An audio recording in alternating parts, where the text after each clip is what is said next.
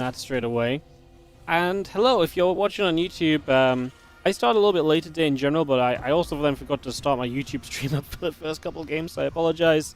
But hello and welcome, and we're going to be live here today with the $10,000 FEL CRACOW event. These guys are in Krakow right now, playing these games, as you can see on the cameras. They are there in person, so we're going to sit back, relax, and enjoy, and hopefully you guys enjoy with me, and enjoy with the rest of us. Yeah, just, like I say, my bad, just literally forgot to start up one half of my streams. Yeah, this is really nice from UTHERMAL Marines early, and you're just going to get this bunker up. UTHERMAL is such an annoying player to play against. When you're like... UTHERMAL is an annoying player to play against when you're not super in shape. Which I think the laser, it's fair to say right now, is not like the best he's ever been.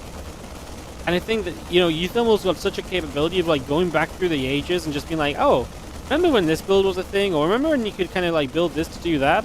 UTHERMAL does this with his game plan all of the time. And that's exactly what he's doing here. With just some Marines showing up, a bunker on the third, and that's a dead third base. Now, Roach is on the way, but we're going to have Banshees building to help deal with that as well. So, to me, this is already looking kind of dreamy for UTHERMAL. What a fantastic start. Because he's actually going to break into this natural. Right now, there's no defense. The Roaches that have popped out over on the other side, maybe... I mean, you got kind of a choice here. You either pull the Marines further forward and go for drones. They run away through the Roaches. That means damage taken. Hellions will be left to be the ones dealing damage here. 6 workers killed. This is not bad at all. 7. Gonna get a couple more because the Roach is obviously very slow, so no defense from them early on. 9 workers killed. And you know it's Roaches, and you know where the Roaches are because of the Marines. You can send the Banshee after those Roaches as well. And now a laser may not build any more Roaches because he's like, oh no, got a drone. And so Hellions running around the other side are going to be a big problem as well. This Banshee is just going to get rid of these Roaches too. A laser's going to commit them, so... I mean, to be fair, if you run them away, the Banshee will probably kill all 3 anyway. So you may as well try to do something with them, but this is really not ideal at all.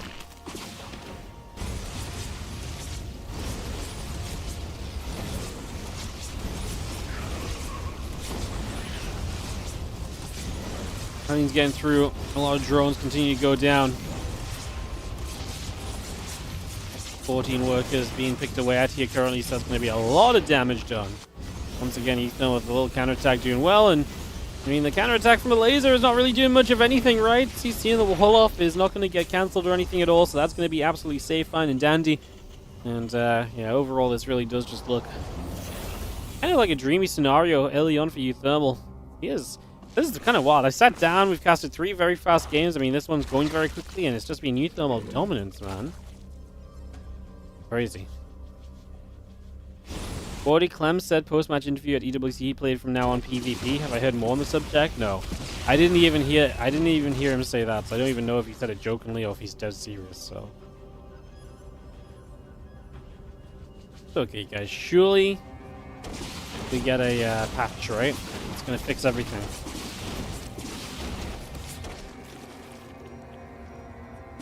I think it was a joke.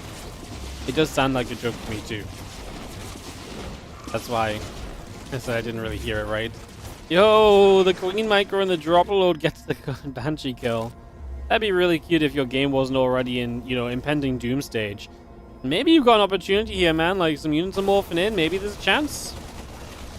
Maybe there's half a chance. Bunker's not ready. I mean, it's a full wall off. There's not a lot of units here, but the Banshee's on the wrong side of the map. I mean, this is annoying. Laser's taking so much damage, but surely UTHERMAL has to realize, like, okay, I'm doing so much. All I have to do is live. Keep these tanks spread out. Bunkers are going to finish. So Juniper, thank you so much for the 22-month resub on the Prime as well. Appreciate you, buddy. Thank you so much for supporting as we just have Roach Ravage all gathering up, and tank continue to put some work in, put some units back the other direction. I think Roach Ravage will break through. The bunker will go down. Tanks continue to shoot. Corrosive Files going to get rid of that siege tank. Roaches and Ravages will have all the SCVs surrounding them. I mean, both players have done serious damage because UTHERMAL has been absolutely shredding the mineral lines of a laser. I think UTHERMAL's okay because I think he's going to be able to clean the rest of this up, but our clean feed just cut out, and that's not good.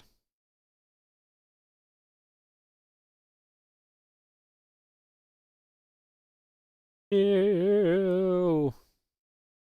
Very awkward because I don't have I don't have my webcam turned on or anything to do non-clean feed stuff. Oh, yeah, we Come back to laser having lost apparently. Yeah, it looks like the stream just cut out, guys. Yep. I think you can see how that ended as UTHERMAL gives the laser a pat on the back because that was just I mean, that was just a brutal series. And Laser's obviously playing in front of his home crowd. That was absolutely brutal.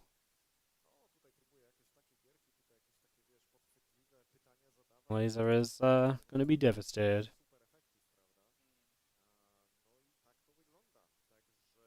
UTHERMAL has that effect, man. He comes in, he plays some builds you've not seen in a while, or plays in a way you're not expecting people to play in this day and age, and before you know it, the series gets away from you. Very rough.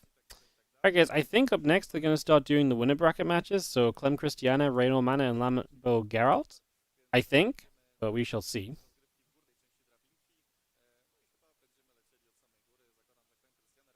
We shall see. How's everyone doing? Hello, hello, hello. Good to see you guys. Thanks for being here and joining us. Looks like they're going to throw it a break. Guess we can sit and watch that break. I don't have a break screen of myself. This was a very fast series as well.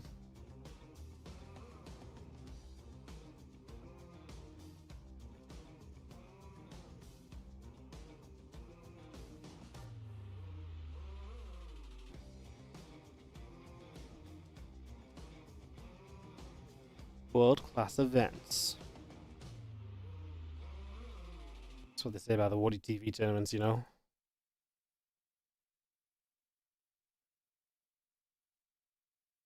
The CRACOW Convention Bureau. Damn.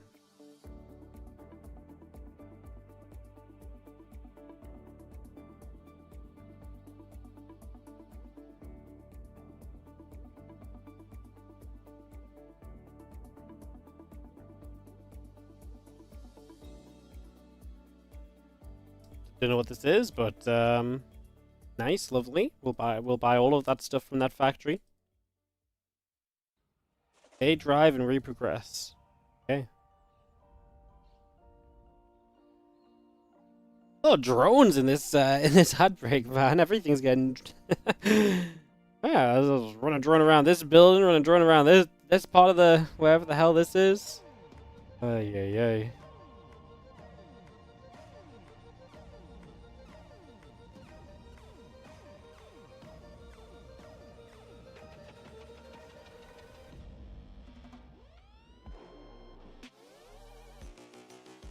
Yo, that's why the StarCraft event's happening, no? It looks like the same chairs, at least. Might not be. I guess there's a lot of red chairs in the world. It would make sense to, the place they're hosting it has advertisements, maybe?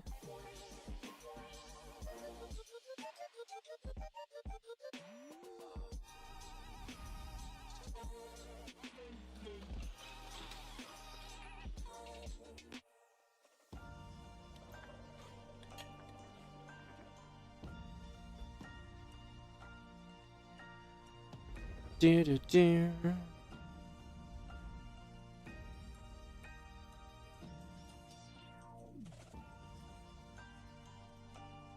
I'm very intrigued how they filmed this.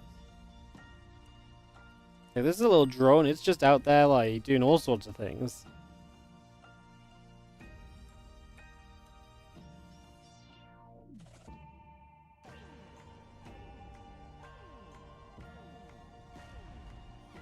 I'm very intrigued. Drones are dead cheap.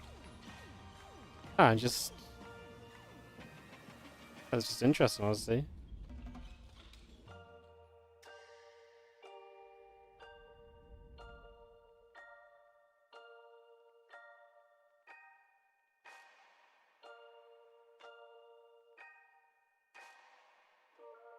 Why is MaxPax not competing? MaxPax doesn't play in offline events. Okay, I want to go back to the part where the dance room has the mirror. StarCraft seconds decide the match. And In code, same rules apply. We build software.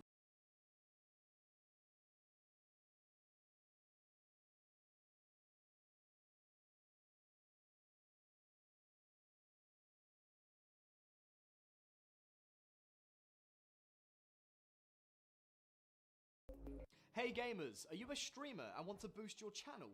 Streamer Zone is the best place to embrace your streaming potential. I feel targeted. We are an official stream team and we take care of all the needs for our streamers. This expert team is helping you out with sponsorships, your social media presence, and your viewership growth. Over the years, we have helped plenty of streamers to finally get partnered and go into full-time streaming. You also want to be part of Streamer Zone? Then what are you waiting for? Reach new levels, make new friends, and join our stream team today. Very exciting. Streamer Zone. Doing a lot for StarCraft 2. 15-minute break. Oh my god, I just got here, guys. Hello? Alright. I want to go back to the bit in the dance room. I want to see if you could see the drone in the mirror. Yeah. There's nothing in the mirror. Playback speed.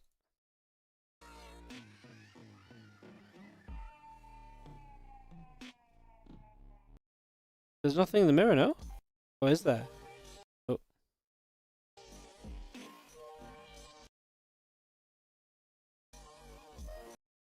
How is it not in the mirror? This makes no sense.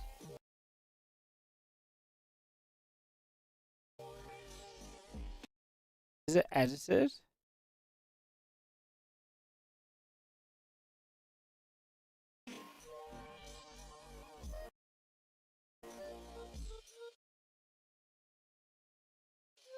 There's a small spot. Is that it? It is. I see it. Oh my god. Yeah. Damn. This thing's tiny.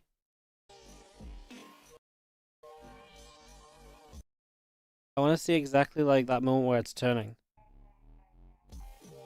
Like here? Like right here? Yeah, it's like, wow. That's crazy.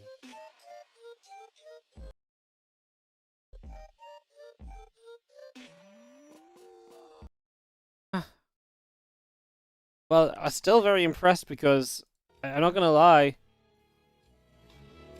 Oh, I guess we can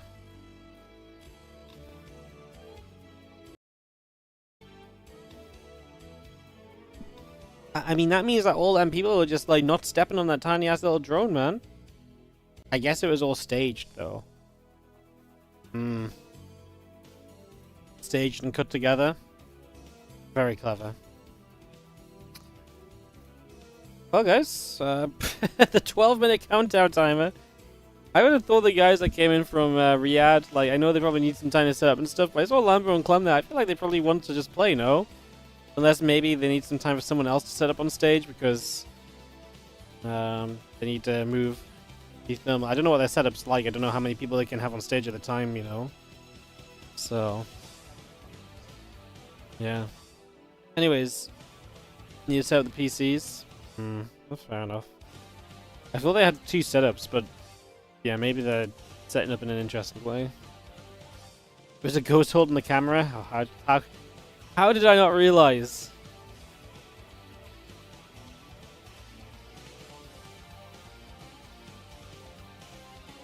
Either way, very cool.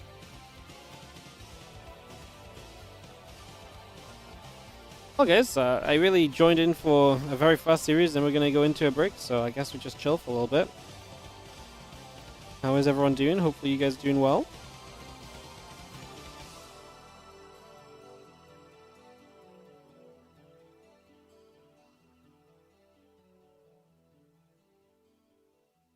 How's everyone's week been? I've not streamed for a little while. I took a couple of days off before we went to EWC as well, so somehow we've clung on to the just 500 subs though. It's incredible. Happy 15 years of SC2. Happy 15 years of SC2. You as well. That 15 years today. It's crazy. Why are there so many Polish players? Because it's in Poland. All the Polish players were like, oh, we'll play in that because, you know, it's not going to cost us very much to get to CRACOW compared to a lot of other people. Was Ellie happy to see me when I came back? Yeah, she was she was doing backflips and spins and just wanted to fight with me the whole night. Yeah. Did I make a good trip back home? Yeah. I had a pretty... I mean, honestly, my long flight, so I had to get a shuttle at like 5 a.m. to the airport. My long flight went kind of fast because I slept a good bit on it, and then... the only downside was I had like 5.5 hours in London as a layover, and it was just like... 5.5 hours layover is pretty brutal. Even if it takes like an hour to go through security and everything again, and then it's like 4.5 hours. Had some food, it's 3.5 hours. Half an hour beforehand you board, so it's still like 3 hours of just sitting around doing nothing. That's probably the worst part. What was the food like in Saudi Arabia? It was okay. They just give us like buffet food the entire week.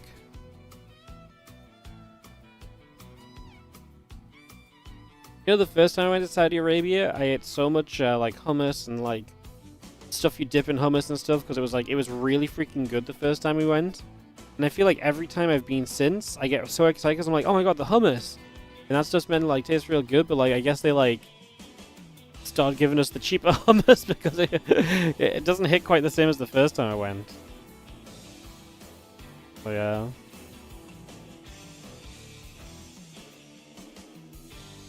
Layovers are tough, but in London, there couldn't have been a worse place. I kind of like having a layover in London, though. I know which restaurant I like to go to. I know which corner of the airport to go to hide and it be a bit quieter and chill out. So I fly through Heathrow all the time, so I'm very well acquainted to what to do and where to sit and that kind of stuff. So.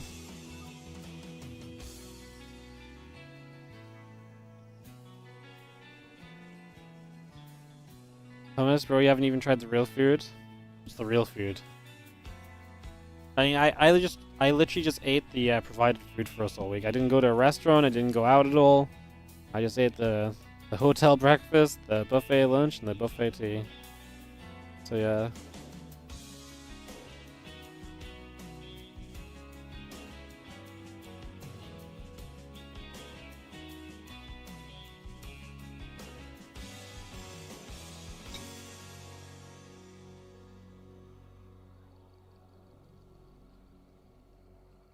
Mandy? What's a Mandy?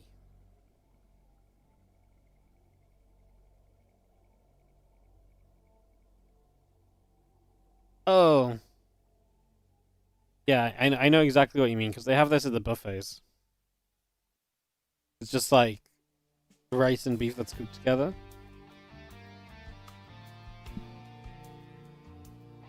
Yeah, I've had that. Yeah, I've had this many times in Saudi Arabia. It's very common there.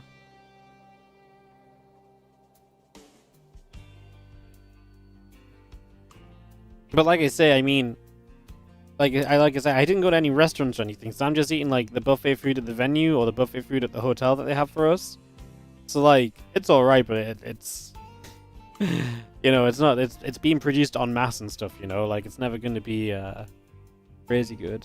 I actually feel like the food I've had in Saudi's been progressively worse every time I've been. I think the first year they put us in like a super nice hotel. Like the buffets at that hotel were insane. Like like I said, the hummus was really good. I guess the mandi was really good there as well. That was always really nice. Like they had so many options.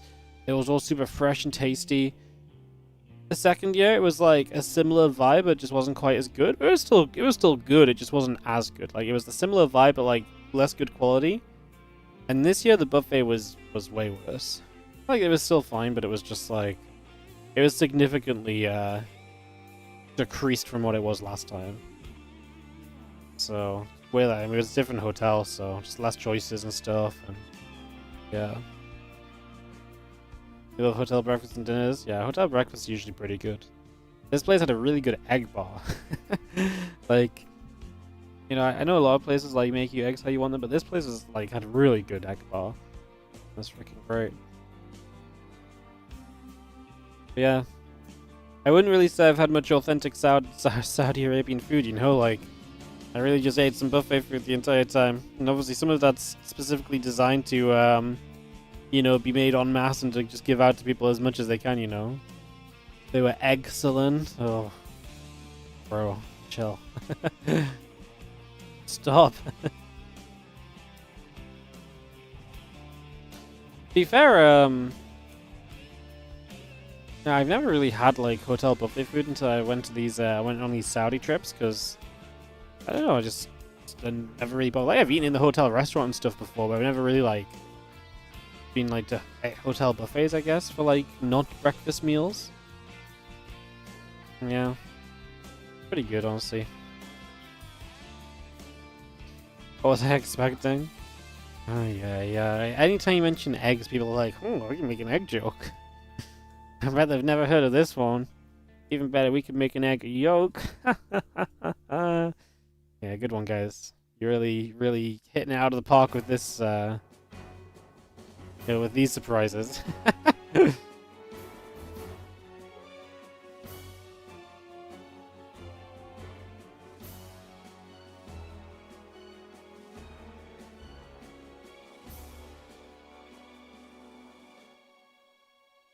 I'm not gonna lie, guys. I'm kind of tired today. If the breaks are consistently 15 minutes, I've not seen what the breaks are. I'm hoping the breaks are not consistently 15 minutes, because if they are, I don't know if I can stick around all day. Like, my energy level is going to be based on us seeing good StarCraft. Us having 15 minutes of downtime between games is not going to do it for me. I feel like they've been going pretty quickly, though. I think they're adjusting to the fact that the bunch of the players were arriving late and stuff, so... Is it only one match at a time? I believe the lower bracket... I believe the plan was... It was going to be one match at a time after round 1 in the upper bracket, but the lower bracket would play out at the same time. Raz. O, słychać mnie. Słuchajcie, od teraz przez najbliższe 4 godziny, co godzinę... Okay, cool. But a lot of stuff got thrown out the window because 3 of the players that are in round 2, Lambo, Rainor, and Clem, got delayed coming in from Riyadh, so they are, yeah. Elicam is an easy way to energy. Yeah, I mean, look, you guys can ask for Elicam all you want, but for Elicam to work, Ellie has to be here. And Ellie is not. Ellie just doesn't sit in my room. You know? I really need like a portable Elicam and have Helen just chase around the house all day with us so I can just go to Elicam at any point in time.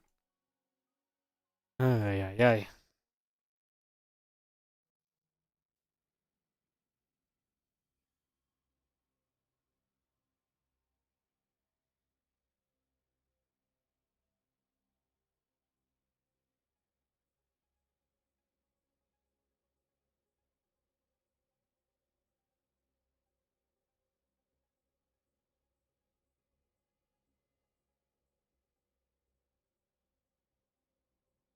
Did they stop talking, by the way? Yes, nice. You're gonna need pain to do that? You say this every time, Helen, but you seem to forget that you're already employed. It's gonna just be your new job description.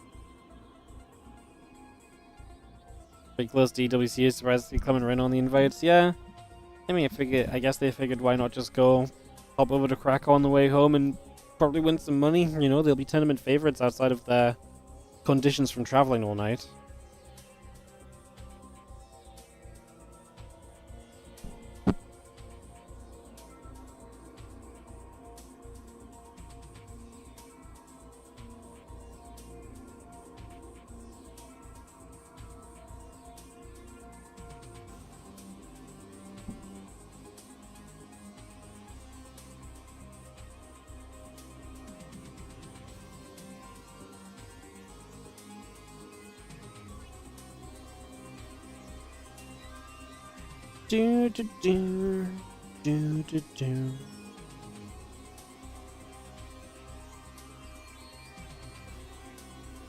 Right, in English is a CRACOW with C's? No, I think in Polish this is how it's spelled. I would spell CRACOW K-R-A-K-O-W. But I think this is the Polish spelling, if I'm not mistaken.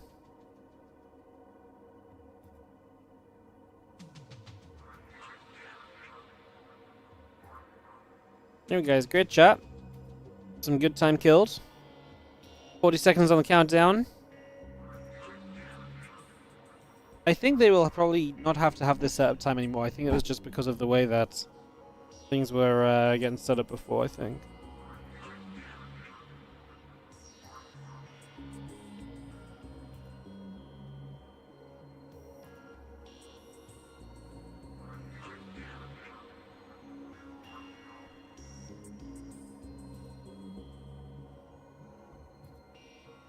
Anyway, we'll see.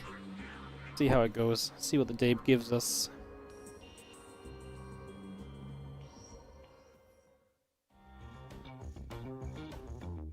Wardy, I was thinking about this since EWC. What if we let the players run like a 250 mineral deficit? To see more dynamic builds, more cheese, or interesting builds? What do you mean by a 250 mineral deficit? Like, a deficit means that they have 250 less minerals, no?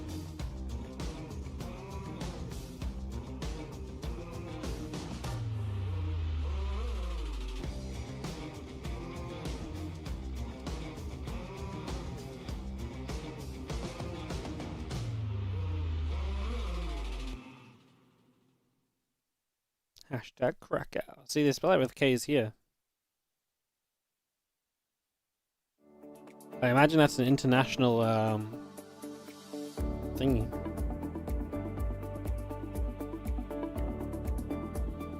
Next donation. Do they just build stuff that people need? I don't really get what this is advertising. They can run into the negative having not mined those minerals. So what, you can just start the game and build like a hatchery if you're a Zerg instantly. I mean, that's no different to just giving them 250 minerals at the start of the game instead, no? Because you're just saying there's a constant deficit of 250 minerals, so the new low, instead of being 0, is just minus 250. So literally, it just basically gives them 250 minerals at the start of the game instead of 50. Or 300 instead of 50. I mean, honestly,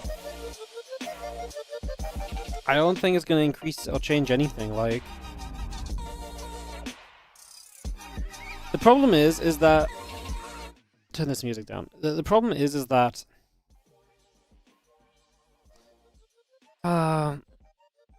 honestly, I think the problem is there is actually a lot of variation in build diversity in StarCraft 2. I'm just going to be kind of blunt and honest, is that a lot of us don't appreciate the diversity that exists because we're very commonly, instead of like appreciating the diversity and different things, what we do is we're like, well, here we are, the Terran's playing Bio and the Protoss going Fast Storm. But there's a ton of different ways to get into Bio and Fast Storm, and like, I think that's what's really lost on the general StarCraft viewership at the moment, which is that build diversity is a major thing. It's just not as diverse as it used to be. But I think a lot of the reasons why stuff isn't as diverse as well is because the game is just so much more figured out, so that the small differences count for so much more now than what the large differences counted for in the past. No?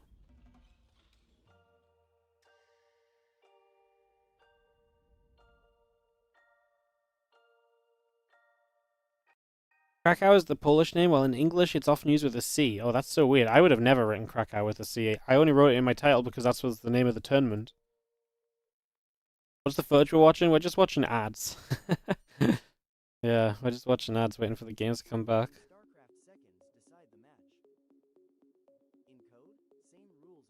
But yeah, I think the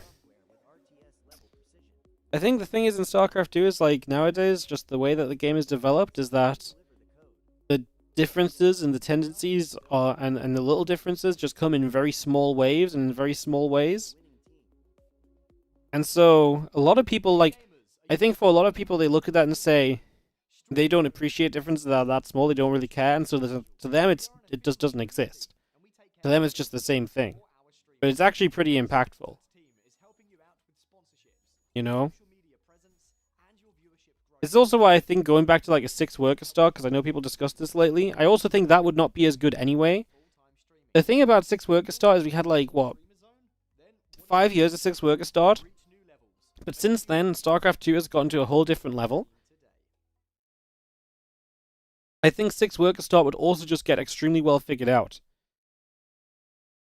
Like, we just didn't get it. We just haven't had, you know, like, we haven't had the level of investment into builds and figuring out the game on a 6 worker start as we did on a 12 worker start. So people look back on the 6 worker start and we're like, variety and differences, right? But I think a lot of that actually just comes down to that the game was less figured out. So, and 6 worker starts suck in general. So just a full stop and to point that out, but like, yeah.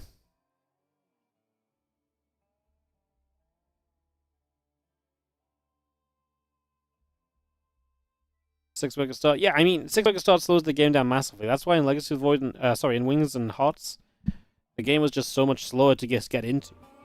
And like, yes, there were some slight differences in builds, but those slight differences now just come in different ways and are seen in different ways too. I mean, it is true you get a lot of economy now to expand with quickly, so that's fairly impactful, but I really think that just one base all-ins would have died out a lot more quickly, a lot over time anyway if we continued to play on 6 workers, so...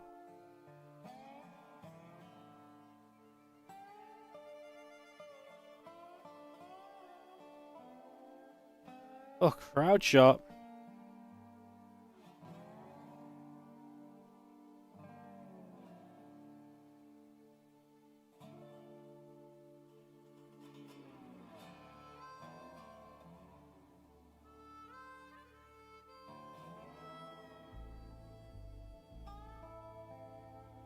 Do, do, do, do.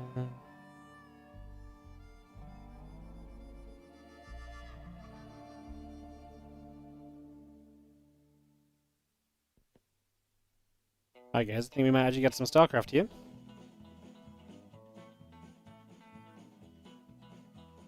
Welcome back. We are ready to go to another match after quite devastating loss of Elaser. We have to continue, keep on. Thank you very much. It's probably claps for you, right? Nice. Okay, so this is upper bracket this time. It's just a best of 3, so it might be a quick one. And yeah, let's start with Cristiano. You showed pretty strong against SOS, which might be a shocker to some of you, I guess. And well, do you feel a strong confidence against Clem right now?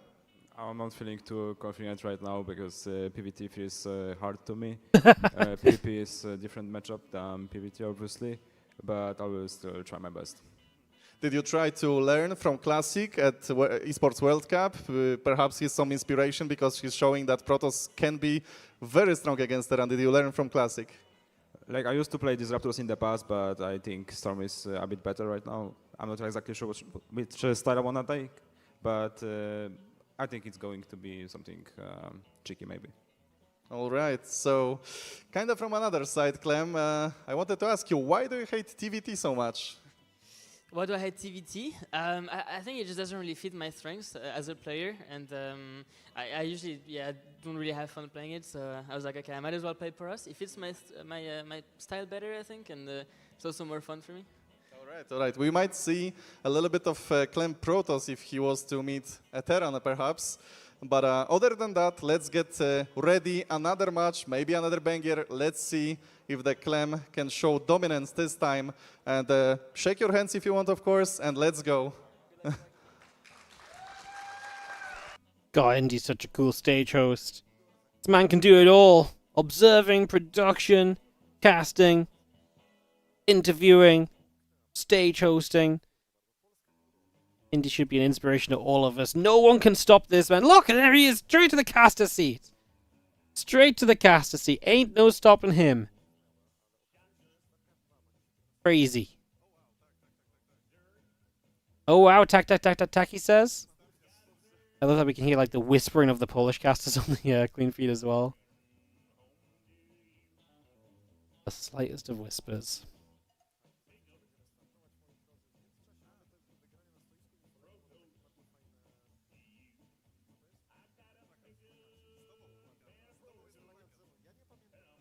Well, look at that.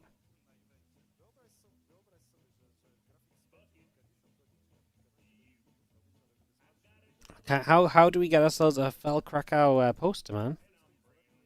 I need this for my already full StarCraft room.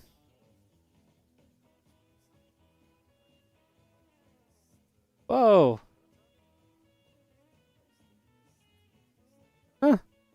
They've got like little cards and stuff. That's heckin' awesome.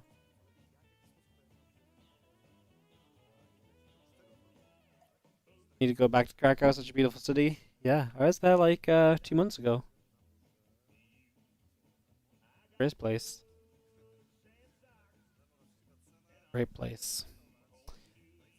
I actually did get something cool from yeah, I actually did get something cool from EWC. Bjorn actually gave me a gift to say thank you for always inviting him to the tournaments. So I got a freaking Bjorn jersey. Isn't that cool? You guys probably don't think this is as cool as I do, but I thought it was freaking cool.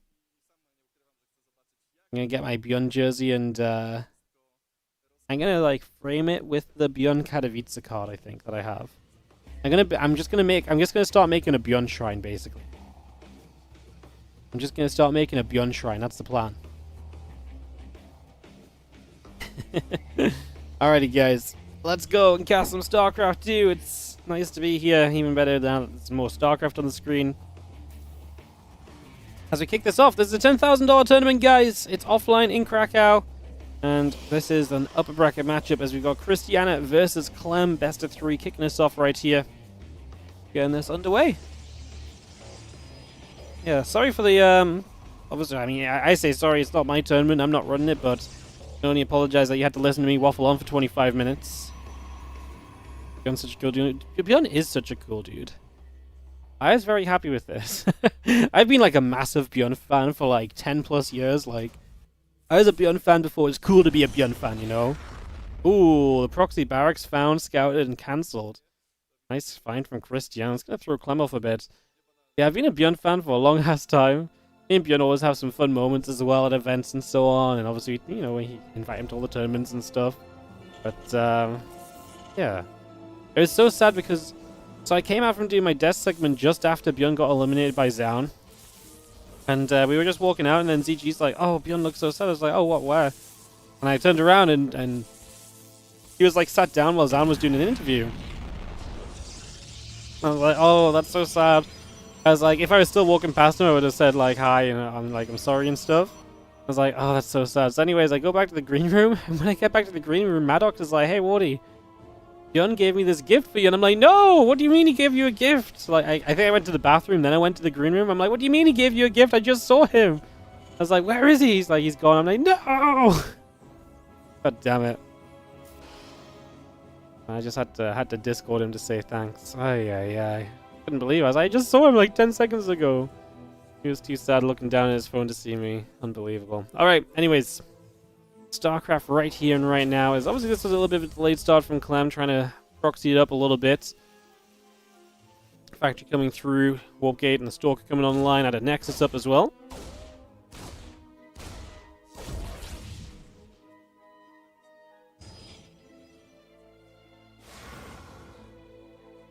Does this sound okay for you guys? I feel like it's a little bit on the quiet side, no? I've pretty much got it maxed out on my side. I don't know if I can do much more about it, but I feel like it might be a little quiet. Let me know if you guys think the game sounds could go up a little bit. I could maybe try and push it up a little further, but I'm near on being maxed out, but it is a bit quiet. Put it up a little bit. Now it sounds really loud to me, actually. Maybe let's just put it there and see how that is. It's a bit odd because I'm doing different levels to what I usually do because it's obviously not coming from the game, it's coming from the clean feed, so yeah. It's fine. Okay. I'll not mess with it much then. Fear not, I will not mess with it much. Troopers and the Hellion continue to move out and across. Just going to be getting over there. The Blink coming through, Warp Gate coming by. 2 additional gateways on the way as well. Let's just have a command center building on through from Clem. He gets that going on the high ground. And these 2 Reapers and a Hellion try to see if there's any opportunity early in the game for themselves to get involved. The answer is going to be, honestly, not just yet.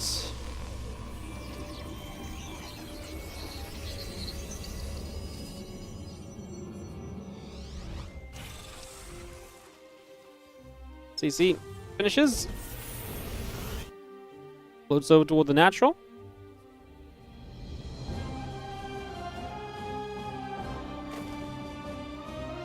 And yeah, just going to be seeing a couple of gates coming through. Robo coming up. Widow Mines in that medevac. Going to be going over to the top side, ready to maybe unload into the mineral lines in the near future. Going to be heading for the main base. Again, everything should be a little bit delayed from Clem because he tried to go for the initial proxy barracks, and then that gets delayed and you cancel the barracks. Obviously, everything from that point on kind of gets thrown off a little bit, so yeah, puts you into a bit of a weird scenario. As the medevac comes through the top, it's going to go boosting forward into this mineral line. Bam, bam, 2 Widow Mines unload. Stalkers the front, get the Hellion. Ooh, Stalker in the main base defensively goes down. And Clem retargets. Oh my goodness, all those probes coming back in. I mean, Clem, I was going to say, usually he would just retarget, but I actually don't hate him letting it fire and then getting out. Because that means he saves the Widow Mine to come back in again later. He already denied a lot of mining time, so I actually think Clem's okay with this overall. Keeping that Widow Mine in the medevac in the back is probably pretty reasonable.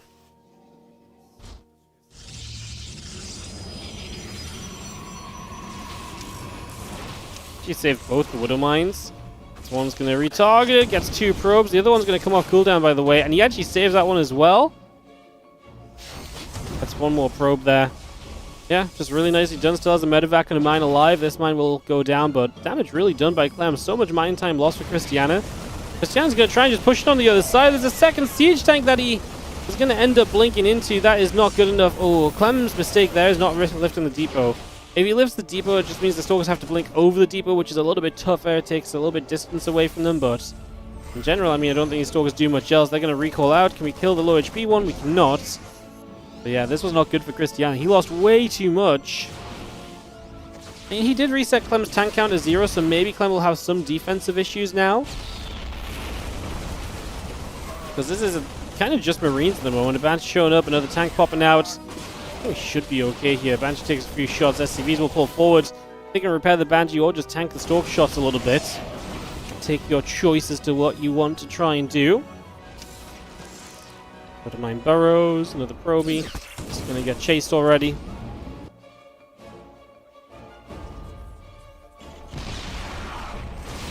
Ooh. It's a nice blink, actually. Gets instantly rid of a siege tank and Clem. Having to keep the SCVs pulling forward. He has another tank available now. Problem is these Marines are not getting any better, and his Marines are actually going to be kind of the thing that's struggling. Cristiano's just spamming the Stalkers. Just still 2 bases in this game. Oh, it's a little bit messy. It takes 2 volleys to get rid of the tank. A lot of low HP Stalkers. If Clem can kill off all those low HP ones, this would be massive for him. Reset that Stalker count in a major way. That said, Clem is barely mining. He is going to stop some mining off Cristiano now with the Banshee on the other side. Widow Mine comes back in. 6 probes dead in the last couple of seconds, so making up some of his own SCV losses. As a Banshee and a few Marines put the work in to push the Stalkers back, and the Stalker count is kind of weak again, and that means that Clem is going to be able to keep his tank alive this time. The Stalkers just can't justify jumping on it without the numbers to one-shot, and we lost so many Stalkers that one-shot and is 100% out of the window now. Prism will loop around to try and get more done, so keeps Clem chased around a little bit, but Clem definitely looking confident at the moment. Here in this opening game of the best of 3 in the winner's bracket.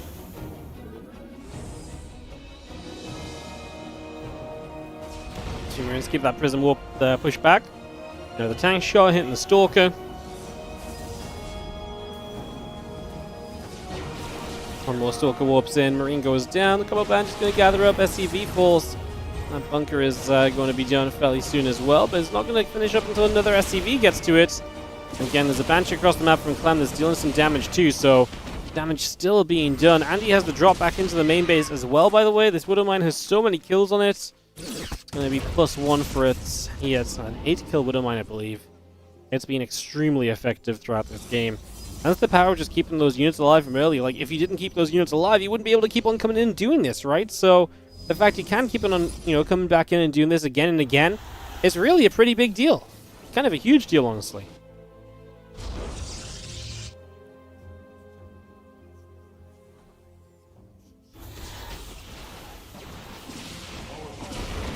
Stalker's going to go after the SCVs. The mine drops. We got a couple of probes. We pick back up.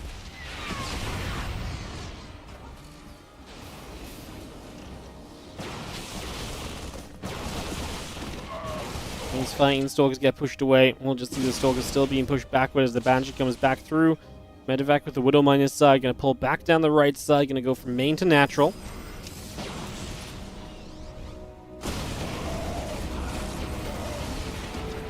Tried to unload that, but was unable to, as now the Marine tank will continue to chase on forwards.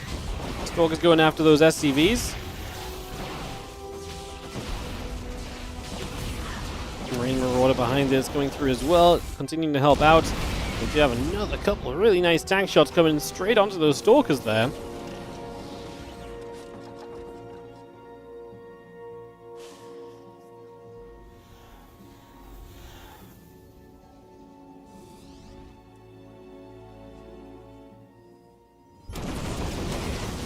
That's the point where you almost double army supply as Clem. If you can force a fight across the map, that'd be good for you, but this is still a fight without stim, without medevacs.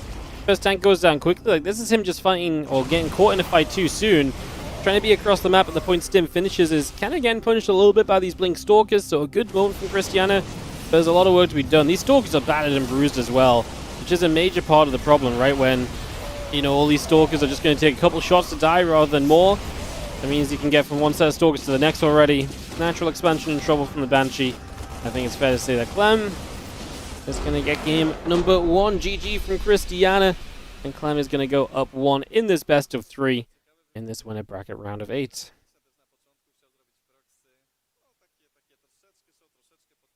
Beautiful.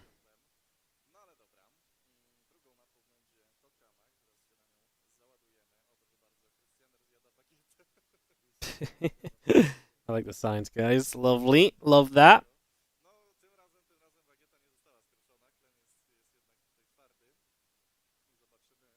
Comes like finally a properly sized bottle of water. Been at EWC all week having to drink these tiny ass little bottles. Finally, big bottle of water.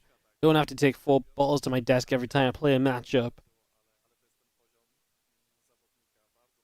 Maybe that's Clem's secret. Needed a big bottle of water rather than 3 little ones, you know? I know this is a completely ridiculous statement, but it's my new line of thinking. That's why Clem didn't win EWC.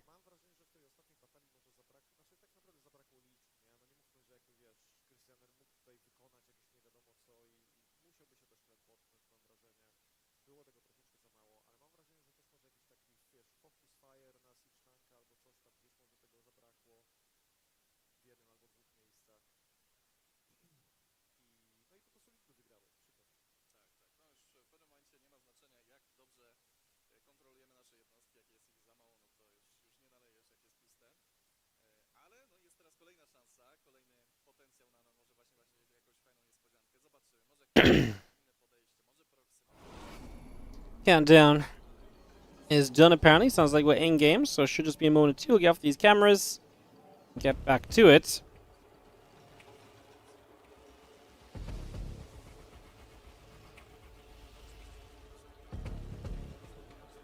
How tiny were those bottles?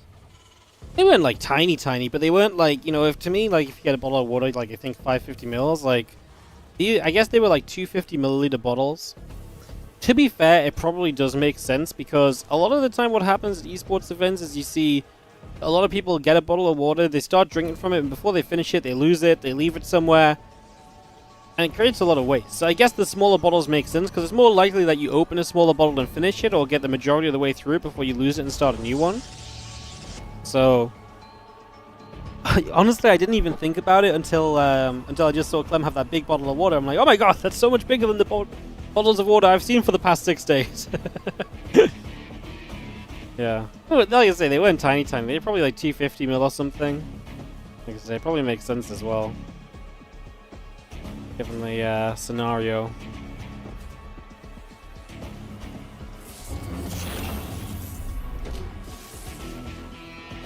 Man, in Saudi they have this orange. Apparently this is not a. Apparently it's a fairly common drink, but it's called Mirinda. We can't get it in the UK. Like you can, but it's like it's not easy to find. I freaking love this stuff. So I've been jacked up on Mirinda all week. Mirinda orange. Like apparently this is very common in like Poland as well, actually, and stuff. But like, you just don't get it in the UK. So for me, I get it in Saudi, and when I go to like ESL events, which are non-existent nowadays, right? So I've just been cracked up on Mirinda all week, man. Mirinda and some little teeny bottles of water. It's been my life. Incredible stuff. Alright, early game, nothing too much happening. Cybercore, Nexus both coming down. The Adept coming through as well. And a little Chrono Boost there.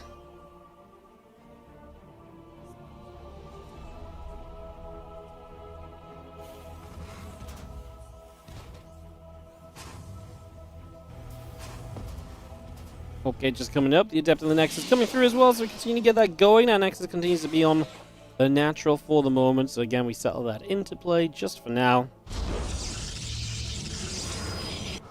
Twilight Council dropping down into place as well. The Adept continues to make her way across the map.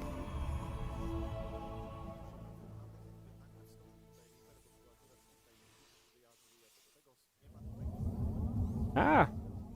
Sorry guys, I just clicked off my Twitch chat, it just disappeared. I'm like, wow, where'd you go? Yeah. Alright, little Adepty moving around. Twilight Council coming up. No surprise from Cristiano looking to play Blink a second game in a row right now. And the Marines and Hellion just going to try and put the pressure on. Actually going to chase that low HP Adept. And stop and damage on the other one as well. If this low HP one comes back in, we can fight that. And this Hellion, does it want to chase the Shade? Yes, it does. He wants to try and get the kill on it. Oh, Adept canceled the Shade, but the Hellion turned back around. Good play from Clem. As he is going to get the 50-50. That's like a... That is a 50-50. Like, does he commit to the Shade, or does he cancel the Shade? There's not really a right answer. You're trying to... I think a lot of the time canceling the Shade is a better idea, because most people will probably be like, oh, cool, I saw you shading away, I'm going to expect you to Shade. But Clem called the bluff and knew that the Adept was going to try to stay over this side. Also, you could argue that maybe the Adept staying over this side, if the Hellion does come back once it sees the Adept, could then keep the Hellion away from your base for longer. So maybe that's why Clem also feels as though either way he'd rather come back. And if he finds the Adept there, he likes it no matter what.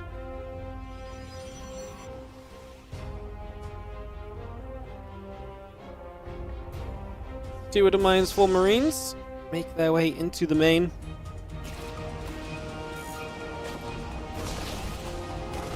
So we've seen the couple of Marines will load back into the medevac, and obviously just the Wood Mines. We saw how annoying they could be in the last game. They were here for so long last time around. Gonna go bang bang. I imagine we save both these mines in the medevac. Ooh, we don't stick around for the second one. Oh, we do in the end. Came back for it. 7 probes go down. It's pretty deadly stuff. Clem already having a great time. Cancel at the front as we do just see the couple of Stalkers will come in to help fend that Hellion off.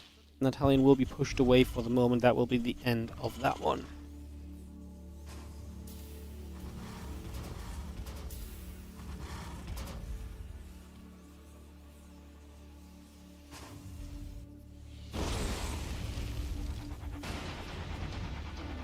Hellion just comes up around the top, around the back of that Nexus again, keeping an eye on anything and everything that's going on right here. A couple Stalkers get there as well. The Hellion will indeed go down, and the medevac just sits in the corner. A couple of Widow Mines inside, waiting for their chance to pop through and to make some stuff happen. Charge on the way up. Gateway and the Observer coming around. The +1 attack starting up from Clem as well. The Marines tank and Banshee here. Some good damage out initially. The Stalkers getting chased the other way to start this off. And Clem continues to go to the top side right now. Marines and the tanks going to fire. The Stalkers taking damage.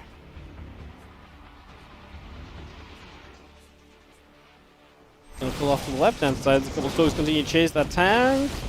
Going to go down, so the tank will indeed fall.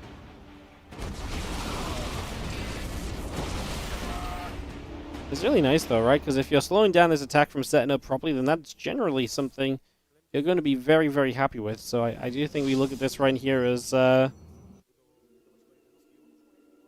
Cristiano and say, hey, look, I stopped this attack from setting up. I stopped this from hanging around. I think you can only kind of sit and be happy with that, to be honest, for the most part. So not bad at all.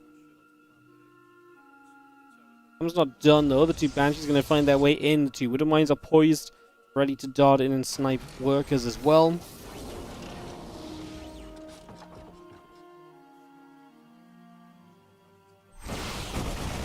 Going to see one siege tank going down. The Marines and the tank there. Got the Observer in return, but again, good job getting rid of the tanks. However, okay, we got a defense here as well. Stalkers blink straight in. The double Banshee will get some workers, and they get 4. We'll lose 1 Banshee on the way out. Oh, didn't quite have enough. We will blink for it, and we'll get it in the end. Okay. So you see, that Banshee really did deserve to die. So Cristiano will get that Banshee. There's a little bit of the Marine tank. Returns back around here for Clim currently. Extra gates going through, the upgrades all coming about.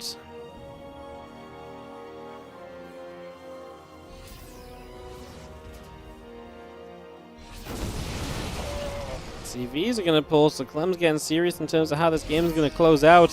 in the next couple of moments. That's a Wonder Wine drop coming back in. It's going to drop one here, one into the natural as well. So still looking to just force Cristiano to lose a lot of mining time. This is huge because stop mining time now stops these warp-ins just as Clem's about to arrive. So that could be a way to kind of keep his edge a little bit.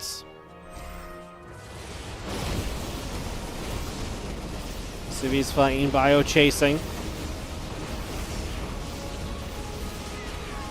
Guardian Shield still active on that high ground, but not going to do too much as the Bio will get rid of this Nexus. It's a lot of probes going down.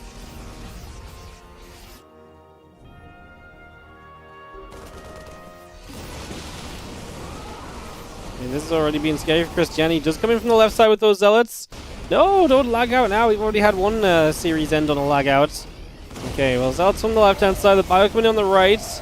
I mean... Cristiano have enough. The tanks are surviving a very long time.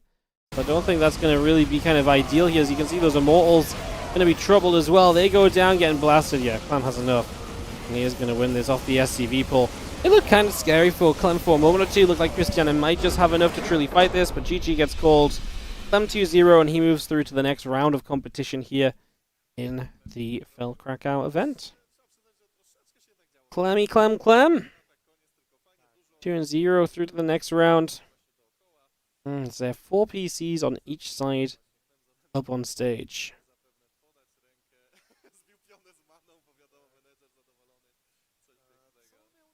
There's 12 players overall in the tournament, so I guess some people have to set up and unset up and stuff.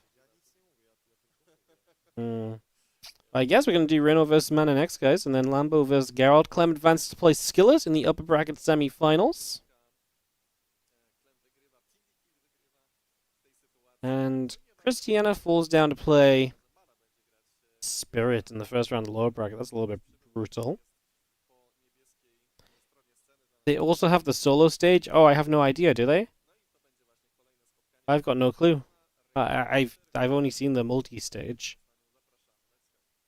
Well, that's actually the first time I've really seen the stage at all, but I saw people on the player shots walking behind them, so... The Thermi game on the solo stage? No, because Lambo, you could see Lambo sat in a chair behind Skillis, I think. So I guess those guys have to move off for a bit. The other guys get set up. So I guess they just rotate, and once 4 players are out, the guys can just sit there all day, I guess. Maybe they'll force someone to be on different sides for the finals. That's probably a system in place. Alright, guys. How you all doing? Thanks for joining us. Stream is lagging a little bit. That's just the clean feed. That's not me. It's just the clean feed kind of having a moment here and there, so apologies for that. Thanks for joining us. We have a ton of YouTube viewership right now. We're actually almost at the point where YouTube views are about to be higher than Twitch views, so hello. Crazy to say. That's something that's never happened before, but I hope you guys are doing great. I guess it's going to be a few minutes, guys. I'm just going to go nip and buy a drink. Get a drink. I don't have to buy it at my own house, believe it or not. I'm going to go get a drink, and when we come back, more StarCraft 2 action. Just take a couple of moments. We'll get ready for this next series. I believe it's PvZ with Mana versus Rainor. So we'll go into that. I'll see you guys in just a few.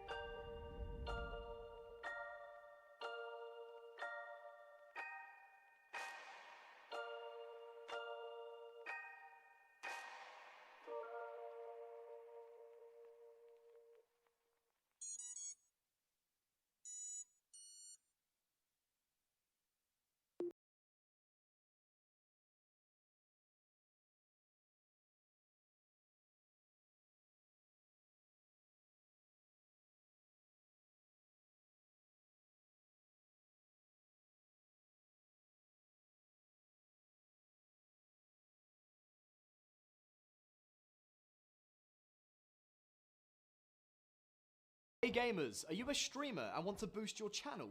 Streamer Zone is the best place to embrace your streaming potential. We are an official stream team and we take care of all the needs for our streamers. This expert team is helping you out with sponsorships, your social media presence, and your viewership growth. Over the years, we have helped plenty of streamers to finally get partnered and go into full-time streaming. You also want to be part of Streamer Zone? Then what are you waiting for? Reach new levels, make new friends, and join our stream team today.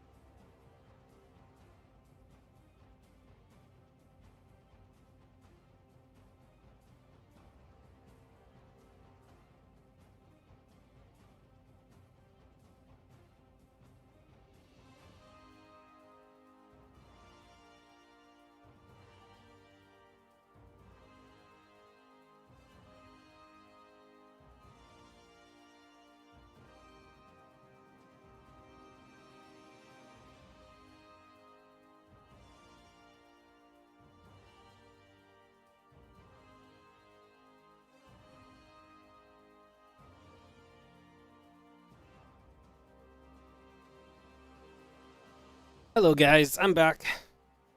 Hope you guys are back. Yeah, we're just waiting a couple moments here. More games obviously coming up. I do believe we're mostly going to be covering the winner bracket of the event. Let me have a look in the Discord.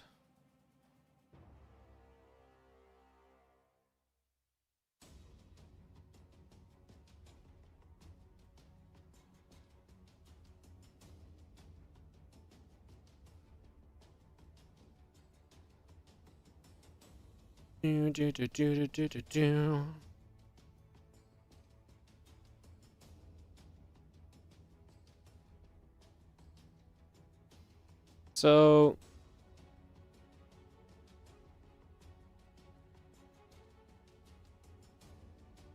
yeah, I'm pretty sure we just basically do all of the upper bracket right now. Well, yes, and then once the upper bracket matches are done, the lower bracket takes place at the same time as the upper bracket continues.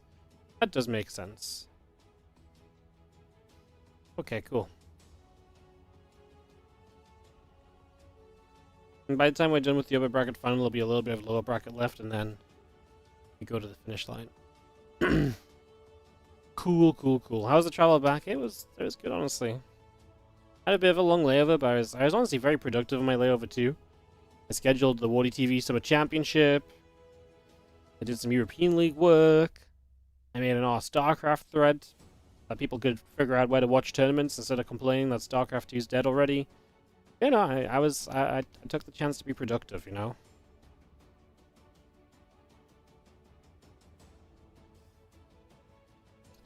What's up, Grummel? Thank you so much. 48-month resub on the Prime. That's 4 years. Thank you so much. Legend. Thank you, thank you. Tomorrow there's a Wardy Monday. Yes, absolutely there is. It's not on TL yet. No one's added a TL yet, but I'll get on that. You know what? I'll do it right now. I'll not be a lazy degenerate. I will just do it now. Wardy open Mondays 45. Monday 13 CEST. Wikipedia. WardiTV. Mondays 45. Copy. Paste. Stream URL. TL thread. Approve. Bam. Just like that. Hell yeah. Thanks for everything I do. No, thank you so much for supporting it. I would not be here without you guys being here to help us along the way. Sit through these breaks. Did this break time just go up? Yes. I was gonna say, I feel like I'm going crazy. This was like the longest minute of my life.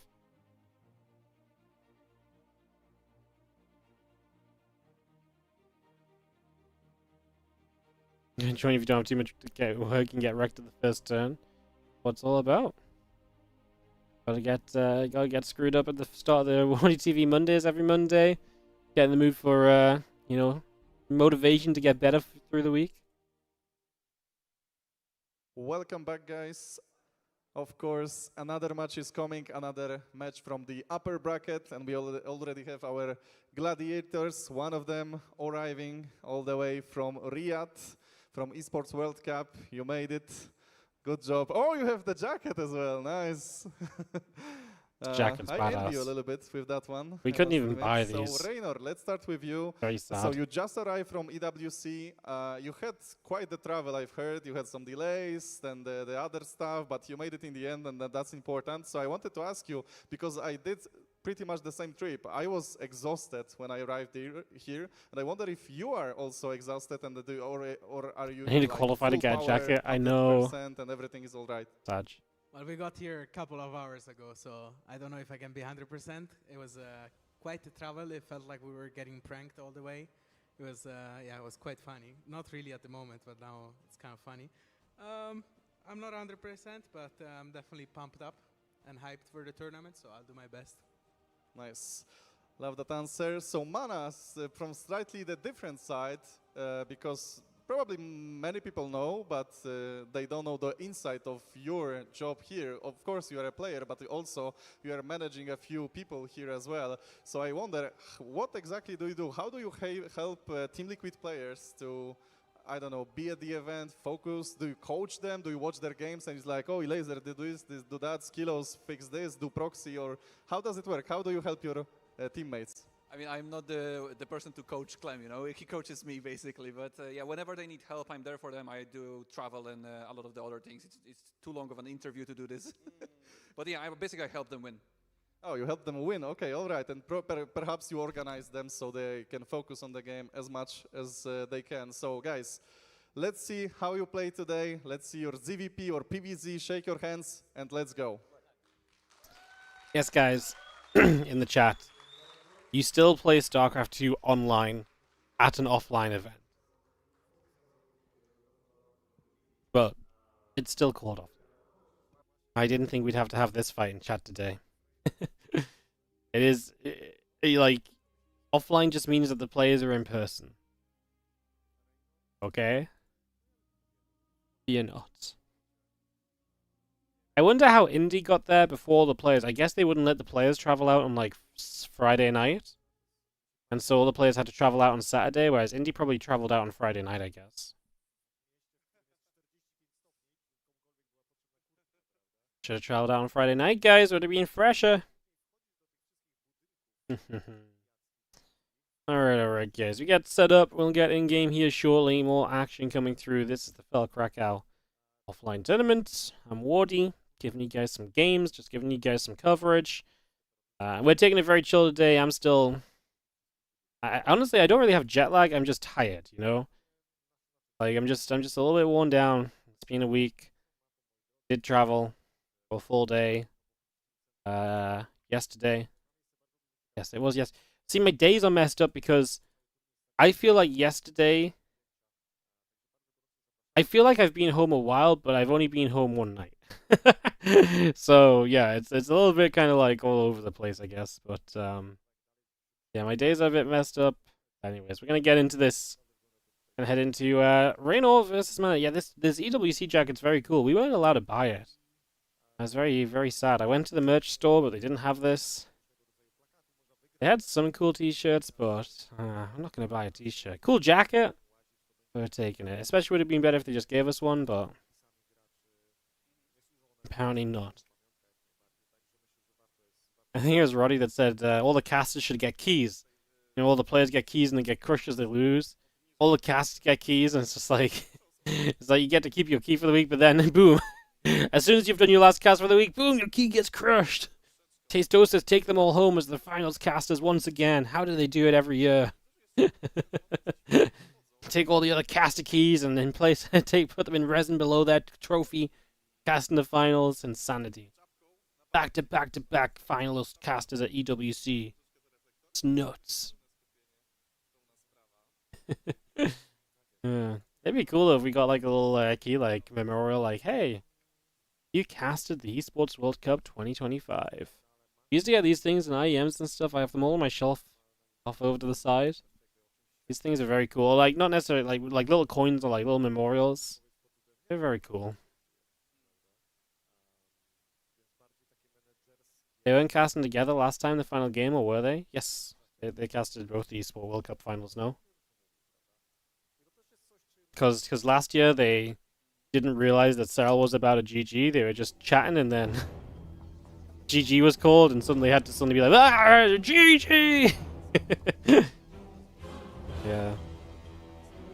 I remember because I was at the behind the stage in case they needed me to like go and because I was doing like the side of stage hosting stuff, and I was like just looking down at my phone replying to something, and obviously I was just listening, and so I was just listening to what they were saying and stuff, and I had no idea the game was about to end either because I was just listening in. And it was like GG. I was like, what? Yeah. Pretty sure they did the Game as 8 final too, no? Yeah, I think they are the 3-time back-to-back Riyadh final casters. No, the lag! How come it doesn't lag at all during the break, but the moment we go in game, it's like lag?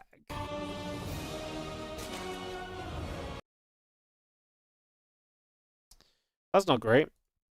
I mean, the feed's been pretty good today. Maybe it's just a little blip, so we'll just give it a few moments. Hopefully it sorts itself out. Who decides who casts what? So StarCraft 2 is pretty interesting because we obviously don't just have like set caster pairs or set jobs. Like everyone does a bit of everything and we mix and match. So usually what happens is that I have to take the talent rotation sheet and fill everyone's names in because no one else will do this job. And if I don't do it, I get very stressed out that no one else has filled out the sheet properly. So what usually happens is I become the talent rotation manager and we just figure out who wants to cast what. Like, sometimes if there's a really good series, we have to flip a coin for it. Most of the time, honestly, people are like, no, it's okay, you can do that. You know? Most of the time, people are pretty free-spirited enough to not really care what they cover. Like within reason, they're like, actually, I don't mind if I do this one or that one, you know? The only time I had trouble setting the rotation this week was when I was trying to find... We all had one quarterfinal cast already, and I was trying to find out who wanted to cast the ZVZ with Loco. And nobody wanted to cast the ZVZ. I was like, no, it's okay. I'm good.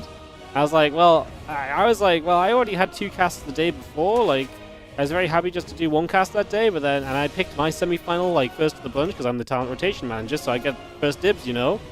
So I was like, okay, no one wants it, I'll do an extra cast, let's go! And I casted ZVZ into TVT. It was very fun. The only exception to that is on the final day. The final day is set by... production / EWC. Because we asked them to do this because the final day is the day where some people do care about what they cast. Some people really do not want to cast the finals. Some people really do want to cast the finals. Some people expect to cast the finals. So the final day is usually set by somebody else, and we just sort of go along with it. So the final day is set by the organizers. This didn't always used to be the case, but we started having discrepancies in terms of who we thought should cast what, or who wanted to cast what, and the final day got a little more awkward. So now production just decided we just cast it. That's what we're given. How are there so many tourneys so close to EWC? Couldn't they have spaced them out better? Well, the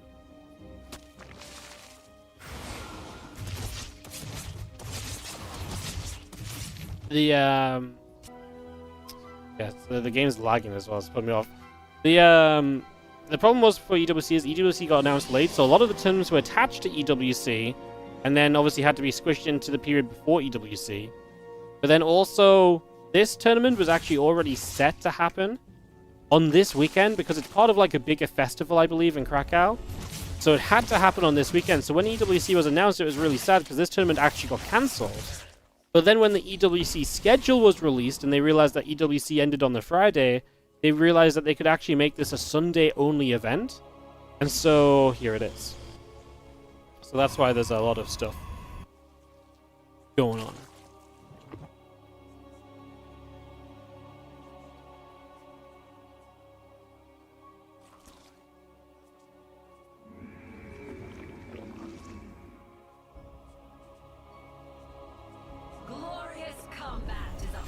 Couple of oracles going to dive in. I'm just going to be seeing a couple of drones going down already, as we just have the Twilight Council Forging Gates coming up. I'm hoping that that lag has kind of passed us by. We can maybe just have some nice smooth action from here on out. We can go from there.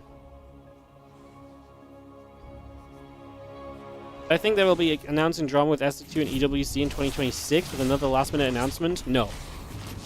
I think it'll get... I think if it gets announced I think if it happens, it will be announced much earlier. This year, it was really held back by... This year was really weird because we went from having the ESL Pro Tour... We went from having the ESL Pro Tour to not having the ESL Pro Tour / the ESL Pro Tour trying to make itself happen, but it wasn't happening.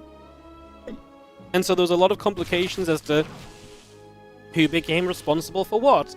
You know, is someone going to run a circuit? Is someone going to do this? Is someone going to do that? It wasn't just the case of like, hey, let's do EWC.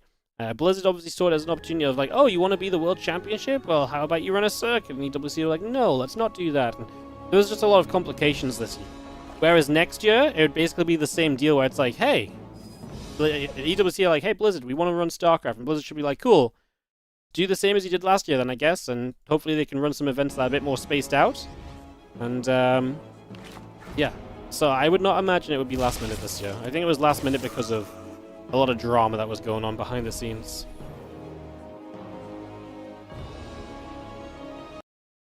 Yeah, that's pretty rough, guys. We are just watching a slideshow. I think they've already mentioned it in the, yeah, they've already mentioned it in the cast chat, so hopefully they can get it fixed. Obviously, we're just watching the clean feed, so I just succumb to the lag if it lags. I guess we can actually cast from in-game, actually. I guess that is an option. I don't have any of the logos or files set up to cast from in-game, so I'm kind of hoping they just fix it. I appreciate that's not making for a great viewing experience right now, though, so... These Zealots, though, I'm going to come jumping in. Some mana open, very Zealot heavy. I'm surprised Reynor's moving out, because I just don't think he was expecting the second warp in of Zealots. I mean, he is going to clean this up, but he lost a good few units in the process, including some of his more expensive units as well, so I feel like this was pretty okay for mana. Can't I rewind 10 seconds and play it smoothly? It depends on how it lagged, if that makes sense. But I could try doing that. If it happens again, I'll give it a go. It's kind of weird, but sometimes when it lags, rewinding it still captures the lag in a way. So, or it still has the skips, which I don't know how much better that is necessarily. Anyways, Roaches, Hydras coming up.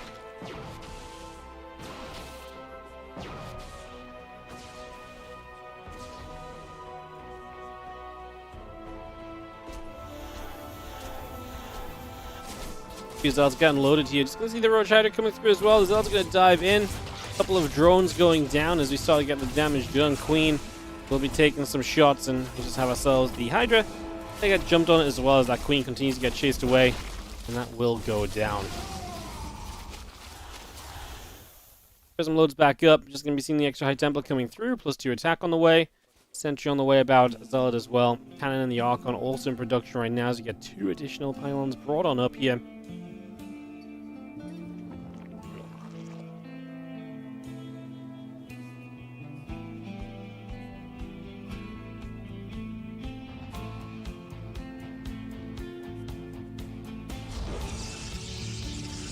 Look, then Hive continue to build.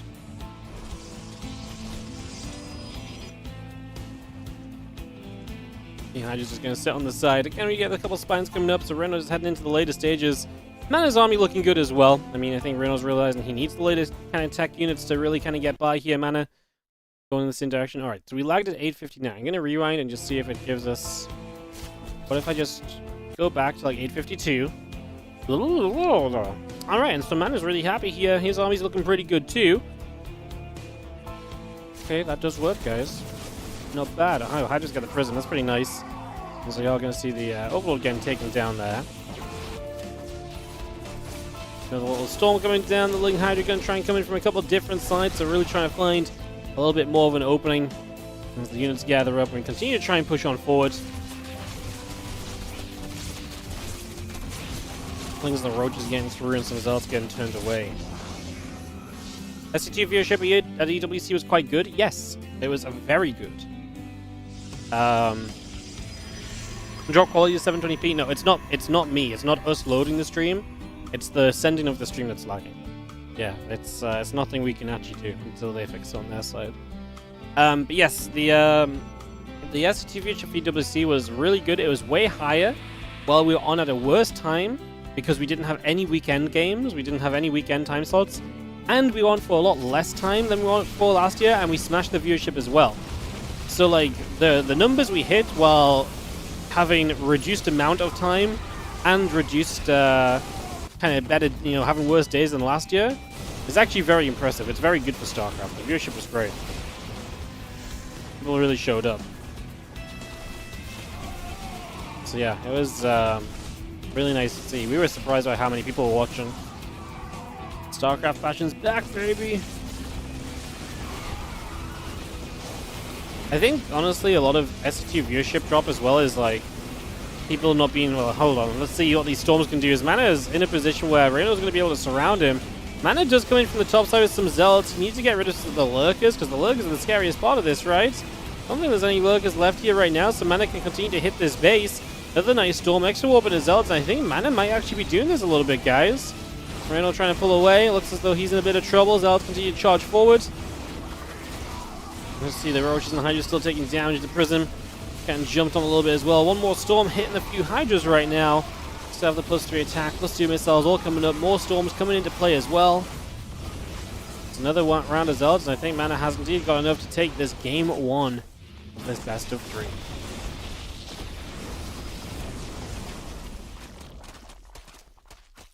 Very nicely done. Mana popping up a little bit.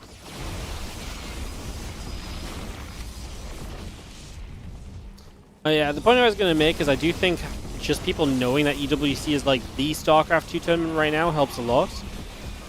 I mean, the problem with StarCraft 2 is always just getting the word out there. There's a lot of people that will watch StarCraft, but they don't know where to find it or when to find it. So the fact that people knew from EWC last year to watch EWC again, for example, was very helpful. So, it was nice to see. I mean, a lot of people obviously used to just watch the BlizzCon streams or the official, like, StarCraft channel, right? So when that went away, people had to find ESL, and then that was a whole thing. So, yeah. Jeez, man, I'm gonna get game 1. It's Rainor. Interestingly, by the way, he's playing with his rings on. He doesn't play with his, He doesn't play with his rings on. In Saudi. That's very interesting. But yes, do I think that will give Microsoft Blizzard a reason to take a look back at its SC2 player base? Honestly, no. The problem that Blizzard has is that to do anything with StarCraft 2, you have to hire someone to then work on StarCraft 2. And, like, I just don't think that's going to happen. So, but as long as they update the map pool and actually help us, you know, implement a balance patch, then we'll just do the rest as a community, no? So yeah.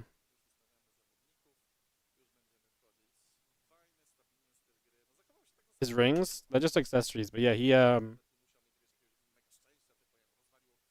I just noticed in Saudi he took them off and he had him like next to his keyboard, but he's just playing with them on here.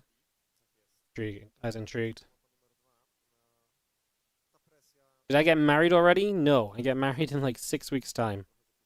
It's coming up real fast. It's coming real fast. Guys, we are about to hit more YouTube viewers than Twitch viewers for the first time ever in WardiTV history. What's going on? Hello everyone on YouTube, hope you're doing well. Thanks for joining us. Ah, they had the player overlay set incorrectly, I guess. Alright, I'll take a moment or two. You need John Blizzard when you have Wardy to run SCT? Yeah. I'll do what I can, guys. We just announced the $5,000 WardiTV Summer Championship. So this is what the summer looks like for us the next few weeks. So we have European League this week, tomorrow, and tomorrow, Friday, Saturday, Sunday, European League. And then next week we're going to start Summer Championship qualifiers and Summer Championship groups, and that's going to run over a couple of weeks in August. And then there's some other tournaments that are taking place, so we'll slow down for those and slow down for my wedding and stuff a little bit, and then after my wedding we'll go into our next stage of tournaments, which is going to be WardiTV Korean Royale throughout September/October. And then October/November, we're going to have the Fall Frenzy. And then the WardiTV 2025 Championship at the end of the year. All part of the WardiTV 2025 series, $25,000 guaranteed in prize money for the rest of this year. So that's all happening. What's up, Zergburger? Thank you so much. 5 gifted memberships on the YouTube going out to Ezra, Jamie, Nicholas, Jinho99, and Del AM. Thank you so much for the generosity of gifting 5 memberships over there. I appreciate it. Thank you so much indeed. Oh yeah. Legendary. Thank you. But yeah, we got a lot of stuff coming up, but obviously, I mean, at the end of the day, guys, my tournaments are just, you know, don't get me wrong, they're not nothing. You know, we give out $400 a week in the Monday Cup. We give out, you know, a few thousand a month in our larger tournaments. It's not nothing, but it's obviously not the biggest and craziest tournaments that are out there, right? So we're always trying to do more. But realistically, there's a lot of StarCraft that that's going on without me as well. So, yeah, what happened to Stormgate seems dead. Yeah, Stormgate kind of just wasn't very good. What does Reynor's rings have to do with his winning? Nothing, really. I just found it really interesting that he took them off to play his games in Saudi and he's playing with them on here. I wonder if he wanted like 0 possibility of anything going wrong in Saudi, or maybe it was just like warmers, so they weren't as comfortable in his hand. I just noticed it in Saudi, so I was like, oh, I wonder if he always takes them off to play, but now he's playing with them on, so it was just interesting to me.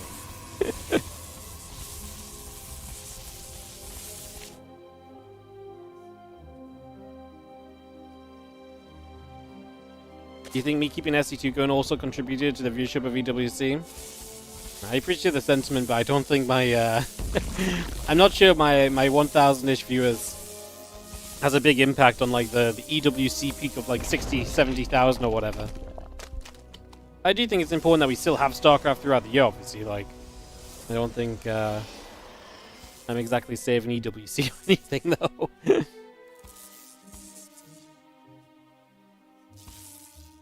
There's a couple pros gonna nibble on this drone. And get set up for a few moments. Does seem like the stream has stabilized for now, guys. Seems like the lag's passed over a little bit, so hopefully that's just an improved situation from here on out. Fingers crossed. Pro going after that little droney. And a couple queens on the way, the Overlord coming up.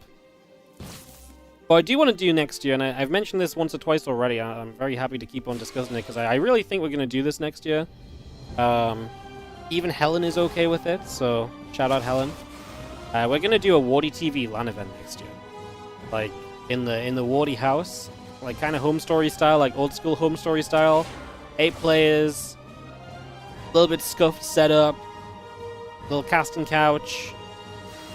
Yeah, it's going to be, I think it's going to be fun. I've been making some initial plans and stuff for it. I think it'll be pretty exciting, honestly. Yes, Ellie there as well. Yes. So I think that's going to be very exciting. I think that's what we're going to... Usually we do like a crowdfunding push once a year. I think that's what we're going to do, use our crowdfunding push for next year. I think it'd be fun to do something a bit different. Because the crowdfunding push this year kind of flopped a little bit, which makes sense. There's a lot of other tournaments happening. There's a lot of people already asking for money to run stuff. So I think the crowdfunding push just be like, hey guys, we want to run a bunch of StarCraft 2 and give money to the players, was not that exciting for a lot of people. So I think we'll use our crowdfunding push next year to try and make the WardiTV happen. I think it'll be very cool if we can pull it off. It might be a complete disaster. Everyone might show up. We might not be able to get the game to work or something. Like, you know, it might be a complete disaster. I might just have to pay them all 1K to just, you know, thanks for coming. See you guys next time. But, you know, we can give it a go. So, yeah. Anyway. Chilling out. A couple of oracles gonna fly away, some lings taking damage. The last thing you watched in SET turn pre-ESL 2025 is the Summer of Tasia. Damn, that was a while ago. Loved me some Summer of Tasia, man.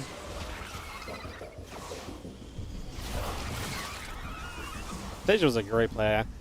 Tasia was the kind of player who I never really got to cast either, because he was kind of like, he played and peaked kind of before I really became a caster, at least for bigger events as well.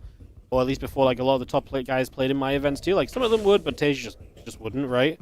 So it was very rare I got to cast Tasia. So when Tasia came back and I got to cast a couple of his matches, like, this was such a cool throwback for me. Because he's just not someone I really got to cast that much back in the day. It was very cool. Who's Tasia? Tasia was one of the best weekend tournament players of all time. Like, he was always, like... He had like a tournament run. He won a DreamHack without dropping a map, for example. He would win, like, basically if a tournament had 10,000 prize pool, he would win it. Like, he was absolutely insane at these events, but never really popped off at the higher level. He was a super heavy micro Terran player. Yeah, he was freaking good, man. Team Liquid player. He was a legend. Definitely worth checking out some of his old games. Hold the phone on chatting about anything but the game, because we actually have action in the game, and the Eva Chamber didn't go down there, but the Spore does to block and try and force these Adepts around a little bit, giving Rainor the time to clean this up. The Adept shade away. Oh, that's going to be a little bit more painful. I was going to say he's done a pretty good job negating the damage done by these Adepts and clearing them out, but that was 2.5 times the damage he'd done so far. Those Adepts shading on the third there, so Mana does finally get some damage done. The Roaches and the Link show up. The Adepts are going to get caught a little bit. Rainor is in a bit of a spot of bother right now, as those Adepts will go down. It's, again, just worth mentioning in case you didn't realize, but not to make excuses, but there is context in play for Lambo, Rainor, and Clem. Their flight from Riyadh got delayed, and so they had to spend the night in Dubai airport, and then they got delayed again. They literally arrived at the venue from EWC 2 hours ago. They were meant to arrive, like, 14 hours earlier than that. So, these guys are, like, fresh off the plane, fresh from the airport. So, I think it is worth mentioning for those three guys that there's absolutely some serious travel kind of issues in play. Definitely worth mentioning and keeping in mind a little bit. Thank you as well. Sorry, I'm getting completely thrown off track today. Black Bear with the $20 super chat on the YouTube as well. Thank you so much, mate. I appreciate the generosity. Thank you for supporting on the YouTube. YouTube popping off today. Seriously, it's crazy. What's up, guys? Thank you so much for joining us. Roaches and Queens are going to try and come towards these Stalkers, which are going to blink back. Lings are going to try and do what they can in the front lines as well. Does Mana have enough to push the issue right now after some great Adept damage? Honestly, right now, if he had some Adepts, it would be nice just to clean the Lings up. The Stalkers get to focus on the Roaches more quickly. That would be heckin' awesome. Right now, we're just not quite on enough with that. The Lings taking some damage once again. Roaches and Ravages pushing back again. Just going to be seeing another Stalker or two going down. Stasis Ward connecting. Lings taking damage. Stalker's going to fire onto the couple of Ravagers.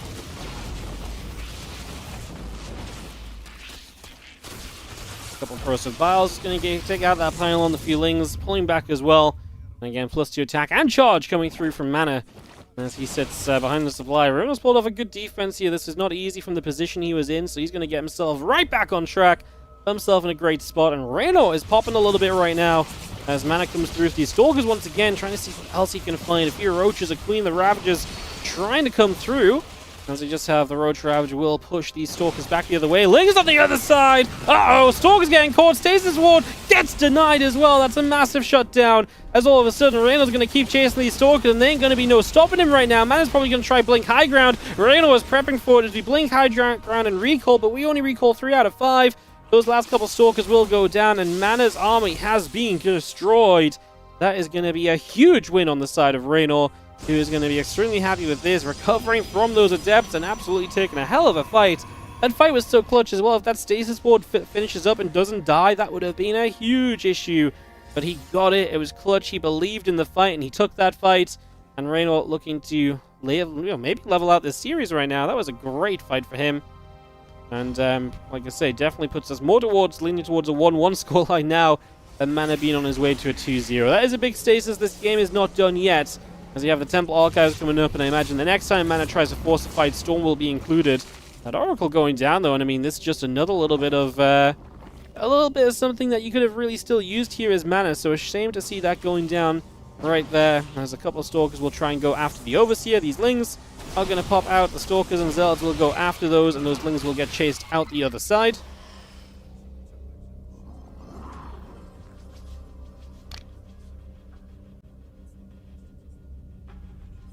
Prism coming through. Extra Lings coming about. Storm charge coming around the Prism, going back to the upper right side.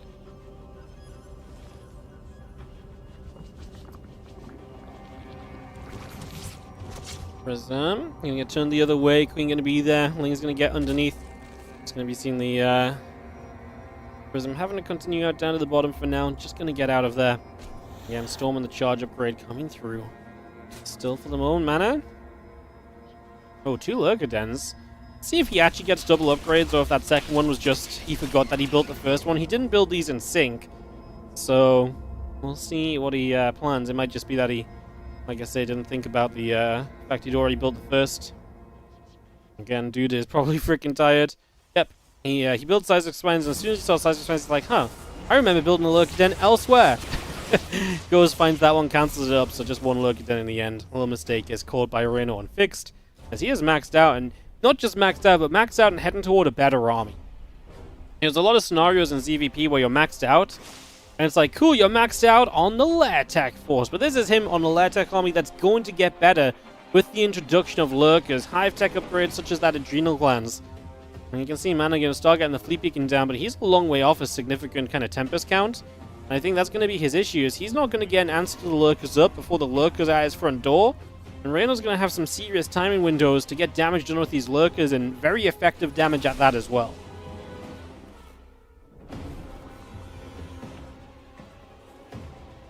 Hydra Ravager gathering up. See the +3 attack upgrade coming through, Stargate coming about, the Observer coming around. Keep this all on the way for the moment as the Ling Hydra Ravager Lurker heads down to the south here.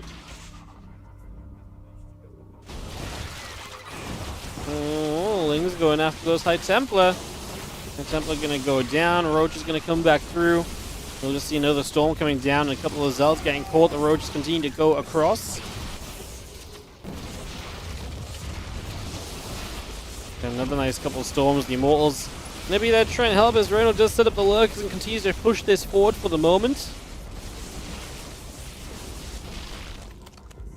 Not sure why Rainor didn't push after the Stalker catch. I think there's a fairly fair kind of statement of just, it's freaking scary, right? Like, it's genuinely a little bit terrifying to just be like, you know what, yeah, let's go across the map into a Protoss. He probably does have some defenses set up when it is just the Ling Roach army. And to be fair as well, yes, he caught those Stalkers, but don't forget that Rainor had a bad start of this game. Like, the Adepts did decent damage as well, so he might have felt like the Ling catch helped put him back in the game, and in this case, it gave him a lead. But it might not have felt like a lead as much as it just felt like a, oh, cool, I'm in the game still. So I think he just feels a lot safer teching up into Lurkers and going from there, you know? And I think it's just very situational, like, and again, just kind of how he feels about where he was at in the game. And again, if you feel like you can get to the Lurkers, then they're going to be amazing to work with as well. he still had an advantage army-wise. He got to the lurkers very freely, right, without being stopped. Mana was super behind on tech because he had to rebuild a lot of his expensive units. So catching those stalkers still gave him the benefit in the window to be as effective as he's been right now with this push. So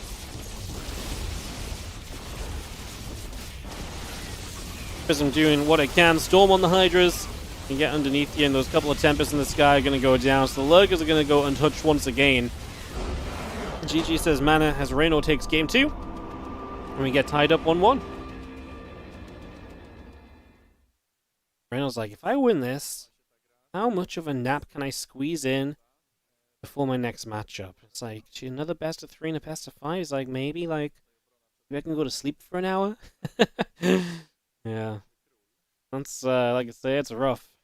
For sure. As guys, I know I've been kind of bringing up that this was about to happen, but we are officially on more YouTube viewers than Twitch viewers. Crazy! Hello, everyone on YouTube. I know there's probably a lot of people kind of catching us on the YouTube algorithm today following EWC, because EWC had a great performance on the YouTube as well. So if you're catching us from that and just kind of found the stream today, then hello, welcome. Hope you're feeling great. And if you are enjoying, don't forget to give us a like and maybe a little sub on the YouTube as well. Helps out massively. We are trying to focus on growing the YouTube a little bit. I have a dream of getting 50,000 YouTube subs, which we're very close to, but realistically quite far away from because of just how slowly the YouTube sub count goes up nowadays. So if you're fresh on the channel or you just don't already subscribe there, consider giving the YouTube a sub. It's free. It just means you get to watch more of our content, catch our videos. We upload the best matches every single day. We have all of our live streams on YouTube nowadays as well. All the VODs are available too. So, yeah. You can check all of that out. What's up, Mysterio as well, coming in with the 4-month YouTube membership. Love to see that. Starting to get some long-term YouTube supporters. It's freaking crazy. A couple months ago, I was like, what the hell's going on? People are freaking supporting on YouTube. I didn't think this was even a thing. And then here we are now. People have multi-month YouTube memberships. Crazy. Thank you so much, mate. Appreciate it. Thank you, thank you, thank you as we get ourselves set up here. Game number 3 of Rainor versus Mana. Rainor bottom left, the blue Zerg. Mana upper right, the red Protoss. Hester 3, ZVP, StarCraft 2 action, FEL CRACOW 2025.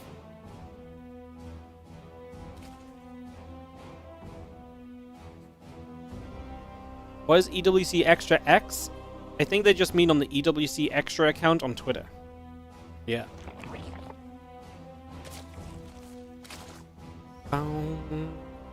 Freaking EWC. We've had like instantaneous replay packs 7 seconds after the grand finals. The replay pack is live in StarCraft 2 for years. And now they're like, no. Wait 2 days and we're going to make a social media tweet out of it. You know what? EWC, you do you. I like it. Keep those YouTubers salivating at the mouth for another couple days before they get their hands on those replays. You were here when I had 2K subs? What, on YouTube? That's crazy, mate. My YouTube channel sucked when I had 2K YouTube subs. I literally uploaded like every single game I casted and just spam uploaded. Didn't try and make proper thumbnails, or not that I really do a lot of thumbnailing right now, but oh, that's crazy. That's so sick.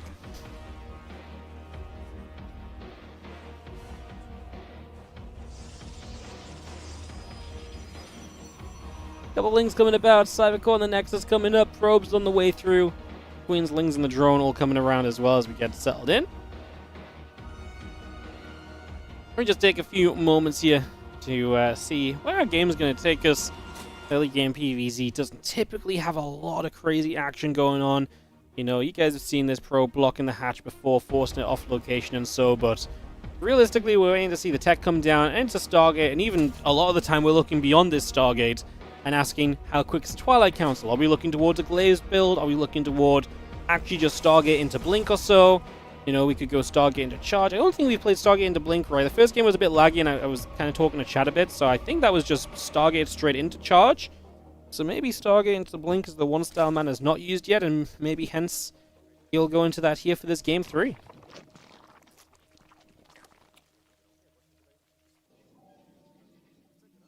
I think speed is halfway done. Stargate about to complete. Stalk on the Warp Gate coming through.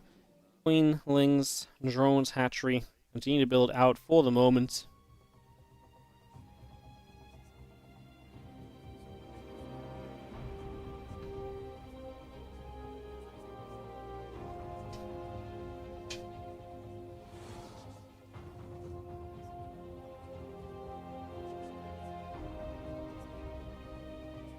Serious question. I just came back to SC2. Do I think SC2 will stick around and stay relevant for at least 5 more years?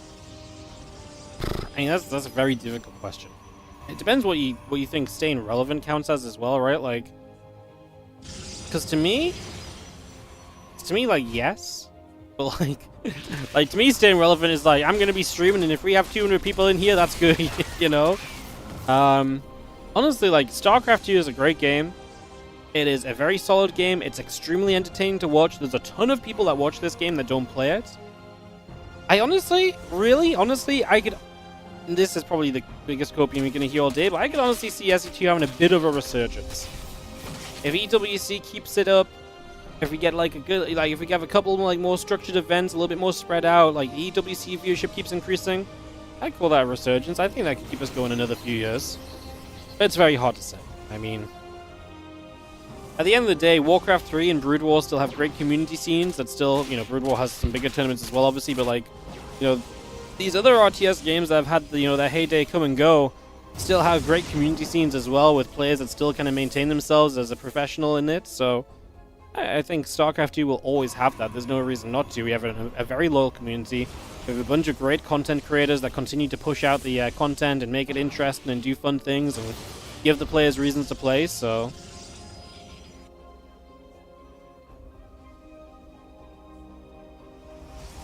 The only way you see SC2 dying is if something actually good replaces it.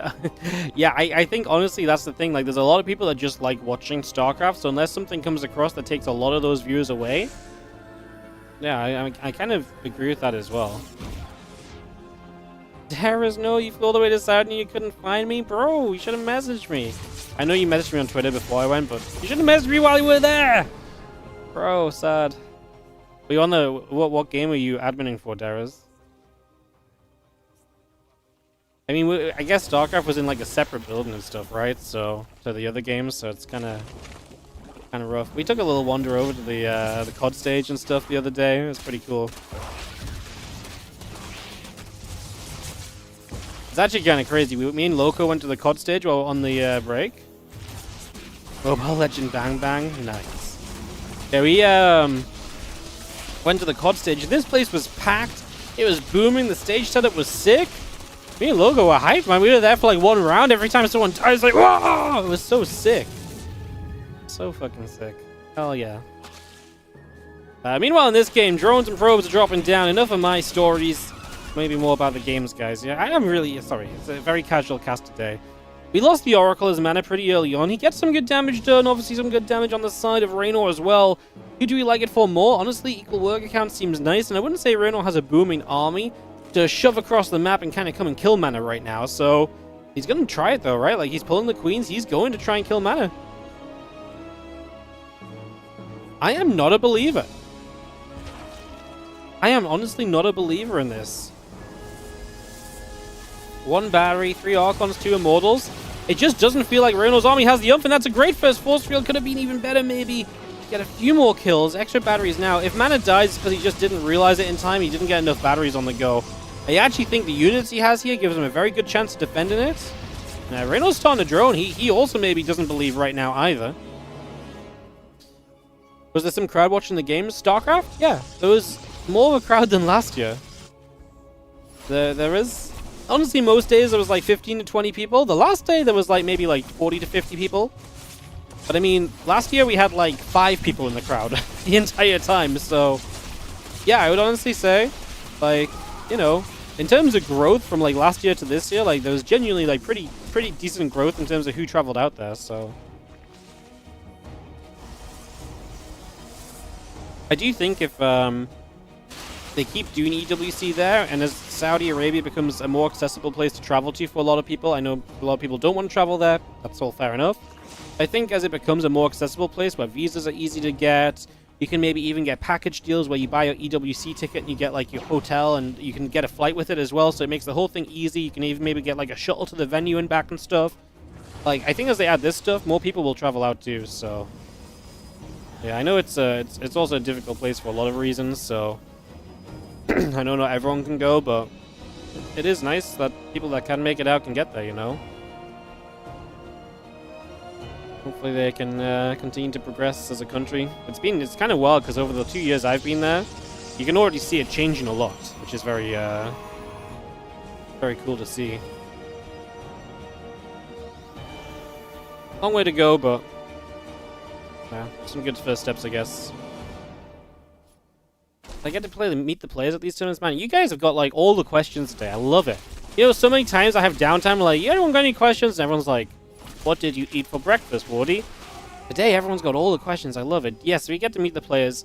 This event was a bit weird because the player area was not really connected to the talent area, and we were actually in different hotels, which is actually pretty rare for StarCraft. So this time was like you didn't get to meet them as much, but they were around. I want to say I saw the majority of players throughout the event. Just not as much as usual, I suppose, for EWC, but yeah, usually we get to see them a whole bunch. Nice storm from Mana. He's got a much better army than Rainor here, plain and simple.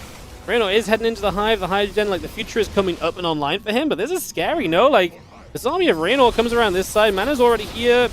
Biles are nice, but only pops a barrier, really, on the Ravager. Roach is coming across. Couple of Zealots going down. Nexus taking damage. Oh, don't lose the Prism. Let's get the High Templar inside. Mana is shoving. I get it. You want to shove right now before your opponent's army gets too big. The Prism has to cancel the warp in. Very responsible just to say nope. No! He just ran the Prism back into the Biles. Oh, Mana. How does he have no facial reaction to this? He was just a stone cold killer. Only he's the one being killed right now. Oh, the Prism going down. He is playing a bit of a precarious position, but it just flew back. He did so good pulling it out of the way of the Biles. It just flew back into them. Oh, man, that is absolutely brutal for Mana. He has a lot more High Templar over here, but that was so painful. Stone Cold Victim. Yeah, honestly, that really feels like what it was. Like, the dude's just, like, has no reaction at all. I immediately went to the player count to be like, oh, he can't be happy with that. And he's just like, whatever. So sick. So sick. All right, a couple more Biles coming down. Couple shots coming through. Immortals are going to fire away. A couple of Roaches are going to get grabbed. We will see the storm coming down. High Templar storming once again. It's going to be having the cannon there, pushing the Roaches back out the other direction as well. One more storm coming down. Still these Immortals pressing forward. He managed to send it. But I think right now his army is not really where it needs to be to truly see success at the end of this matchup. There's a few more Stalkers warping in, Immortal on the way out. A couple of Roaches going to fly. Corrosive Biles going to force this army back a little bit as well.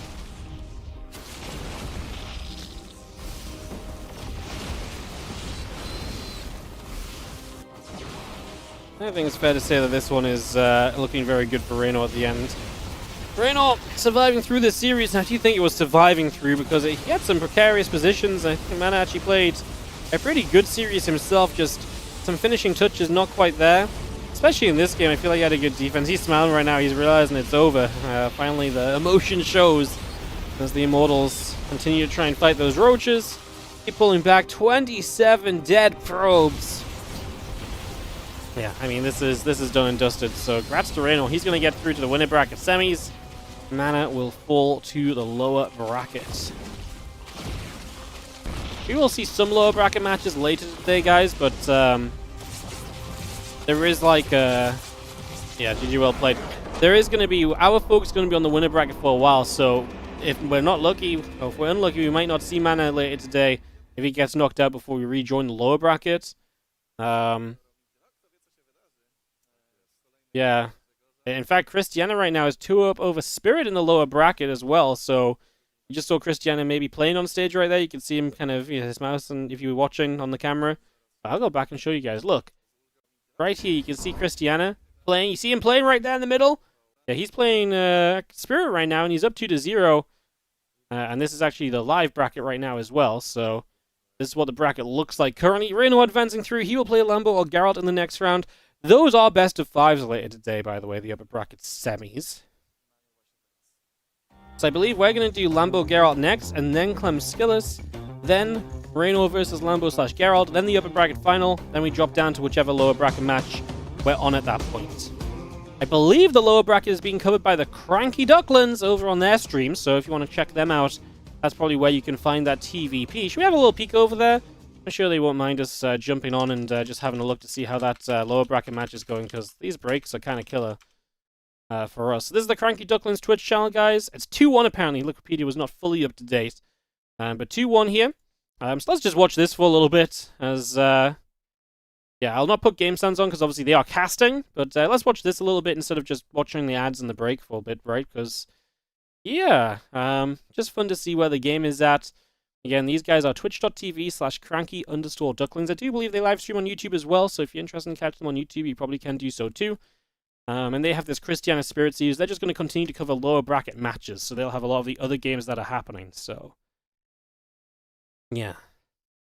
Yeah, a couple gates coming up. Next is coming online. And looking kind of fair at this point of this TVP. Don't think anyone is looking too fair. It looks like Spirit opened proxy starport. The work accounts are pretty similar, which maybe is meaning that this starport got a bit of damage done early. I mean, the Protoss third is finished, but not really saturated yet. So I would say that, yeah, we've probably had a fairly decent opening here for Spirit that he's fairly happy about. Cristiano just looking for some info in these early stages, trying to see a little bit of what's going on. Bunkers, I think Spirit was also very afraid of a counterattack. What happens if you proxy the starport is oftentimes when your opponent holds, they have a lot of units while you've thrown units away into their base trying to kill them off. And so having double bunker at the front is really just a safety precaution to just say, hey, look, I appreciate that you have the potential to come across the map and kill me right now. Let's not let that happen.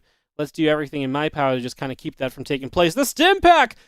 Denied. Ooh, that's a nice pick from Cristiano. He's going to go for combat shields as well. Double denial on the upgrades. That's just like a flat 60-second delay on any push from the Terran player.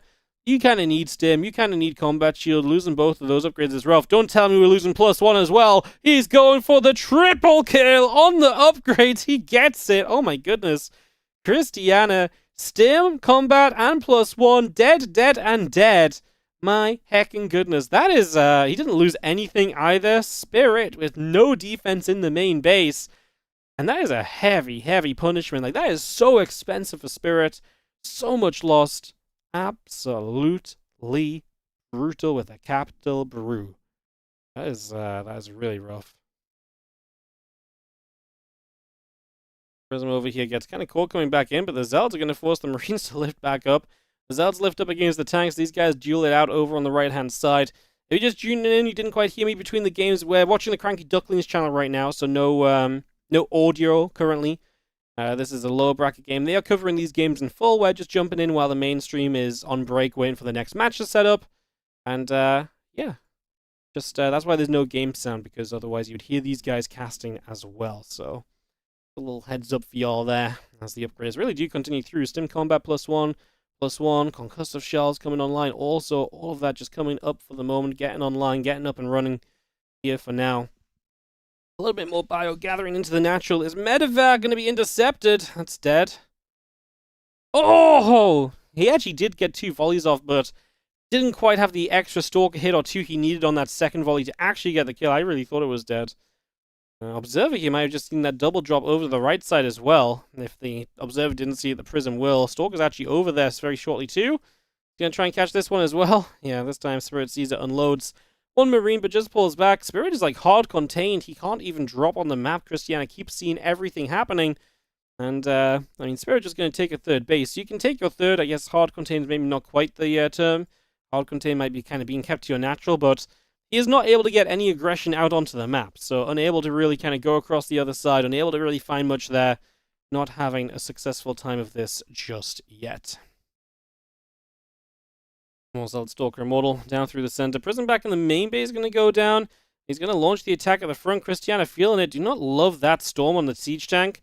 I feel like every storm you have right now should just go towards the bio, because that's going to be the real thing you have trouble with. That tank was kind of doomed to die anyway. So I didn't really love that. Felt like you're just kind of storming your own Zealots more than anything else. Spirit does have 1-1 in this fight, by the way, too. Does that matter right now?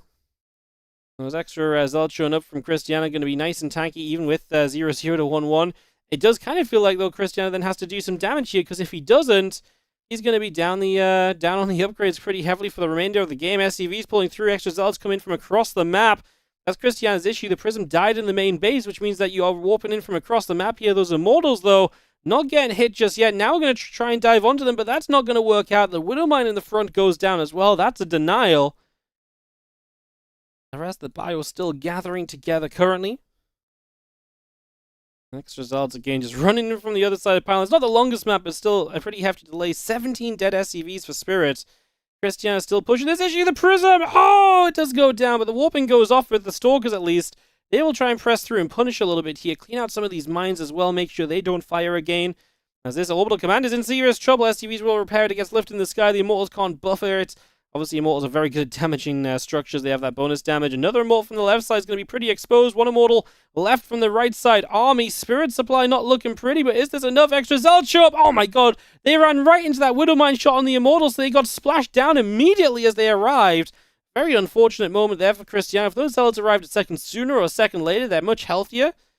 And he has forced the third base back and away, and he still seems to feel like he can just do this with warp-ins from across the map. He's building a Colossus rather than a Prism. In fact, he might have already built the Prism, and it might be coming across now. Cristiano looking to knock Spirit out of this tournament, because this is a lower bracket elimination match. Ah, it's a Colossus. So he did build a Colossus. Oh no, the base came back in and just dies to the Stalker. Spirit says GG. That's kind of a sad way to end it. Again, shout out Cranky Ducklings. They're going to continue to cover more games on the lower bracket, so you can check their stream out as well, guys. Cranky_Ducklings on Twitch. And, yeah, let's close that. We have got, as you can see, 2.5 minutes before we come back here on the main stream with Lambo versus Geralt.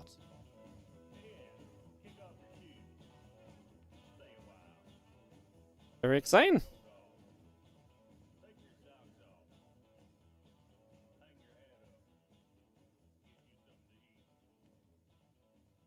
Oh, take a moment to breathe. How's everyone feeling? How are we all doing? Thanks for joining us today, guys. This is the FEL CRACOW 2025 event. I love how the StarCraft music just then gets replaced by like other music, like every now and again in these breaks, somewhat randomly. Pretty wild. Alright,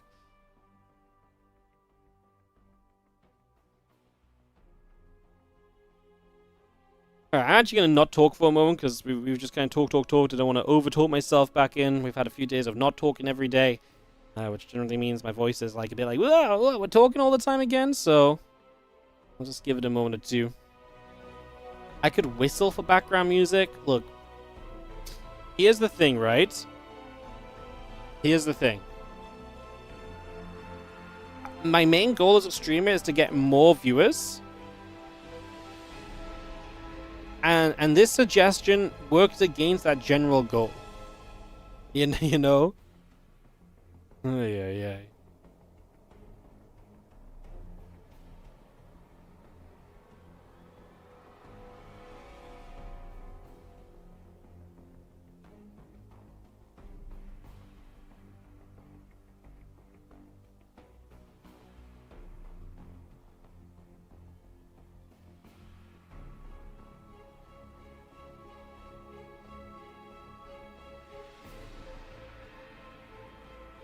Alright guys, about a minute. Andy's gonna do the interview on stage, I imagine.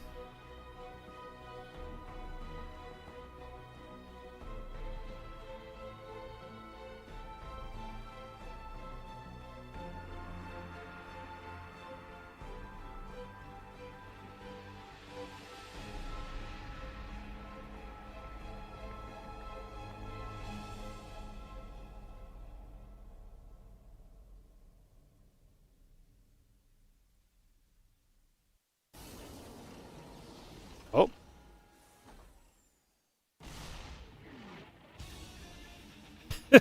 I was like, that sounds like Depot's, no? Ay.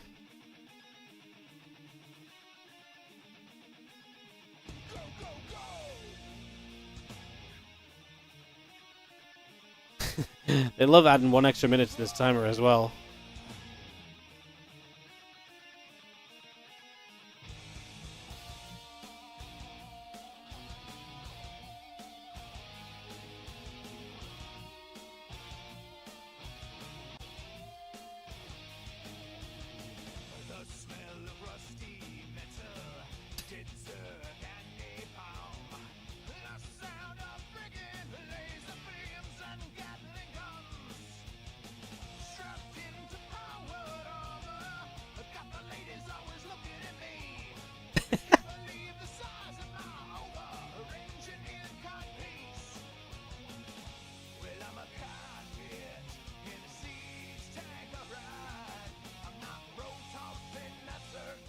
Welcome back, guys. So this music's wild. Let's start with next match. It's upper bracket again. Alright, guys, and, indeed do the well, interview. we only have one last Polish hope in the upper bracket. So how do you feel being the last Polish player in the upper bracket? Did you expect that? Not really. I was thinking like first I'm gonna lose against Spirit, so yeah, and after that I was thinking like or maybe yeah, yeah. So I was thinking maybe Cristiano can win because you know the jet lag and stuff, especially because this flight was really late. But it is how it is. So trying my best. Okay, now does it give you extra pressure to be the last Polish guy, or is it the same? Nah, not really. I mean there is still lower bracket, so it's not like my last chance. So there is no like that much pressure. Got it. Pretty relaxed. How about you, Lambo? Are you feeling like relaxed? Did you adjust already? Everything comfortable for you? I'm feeling maybe a bit too relaxed because I've been up for quite a while now. Like our flight, I think I woke up at 5:30 for my flight in Dubai, which is 2 hours ahead. So I basically woke up at 3:30. So the longer this goes, I think the more difficult. Right now, I still feel okay.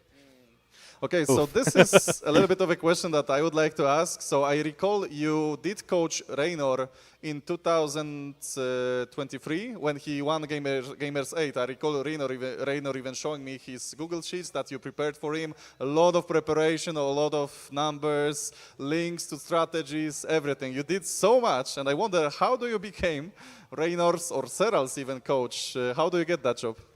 Well, he just asked me. That's it. I never was Cyril's coach. I just help him a bit. Yeah, but yeah, he just messaged me and asked. Very nice. So yeah, if players ask you, you can become even their coach. So they have a lot of trust in you, I must admit.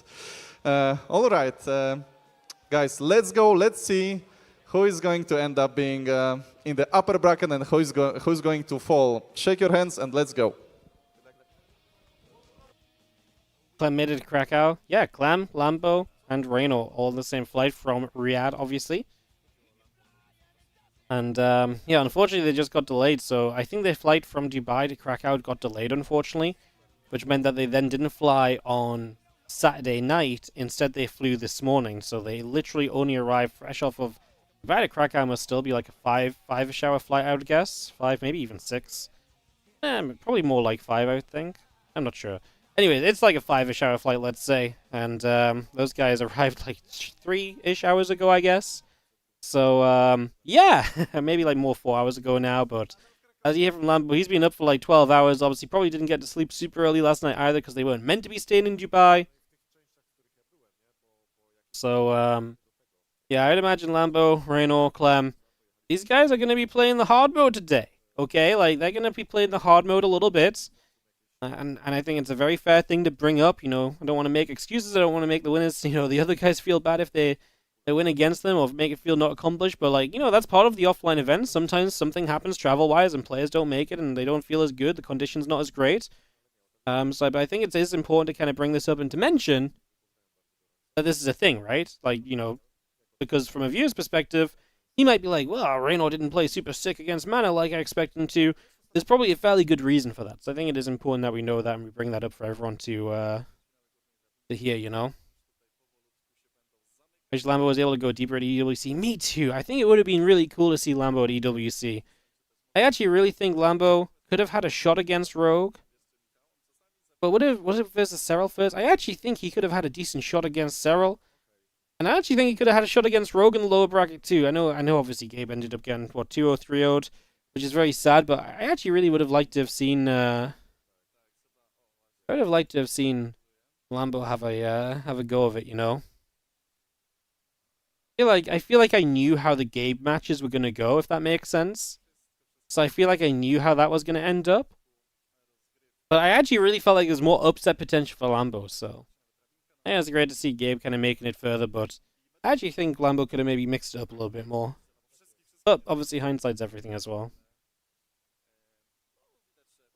He was so close to making it too. He had so many winnable games on the verge of advancing. It's unlucky. He had to do it against, I would say Lambo's ZVT is probably his worst matchup as well. So he had to really do it against his worst matchup. And he was looking good in that scenario. Crazy stuff. Alright. Lambo and Geralt readying up here in the FEL CRACOW 2025 offline tournament in Krakow today. $10,000 on the line, so pretty good price split actually. I like it a lot. Even if you just straight up lose $350, you win one match, you get top 8 instead of top 12, $450. So the first matches are like $175-ish dollars. Not super crazy jumps until you get higher up in the bracket, but I like that a lot. These guys have had to travel out here. I like a little bit of support back into that. I like it more than just being like, hey, your consolation prize. It actually feels like, even just showing up was worth getting some of the money, so I think that's very cool. Lambo bottom right, and Geralt upper left. Game 1 of this best of 3.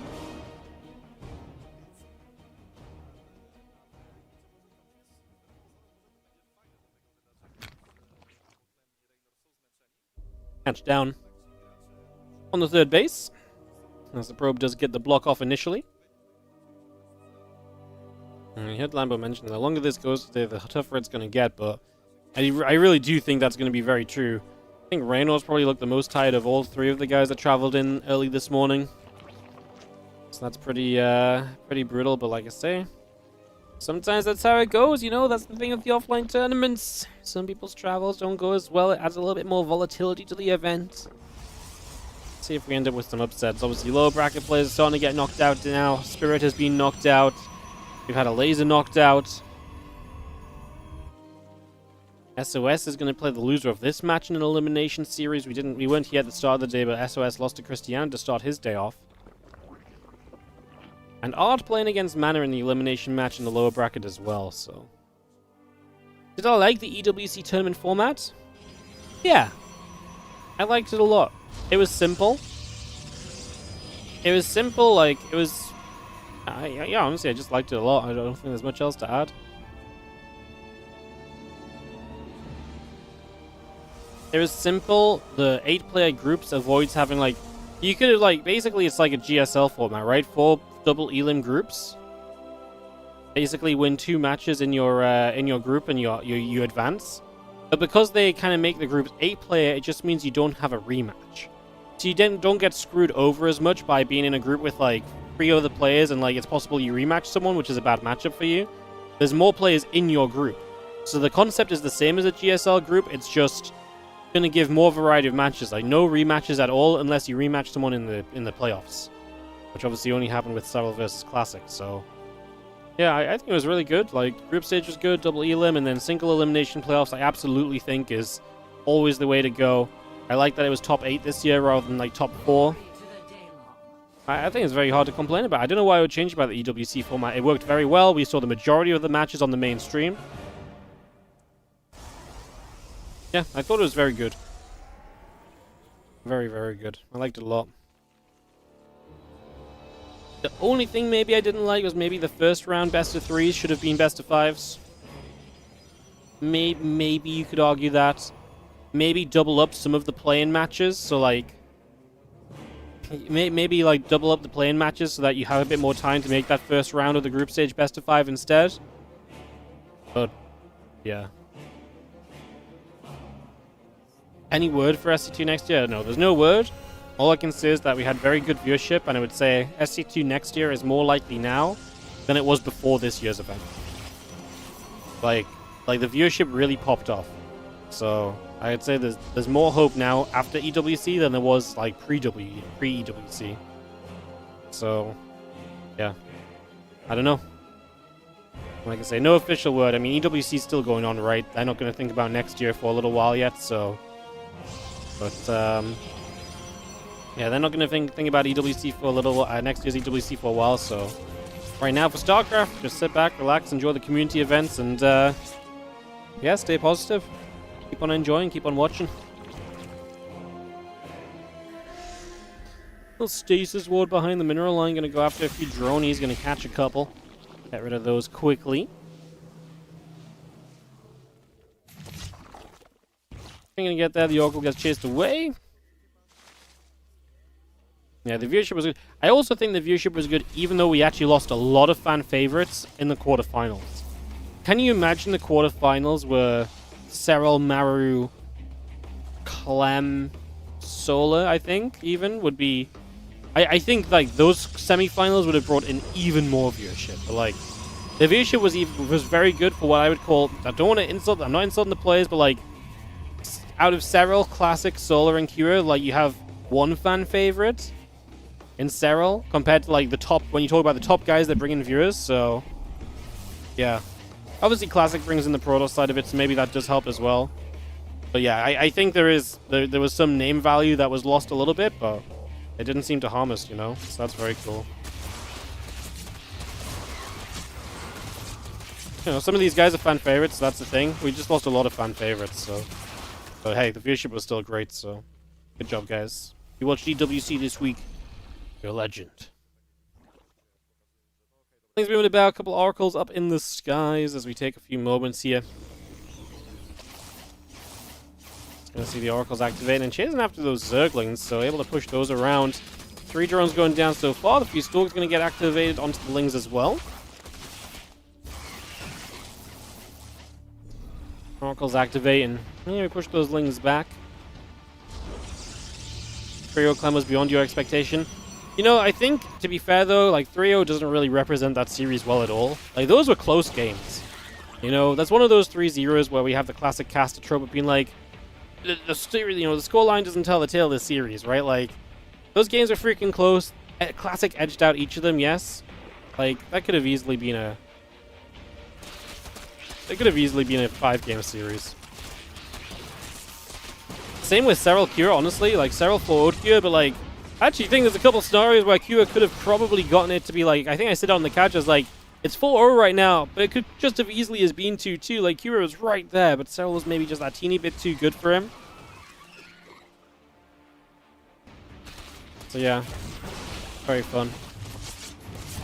Oh, that's a massive mistake, losing your oracles here, Geralt. Oh, you can see his reaction on camera as well. He's not happy about that. He does keep one alive. He just AFK'd them over some queens. You don't do that with your oracles, bro. That's not how this works. That's not how this goes. It doesn't work like that, buddy. Yeah. Not ideal. That's what you have. Well, Bane's here going to get shot down. He'll not find much. Hydra's on the way up. It is going to be +1 missiles and Groove Spine, so focusing on the Hydra production after the initial Ling Bane focus with the melee upgrade opener to start out with. Ling Bane Hydra, 80 drones. I can see Lambo getting kind of aggressive sometime soon here. Trying to make something happen right now. Going to wrap around a gateway. Just clean this up. Get that proxy out of here. Don't let it be repowered or anything. And we can go from there as the, again, missiles coming through. Bane Speed and the Groove Spine's coming up. The Stalker's going to get a grab. A Ling on that right side going down. Additional Ling Hydra continue to come online here. The Oracle still overhead. And the Stalker's going to start fighting. The Hydras will turn those back the other way. Uh-oh, the Lings are looking for the wraparound. Geralt going to have to start getting the hell out of here. That one Oracle is not great because it's only one. It will not kill Lings too quickly. Good recall. Does save all the Stalkers. So, yeah, very necessary. And now we have Zealots in the bottom left. So, Geralt going to get his own attempt at dealing some damage. Lambo retreats the drones. Transfuse on the Queen. Very minimal losses here. And honestly, for the cost of the Zealots, he's probably fine with this. As Geralt actually knocks the Rock Tower down. So, he's going to lock his upper right base in. That's all well and good until Lambo niduses or drops into that position. Then you're going to not love having those rocks down there. I want to go click to show you guys. But I cannot because it's a clean feed, so don't mind me trying to click on the YouTube feed. My brain is not quite fully together today, guys. Apologies. As the Zealot's going to come back the other way and chase the Lings back over the other direction as well. My Templar in the wall goes down. Just get the Lings with the Storm. It's kind of scary, though. It's a lot of Ling Bane Hydra. Like I said, was not be surprised if Lambo got a bit aggressive. We're moments away from +1 missiles, though. Moments away from Hydra speed. Let's see. I mean, missiles will finish up during this fight while most of the Hydras are still alive. Pulls the Bane lanes back, try and save them for either probes or if some Zealots get warped in. He's actually going to send them through now. Force the Stalker to start blinking backwards. These Hydras are going to be left to do their thing. Do we have a defense here as Geralt? These few Bane lanes are still just trying to find whatever connection they can. Right now, it feels like the Hydras are shredding through Stalkers.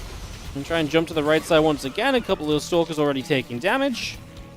4 more Banelings morphing in right off the bat.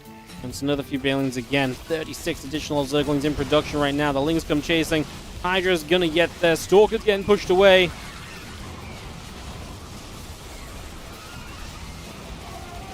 GG to Geralt as Lambo does indeed just have too much. Lingbane Hydra attack is good. And we will see Lambo taking the first game of this upper bracket quarterfinal, looking to match Rainor in the upper bracket semis. Some fun ZVZ, and I actually think that would be a very fun ZVZ as well. Clem Skillis is also the other upper bracket semifinal that we know about, guys. A reminder on that.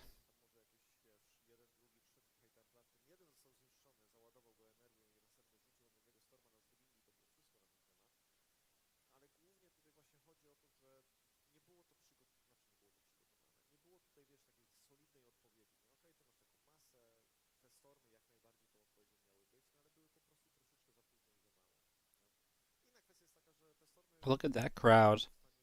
Passionate nerds coming out of Krakow. Watch some StarCraft 2. Nice little Sunday. Good job, guys. Good to see you all.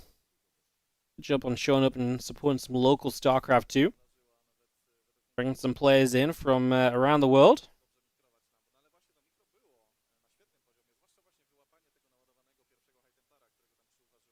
Such a nice time to be a StarCraft fan in terms of, like, there's a lot of, like, events taking place and starting to get built up and stuff and gaining some momentum. Like, you know, this event I think is one which is likely looking to happen every year right now and probably wants to come back again next year, bring some more players in, maybe run over 2 days instead of just the single days it's running this time, you know, all this kind of stuff. So yeah, very cool. Lambo and Geralt getting into this game right here, getting this started off.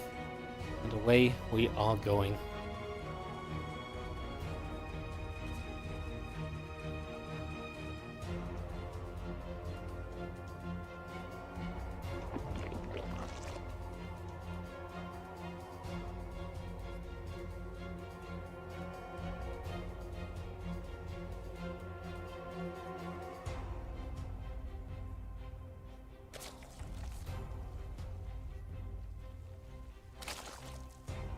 Let's take a moment early game, guys.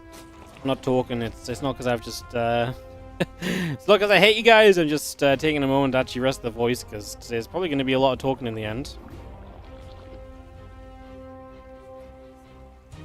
Do I know anything regarding Home Story Cup in January? Only that the ticket sales are already live. Pretty much the only thing I know.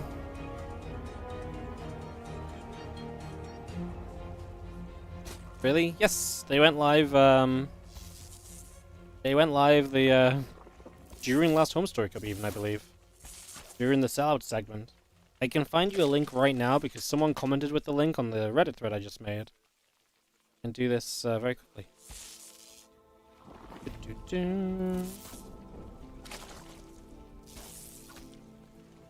There you go. I'll post it for anyone else that wants it.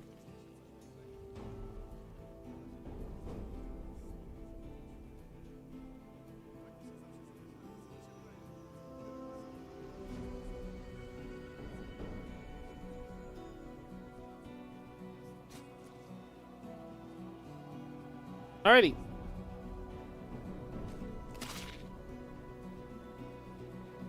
I think Showtime can win Home Story Cup next year. Man, I really hope he can. Dude's been in 2 finals now. I really feel like he dies because of the sellout segment. I think he just, like, the stamina of the day gets to him, the big downtime gets to him or something. Like, I hope he can do it next year.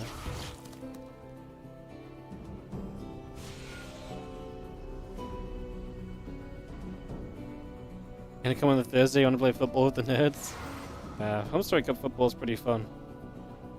It's nice the night before to get out and do some physical exercise. My annual chance to injure myself. Amazing. A couple of depths gathering together, the Oracle and the Warp Gate coming through. Link speed building up and a few lings on the way. Oh, Mayonnaise, what's up in the YouTube as well, saying good job at EWC. Thank you so much, I appreciate it. Glad you enjoyed my casting. Actually, I was pretty happy with my casting at EWC. Apart from, I casted one series with a ZG on second day. The TVZ, it was being Clem solo, and I was really bad in this series. I don't really know why.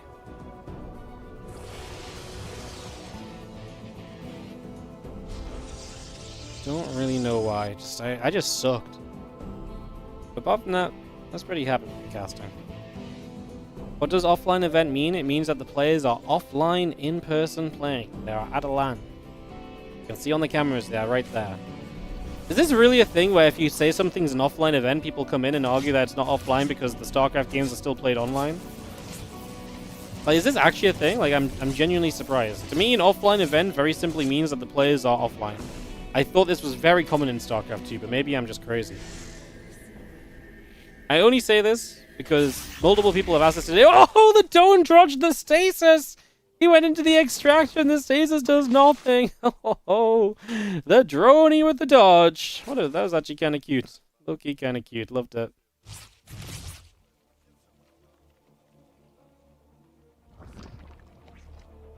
Alright, Oracle will come back around, Geralt looking for more with those in these early stages still. Ain't gonna shoot, Oracle will take a couple shots of damage, but does get the queens. The queen of the natural goes down. Stasis will just die, right? Oh, actually? Yeah, okay, this Stasis was meant to die. Lambo looks, you can see Lambo's face. I think Lambo's like, I'm 100% meant to out DPS the Stasis Sword. His queens got caught on each other for like a split second. And he actually lost like one shot, which I think would have made the difference. You previously assumed that it was not on the Blizzard servers. Other games can be hosted on LAN. Right, but if I write that in my title, does that really... Like, that's not very exciting enough to like put in the title like, hey guys, instead of playing with 25 ping or less, they're gonna play with 0 ping. Like, it means nothing, no? Like...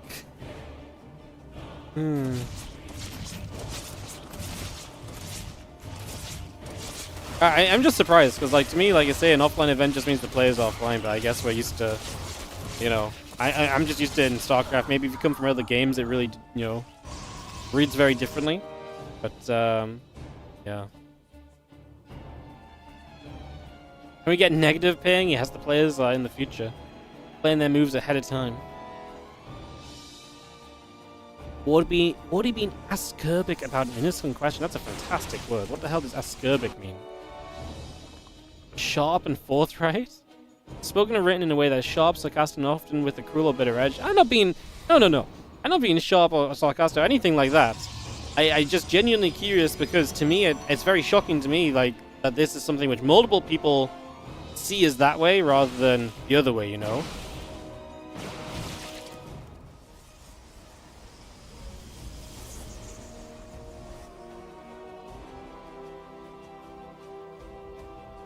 Maybe I should say in-person tournament? That's very ugly than just saying offline though, you know?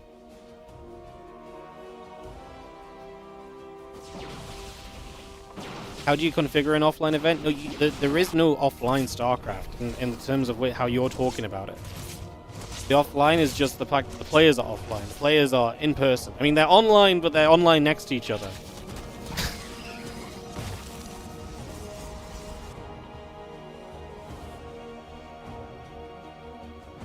The IP duo. Yeah.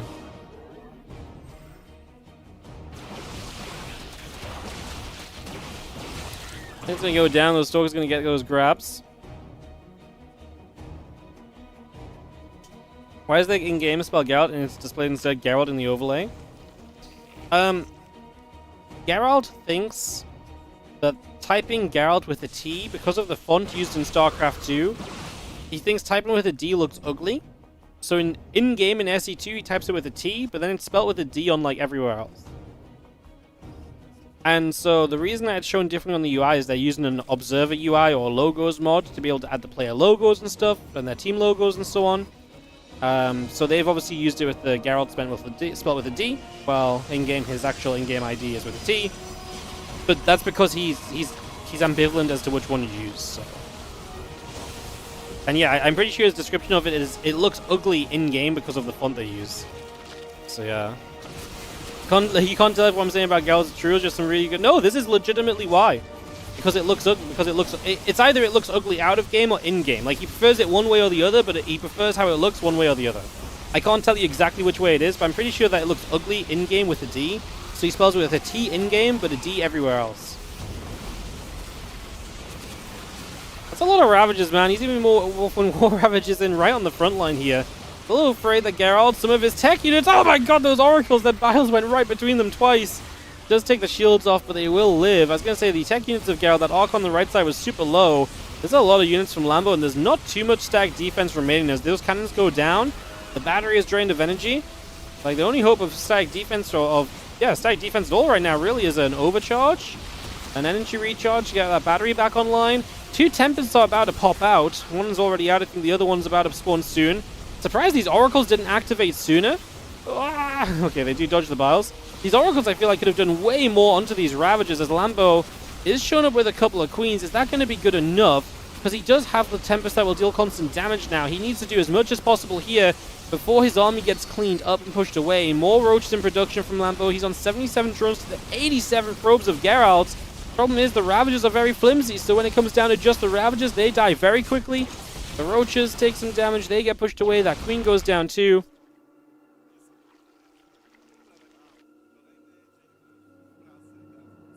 It's a perfect troll because it's plausible but kind of insane. Honestly, if you think I could come up with something like that on the spot while casting, then I will take the credit for it. Yes, I am that creative.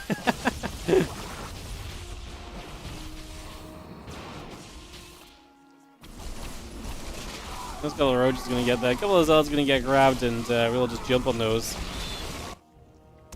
Problem is, we don't have a great answer to Tempest right now.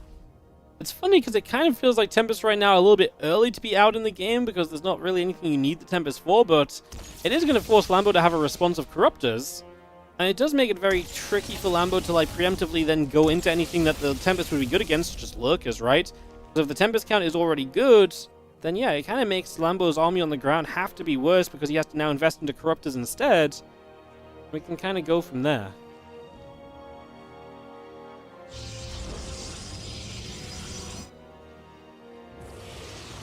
Sorry for the confusion, no worries. I say, some people thought I was being mean. I was not being mean, it is genuine surprise that, like, because like I say, to me, how I read it is, like, to me, an offline event is just, like, the players are in person, right? I appreciate, obviously, you actually could play StarCraft offline back in the day, StarCraft 1 and stuff. Just, yeah, a different time, I guess. Different things, or same things mean different things to different people, huh? It's a very weird game. Lambo and Geralt will both max out. I mean, Lambo's not really in an ideal spot. He threw a lot of units at Geralt while Geralt was teching up, and Geralt now survives with that tech in play. The Corruptors are going to help a lot against the Tempest. I don't know if Geralt's army is super crazy good, but Lambo's army is still Roach Ravager until that Lurker Den finishes. I've just finished up now as well. Here are the Corruptors as this hatchery is going to go down, so that's the 5th base of Lambo gone. He's re-expanding to the right side. He's going to have to send his drones back to that right side shortly as a few Roaches here. Ooh, it's going to force the recall of this army. So Geralt just recalls back home. That maybe gives the Lambo a little bit of freedom, though, because now he knows Geralt can't push onto the map as aggressively as he just did anytime soon. I don't think Lambo can really push in aggressively himself, though. Maybe just take this as a bit of a reprise and a chance to, you know, get those Corruptors up, maybe get some Lurkers into play shortly.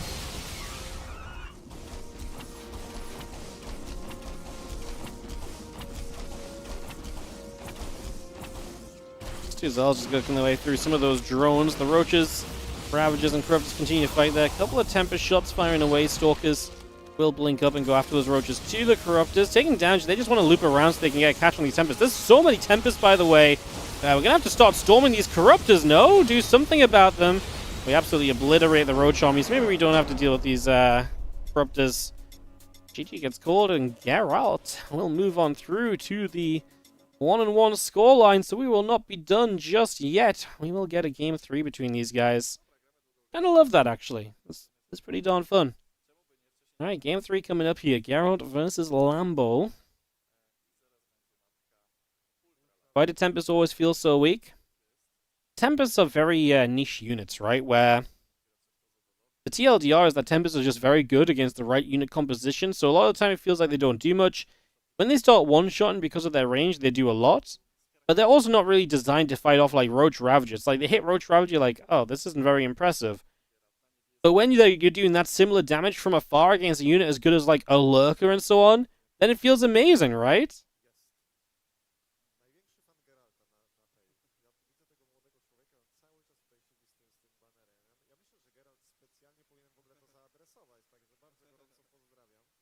Did Lambo leave EWC early to catch this tournament? Nope. Him, Rainor, and Geralt all left. They all left on Saturday. Same as everybody else, pretty much. Unfortunately, they did get delayed, so they actually only arrived in Krakow a few hours ago. They were meant to arrive on the Saturday evening, but they arrived Sunday midday-ish. So they are definitely tired.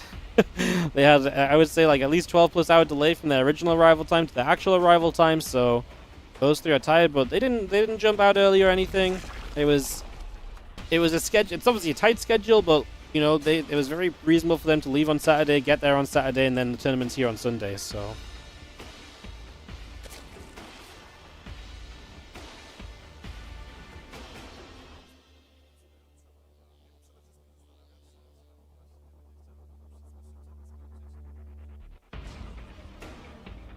All about zoning, countering lurkers.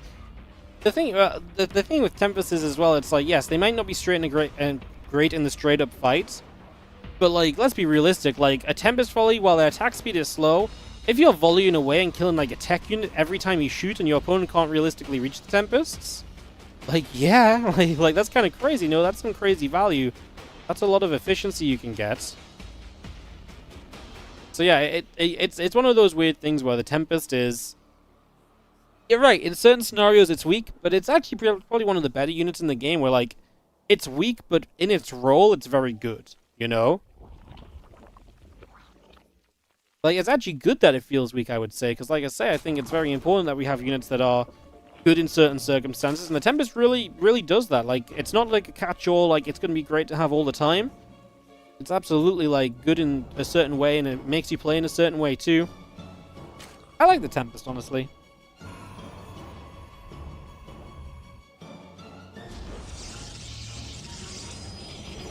Wasn't corrupted is nice. Yeah, it's the same as when you play like BCs and TVZ, and you play BCs into mech. Obviously, you don't see that much anymore, but the idea of that was always the idea of if you have 3 BCs, the Zerg always needs 12-ish corruptors.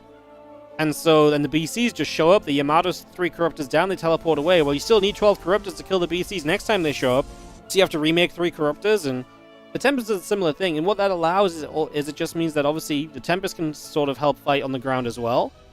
But if they make corruptors, then the Zerg army and its ability to kind of swarm your ground army is going to be way weaker as well, right? Because you need to have a way to get rid of the Tempest long term. Because if there's not really any anti-air and the Tempest are just left to fight in the skies the entire time, they're going to do great. There's going to be loads of damage you can get, and then it's going to be very difficult to really stop it or so. So yeah. Honestly, I like Tempest. I think they're good units.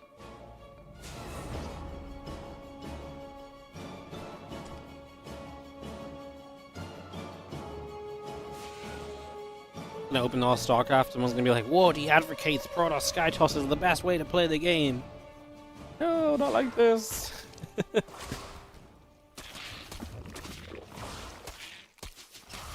Couple things wanting that Adept. You're not gonna see the Adept going after a couple of drones, spores made, getting out of some trouble there nice and easily. Job well done. And the Warp Gate and the Adept continue to come through for a couple of moments. The Adepts will just gather together, Oracle on the way, Warp Gate building. That pylon gonna go down as well.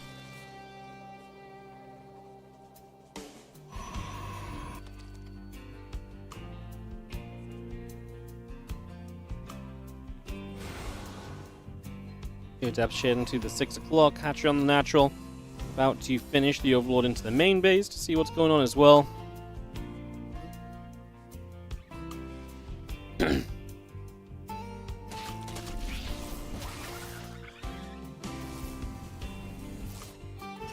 Oracle activates, Rocks take some damage. We just have the Adept's going to get a couple of the Lings there, so a few hits coming off, some damage being done.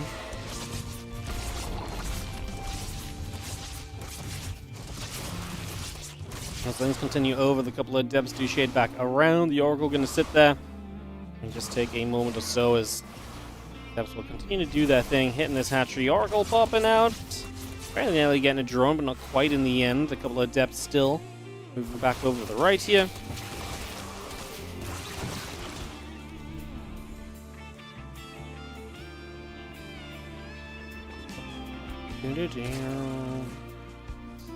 Just chilling. Blink on the way up. Early game PVZ being early game PVZ. A little bit of adept harass. Oracle's arriving. See how well Lambo defends. You can see Geralt forced a lot of lost mining time, which already is, you know, nice. It's a good starting point. Lambo ideally doesn't lose any more drones from here, and is just able to negate any future damage. Adept does get one more shot off, which is great as well. Uh-oh, Queen in the middle of nowhere! Good job with the Oracles. Able to make that little catch. Very nicely done.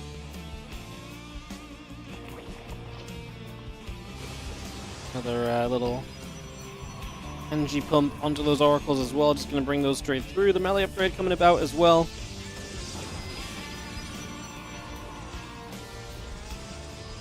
That Ovi still moving up in toward the main base, surely.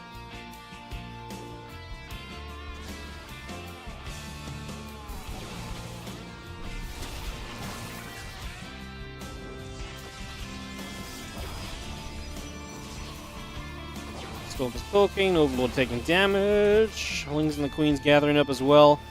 Hello? Is that a pylon under the ground?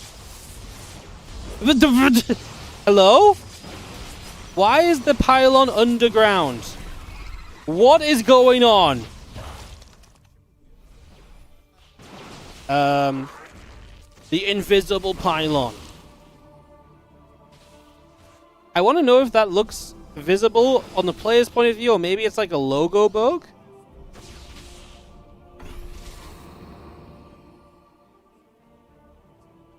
That's very weird. There is sometimes when you see units going up and down that little ramp in Ultra Love, units disappear every now and again, but like, I've never seen a building be invisible there.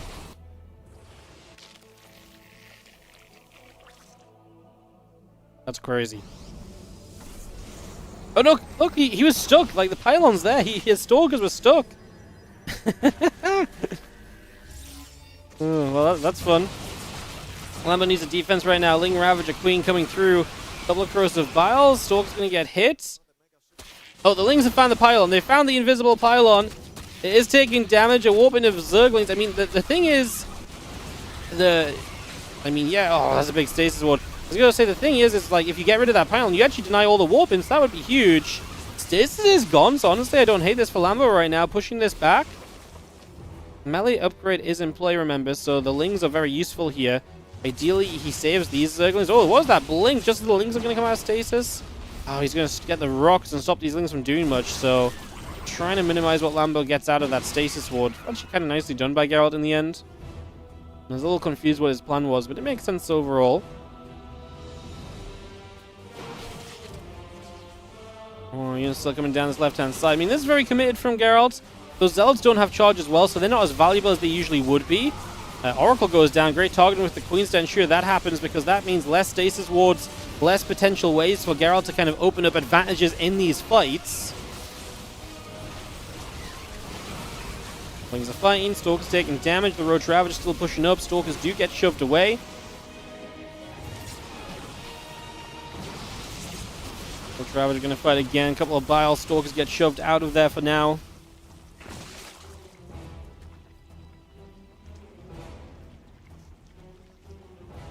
112 Lings dead this game, so you can see Lambo has definitely been firing up a lot. Oh, he gets caught trying to set up some units on the right side. Oh, that's painful. All the Roaches die before reinforced Lings get there. I think he was just trying to set up either a run-by, or he was just... I didn't look like a flank, right? And that means this bottom side hatchery's in trouble. The left side base is definitely in trouble too. Zealot showing back up over here. I think Lambo is kind of running out of momentum a little bit. I think this is going the way of Geralt right now. He is just able to keep his opponent pulling one way then the other. Doing a very nice job of it. Oracle still smashing it up. A couple of Roaches there going to get hit. Roaches on the other side. Push the Stalkers back around. Ling, Roach, Ravager continuing to run through. The Oracle getting turned away for a couple moments as well. This one missile's about to finish up. The Ling, Roach, Ravager going to be there, hitting those Stalkers. A couple more barrels. Keep the Stalkers pushed back also. And the army continuing back over to the left.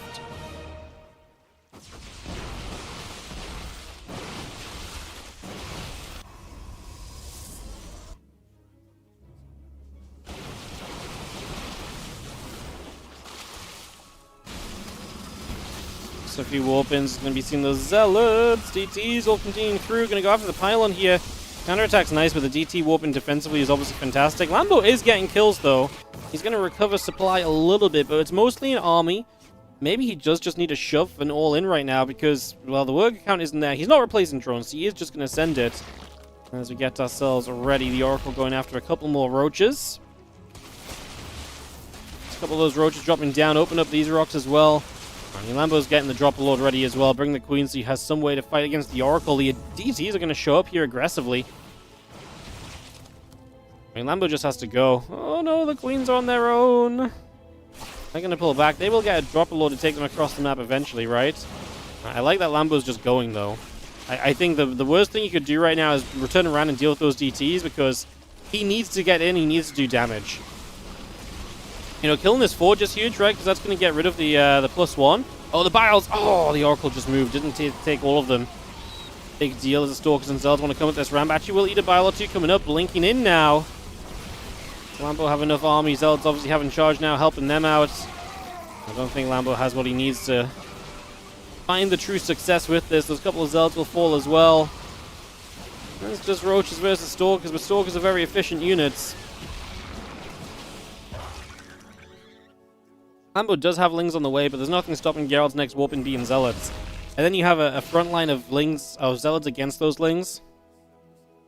And at that point, you should just in general be fine.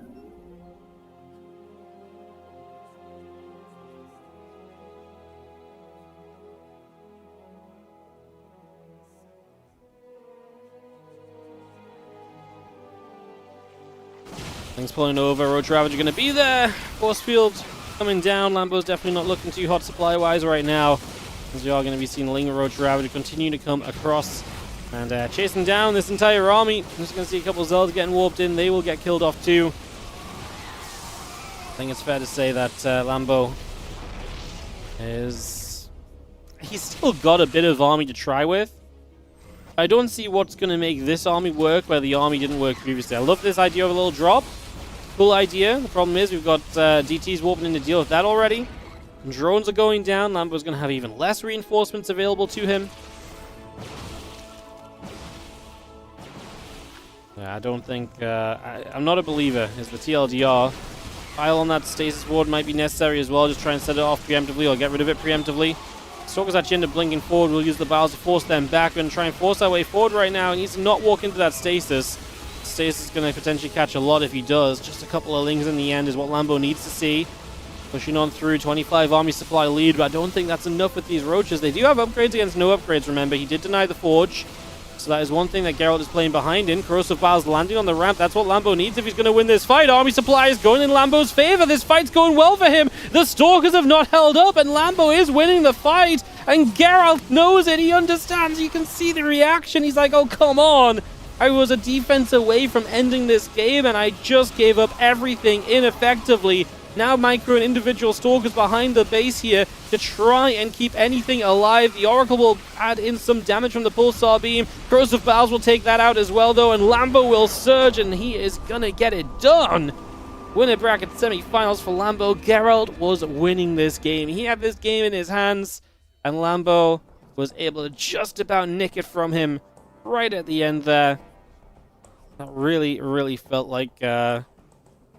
I really felt like that was Geralt's game, man. I will say it again.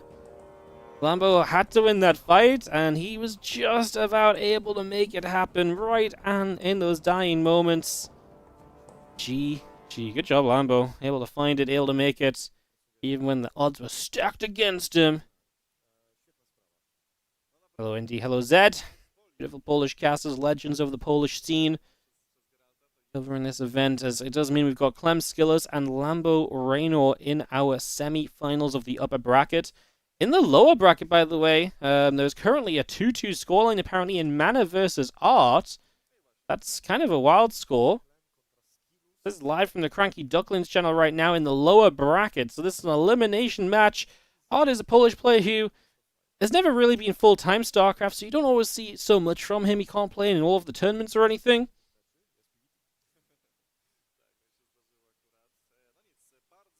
So this is where this game is at right now. Hang on. Let me mute this one. You just hear them in the background. So yes, guys, no game sounds because we'll just listen to this one from the Cranky Ducklings' point of view. But this is looking like a pretty close game. Mana's up on Workers. He's playing an Immortal Phoenix defense against playing Stalkers. His opponent has Oracles taking a third base while containing. That's obviously how the Blink Stalkers should work, and they are working. The Phoenix actually go onto the map, which means less defense here. But maybe that gives you a chance to get damage done with the Phoenix across the map. That's obviously what he's hoping for here in this game 5. So yes, it's going to be probably, I think at this point as Art, you probably stay on just pure gateway production. You just go Mass Zealot, Mass Stalker, and you just keep warping in units. You just do not stop. He's going to add a Robo, probably just for the Prism. I'd be surprised if he added on Immortals. Like, to me, this is a scenario where you can just spam early kind of level units and just kind of try and out-expand your opponent and keep that opponent's base down. Maybe, yeah, he's adding the Temple Archives. He wants to stop in tech, so he's going to play to kind of catch up in some of the tech units then. So, yeah. I think his position's fine right now, because he's had map control. Like, yes, he can't fight directly into all those Immortals, but he's got Blink, his opponent does not. He's going to have Charge, and his opponent will have Charge, but he's going to have Archons accessible soon as well, so I actually think Art's kind of fine here. This is a game 5 from the lower bracket, again, just watching here from the Cranky Ducklings point of view, guys, so no game sounds. This is the stream that's covering a lot of the lower bracket matches. Just in case you want to watch the lower bracket in full. Obviously, they've gotten to 2-2 while we've been... I mean, PvPs are usually pretty fast. They've gone pretty quickly into a game 5 while we've been watching the Geralt Lambo games take place.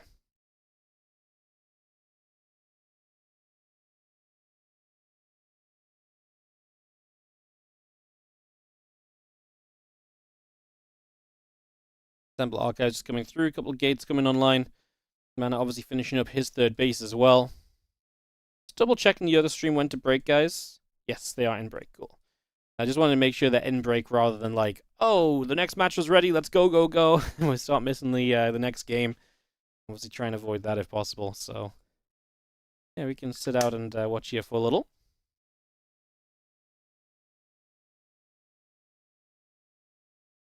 One Zealot going down. We'll just have our Stalkers, the Archon, the Zealots continue to come through. A little bit of a chase being made for a couple of moments.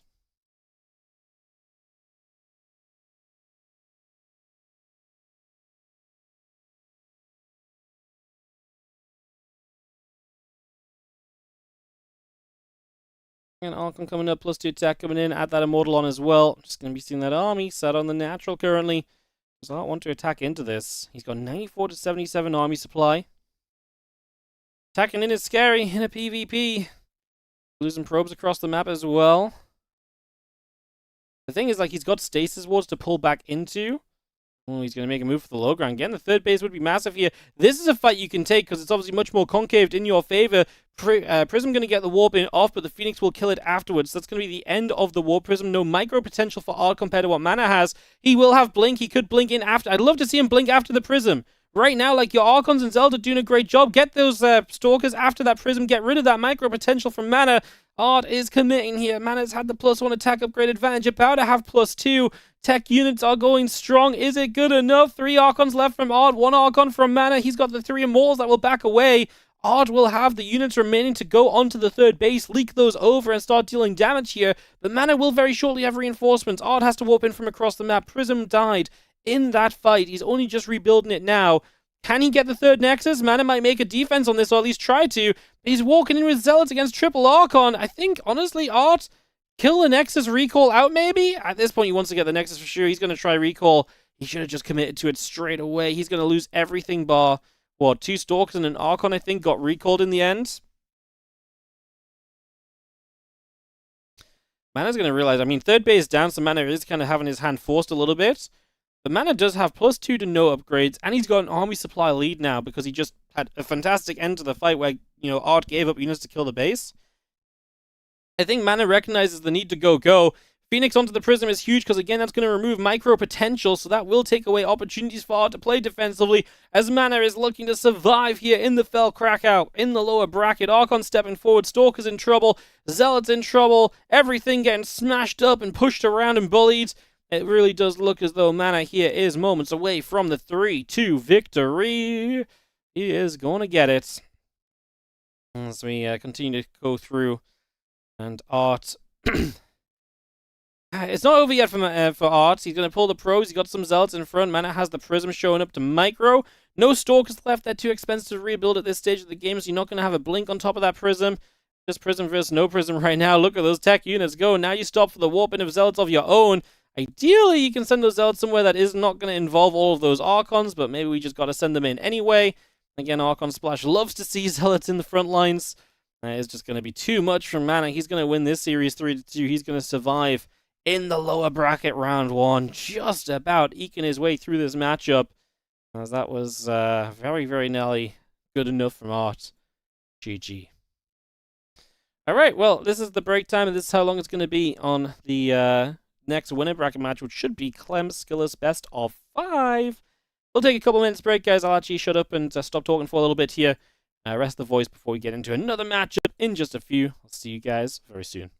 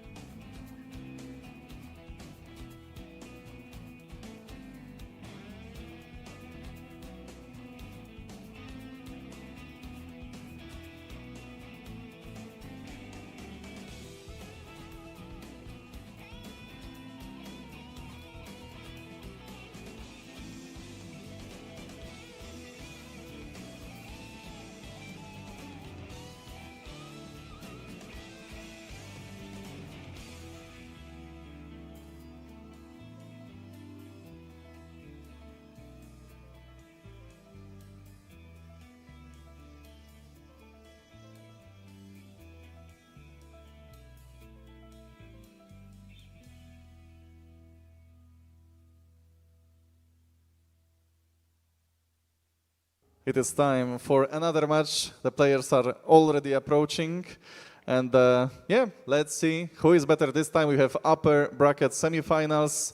We have world champion of the previous year. We have Nikita, who also looks for that LAN victory, I would say. Still hungry, still fighting, and like that. What an intro. So let's start with Skillos. So you, well, obviously you played against UTHERMAL, you won 2-0. So I assume you just played super safe, scouted everything, you were safe, and I assume you have different approach against Clem. Maybe you will try to cut some corners. Is that true? Or how will you more or less approach Clem differently than UTHERMAL? I will play very safe because I don't think Clem has any chance in the macro game. So yeah. Nice, the confidence. So everybody was looking at Classic, I guess, and his storms keeping storming. Everybody else wants to do that. I'm not sure. All right, so let's go with Clem. So I was wondering the other day, because obviously you won the World Championship, you won a lot of online tournaments, and does winning such a big thing, like basically achieving a dream, makes you a more calm player, or is it like the same amount of stress than before? Well, it can definitely boost your confidence a little bit, but also I feel like, for example, this AWC, people were expecting, you know, more of me, so it can also add a bit of pressure in that way. But yeah, I guess you can remove some pressure, but also add some, especially for if it's like the next year after the World Championship. Yeah, then it's like people want to see me do the back-to-back and that kind of stuff. Yeah, of course, people have expectations then, and you need to perform, etc. All right, guys. Hope you will give a nice match. Basically, let's go. Shake your hands and good luck. Team Liquid again in the upper bracket. What an intro. We have the former world champion and Nikita, your first name, real life name, not even your gamer tag. I love it. There is the lower bracket playing out as well. Obviously, we just got to catch game 5 of Mana Odd. Mana will live to play more PvP against Geralt or SOS. There could be a lot of PvP down there if Clem beats Skillers as well. Skillers is going to drop down and make that even more PvP, so there's a lot going on in that lower bracket for us to keep our eyes on as we get ourselves ready for Clem's. Because I believe this is best of 5, everybody, so lock in, buckle up. We're in for a ride right now. There was one best of 5 on stream earlier, UTHERMAL A Laser. It was our first series that we caught today, as we joined in a little bit late. Went and did some family time, had some chill time. Only got home yesterday from EWC, so took the time to chill a little. And yeah, came in a couple hours later than this event starting. Nothing wrong with that, surely, right? Surely.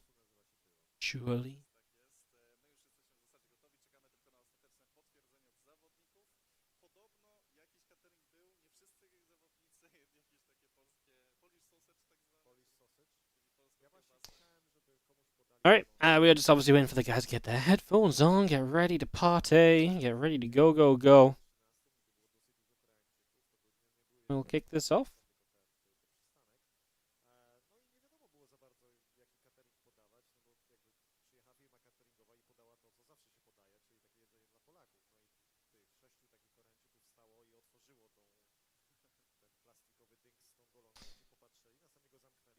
SOS being here is awesome. Yeah, unfortunately he lost his first series. Would like to see a little bit more from him already. SOS is really the kind of player as well who I think you I mean, he showed us at Home Story Cup. Dude's pretty good right now, you know. He's actually, you know, I think when SOS made a return, we all thought, okay, time for, like, Haas to, you know, a glorified version of Haas to show up and cheese everybody, but that was obviously not the case at all.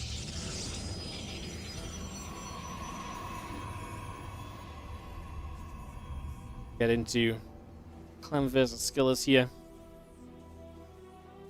There is SOS in the background, even. He'll be playing against Geralt. Team kill on Streamer Zone. First round, that lower bracket. Look to those guys playing probably on the Cranky Ducklings very shortly. So we get this Clem Skillers BO5 on the way. I like Skillers' answer, man. He's like, you know what? I'm just going to play a nice little macro game, you know? I don't need to do anything too crazy. I'm just going to play a little macro game. Defend well, play safe. Clem can't win late game. Don't think that's quite true. Let's be realistic. Clem's freaking darn good. Yeah, maybe some of the later game TVPs have not gone his way lately, but he's still very good in that later game. You have to be so good to challenge Clem in that state of the game. It's terrifying what he can do, even if he's not necessarily favored going in, to be honest. So we shall see what goes down as we get ourselves set up. And we get rolling barracks on the way through. We get ready and rocking here for a couple of moments.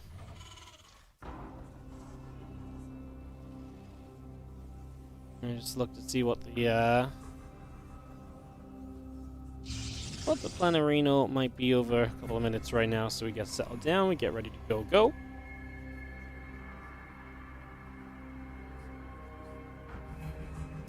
So it'll be Clem Skillers, then Rainor Lambo for us, then a winner bracket final, and then we basically just follow the lower bracket through till the end of the tournament. Should still be a good few hours of StarCraft 2 in it for us today then, so sit back, relax, enjoy. Good to see you all. Again, thanks so much for tuning in, especially the YouTube is just popping. I know Twitch isn't much today, but like I said, we started late, there's other English streams. YouTube is genuinely out-viewing Twitch today, which is still kind of pretty nuts, no? So yeah, go YouTube stream. It's been so great seeing the YouTube do so well as of late. Appreciate you guys. Thanks for being here. Let's have a great rest of our days. We've got so many matches to come realistically. Let's enjoy it. Probably gonna nibble at this SCV. I'm just killing time early because there's not too much going on. Yo, McCafe, thank you so much. 17-month resub on the Prime as well. Thank you very much. Thank you. I'm actually capturing the clean feed here today, so I actually don't have the notifications popping up as I usually would. So apologies in that regard. You're not going to hear the dings. Honestly, I'm not going to lie, I'm too lazy to fix it for a one-day stream, so... Because the Stalker showed up with the probe and actually got rid of the first Marine quickly. Second Stalker showing up is going to be a problem for Clem. And Clem, you can see on his face, he's like, oh, bro, you made 2 Stalkers early, ran them across the map, what are we doing? And Skill's like, well, I'm killing you, buddy, that's what I'm doing. I don't think it's that bad for Clem, though, because obviously the Widow Mine will defend the high ground. And he's going to get a medevac soon to apply pressure himself. It does mean he's not building a Cyclone or anything, right? So if you're not building a Cyclone, it does get a little bit concerning, because it does mean that you're not going to have yourself something that can really more realistically and more confidently push these Stalkers back. So that part is maybe a little sad. As, yeah, stream is lagging a little bit, guys. The clean feed just keeps having these little spikes. It does seem to be pretty intermittent, so if it lags out for like a minute or so here, usually it does just come back and it's just good afterward. So apologies, like I say, we're casting off the clean feed. It's the clean feed that is lagging, so it's the feed from the venue that is coming through badly. As Clem can't actually take his natural still. That is obviously a problem with the third Stalker showing up. Lots of pressure from Skills, and I love the follow-up from Skillers too. It's actually a very cheeky build. All this Stalker pressure, and then he's going to hit charge, and he's potentially going to catch Clem being a little bit aggressive. You know, if Clem kind of moves out and feels like, okay, got rid of those Stalkers, Blink won't be done for a while, and then boom, Skillers has a bunch of Zealots, that could get very interesting very quickly. In fact, that could kind of go a little bit off the rails even, so that could be super intriguing. We'll see how that goes. As, he's going to force the recall with this drop. Clem obviously does not want to lift up just yet. He's happy to get some probes. He's going to get 4 and then still lifts up pretty comfortably. So Clem is actually now going to head into that main base, maybe even find more damage. Actually decided to back away. Yeah, charge finishing. The thing is, Clem's not setting up for a tank push or anything, though. Just getting a Raven out, Marines producing. So I kind of wonder what Skill's plan is with those Zealots. Like, is he actually going to try and attack in? Clem's not going to have a wall off or anything, so there's going to be hope for that. It's a very wide natural here on Pylon, so there's hope for Skills just to attack in if he wants to, but maybe he has more of a long-term kind of futuristic plan here. I mean, he's got no prism, he's got no way to warp in across the map, so surely we're not just going to attack directly into this natural. Surely not. But am I going to get rid of the first Zealot? Clem will see that this is charged as well by the speed at which those Zealots are moving. That little bit of preemptive info, look at that, instantly Clem, bunker, depot, create a little bit of a wall further back. I love it. It's exactly what you want. Negate the power of those Zealots. Raven comes back over here. I think that was a misclick from Clem. I don't think that was meant to be over here. It was heading out the right side originally, I believe. So I think that's just accidentally come back across the map. Does eat a couple of hits, but that will be about all for now. And we'll be able to get down to the bottom a little. And we'll eventually find a chance to drop some auto turrets. So we'll still cause some trouble. 1 kill on this auto turret already. And obviously a little bit of a pro pull as well is going to deny some mining time for a little bit. So Stalkers come over. Raven still taking hits. Auto turret gets denied. Yo, what's up, Vara91? 67-month resub. What a legend. Coming in with a big resub. Appreciate it big time. Thank you so much, dude. You rock, as always. You know I appreciate you. Thank you so much for being here. And keeping on subbing. RoboBay coming online, the Blink coming up and running. Extra Zealots are being brought through as well currently.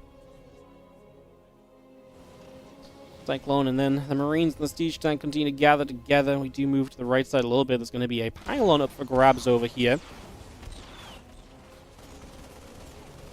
I like the double Banshee, by the way. It's kind of funky because you saw the research on the tech lab earlier as Skillis, and then you saw the Raven. So if I see that, I'm like, it's a fake. But he actually has Banshees this game. Like, he actually does have the double Banshee. Going right down the right side of the map, there is one unit that might scout it. He's just run over in time to spot it. Skillis sees the Banshees with this probe. Just built a pylon. Talk about clutch. Skillis respond already. Not sure if he did respond. He did click in his main base, I think. So I think he does know. Yeah, but Clem's going to call his bluff about having an observer ready. Oh, and he love it. He scans where the robo is going to be, where the observer would fly from because of the robo. So he knows how committed he can be. Recalls that observer. That's not going to be in position as the Banshees hit the natural here. He'll just get one more probe, but actually really nice play with the Banshees. I love everything he did. Scanned to see a potential incoming obs, called the bluff, and Clem just says, yeah, I really believe I can do something. However, on the map, Clem's going to get caught a little bit. The Colossus get involved, the Zealots get involved, and Clem is not going to win this fight. But as lovely as the Banshees have been, the main fight goes completely wrong for Clem. Siege Tank going down. He's just going to run away. He has no medevacs currently, and Clem's in trouble. Widowmine's going to hit some of these Zealots. Well, that was great for Skillis. Army supply is going to be fairly similar here. The Raven should go down as well. Stalkers will target fire that. The Bio Army is super low HP also. The freaking Banshees are the MVPs. Look at them go. They killed off the Colossus there. That's going to enable the rest of the Bio to kind of keep fighting. I mean, it's low HP though. Surely Clem's got to step back. He does have a 1-0 upgrade advantage. Bio will fight again. A couple of Stalkers still being grabbed. We get those pushed further back. Colossus coming through, looking to help. Bio Army running away once more.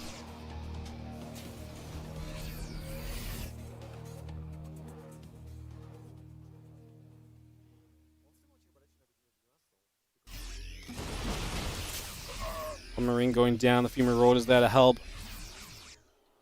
Colossus finishing soon, +1 attack coming in. Few probes coming around. Banshee gonna get rid of some of those probies. Two workers going down, one Stalker going after that Banshee. Gets in toward the natural.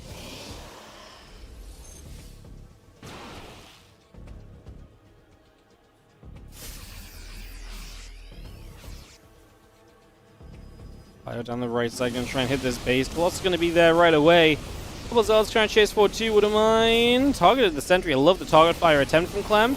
The sentry would have been great to get rid of, but Skillis did manage to pull back a little bit and get out of reach of that, so game will settle, but Clem's definitely not where he wants to be. Right, Clem's economy is not great. He's not really done much against Skillis. His army has had some troublesome fights, so it's not really built up as much as he'd like it to be. Skillis is 4 bases already, and realistically, he's setting up very nicely. +1's finishing. Second gateway on the way through. His Colossus already coming out in good numbers now as his first form of splash damage. So his army's going to start feeling confident, and in a moment like this is where the Protoss starts to expand, right? And if you just start expanding on mass here as Skillis, it becomes extremely difficult for Clem to really do much about it, realistically. So it's definitely a little point of concern. And Colossus coming through, the armor upgrade building as well. Army here gathers between those bases, and Bio still moving about. Pylon settling down. And +1 armor, +2 attack. Disruptor on the way. And where will we go next? Remains to be seen. I mean, just the 2-1 coming through though from Skillis. I like a lot of where he's going in this game right now. Really do think he's heading into some very, very good positions over this next little bit. What happened to Clem? He seemed unstoppable a few months ago. I think a lot of people started stepping it up in head of DWC and getting things figured out and all the rest of it. And I think some players kind of laid down the baseline of how to beat Clem a little bit too. I will say again, just a reminder in case you didn't hear earlier, Clem is also coming into this, like, he arrived 4 or 5 hours ago from Riyadh. They had a big delay on their flight. They had to stay in Dubai overnight, so they flew this morning. So they arrived, like I say, instead of arriving last night, they arrived a few hours ago. So, like I say, it's definitely a factor. Definitely gives me more of a reason to kind of favor Skills than I usually would. Like, it has an impact on how I believe this series will go. I think Skills has a way better chance as Clem.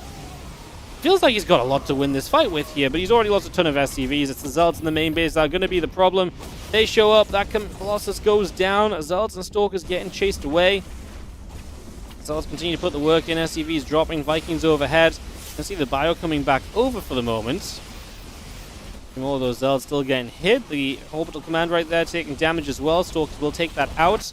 Blinking forward after some of these SCVs. Vikings are going to go after the Prism. +2 attack gets denied. Clem will just say GG because he has to tap out. I was going to say, Clem looks very, very kind of in the zone. But it turns out his camera is just frozen. I was like, oh my god, Clem, look at him, look at him. He's so in the zone. He's already starting game 2 by the looks of it. My goodness, Clem. Beautiful. That was great at EWC. Thank you so much, Vara. Always appreciate the kind words. Glad you enjoyed. Actually felt very happy with how I did at EWC. You know what the real bonus was is that I actually didn't see myself brought up in any sort of complaint thread on TL or Reddit for the entire tournament. Pretty impressive. Loved it. I think that's the first time that's ever happened. No one complained on any of the live threads or anything. Crazy.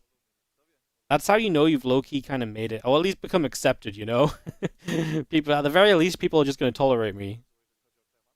A couple of people, there was one thread where people talked about, for some reason they started talking about casters that play the game. I always love this concept of, like, people are like, Wardy doesn't play the game anymore, so... I actually think the quote was, some casters only watch a few games a month and don't play the game at all, such as Wardy. I'm like, yeah, I only watch a few games a month. Like, bro. I think out of all the people who watches games, I think I watch quite a lot of games, you know? Oh, yeah. What's up, Lovesar? How you doing? Loves R? Oh, maybe that's it. Loves R. Thank you so much for the Prime sub. Appreciate it. Like, I appreciate I don't play the game, but, like, do you guys know if I put 15 hours a week into playing StarCraft 2 instead of watching games, do you guys know how much I'd learn? Nothing. You know why? Because me not building depots and dying to cheese and getting supply blocked and forgetting to spend my money is not going to teach me how the pros play, you know? Like, I always found this concept super freaking weird where people are like, you gotta go and, you know, you gotta play the game of cinema. Like, yes, playing the game introduces a lot of, like, the subtleties to you. But I really believe that, like, if you've played the game at a good level in the past, and you've got that baseline level of knowledge of playing the game, you do not need to actively play the game to pick up on the majority of concepts that exist in the pro game now. Like, yes, I don't know my exact response or drone count or exact SCV timing for this build or that build. That's not something I'm interested in anyways. If I wanted to learn that, I could take way better note of the games that I'm watching and write these things down and commit them to memory, but I just don't care. Like, to me, that's not the exciting part of StarCraft 2. That's not the part I want to bring up in my casting. That doesn't mean I don't know the game. You know, like... it's always a very interesting complaint that people have. Anyway, enough about the haters, more about the lovers. The lovers? Yeah, the lovers of the game. You guys, and let's give you guys some games to watch. As this game 2 starts up, Skills getting the edge there in the end. I mean, I think that really came off the first push of Clem really getting caught, that big one, in the sense that he was, as the Banshees did so well, he just got caught on a fight he didn't want to be in. And I think there was honestly still chances for Clem from that point onwards. It just kind of slipped away from him. You know, and it really set the tone for Skills to be ahead in the game. So, excited to see how Clem bounces back, as this probe being heckin' annoying. That's already a low HP SCV. And with that SCV being low, that makes an easy pick. However, now the probe gets caught in the back by the Marine, and that will hence be a dead probe, and he will fall.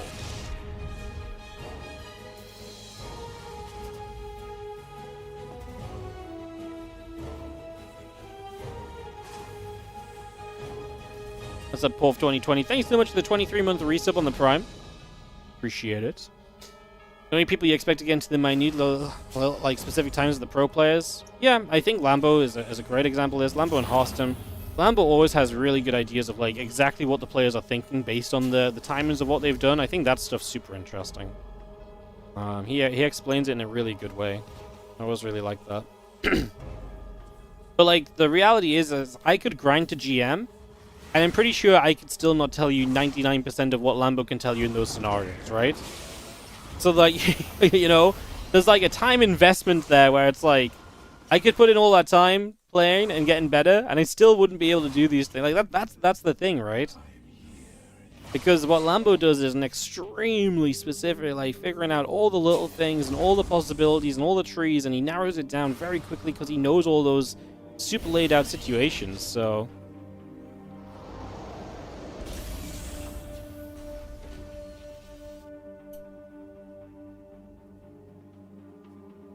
yeah, but it's all good. At the end of the day as well, like everyone likes different casters. Like I said, just funny, just thought it was funny that I only watch a few games a month, guys. Yeah. This is getting some crackers lately. I was in the there was a discussion on TL about the RSL prize pool stuff, and I just pointed out a couple of things. And one of the replies, this guy writes a freaking essay, and at the bottom he says, in response to me and a couple other people, he says, TLDR, I would like to see you run your own tournaments. If you think it's so easy, go and do it. I would love to be there to support it. I'm just like, bro. like this is one of... I freaking screenshot this. I put it in some Discord chats. It's like, I'm saving this one for posterity. This is one of the dumbest arguments I've ever seen anyone come out with, you know? Oh, this was a cracker. I love this one. This was great. Yeah, a few of us had a good laugh about that one. Yo, that's a huge donation. Counterintelligence. Is that all the name is? Is it longer? It says ... I think it just says counterintelligence with a €100 super chat on the YouTube. What's going on the YouTube today? YouTube is popping off. Thank you so much. Keep spreading the love. Ignore the haters. Thank you so much for the love, mate. I appreciate the extremely generous support. I think that's the largest super chat we've ever had on the YouTube. That's crazy. Thank you so much. Don't worry. I don't really read the haters. I actually... This Prism's alive, yeah. I did actually, honestly, I think sometimes haters do have a point, and I think it is actually important to read haters' criticism. It's something I used a lot to improve my cast and find things to focus on. Because if enough people hate on the same thing, it might genuinely be a problem, right? So I have actually, you know, there's a reason I read these comments, because I actually think a lot of it can actually be taken properly if you take the right approach to it. Nice denial on the Prism from Clem, good catch from the Cyclone. But yeah, some comments are just silly, you know, and honestly, I just enjoy laughing about the silliness of them more than anything sometimes, so... Hell yeah. Thank you so much for the €100, mate. Really appreciate it. That's freaking crazy.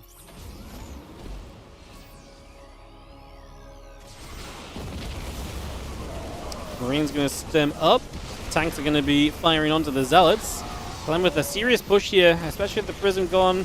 No flanking potential, no counterattack potential. The Stalkers are kind of locked, not out of this fight, but they're coming in from the other side. It is going to become more one-sided fight right now, all from one direction. The Zealots are slow for a couple more seconds. The tanks have survived so long. That tank in the front should have died so much sooner.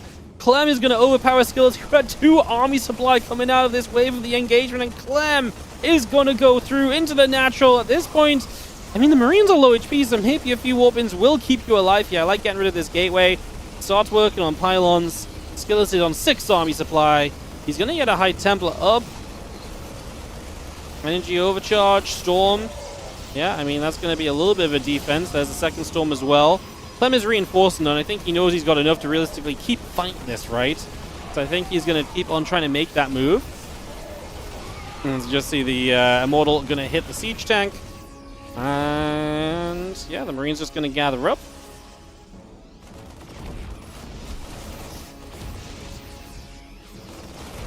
Marines is going to fly again. A couple of Zealots are just going to come back through.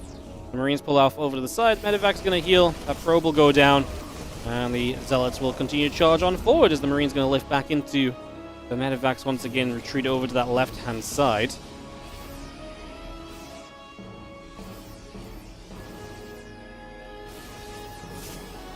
Fire jumps forward, just going to be seeing... I mean, at this point, I don't know if Clem can keep going forward. Like, I mean, I guess trades like this are still okay. I mean, I don't expect him to kind of break through, but maybe it would be better if he just found a way to get over to the side and just deny that third base that's incoming, right? He's still forcing storms, he's still forcing tech units to be used here, so it does feel as though Clem is on the right path to this Game 2 victory. Widowmine going to burrow. Widowmine is actually going to be very nasty onto those Zealots. Splashing right now is going to be really just softening them up, and this bio will do well. Oh, nice split against that Storm, but the Zealots in good numbers, pushing in. Storm gets 2 medevacs, which is really nice as well. I mean, they were out of energy anyway, but no more healing, energy regeneration means less healing overall. And wanted to try and get the Arc on there, couldn't quite get to it before the Zealots threatened, so he had to take a step back. Engage once more, Zealot going down, the Widowmine still in position as well.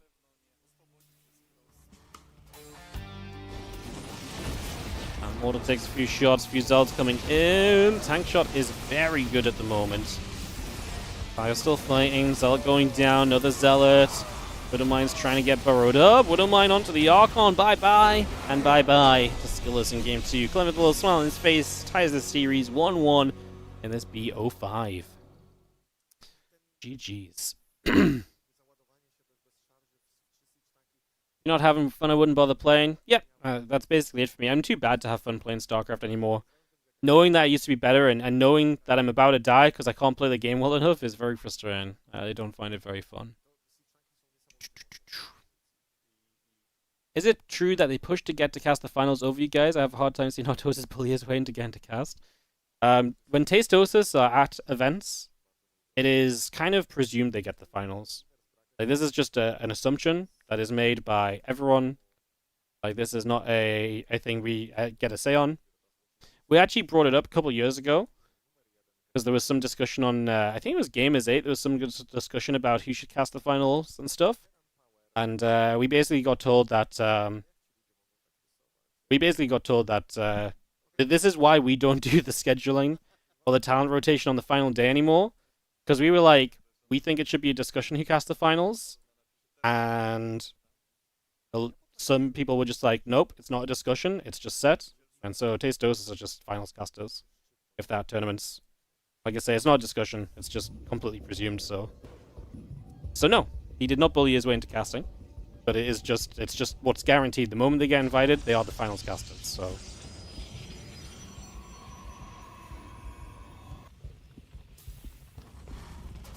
So yeah, just to explain how it works, because, yeah, that's just how it is. Everyone's kind of okay with it, it's whatever.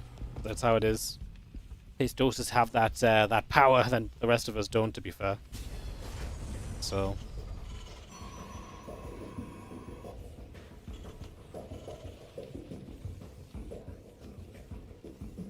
What is kind of sad is that a lot of people in the past do not want to cast finals. And the reason they don't want to cast finals is because the people who cast the finals get a lot of hate. They get a lot more hate than they get love. Because everyone has something to say about the finals casters if it's not who they want it to be, you know? So some people usually are just like, we really don't care about the finals because, you know, I'm just going to get more hate than I care to deal with. So, yeah.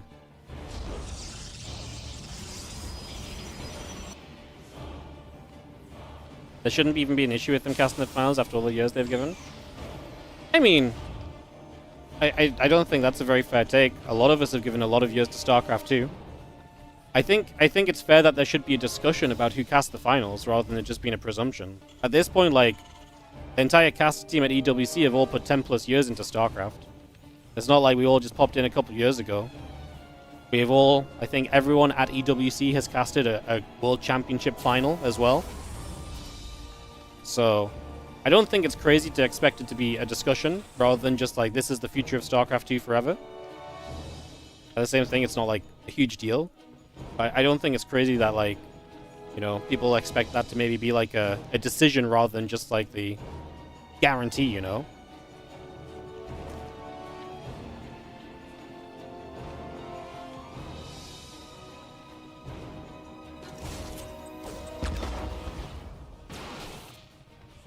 Especially nowadays, because I do feel like there's more. I feel like in the past, Tastoses were very widely accepted. And I do think nowadays there's a little bit more pushback on taste doses from a lot of the community. I don't think it's necessary enough to say they shouldn't cast finals. Like, that's not my point. But like I say, I don't think it's crazy to say it should be a, you know, a discussion about who cast the finals, you know? So, but like I say, like, I don't think anyone really cares overall. Wardy Loco Grand Finals one day. Yeah, I don't think that's going to happen.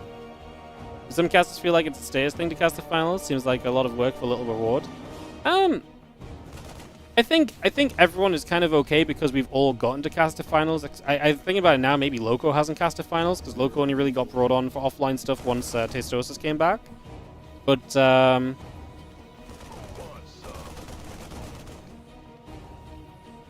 yeah, I think there's like a little bit of a status thing. I think it's always nice to have your chance to do it, right? You know? And I don't think anyone's out there thinking like we should, you know, we want to cast the finals every single tournament. Sometimes it's nice to get to cast a final, you know? Sometimes it's nice, you know, sometimes it's nice to be like, hey, I get to bring the final moments of this tournament, you know? Like, hey, I get to, you know, I don't know, it's just a cool feeling to do the finals, you know? Like I say, no one expects to do it all the time. But it is nice to know that there's a possibility of casting the finals, right?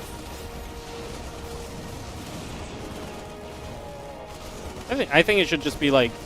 I think the problem is probably like a lot of people also see like, you know, the last couple of EWCs have been the last possible StarCraft event. We don't know what's happening next, so it makes sense if Tastos is cast as well. But like, you know, I think it'd be nice to be like, hey, they casted the final last year. Maybe someone else should do it this year. Like, give everyone that chance. But yeah, no one really cast too much. How about casting the game? Well, that's the crazy thing. We actually don't cast the game all the time here as well. A lot of the time, we just talk with the chat and communicate because people like that too. It's crazy. If you don't like the casting, there's a few other streams covering this event. You can find them on tl.net if you go to the right side sidebar. So if you're not enjoying my off-topic discussions, I urge you to find another stream. Because I'm just going to be honest, that's how it is here. We don't always talk about the game. Okay, TY, bye. Don't worry, see you later, mate. Banshee shows up on the natural. As Clem did get in with them recycling a few Marines to get some damage done. A couple of probies. Let's start going down. The battery's just out of reach of this top side of the mineral line. So the Banshee only gets 2 kills, to be fair. I thought it was actually going to be a bit more successful. I'm not saying crazy numbers, but like 3 or 4 rather than 2. So not bad from Skillis. The battery position didn't harm him too much in the end. And uh-oh, Banshee gets caught on the other side by 2 Stalkers. It does mean the drop in the main is going to hit a vulnerable spot, though.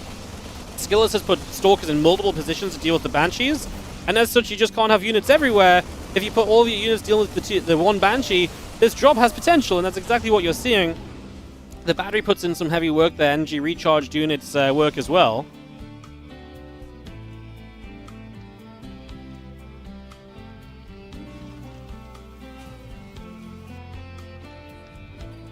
Marines coming back in from that right side. That medevac chilling about. Just going to be seeing the Marines and the Reaper coming back through. Blink and the +1 starting up as well.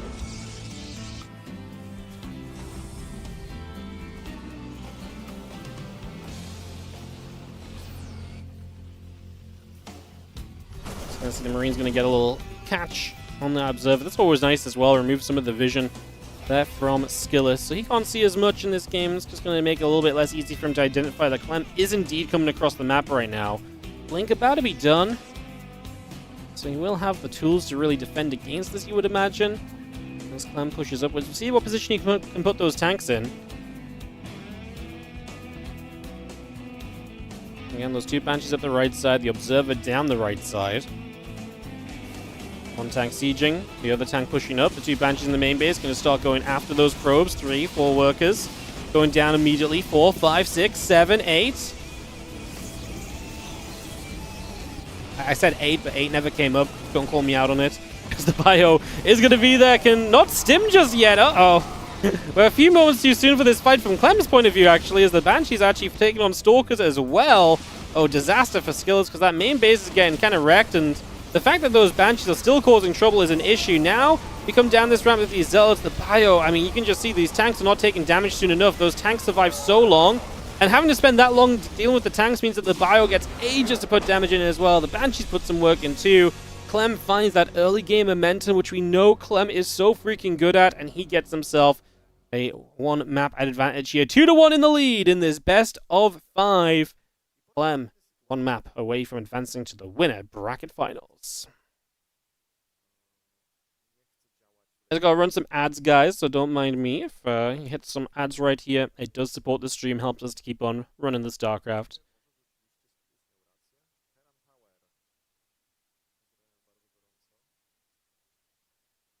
They are the best casters. That's very subjective. I mean, that's just. I mean, the best casters is like, it depends what people like, you know. I think that they're obviously a caster duo that people love, but not everyone is going to think they're the best casters, which is why I think it's nice to switch up the casters. You know, that's the whole point of having multiple casters in the first place, because it makes the entire event feel a little bit more interesting. You know, like. If they were truly the best casters and that was thought of by everyone, then they should just cast every single game. That would be the, to pay them 4 times the price and just get them to cast every game, no? That doesn't mean they're not the best casters to a lot of people, but again, like that's the whole point of the conversation, right? You know?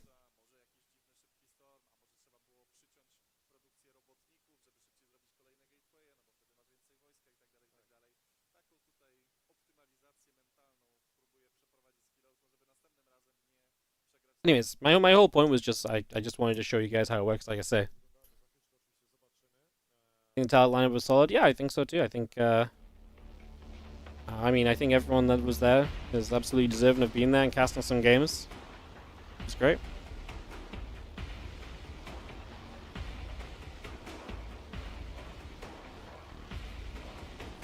The beauty of StarCraft 2 is we honestly just have a lot of great casters. And we don't just have a lot of great casters, we have a lot of great caster combos, you know? Like, because in StarCraft 2 we're not just stuck to like one pairing like in other esports where like a duo is a duo. Like, I think that's the beauty of StarCraft 2. Like, you get so many fun matchups of casters, and like, you know, it's fun for me when I go to an event because I get to cast a game with Oko, I cast some with Roddy, I cast some with ZG. I think this time I actually only casted with those guys just because of how the matches that people wanted to cast fell. I also wanted to work early. Some other people wanted to work late. So, you know, I didn't cross paths with State, unfortunately, and stuff. But, like, you know, like, it's fun getting to cast with different people, too, you know? Like, each cast feels different. Like, I like it as well, because I like to think I've got a pretty diverse role in casting, because I solo cast so much, so I can kind of build to my, you know, co-caster strengths or what they like to do. So, when I cast with Roddy, he does all the talking about maybe this should happen and that should happen, and then the moment the fight starts, I get to be the excited guy. Whereas ZG is really great at being the excited person while also bringing the analysis, so we kind of both just kind of mix and match as we go, you know? It's, yeah, it's very fun getting to mix and match so much, you know? It's interesting for us too.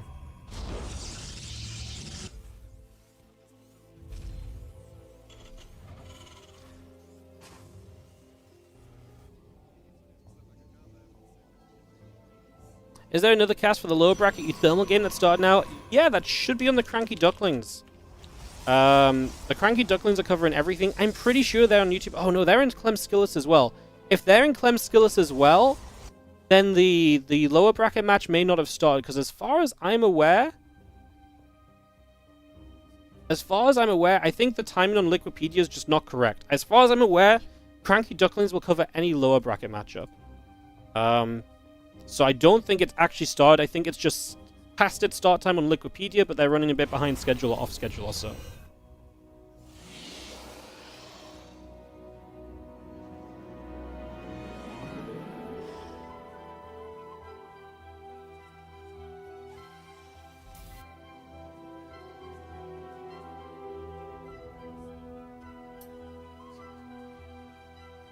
Game 4, Clem leads 2-1 here in the upper bracket semi-finals.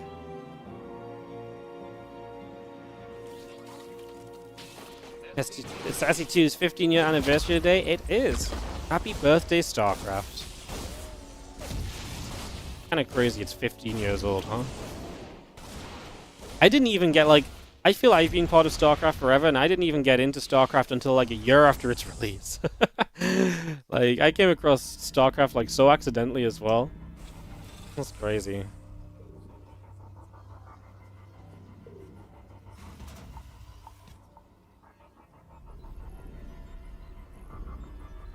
The probe coming around, we are going to have ourselves the Twilight Council and 2 more probes continue to build into play currently.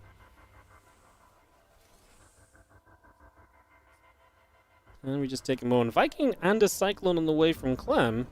Because it's a Stargate opening from Skillers, which is not seen as often. And this is exactly why you don't see Stargate much, because in this scenario, if Clem just goes like Viking Cyclone, like these Stargate units are really not going to do much. Fresh Widowmine here is going to help the zone, and it is going to go off on the Phoenix. That's going to be low HP. Gonna have to get the hell out of here for the moment. It's a scary moment from Clem. No bunker on the low ground. And has to land the Viking to help out. That means it's not in the sky to help zone. Cyclone left in the main base, if I'm not mistaken, just, okay, it came down the ramp now. I wonder if he's just initially concerned about maybe like an Oracle follow-up or so. Now the Cyclone gets lifted by the Phoenix. Do we have enough here? Yeah, we do indeed. One Phoenix just gets out of there. One Stalker goes down as well, so that is going to be a nice catch.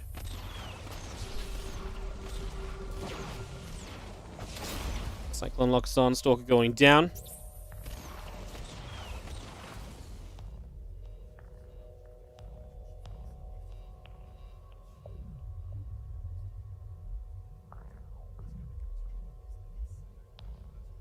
And that's been a decent set of trades. I like this more for Clem because I really feel like as the game goes on, these Phoenix to me nowadays don't do as much. But we shall see. I mean, he's going to get charged quickly. That will shut down a lot of the aggression you could maybe get into. Charge coming up, we get set to roll.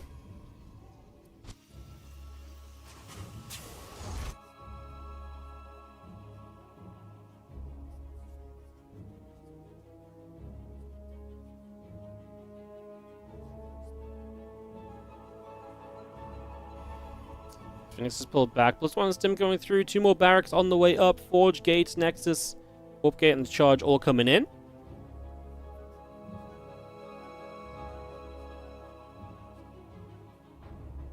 And we just take a moment or two to chill out. Is there lower bracket games on the same time? There's meant to be, but I don't know if there is right now because the Cranky Ducklings aren't showing anything. So as far as I'm aware, it's meant the Cranky Ducklings were going to cover all the lower bracket stuff. So the fact that they're not covering it makes me kind of wonder what's going on. I don't actually have any more info. Apparently SOS Geralt is 1-1, so it's going on somewhere. Okay, I don't know where then. Maybe it's not cast. Maybe the Cranky Ducklings were like, PvP? Hell no. Yeah, maybe that's just the case. So yeah, apologies. I don't have a better answer for you than that right now.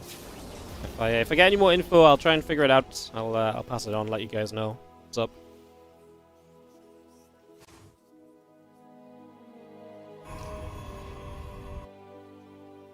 I don't blame the Ducklings either. Honestly, like, you will get more views being the 3rd English stream for Clem Skillers than you will be casting the lower bracket PvP. It sounds crazy, but it is very true. Mirror matchups don't do well. Clem's name power does a lot for you, so I don't think there's any harm in getting out there and casting the games that are going to get you a few more viewers, to be honest. I know it kind of sucks. I mean, that's, you know, if the tournament organizers don't force you to do certain matches, though, then go do what you know what's best for you, right? Big ol' SEV pull from Clem. As we get down into this place. Oh, the Zealots on the other side. Clem wasn't expecting that. One of his tanks dies immediately. What we're going to do here, Clem, and kiting to the upper right. This is not a good start for him. Extra Marines showing up. Can he turn this around? It's just so many Zealots. But there is a lot of Marines as well, to be fair, especially with a few coming from the other side. But Zealots will also warp in to join this. I think that's a defense from Skillers, though. Clem is just not ready for the initial flank, and he was not ready for those units from that right-hand side. So that first tank going down removes a lot of his power, and that position is going to be unwinnable now for Clem, I think. I actually think it was a good attack from Clem. It was just not the right time for him to fight. He was forced early by that flank from Skillers, and that obviously backfired heavily for Clem. And now Skillers are going to be in a great spot here for the moment. He killed a lot of the SCVs that Clem pulled, so Clem is down 20 workers. This is nice, though. Clem's going to get a drop into the main base. Zealot's not here just yet to play defense. What can we do? We get rid of the Phoenix. That means the medevacs can continue to look for drops. And uh-oh, that's a disgusting position right now. Unfortunately, a couple of the Marines ended up on the wrong side of the pylon. But yeah, now we're lifting up low HP Marines and trying to make the most of this and just getting more value and just trying to find good trades. He has got an army supply lead now, stimming into the third base. If Skillers doesn't have a warp in available, that could be extremely dangerous, and Clem might be able to get something done here still. One zealot goes down before the warping completes. Here the other zealots. Does Clem have enough? That's a lot of zealots. It really feels rough right now. Guardian Shield pops, so we are going to have that issue as well. Here come the medevacs from the right-hand side. Clem trying to join everything up together as he'll drop in from the right. The tank goes down, but Marines are going to fight against Skillers, and Clem is going to have, I think, enough to actually push on through. The Marines and the choke point, the Zealots are going to be less effective. Reinforcements are here. The tank sieges. Clem lifts. He'll back away. He'll let the tank do some work, and he will keep on killing these Zealots off as Clem, I think, has maybe made it happen. 48 to 8, 6, 4 army supply. GG, Clem. Looked like he was in trouble. A bit of chaotic drop play to pull Skillus around, and he gave himself one final punching opportunity.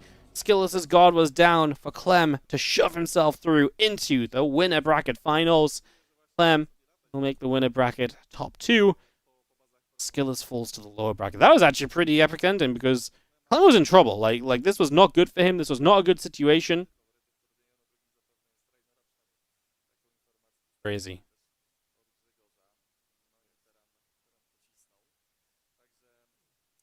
GG's. Clem, Terran power. I love the signs. The crowd that's here, very passionate. I think Clem just saw the sign as well, loving it as well a little bit. Lovely stuff, fantastic. GG's. Alright guys, we continue onwards. Thank you so much for joining us. I hope you're all having a fantastic day. Enjoying some games. Obviously up next for us should be Lambo versus Rainor. I know, ZVZ, a mirror matchup, is what you're all thinking, but you should all just stick around and watch anyway because ZVZ is pretty darn good, so I actually think this should be pretty interesting. I'm going to take a moment's break. I don't think the Ducklings are on the lower bracket matchup, so I'm pretty sure we should just battle through. Yeah, I think we should just battle through into the next match here and just take a break and let my voice rest a little bit because we've been busy.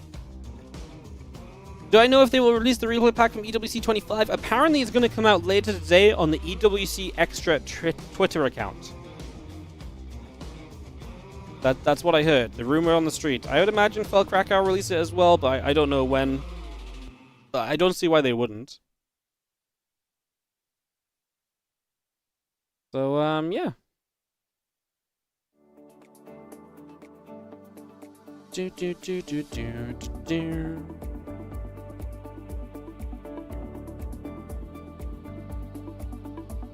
Alright guys, I'm going to throw some ads on, and like I said, take a moment to rest my voice up. If you got any questions, feel free to keep asking them. I will, happily... we're having a very talkative chat today. I like it. It's fun. We'll keep it rolling. So yeah, we'll be back in a few moments, guys. More StarCraft coming up. I'll see you guys straight after this.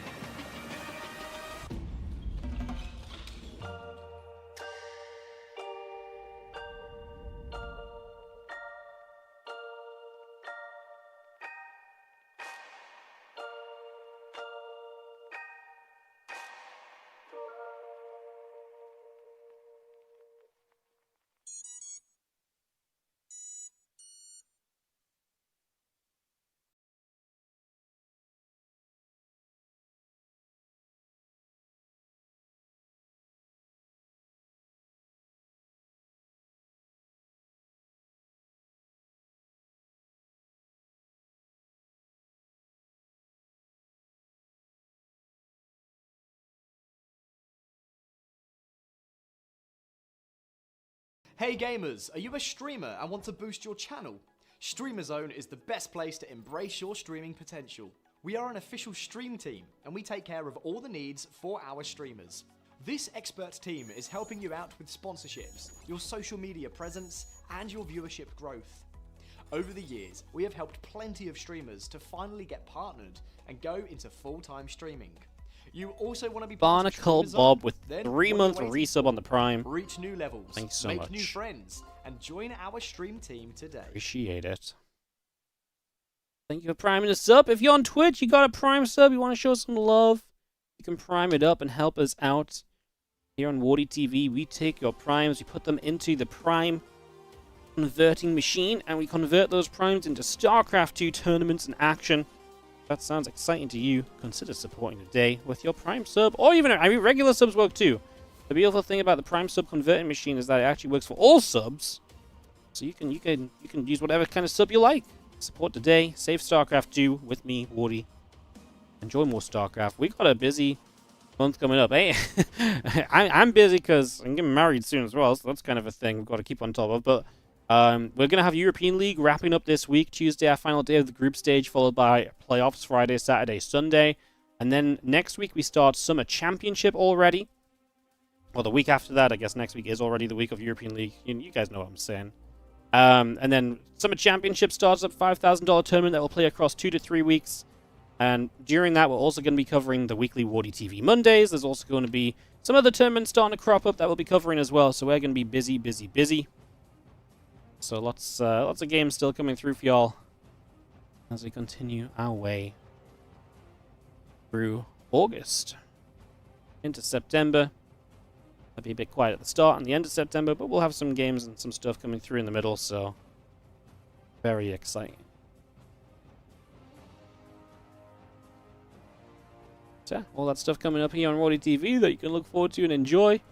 It's going to be RB 1 more minute, guys. Come back, go into this next matchup. It is going to be Rainor Lambo up next. I guess so. We're probably going to do Rainor Lambo, Clem versus the winner TVZ. And I guess at the rate it's going, we probably drop into some lower bracket matchups. Probably have a couple of those to get through. I'm not sure if they're best of... I guess they're all best of 5. Fair enough.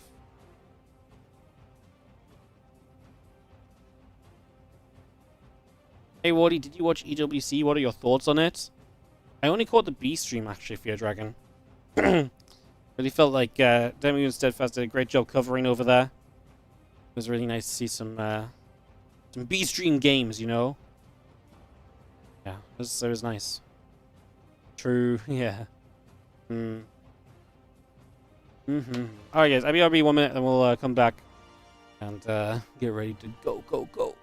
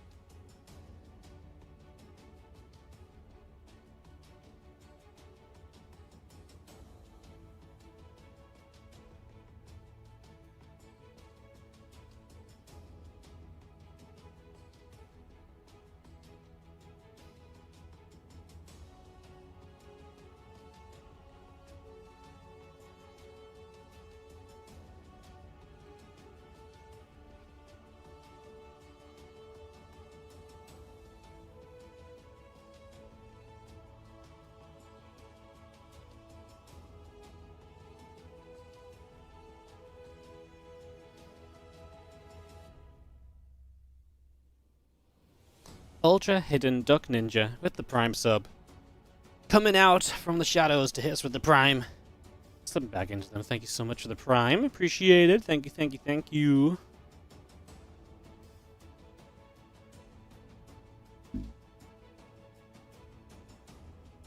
So yeah, Lambo Rainor. And then a ZVT winner bracket final. Welcome back. We are ready to witness another semifinals. This time around, it's ZVZ, Zerg versus Zerg, Shopify, Rebellion Lambo, and Basilisk, Ricardo Romiti, Rainor. Welcome back, guys. And I don't know, because you always put this jacket on to flex a little bit. It's a little bit funny. It's not a flex, it's just comfortable. Nice, I like that. So, okay. Let's go to the match slightly. So you must be feeling a little bit worried because it's Rainor. He's super good, obviously. But you are his coach. Therefore, you spoke with him a lot about the game, about how he approaches the game, etc. So you know more or less how he thinks. And would you say that helps you, or adds a little bit more of a confusion? I love these questions. Yeah, that's something. I'm not sure if it helps or not, because it also helps him if I tell him something about ZVZ, obviously. I think it works both ways. It makes for mind games. Yeah, that's what I like, honestly, about ZVZ. We might see a lot of cancels, a lot of weird stuff. And what will you say to your coach? Is it going to be a quick series, a lot of mind games? What's going to happen, more or less?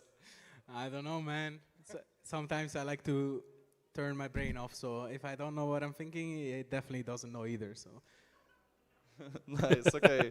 Maybe the mind games already started, you never know. Let's go, Rainor against Lambo. Please shake your hands. Ah! We just skipped forward, we had some lag or something? Alright, well, it looks like we're getting into this in a moment or two, guys. Get the ZVZ ready to rumble. Just slip one more minute of ads in on Twitch while the game gets going, just because it should help us to avoid some ads in game during games later. So just help us out there. May as well squeeze it while it takes a moment to start. Push the limits, you know. Gotta make that ad revenue. What can I say? Alrighty, we are going to be in-game in just a few moments' time. As we head on into Rainor versus Lambo, Zerg versus Zerg. After this, we get the after this, we're gonna get ourselves the winner versus Clem in a best of 5 TVZ. This is fun. This is the battle of the battle of the tired guys. Who deals best on the back of shitty travel? Because these three have all had the same travel from Riyadh to CRACOW. It went wrong. There was delays. Who keeps their best play going for longer?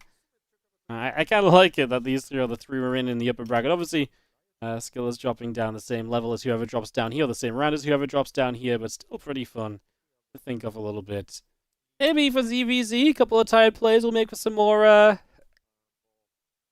crazy moments, perhaps. Sorry, excuse me, just had to sneeze mid-sentence, so probably sound a little bit weird, a little bit of a weird time to pause. I like pause mid-sentence, sneeze, come back, finish the sentence. I pretend you guys don't hear it, but half you guys are like, what the hell happened to Wardy just then? Yeah. Lambo does look a little bit more sleepy, but Rainor looked really sleepy in the first series they played. So yeah, Lambo was saying, so he woke up at 5 a.m., which was like 3 a.m. in Europe or so. So I think it's like, basically he's been up 12, 13 hours already, and of course they probably went to sleep late because they weren't meant to be in Dubai for the night. So they probably got a hotel quite late and stuff. So yeah, pretty nasty. But let's see who wins out in the battle of late night gamer ZVZ. Lambo in the top left, Rainor in the bottom left. It's Persephone to start off our series. Man, I've really enjoyed in this map pool. I didn't really think about it so much until the other day, but I really enjoyed having some like left spawns and right spawns on torches, obviously. I really feel like it's been kind of fun to kind of follow through on, you know.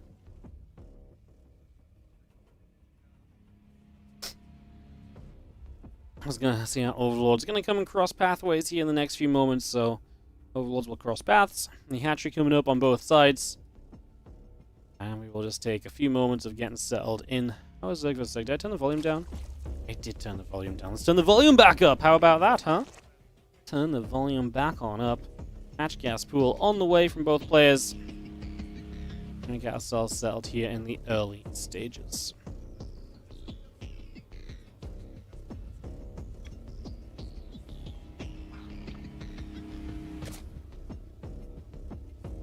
So yeah, Overlord's moving. Hatching the pool coming by. And just have ourselves the Overlords. Have a little bit of a high five, maybe. Okay, that's a very far away high five. Air high five, surely. From a couple of Overlords. How close were the Thermi games versus Skillers? Didn't see them. I didn't see them either. Yeah, I kind of tuned in. I came back home just as those were playing, so I didn't get to kind of watch them. So unfortunately, I can't actually inform you. Maybe someone else watched on another stream, though. Yeah, we didn't get to cover them. I don't think it was super... I think Skillers looked... From what I saw, I saw like a very minute part of them, but it looked pretty comfortable for Skillers. So, I don't know if... It's not a great statement because I'm not really sure, but that's all I can provide. Maybe it would have been better if I just said nothing as Lambo. And Rainor, yeah, that Overlord finishing, getting out of supply blocks. Link speed on the way. Nobody is doing too much just yet. I think this is going to be a ZVZ that has quite a few of those Roach Ravager aggressive pushes in. A few of those early timings. A lot of guys who are going to try and trick and... You know, kind of cut the drones and just start building roaches a bit sooner and see if those timings work out. There is the Baneling Nest coming down already on the side of Lambo. Rainor could skip Bane Nest, go into Roach Roaring and just try and instantly pump out roaches. That is a possibility. Something that Serral did against Rainor a couple of times in the EWC quarterfinals. It's got to be a painful matchup for Rainor right now, actually, the ZVZ, because, man, that quarterfinal is going to be one we talk about for a long time, because I think it's fair to say, with the way the rest of the bracket played out, that I think, honestly, there was a very good shot that Rainor or Serral would have been, you know... I actually think the World Championship was decided kind of in that ZVZ, because I think, you know, with the way that everything else played out in the rest of the round of 8, Rainor would have also been the favorite to do it all if he had come out against Serral, and he really should have done. Serral was down, he was out, he was dead. Honestly, a couple of times over in matches that games he ended up winning. I mean, everyone's going to remember that game 5. As the Zerglings defend the Banelings here. Lambo looking for the aggression. Rainor did build a Bane Nest eventually on his way to a Roach Roar. Now Lambo will see this and we'll see what he tries to do. I mean, it's probably not so much a case now of him trying to attack into the natural. He'll probably try and threaten the third base and force the Banes to walk into him and try and do something there, but looks like though he can't do much, his own Roach Roar going down. Yeah, that ZVZ was rough. I mean, it's very rare in a game 5 or in any game when a ZVZ defense, I scream out, he's done it! Because, like, it was so disbelieving that he actually got the defense off. Like, usually you can always know there's going to be a chance, and with Serral and Rainor, you always kind of hold back a little because you know that these guys are so good defensively. That game 5 defense was actually ridiculous. Just made Rainor make the mistake of going too soon, right? Put the pressure on with the Lings, held Rainor up a few seconds. Rainor didn't think to stop and regather, and boom. Serral gets a defense that changes the course of StarCraft history. We could be talking about Rainor with another World Championship right now. I actually think Rainor going to the semis would have opened the door for all the other guys to maybe win as well, though, to be fair. So, yeah. Kind of, honestly, really crazy that Game 5 and the implications that were made as Serral brought it back.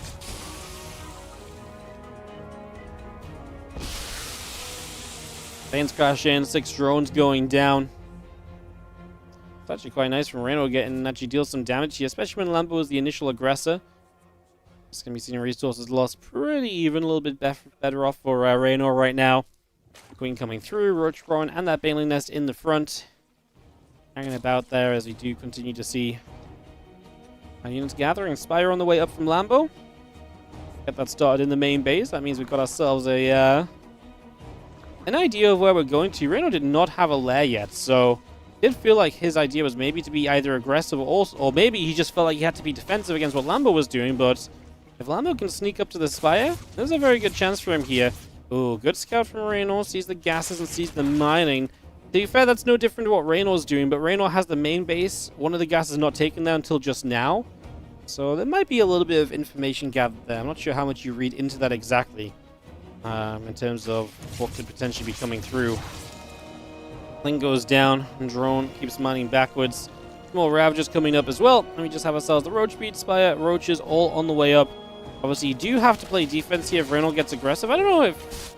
I mean, is he going to... I mean, he's morphing Ravagers, which says he's going to go. But he's also making drones behind this. So he will go, but it's not going to be overly committed. It might just be that he wants the Ravagers to, yeah, pile down Overlords. In which case, Lambo is smiling because then he's not getting attacked until he has to make the mutas. He's building spines. But yeah, Rainor is pulling back, so...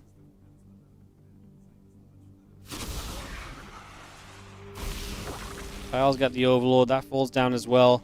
Amita's building spine. Evo Chamber coming up. But we cancelled the spine. I like that. Like I say, he's realizing here that actually this is just the Ravagers going around Overlord hunting. So as he recognizes the lack of need for defense, he will get these mutas out. And we'll see what he does. He can go Overlord hunting. He could go straight across the map. I think because the Spire's just been scouted now, diving straight across the map might be the play. Maybe he feels as though it's just best to get all the Overlords he can as well, though. Lambo gets a few of his roaches to the right side, deal with those lings. That will give him access to his fourth base as the mutas are out. And like I said, let's see what they want to try and do. Getting the Overlords quickly could also supply block Rainor. Again, he didn't know about this for a while, so there's a chance he doesn't have a lot of like extra Overlords built. And that's going to be what Lambo goes for, but I don't think we're going to get the supply block off just yet. There's only a couple of really exposed Overlords on the map. He's found one of the two that I can see on the mini-map. There's actually one more maybe bottom right-hand side. Yeah, now he's starting to just go across the other side. These mutas want to start getting work done early. The sooner they start doing some work, the better off this is going to be for Lambo here.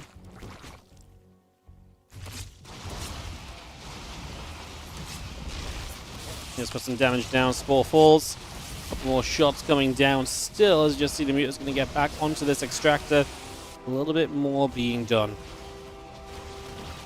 Going to pull back. Hydra goes in. That's going to be a Mutila's getting picked off as well. Those roaches are still getting jumped on at the moment, so good damage being done. Queen still going after said Overseer for a couple more moments. Again, those roaches on that bottom right just going to gather in for now. Baneling speed coming up.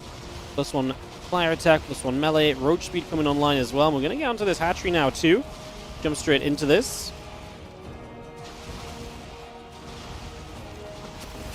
Couple more bioles, we dodge out of the way. It's a good amount of Hydras, but I like getting the hatch right. Knock your opponent down to 3 bases. Makes him a little bit more pressure to maybe pull the trigger, and if you know that he's going to feel like he needs to pull the trigger, you can maybe invest more defensively and just justify playing defense, right? More meters are on the way up, so he's kind of continuing to play this style of what is going to be mutilating Bane. The Bane should help a lot against the Hydras. The good news is that Rainor, sorry, is going in... on talk. He's going into Lurkers. Lurkers are going to be great counter to the Banelings that Lambo is going to build. So realistically, I think what Lambo wants to do here is if he's going to make this happen, is he's going to make a lot more Lings right now. He's going to start making a ton of Banelings, and it's just going to be go time. You want to hit while your opponent has a ton of Hydras. If they ever become Lurkers, these Banes are going to be way less valuable. So yeah, Lambo is on a little bit of a time here to make something happen. He's going already. I feel like those Lings arrived a little bit too soon. He is going to get a chance to play with the mutas for a bit. No, this is not it. He dives on that spore. His Hydras are going to just demolish this. I think the idea there from Lambo was good, but I don't know if that was the exact moment. Like I say, the Lings went in so soon. He's taking damage across the map as well to that Roach run by we just saw. I think it's fair to say that, yeah, this is probably going to be a little bit too much. We just come through. Queen taking some damage. Spore fighting back. Roaches will continue to take some shots. We jump on towards the Hydra on the right-hand side. A couple of Roaches burrow up onto the natural as well, as we just have one more Hydra fall. And this really is, I mean, just Lambo trying to do something with these last few meters, but Hydra's on the way back up, and that's going to be good enough here from Rainor. Nice try, just... I actually think just the way that this engagement went down was not good enough, as that is someone coming across to shake a hand. Someone just lost in SOS. And Geralt. I think SOS just lost to Geralt. Because SOS was coming... Well, maybe? I feel like SOS walked over to Geralt. Apparently the last update we have is Geralt is up 2-1 in that series. I'm trying to get an update for you guys, if at all possible. Right now I don't have much for you, though. Rainor, the king of Zerg. Hell yeah.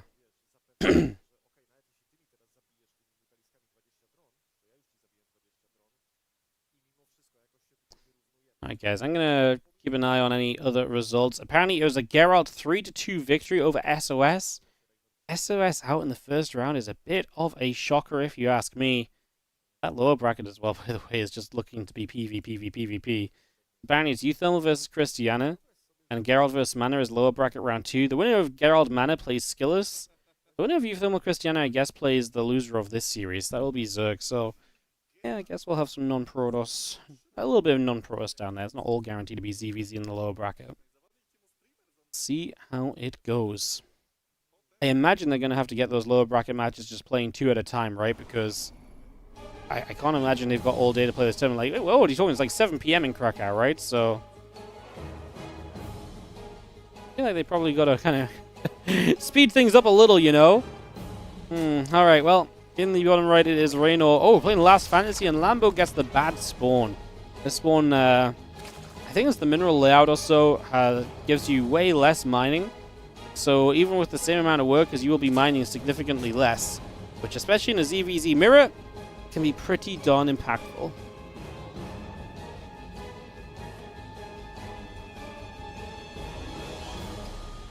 See how it goes. See what the numbers look like on the minerals as this goes by, especially if they mirror each other.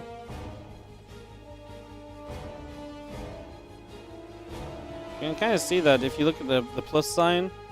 I do think Reynor's Rainor goes like a little bit ahead of Lambo, a little bit more frequently on the mining.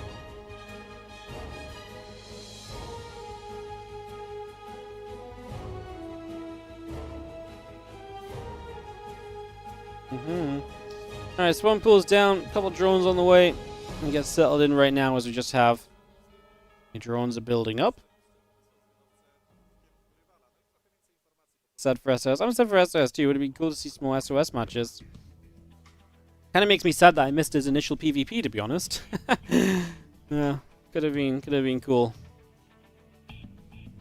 Overlords are going to meet each other here. Hatch, gas, and pool coming up. Hatch on the way down. That hatchery's finishing shortly.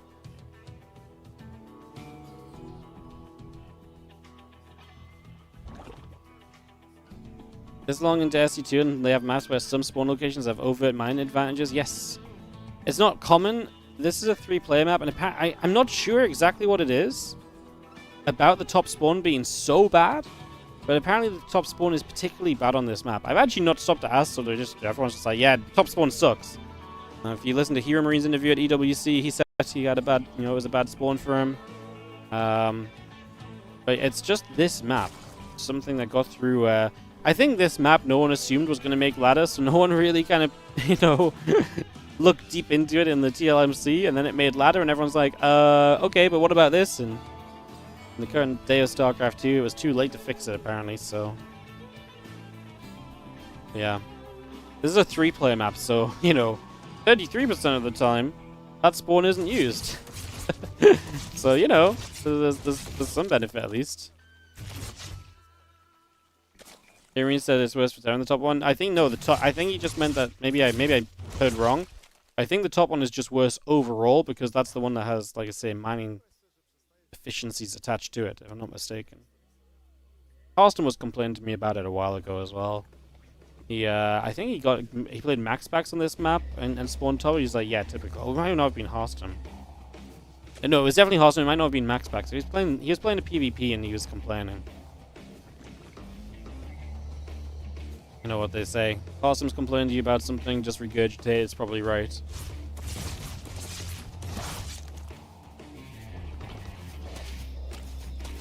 Evo Chamber at the front. Lambo is playing no Ling speed, so just gonna go straight into that road drawing, and I mean it's late Ling speed from Rainor, so Lambo can kind of get away with this. So it's gonna be interesting because I don't think Lambo is expecting Rainor to have Ling speed at all. So I actually think Lambo's going to be in a bit of a risque position where, as these Lings come out from Rainor and they run across the map, I actually think Lambo is not necessarily going to have the units to defend. I think this third hatchery is going to be in a ton of trouble. I don't know what you can really do about this as Lambo. Your Rotron's barely done. It's not done yet, so can't build it just now. Obviously, Reynor's only just started his own third hatch, and that's why Lambo believes he's getting away with skipping Ling speed. Because this looks gasless. Like, taking the hatch late is a gasless move, and that's why Lambo thinks he's just getting ahead of it. But that's the mind game, and he's going to go all the way around the top side. So these Lings have potential right now There it is. Lambo spots it for the first time right here. Realizes Ling speed's available. See what his response can be. I think the move here from Rainor is just to kill the third. If you kill this third base, that's extremely successful. You could, I guess, just getting all these drones is also extremely successful. First, Roach popping out there. Should be able to surround that one and shut that down. You can see that Lambo is already realizing the problem. 2 drones, a Queen, a Roach so far. That's going to be a Roach morphing into a Ravager to buy some time. Should probably take some of the Lings off of that morphing Ravager and just move it over to the third, as we actually do catch another Roach already. Oh, he's not going to get that Ravager kill, Rainor. So, well, he gets the Ravager kill once it becomes a Ravager, but he doesn't get the cancel. That was a lot of damage time lost. If he had just ignored that Ravager and put all that damage on the hatch, it would have been way lower. Still has not been bad, and these Lings are still going to stay annoying. 3, 4 drones as they move from the natural to the third base. Massive catching. Great job. Again, +1 missiles coming up. Road speed coming through. Couple Queens just hitting that Overseer overhead.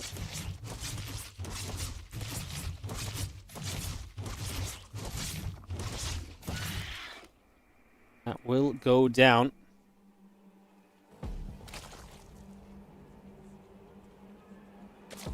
As we just take a few moments to resettle then. So where are we at? Lambo already has a +1 upgrade. Reynor's going to have Carapace, so he will have an upgrade of his own. Arguably the worst upgrade, but it will also benefit Zerglings if he continues to use those. The resource loss has been extremely effective. Lambo has got to work a lead. And Rainor obviously did get that third hatch late for himself as well anyway, so it's not like he did all of this while being on the same economy from the very get-go. There we go, those Lings going to run straight through. A couple drones in trouble. 2 of them go down already. Roaches coming by and getting rid of a few of those Zerglings.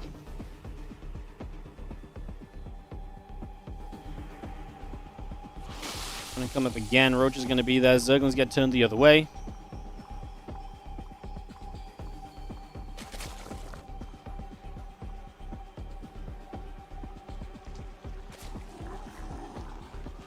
+2 missiles, +1 carapace building up. Just going to see 7 more overlords continue to come out right now. Lings going to get chased across. Roach is getting damage done onto it. Going to see a lot of those Lings taking damage as a couple of Queens sit on the bottom side. Overseer moving back around.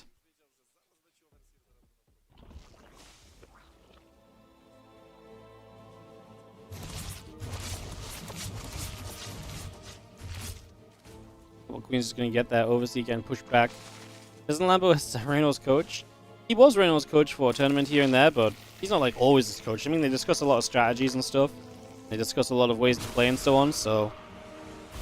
there's a lot of, there's a lot of,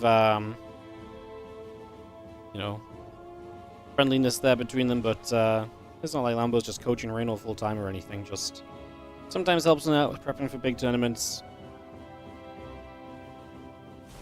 His mastermind is Roach Ravager there, trying to close the distance, so Reynor's going to force that fight. He's down an upgrade, by the way. Lambo has the +1 missiles that Rainor does not have for a few more seconds. So is Rainor going a little bit too soon? Honestly, so far, I would say no. It's looking beautiful. Those Ravagers dodging the biles nicely as well. +2 is about to finish from Lambo, so he's going to maintain the upgrade lead, and with reinforcements coming out quickly, now he is going to be able to start pushing Rainor back. Rainor will get shoved away here, still trying to be annoying with the Lings, but actually Lambo has a good defense there.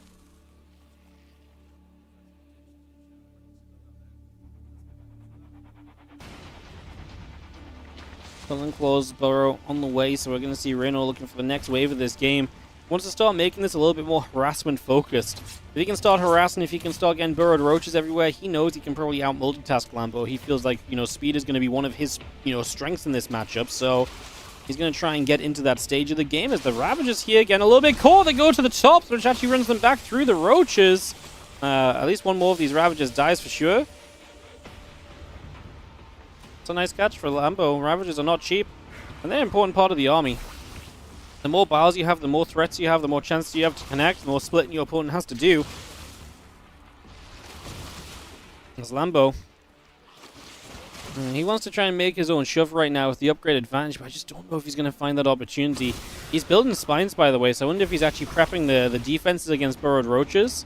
If you don't see anything else coming in from Rainor right now, it kind of makes sense to kind of prep for that, because what else could he be building for? And he might have even seen the Roach Roar upgrade, which could only be Tunneling Claws at this point, so I think Lambo is actually making good preparations back at home. He is going to find himself the 4th base. Lambo? We're not going to kill it. That's unfortunate because that felt like a freebie. I'm actually going to see the drop or the initial play. There is the... Oh, no! Okay, there is a gap in that wall. I was like, he's walled himself out, but no, he's actually fine. Those few roaches over here burrow across. There is a spine, so like I say, the spine is not a be-all, end-all defense, but it does buy you some time to get other units across to deal with this. And that's Lambo's goal right now, to not give Rainor just free killing on his mineral line. Because if you give him the chance to just get free kills, that's going to become a problem. Nice little bile gets rid of an overlord. A couple more roaches getting caught. Lambo making some grabs. I'm going to try and take this fight. Still has the upgrade lead, Lambo, so again, he should not hate the idea of fighting right now.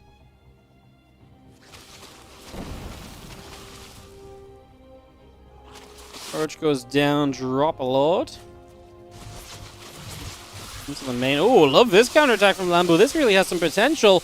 It's a lot of units, and yeah, I love the burrow as well from Rainor. Try and preserve the drones, but this hatchery will go down. Hatch from the top side will go down too. Lambo multi-pronging it to kill a couple of bases. Defense at home is mostly fine. This part is not as pretty, as these roaches overwhelm a little bit. To be fair, Lambo's just outnumbered here, even as roaches do show up.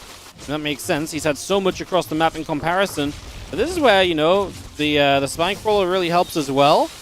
And we are going to see Lambo. At the very least, he's going to defend his location. He loses quite a few drones. So he might have to spend some time rebuilding drones, but Rainor has to spend time rebuilding hatcheries. One of those things rebuilds faster than the other. As Lambo, maxed out, drops a Spire. Ooh. The Spire is very cool because he might be able to get to a point where if he just remaxes on 10, 11 mutas, there's not a lot of anti-air available. It's a pretty scrappy game. However, these two roaches are moving around, and if you spot that Spire ahead of time, then this is, you know, the gig is up already. There is a factor as well, though, where it's like, can Rainor afford to start building Hydras against mutas right now? If he does spot the Spire? It's also a very good question as we get rid of one more roach. Tries to do some harassment. It burrows its buddy back up. It's going to try and still be as annoying as possible as Lambo is once again coming across the map. Looking for that rebuilding fourth base of Rainor. Rainor's on the high ground, ready to grid him here. Just going to see the first battles dropping down. Either side should be hit by those. Uh-oh. Lambo stands stationary, and that means Rainor is able to make an easy pick on the first Ravager at least.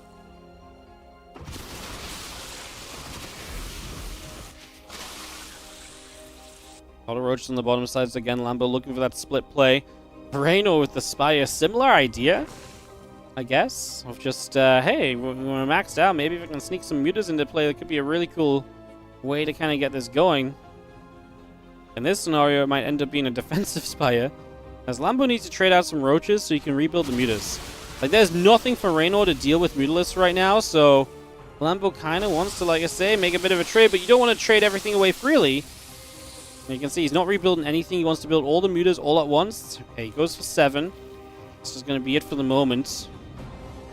What's interesting is that Rainor might be able to, if Lambo only makes like 7 mutas and then continues roaches, Rainor, because he's got a Spire of his own, could then build like 10 mutas, win the muta war, and then he has the muta advantage as well. Then it's very difficult for Lambo to overtake that.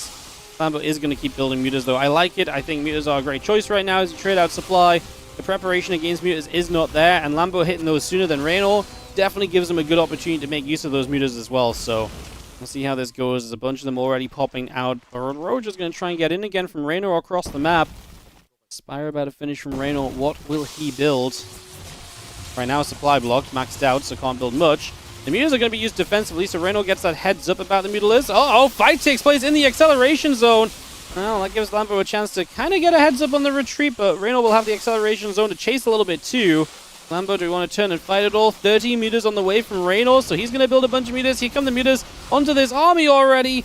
I mean, like I say, this is just an amazing moment because now you can start killing Ravages, and so you're not really in a good position as the Rainor. He's going to decide he has to go for it. He does hit piles on the mutas. That could be huge when his own mutas come out. Lambo does not know that Rainor is building mutalisks. So while this looks kind of okay for Lambo, killing a lot of the ground army, and he's reinforcing roaches, when the mutas come out from Rainor, it's Lambo that will have no answer to this. The later mutas are going to turn out to be, I think, more effective in the end, as Lambo's already lost a lot, but is reliant on the muta advantage to see this game through. I just don't think that mutalisk advantage is going to come through any longer. I don't think it's going to matter, because it is going to... It's very close. 18 to 16. Lambo does have a flyer attack upgrade as well, so maybe it's actually good. Carapace is way more effective for muta versus muta, but an attack upgrade is still an attack upgrade. Overlord takes some shots, and here we go. The mutas show up, and Lambo realizes what's going on. He's going to turn, get some shots off. He's just going to start committing to this muta fight, believing he maybe already has more. Oh, it's rough. A lot of his mutas are coming from across the map as well as the problem. As his roach attack is getting whittled down. He needs to win the muta war right here and right now, but I just don't think it's happening. The mutalist count looks as though it's good for Rainor, and Lambo has to get out of there. He played a really good game and actually just kind of lost because he made mutas first. If he kept making mutas instead of building roaches, he wins this game because Reynor's building mutas in a situation, or roaches in a situation where he'd never be able to contest the mutas. Crazy game as Rainor gets map 2 of the ZVZ.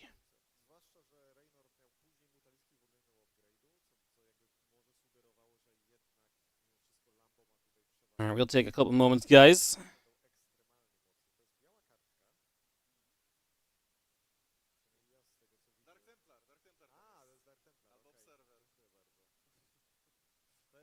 Ooh, I'm gonna take a moment myself.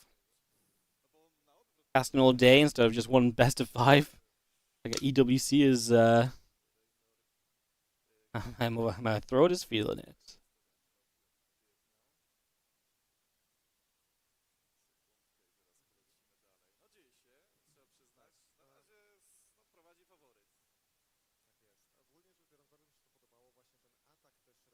Why is that paper blank? It's a DT cheerful. They're celebrating Dark Templar.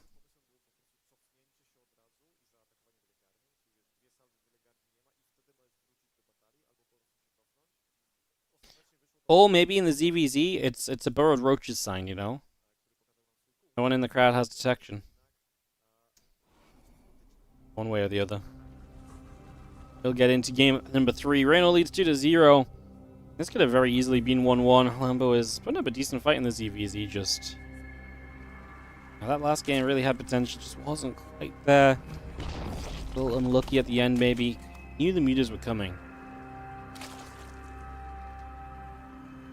It's kind of wild. Alright. Rainor and Lambo, game 3.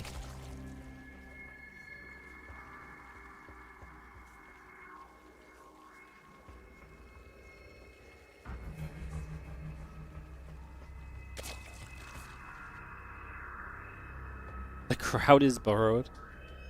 I don't think you can hate on a crowd for like a first-time event running kind of out of nowhere in Poland. Not out of nowhere, but like I don't think you can be too sure. Like, I don't think anyone has traveled. I mean, the thing is, as well, it's a one-day tournament, so a lot of the people that would travel to a tournament probably don't think it's worth it just to go for a single day too. So one of the downsides. This event got screwed over by EWC, so this event has to be on this weekend because it's in partnership with another event that's happening. So it had to be this weekend. So when EWC announced it was going to be this week, this event got cancelled. But then EWC released that their dates were going to be like ending on the Friday, so they realized they could pull off a one-day event. Obviously that does hurt the crowd because people don't want to travel just for one single day and stuff, so makes sense.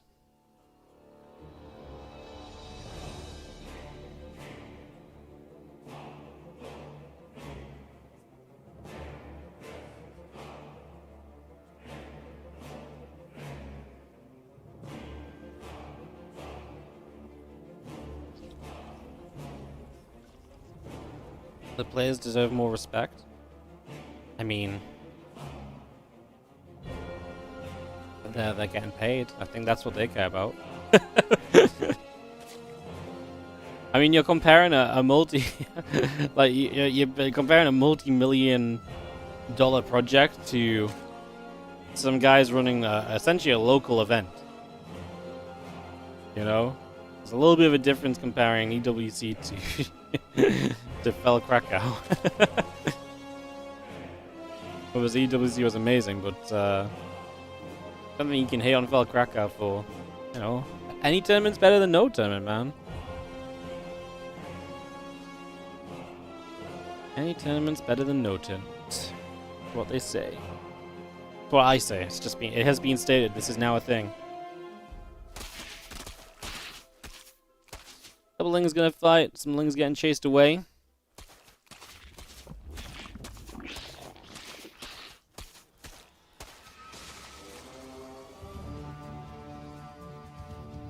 Apparently Cristiano, by the way, leading 2-0 over UTHERMAL right now.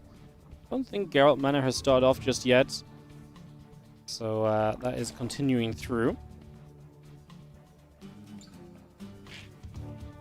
Oof, apparently we have a 20-minute break after Lambo versus Rainor. Pain. I feel like the players are going to be like, 20 minutes? Can't we just go? We want to play, man. We've been up all day.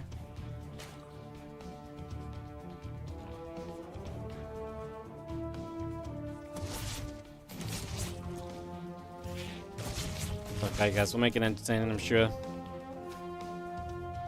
A single Ling chasing another Ling. Roach roaring coming up on both sides. That Ling continue to chase around for a little. It's going to get a little grab and make a nab at that for the moment as we continue to set up here. We, yeah, get settled in. A couple Lings going to get another circling over on the side.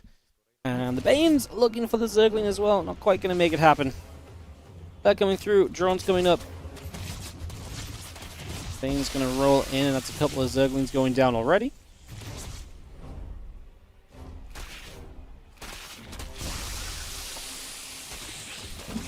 Failing connecting again. Ling's going down for the moment. Just going to be seeing that Queen hitting the Overlord.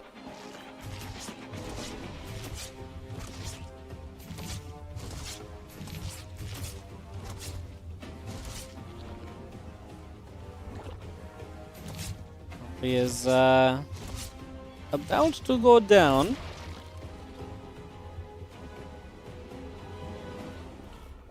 Again, lad, drones, roaches, OVs continue to come on through. You have Ling just running up into the main base and a little bit of scouting. Always nice in the ZVZ. Lambo, a lot of roaches on the way. +1 missiles and roach speed, but his opponent building the lair should mean that not like he's being all in or anything. And I mean, is Lambo just going to send it with this +1 missiles and roach speed? Like, is this just roaches, roaches, roaches, and we never stop? He'll have like a 15-second edge on +1. I think that do be the plan. Yeah, he's just going to have a slight roach speed and +1 missile edge, and he's just going to try and send it. Reynor's going to drone heavily. Lambo's going to make a ton of units, and that's how this game 3 is for the most part going to be decided. We'll see. Maybe, you know, there are some scenarios where you do just enough as Lambo to pull Rainor down, and this game resets a little bit, but there's a very good chance that this fight straight up just decides the outcome.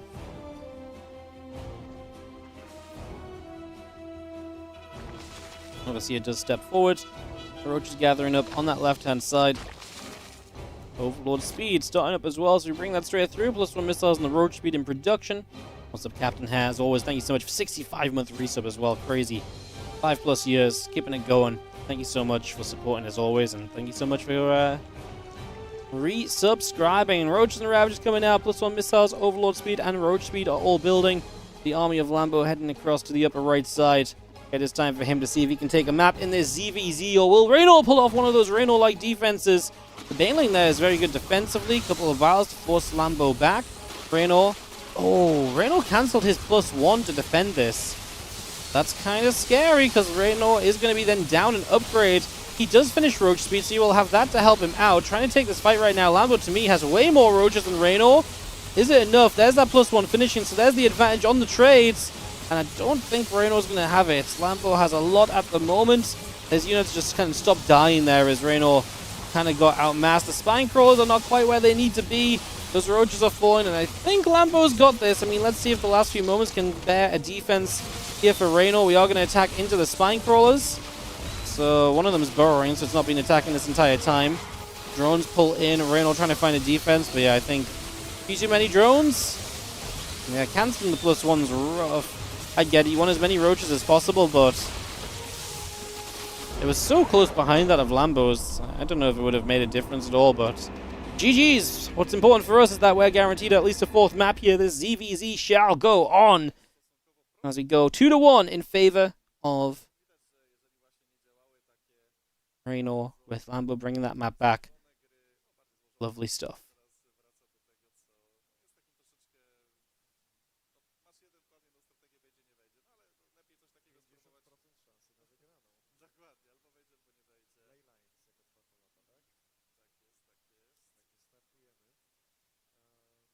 Why don't they mix in a bit more Zerglings to prevent the Roaches from using their range attacks? Because usually the Lings will just die in 2 shots once the Roaches have +1 missiles. So the Lings just die super quickly anyway. So, and also, Lings are very lava intensive, and you're already using pretty much all your lava to build Roaches. You just need, like, Lings only really work with or against Roaches when you've got Carapace. Like, Ling Roach attacks are a thing, but it really relies on having, it's based on an earlier timing. Once, like, +1 missiles and Roach speed is in play, Lings are just way less effective, so. Nobody cares about this game anymore. I love you too, bro. Thanks for dropping the positivity in the stream today. Love that. But yeah, Lings are just completely random comment. But yeah, Lings are just very ineffective the longer the game goes. So that's why you'll see like Carapace-based like Ling Roach timings. But like I say, the longer it goes, the less effective they really are. And in the timing that this was for Lambo, it's just not really the time to utilize Lings. So.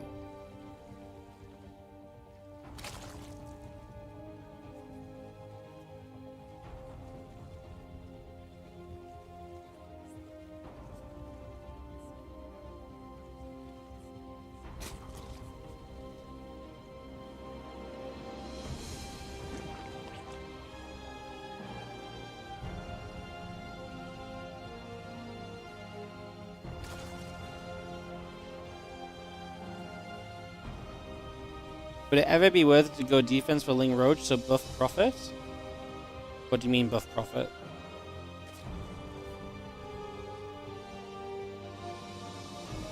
Oh, to buff both and Prophet? Not really. I mean, yes, going Carapace is worth it. Like, there are Carapace specific builds, and if you see someone open Carapace, it's very likely that they play Ling Roach. The problem is, again, is that Ling Roach is typically a timing-based style.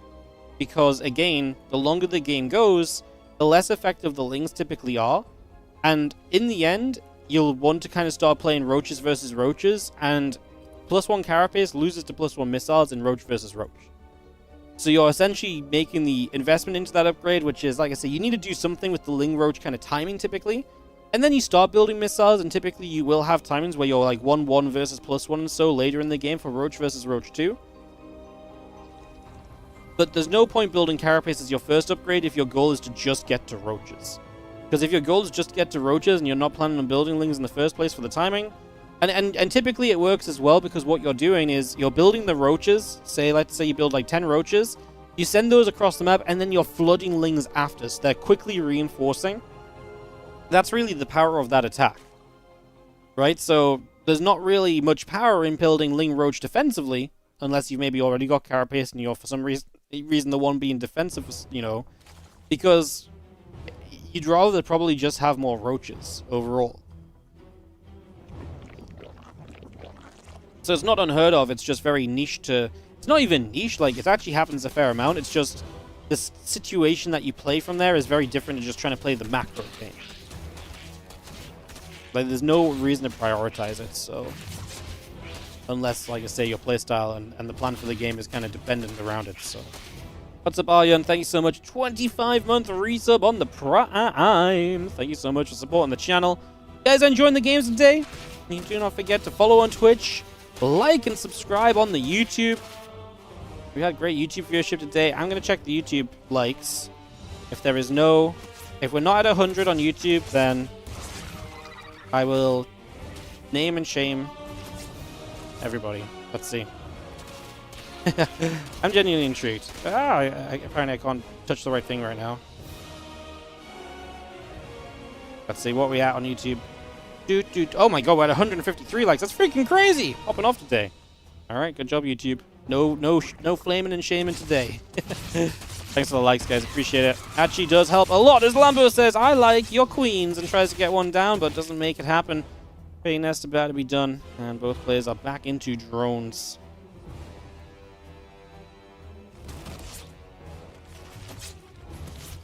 A couple of queens will hit the Overlord. Damage being done. So just have, again, Roach Roar and Banelings. 2 drones coming through. The queen's hitting up on that Ling.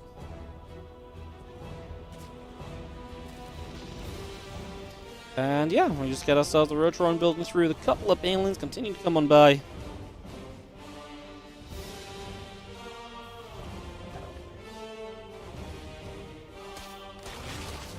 Couple Banes pop off, move over to the left-hand side. The Ling's trying to push on through. Dangerous moment because both players have Lings on the other side of the map. Uh-oh.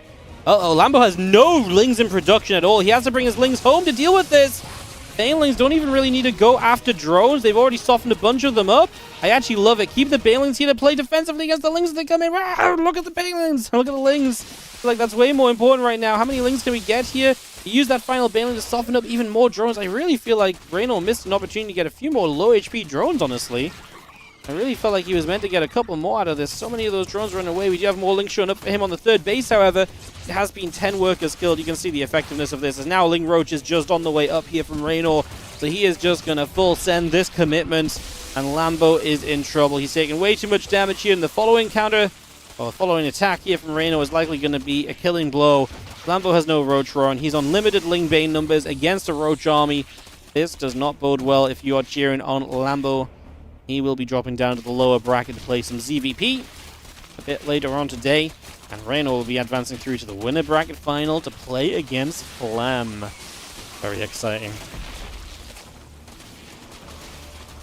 Things wrapping up. That hatchery is going to go down. GG gets called and Rainor takes this game 3-1 for the series. And he will advance through to play the winner bracket final as mentioned, taking on Clem in that matchup.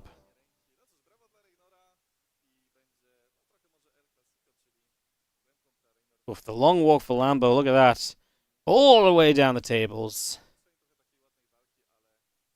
Crazy. Alright guys, we take a few moments. Looked like Cristiano was having an admin help him out there. I wonder if there's a result on Cristiano UTHERMAL. Oh, 3-0 already. So Cristiano will be playing Lambo in the lower bracket. Geralt and Mana, I believe, have now started as well. Are Cranky Ducklings covering that, or what's the dealio? We've got like 20 minutes of downtime. Ducklings are also just chilling.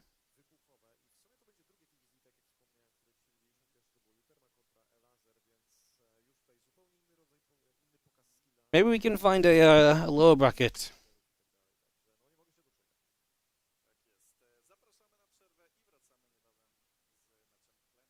Maybe we can find some lower bracket stuff to cover instead of just watching downtime. I am trying to figure it out, guys. I have to turn the music down. I've watched these ads so much already today.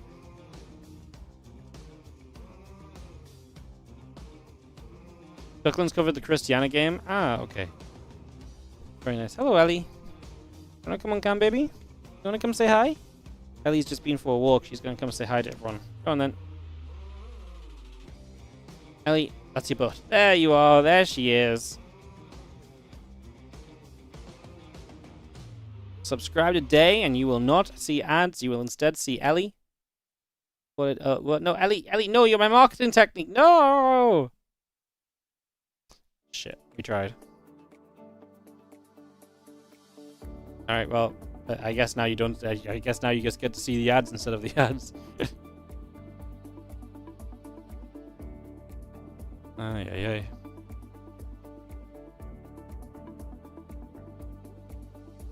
Ay, ay, ay.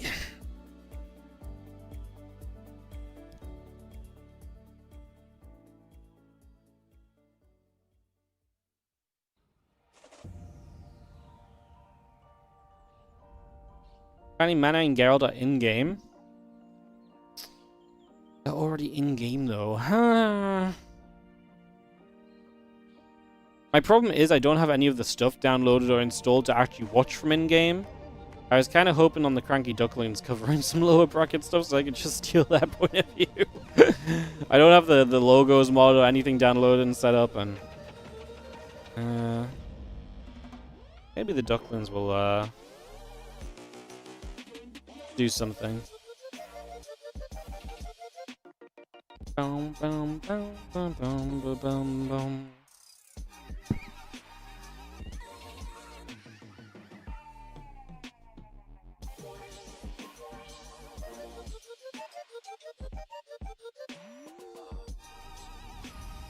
Bum, bum, bum, bum.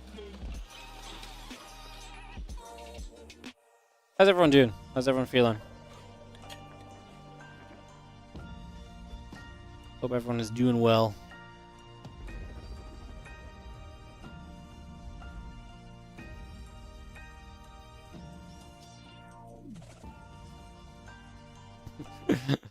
This guy pulling the pizza out of the oven gets me every time. He's like, don't hit the drone. Don't hit the drone. Don't hit the drone. Did it. Nailed it.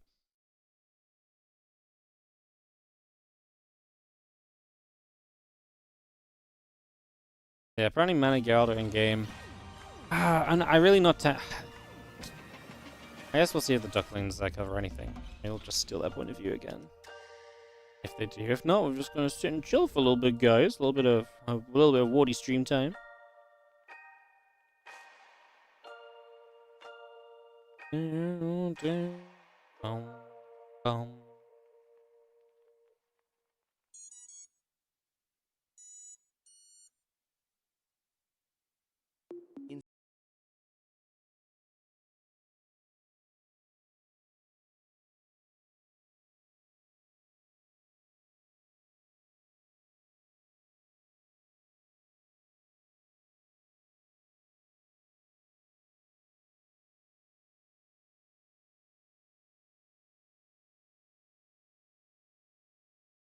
Hey gamers, are you a streamer and want to boost your channel? Streamer Zone is the best place to improve Alright, streaming I'll come on potential. camera. We're an official stream team, and we take care of all the needs for our streamers. This expert team. I'm bored of watching the ads already. Hello, guys. Hello. How's it going? Here I am. It's me, on camera, live in person. 40, yes. Congratulations, if you've been here for the last 5.5 hours, you have waited me out. And you now get to see the streamer. Isn't that crazy? Oh, I just clicked the wrong thing. Beautiful. Oh, okay. There's a 10-minute countdown. Okay, so it's not as bad as what we thought. I guess 10 minutes. Maybe they run the ads again after. Maybe not. Okay. We do have Rainor Clem coming up, so gonna be fun. Gonna be fun.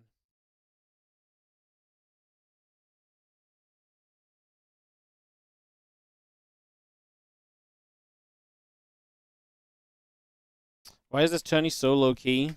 Probably got swept under the rug a little bit with EWC. I wouldn't say it's really low-key, though. Like, people say it's like, oh, this is low-key, but, like, people have been tweeting and StarCrafting and stuff about this so much.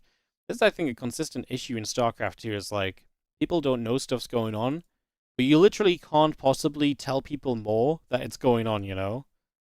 You know, like, I have this with my own tournaments. People are like, well, I guess my tournaments don't count because they're just whatever, you know? But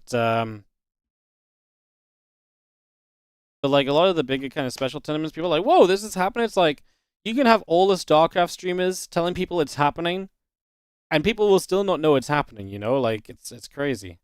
I don't know how you fix that in StarCraft 2. I think it's because, like, nothing's on a central hub anymore. So because nothing is on, like, a central hub, it's like, and there's no consistency to it, like, people just don't just, like, be like, oh yeah, this is gonna continue next week or something, right? I guess that's, yeah, I guess that's kind of a factor. Apparently Lambo, Cristiano are vetoing, but I think we're just gonna wait for, like, if it's only 8 minutes, guys, we might not even do a game before we jump out and go into Clem Rainor from the start, right? So, yeah. We'll go into this Clem Rainor match in a few moments. You fixed up by getting a TikTok going? One, we just post TikToks about upcoming tournaments. Isn't TL a central hub? I mean, it should be. Like, Liquipedia, I would say Liquipedia more than TL nowadays. Like, if you just go to Liquipedia, StarCraft 2, you can't miss anything. They have everything. You can customize it to watch, you know, to filter by the tournaments you feel are big enough for you to care about. But people just don't know this still, like, after all these years. So, there are 0 upcoming S-tier tournaments. You're right, there's not, which is completely normal 2 days after the World Championship, so that's pretty typical. This happens every year. I know, like, we're in the theme of, like, oh my god, nothing's announced, we're screwed, but, like, this actually always happens. Usually we have to wait 2 or 3 months to find out what's next for StarCraft after the World Championships. Everyone's just scared because last year it took, like, 9 months, which was not exactly ideal, you know, but, you know, here we are. But yes, it's not uncommon for there to be nothing really coming up apart from community stuff. Pete Johnson with the 5 gifted memberships on the YouTube. Going out to Michael, Lenam, Jim, Mantu, and Christian. Thank you so much for the 5 gifted memberships. Super appreciate it. Man, YouTube's popping off today. YouTube's had like 10 gifted, like 120 donations. Freaking crazy. Freaking crazy. TikTok's the way to get stuff out there right now. Do you really think that the StarCraft demographic is using TikTok?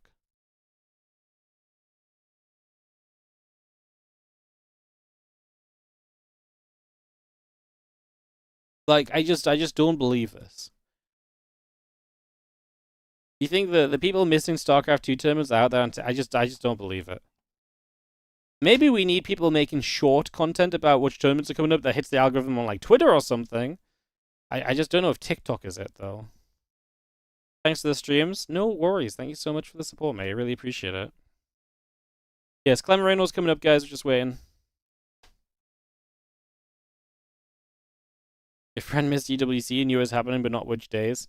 Yeah, EWC, EWC, we got screwed by EWC, let's be realistic, right? Like, they had, apparently EWC have this vision of having, like, a different finals every day. So, like, Friday, there's a finals, Saturday, there's a finals, Sunday, there's a finals, etc., etc.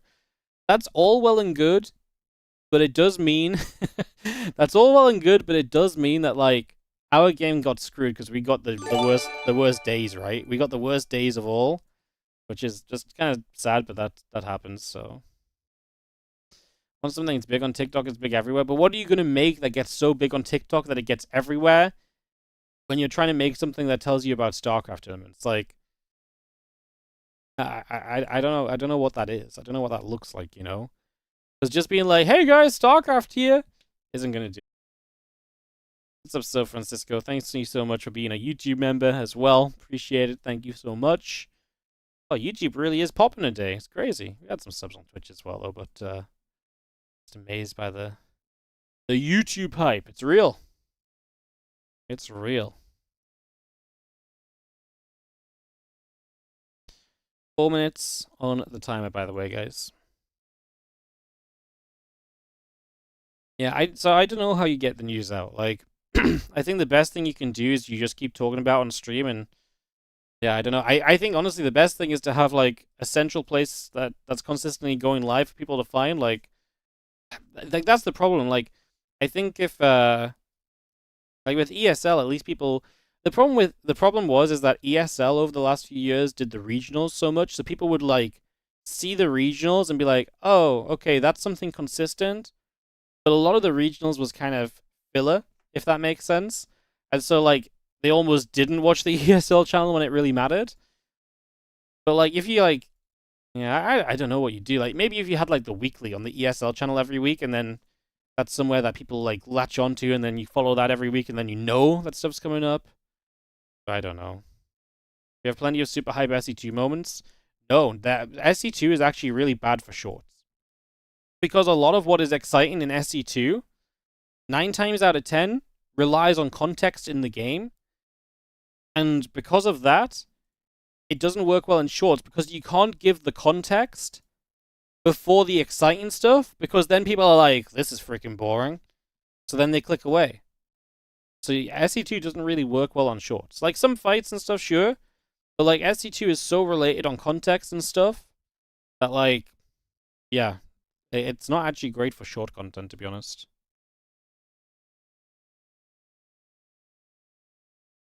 Point is, GSL will be cancelled, ESL is cancelled, EWC maybe won't happen again. It will make more SE2 tournaments for the game in the future. I mean, we don't know GSL is cancelled. Like, if EWC picks us up again, we might have GSL again next year. Like, we don't know that. Like, the thing is, like, we don't know who's going to make S tier tournaments right now because no one knows if EWC is happening. So, yeah, our hopes probably rely on EWC, but I don't know.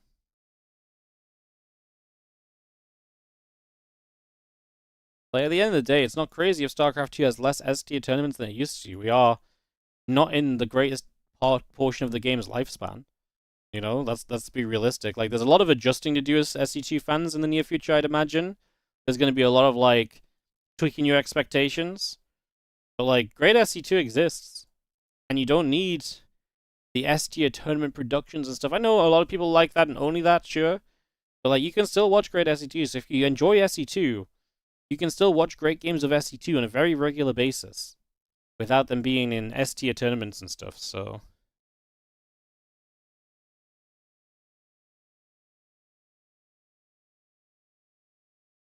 Yeah, I mean, honestly, I would just be hopeful about EWC.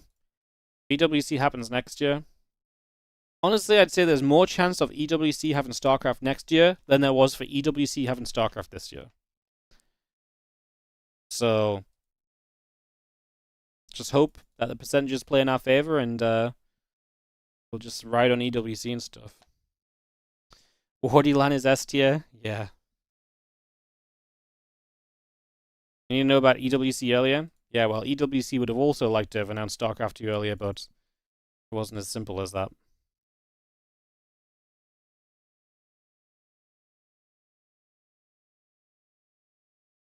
Like, at the end of the day, like, at the end of the day, like, SC2 this year was kind of like in a very weird place, and there was a lot of things to figure out. That stuff doesn't really happen. That stuff doesn't really have the same. It isn't really in the same place anymore. So yeah, we peaked at 70K across all streams for EWC. It's pretty sick. Our viewership was very good for EWC. That's very, very hopeful. Honestly, SC2 is such a prestigious title that I actually do think EWC in general would like to have SC2. SC2 is also a very cheap game to run because it's 1v1. You only have to fly out 16 players or something. You don't have to fly out 16 teams of 5. So, SC2 is cheap. The viewership is very good compared to a lot of other games still. Yeah. Honestly, like, all hope is not lost for StarCraft. That's all I will say. They extended the timer by 2 minutes, guys, so we'll just wait in a moment or two.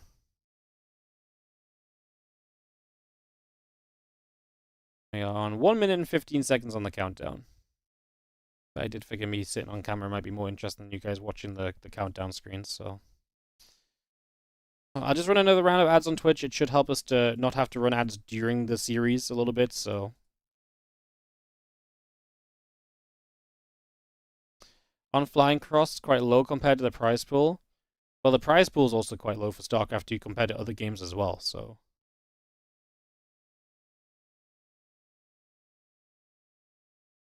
How do the production costs of a tournament relate to the prize pool? Like, for this as a 10K event, do they spend 2 times, 4 times, 10 times? I actually have no idea. Honestly, I would say with what they're doing at this event, my guess is at most they spent, I would guess 10K. It depends on how much the venue is, or if the venue was included as part of, like, the sponsor. Like, I don't know if the venue was, like, because I think the venue's part of an extended event or so.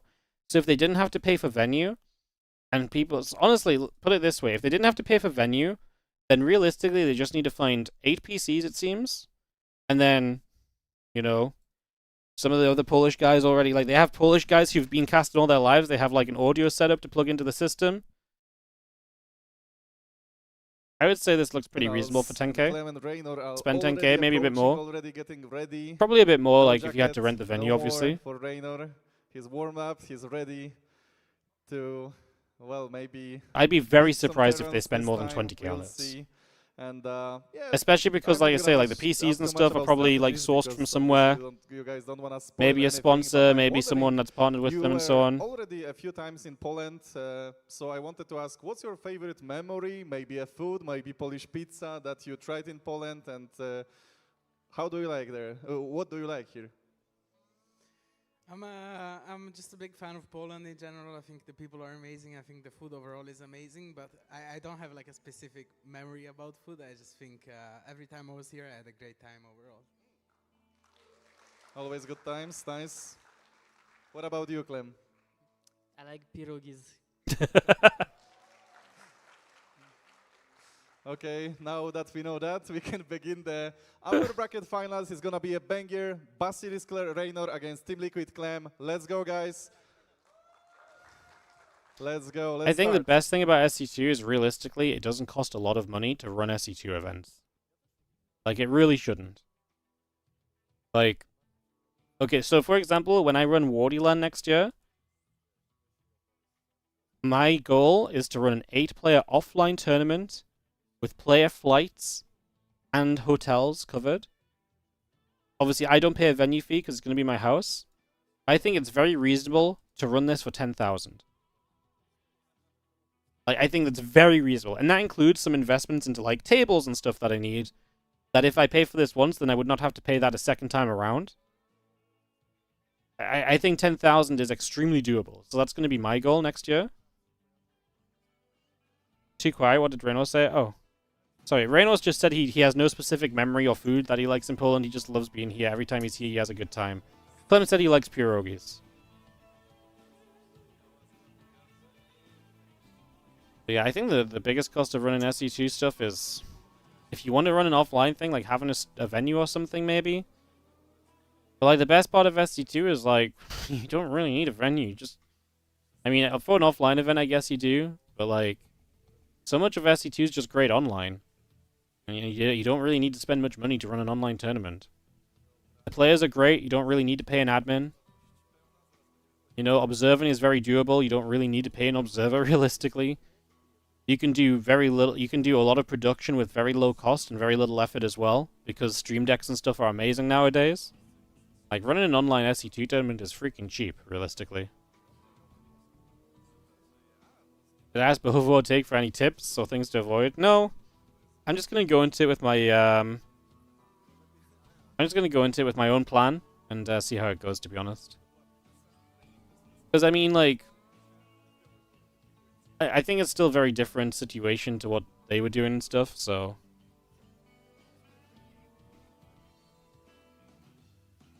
yeah.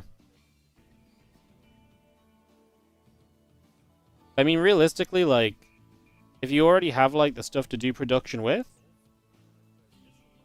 then actually just paying people to do the production, like, you only need 1 or 2 people. Like, it does not necessarily take a lot. So, I don't know. 8 people, 10k tourney. Well, I don't know what the prize pool is going to be, but I want to have like hopefully a 10k prize pool and a 10k and like a 10k cost for everything, including players being paid to travel. So they did a Home Story Cup at a house. We did the real Home Story Cup at Take's place a little while ago, but Home Story Cup used to be from Take's apartment for a long time, like until Home Story Cup 10 or 11. I think Home Story Cup 12 was the first one in Take's bar. Until then, it was literally held in his house apart from the special one. So if I can pull it off, that's great. Yeah, well, we'll see. I'll probably get 8 players here, and then the internet goes out for the day, and I'm just like, ah. So we'll see, I guess. Fellow barracks coming through, hatching the gas on the way. Spawning pool coming up in a moment.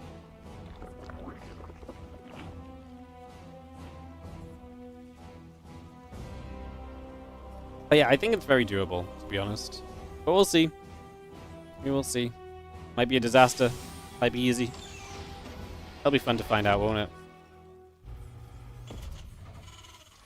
2 barracks on the way. It's Rainor vs. Clem here in the upper bracket final of the FEL CRACOW. These guys are playing the no-sleep edition of StarCraft 2.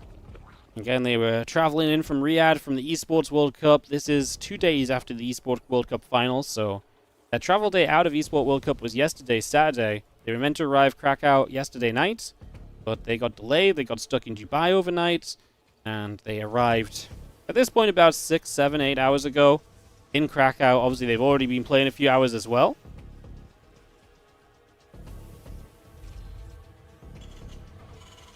So yeah, they've already been playing a few hours. They're definitely going to be kind of a bit tired.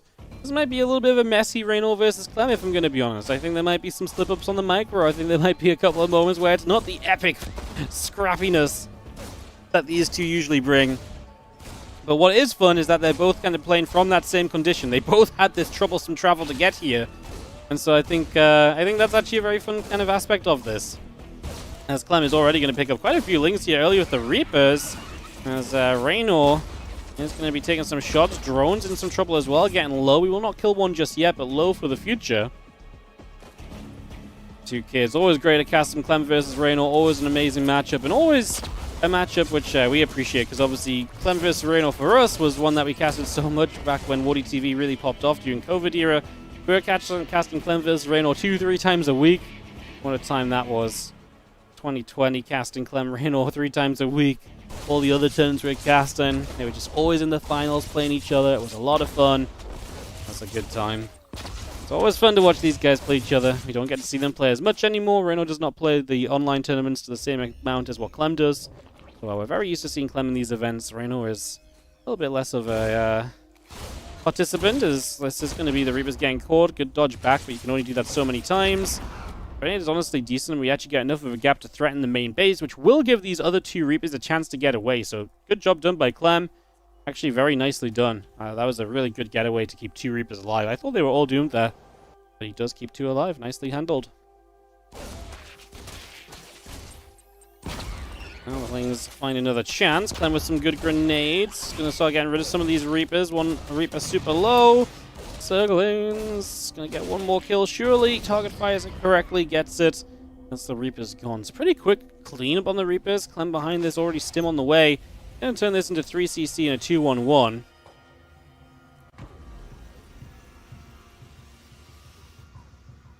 More Lings moving back toward that upper right-hand side. Stim back about to finish up. Marines and the starboard coming through. Queens and drones in production. And those few Marines just gathering on the wall off for now. The couple Lings thinking about trying to get back up to the high ground. Not quite going to make it just yet.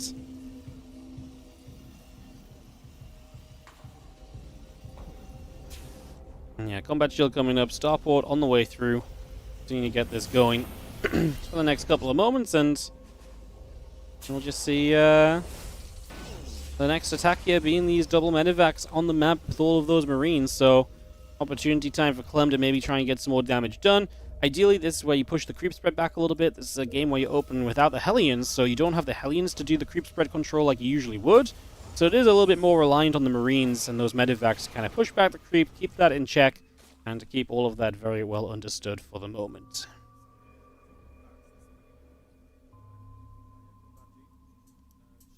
Carapace already building on the side of Rainor, so seeing him going into the Carapace first. This is something you do typically want to do against Marine-heavy openers, because you don't typically necessarily want to go 1-1 upgrade straight away, because it can be a bit scary if your opponent's putting a lot of Marine pressure on you. But the Carapace is very good against Marines, because obviously the Marines are going to do a lot of shooting and kiting, and so the Carapace is going to be valuable for every single shot that the Marines fire. You're going to deal a lot less damage with the Lings and get a lot less shots off, so the melee does not count for as much. They are going to be seeing, obviously, these Marines getting around. There's a lot of Queens here, though, and Clem instantly recognizing he cannot fight into all of those Queens. So he wasted no time at all just pulling this back and just saying, cool, got an Overlord. Let's just stick with what I've already gotten. There's no reason to try and push this any further just now. And Clem does pull back away, back into the center.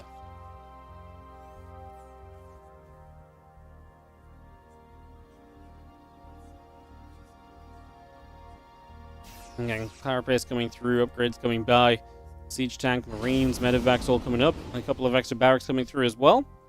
Just on over to that right-hand side as we will unload these Marines. See Zerglin getting chased away. I'm actually going to be able to grab that already, as now the rocks. Maybe could have been in some trouble. Just going to have the Marines stimming into this bottom right corner. Hatchery finishing up, and we are going to get straight onto that. So Hatchery already taking some damage. Bling's going to try and run up here again, a surround on these Marines as well. That medevac's super low, by the way. Do not want to lose that. Ideally, 10 supply does not just get picked out of the sky.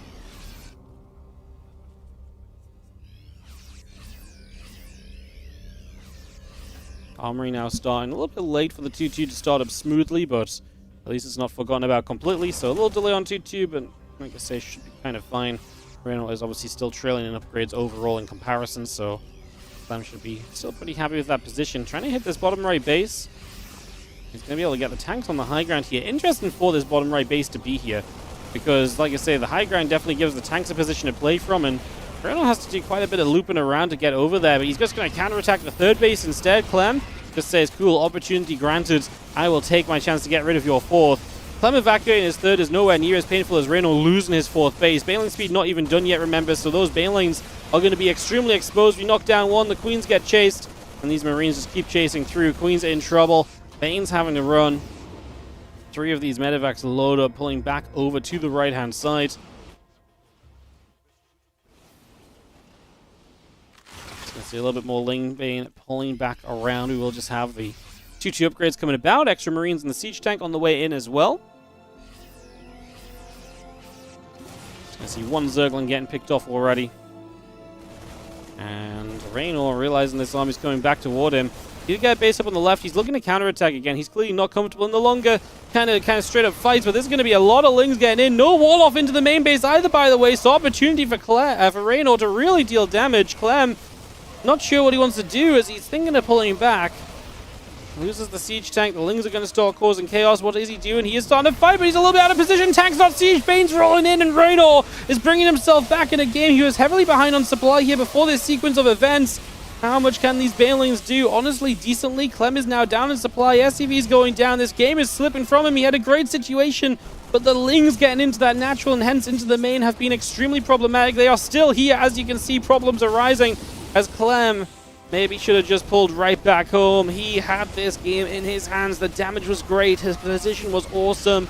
And now it's all falling apart as Raynor's run by is still ongoing. Now, Clem's going to still have an army supply lead here, so maybe he gets a chance to regather and go again, but it's going to be off of a terrible economy, so he needs to just do it with one big push, no delays.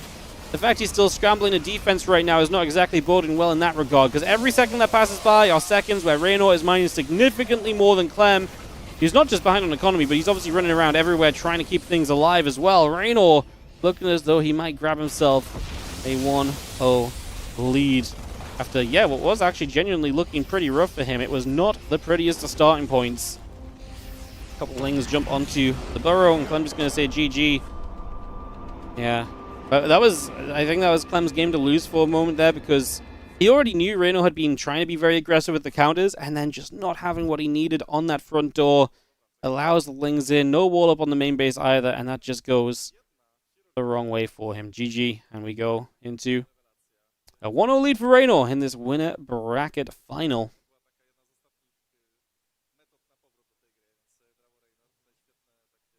Game 2 in a few moments.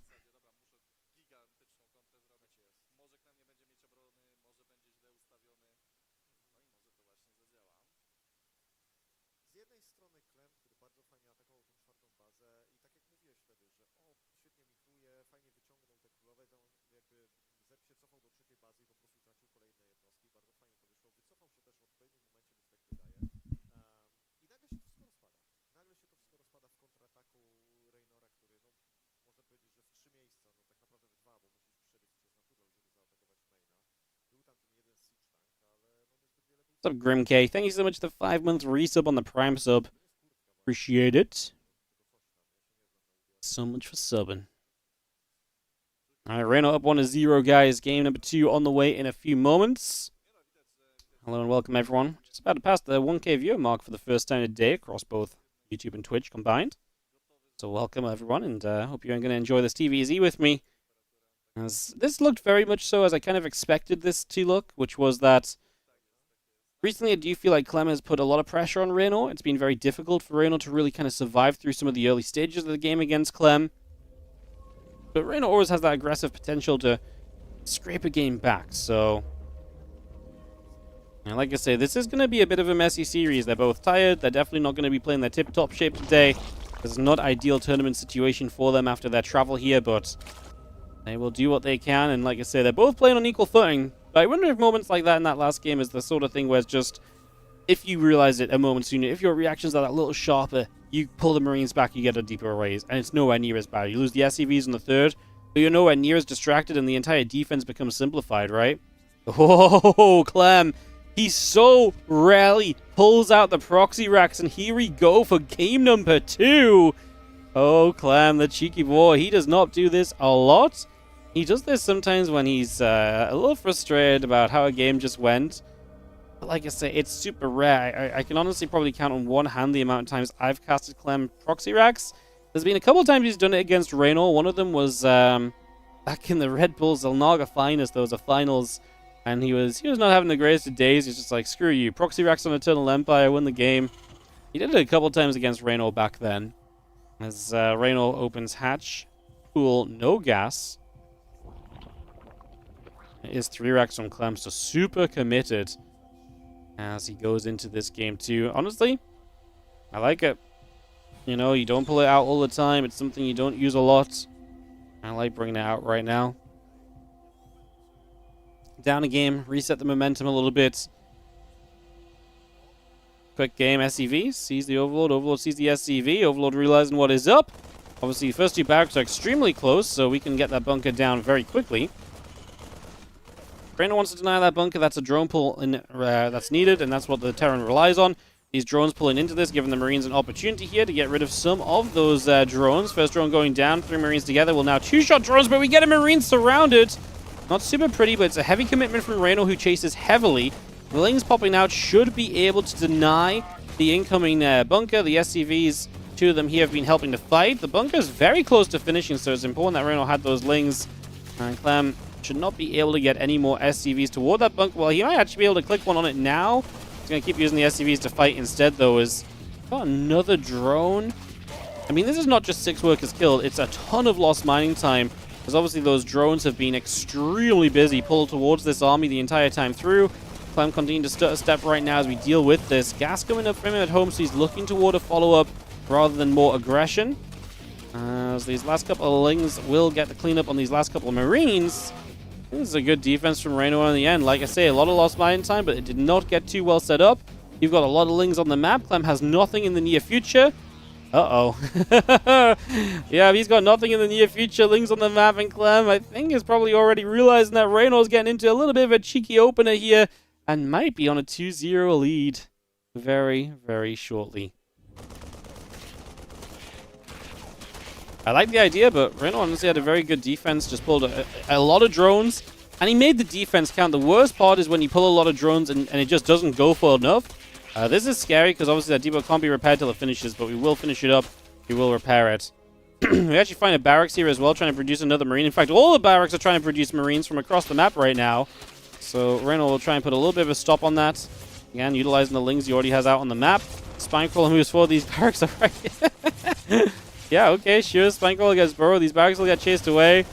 I mean, I don't know what Clem's really trying to achieve with this, but just buy some time, keep these Lings busy. I think he's kind of a little bit lazily attacking here, just kind of forgotten about as Clem will get the step to clean the rest of them up. So actually a little bit more valuable at the end. Obviously 2 SCVs have to stick and repair. Rainor says, I've got this game under my control. He's going to take a 3rd hatch on the gold base on the far right-hand side. My goodness, that was definitely not quite expected. One of the barracks dies here, doesn't lift up. Oh my god, we really are watching a Clem Rainor Clown Fiesta of a game. This is a little bit crazier than what you would typically expect between these two. I mean, losing a barracks to the spine is kind of... well, Clem is still building Marines on the map, by the way, so he is still committing to these units over here. I'm very curious what he builds off the factory.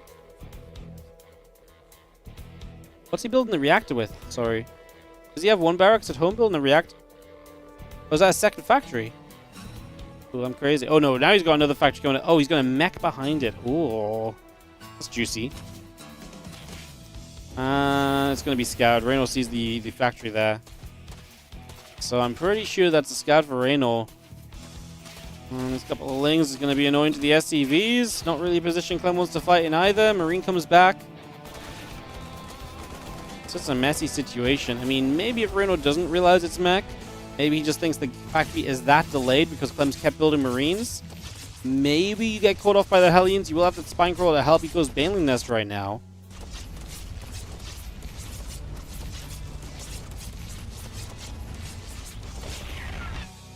Barracks goes down. The barracks flies into the main. 12 more Lings, Baneling Nest, 14 Lings, Baneling Nest, Ling Speed, all coming up.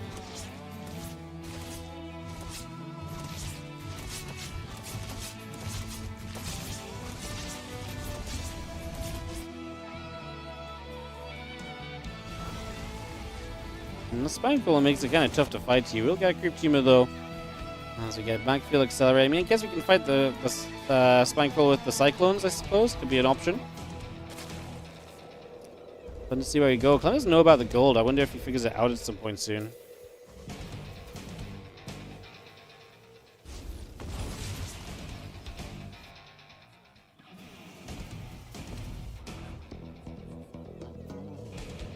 There's the Hellions just scouting about. See the Cyclone coming through, the Lings. A lot of them on the map, a lot more on the way. So Super Ling Heavy is not great when these Hellions hit the field, right? Depends if we can get a catch on the Hellions early or not. Sees that hatchery there? I've got to be a little concerned, though, about the hatchery timing. And the problem is it's a weird game, so if you're not really thinking about it right now and you just don't think, oh, hatcheries are a weird time, you're like, yeah, it's a weird game, and you just don't think about that gold, that's going to be absolutely brutal. Poking forward, Cyclones getting some lock on Spine. Queen's taking some hits. Pulling back. Cyclone's still locking onto that Spine Crawler. Going to get that cleaned up. Oh my goodness, the Ling Bane attack. Clem is not ready for that at all. Debo didn't even raise in the low ground, so he didn't even absorb the first few Banelings, unfortunately. Oh, this is nasty. Obviously, as Rainor commits in, we will do what we can. Clem will have units returning home. Like, in theory, Clem should be able to deal with this army of Rainor, because he's got Blue Flame, he's got a lot of Hellions. It's just the fact that he's going to lose so much before he can even start clearing up, because he was just out of position and he had no idea.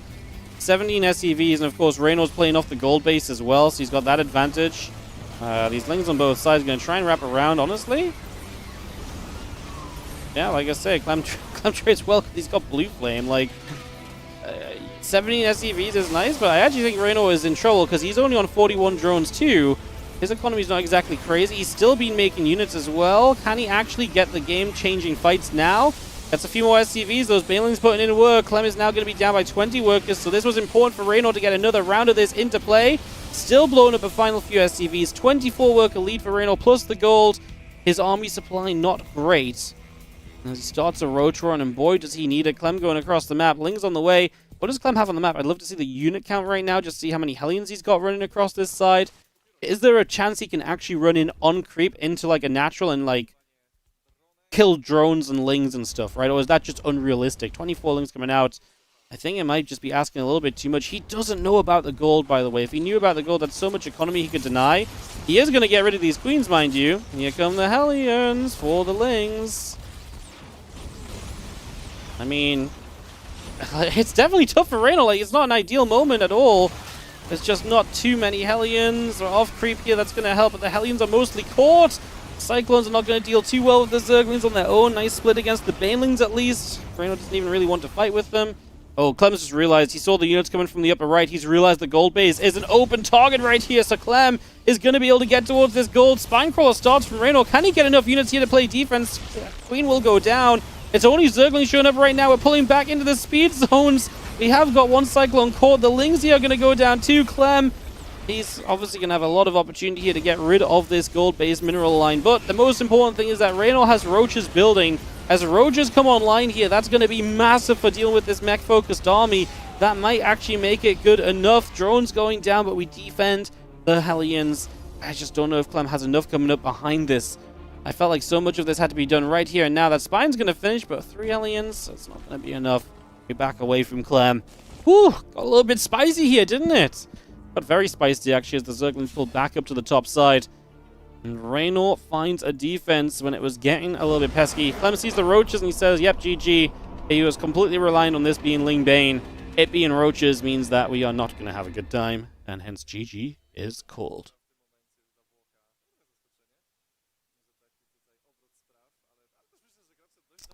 Ooh, alright. Series on our hands. Clem, Rainor. And Rainor taking a 2-0 lead right now. Clem trying the proxy racks, not working out for him. Hell, he had a chance with the mech. Honestly, I actually think if he just had any inkling of the attack from Rainor, he'd be fine. He had the perfect comp to deal with it. He was just so out of position. He just did not know about it. Made it very difficult.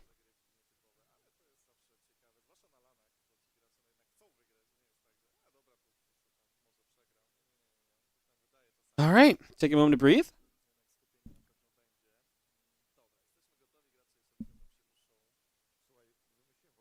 Rainor with a 2-0 lead. Last I saw, Cristiano was 1-1 against Lambo. Any update there? No. It does look as though Mana and Skillless has begun as well. Let me just do a quick check onto... Nope, they're casting. Yeah, I don't know if anyone's got the lower brackets games, guys. Anyways, we'll continue here. Best of 5 or best of 7. This is best of 5. It's the winner bracket final. So the winner of this goes to the grand final. The loser drops down to the lower bracket final. So, yes, there is a best of 7 later in the day between whoever wins this and whoever advances from the lower bracket. Bottom right side, the blue Zerg is Rainor. A couple drones, extractor, all coming through. He is our Zergy in the bottom right side. Top right corner, our red Terran is Team Liquid's Clem.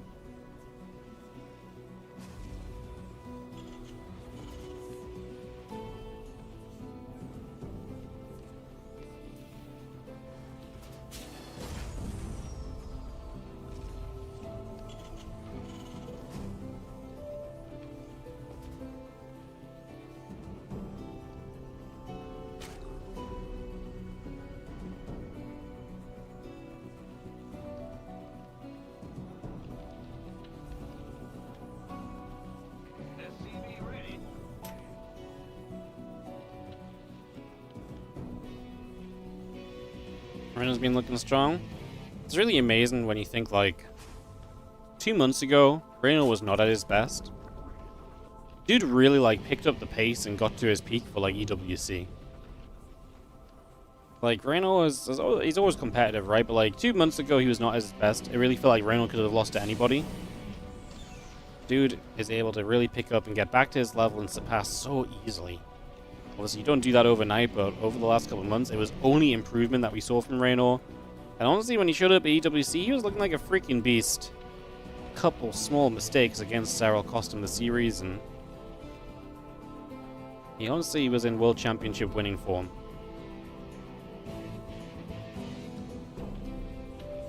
I actually do think Rainor's ZVT is in a little bit of a worse place maybe overall. I think maybe even his weakest matchup right now. Say this as he has a 2-0 lead over Clem, but you know, if you look at this series even right now, Clem was absolutely winning that first game, just missed a run by and a deeper raise. The second game was the 3-Rex. I think obviously very good defense against the 3-Rex, but even then got a little dicey in a game that he was very far ahead in. So I don't know if I really love Rainor's ZVT as much as some of the other matchups, but even obviously, it's not saying that his ZVT is bad, I just do think it's his weaker matchup.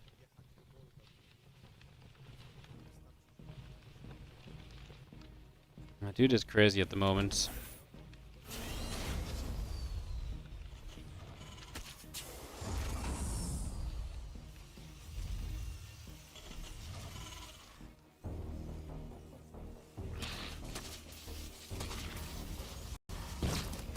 This SCV pull gets rid of that Ling. There's a Ling here. Reaper going to get rid of it, so just going to be able to grab that. The SCV on that bottom right side still hasn't seen the gold base coming up from Rainor, so Rainor just playing fun in general as Clem. Reaper's going to come down to the bottom. Aliens as well.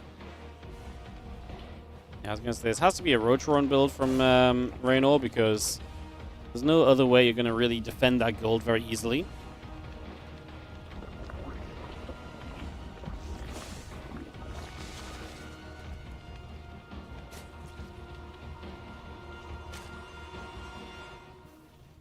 How about Liberator coming up? A couple of SCVs coming by.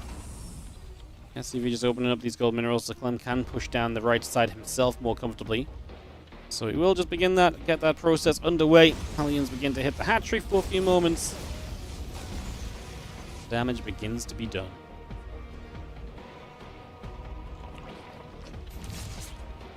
Evo Chamber Queen blocked to ensure this side of the map is safe.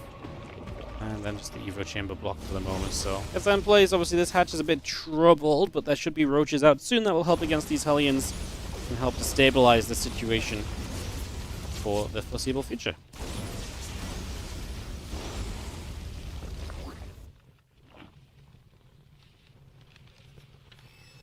Yeah, Hellions joining up.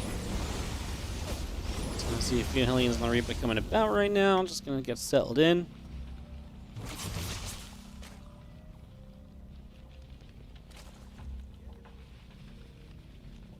And the Roach is moving over as well, so they just take position for a little while. And yeah, the Hellion's gonna move back over as well. Libera sieging up. That Queen gonna be in some trouble. Bye-bye. See you later. Spore obviously should be in range to help against that Lib, but losing the Queen's a little rough.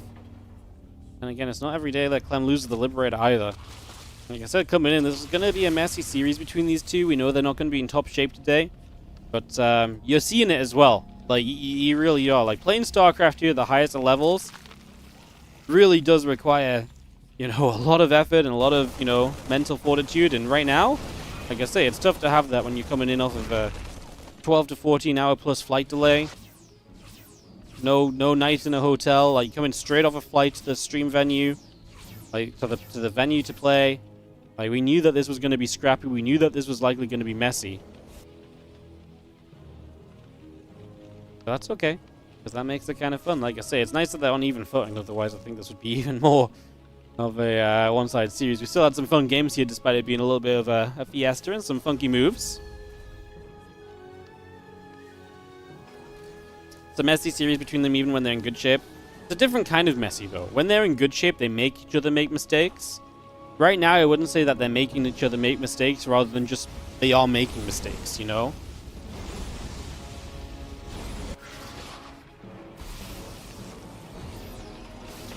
That's okay. Like I said, this doesn't make it a bad series. Just, you know, like I say, it's fun because we get to talk about it. It is a factor in the match. We've seen the Hellions going to knock down those rocks. Why was it scheduled right after EWC? Because this is when the tournament has to happen, because of when the rest of the thing that's sponsoring the tournament is happening. So this was scheduled before EWC was announced. And then it got cancelled when EWC was announced and they found out it was going to be on EWC week. And then EWC was only until Friday, so they realized that instead of running a 2-day event, they could run a 1-day event. So they decided to run it. Like I say, these guys, they should have been in Krakow last night, but they had a pretty hefty delay. Like I say, they had to spend the night in Dubai, so they flew straight in this morning from Dubai and straight to the venue. Couple of balls coming down. Marine's going to try and fight. The Roach Ravager will be there, as this is obviously a pretty interesting little situation back and forth between the two. Corrosive Bile coming down, the combat shield finishing in a moment. Siege tank and more Marines coming about. Extra tank's going to push a bit further forward.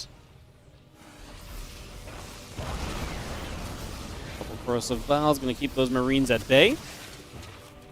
I like this push from Clem, but Rainor does have the opportunity to go around the left-hand side and to kind of play from there. He's going to pull off this gold base for now and just let this fall. I don't know how much further Clem can push. He will have the gold mineral line to kind of fall back to. Had to pull SCVs away here. Something on the natural? I'm not sure, actually. I didn't see anything get through, but maybe I just missed it. Obviously, Clem is pretty committed right now as well, by the way. Only a single upgrade. 2-base push. Really just shoving down this right side. That's why it's absolutely perfect for Rainor to play with the patience that he is. And just say, you know what? You know, take this gold. I'll play off the regular base now. Not being overly committed is a huge deal. And I love these roaches out here. If Clem shows the idea of continuing to commit, those roaches commit to the natural. And that puts Clem in a lot of trouble. Because Clem does not have the units at home to play defensively. He's throwing everything into this push forward. And Rainor is delaying him beautifully. Those roaches are in the natural now. And SCVs will be in trouble. And production units will be in trouble as well as we break into the main base. Now Clem has to pull back to deal with this. How much does Rainor save? Versus how much does he do? Clem left tanks in the middle of the map. Pulling back home. All of the tanks just get absolutely crushed. Oh, Clem just lost everything. Like, he didn't lose everything. He kept the Marines alive coming back home, but he lost everything he left there. I don't know if he was meant to leave the tanks there either. Didn't quite see what the situation was. But I think he's already overrun, honestly, as Rainor now, Roach Ravager in position. Biles on tank 1, Biles on tank 2. Bye to the siege tanks. Marines going to try and jump onto these Ravagers and Roaches, perhaps. Maybe they can do something here. A couple of barrels on the ramp. Going to force this back. Reinforcements coming from Rainor. As the damage is done. Clem's on 17 SCVs. And Rainor is looking for the 3-0 into the finals. Couple more barrels.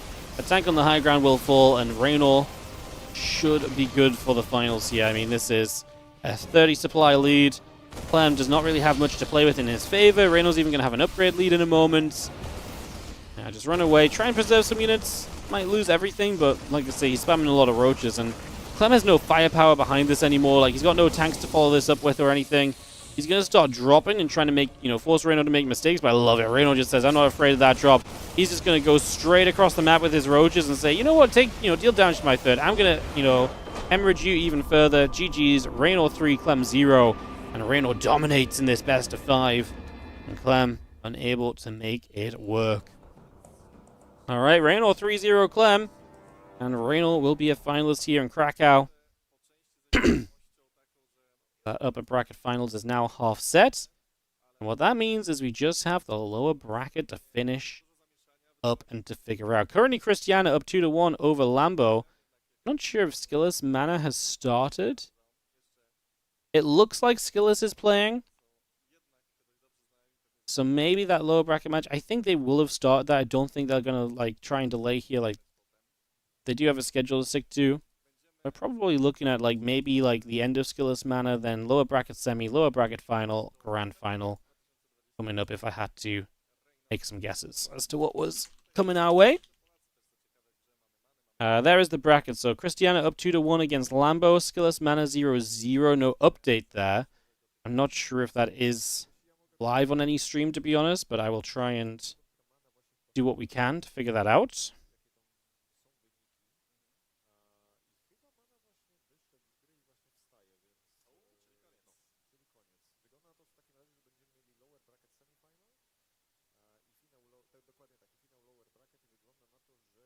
Big moment to see. I'm trying to get some info before I throw us to a break. If I'm going to BRB myself, probably. But I want to see if we know roughly what's going on before I go. I was going to throw the break on.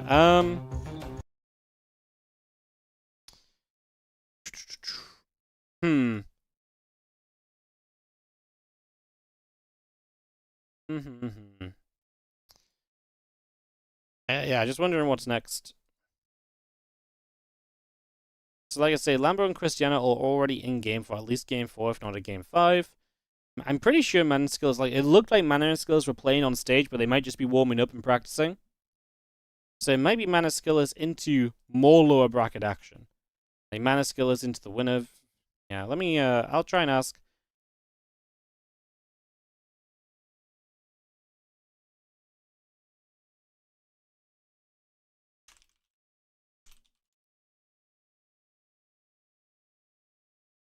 Yeah, I'll try and figure out what our Planarinho is.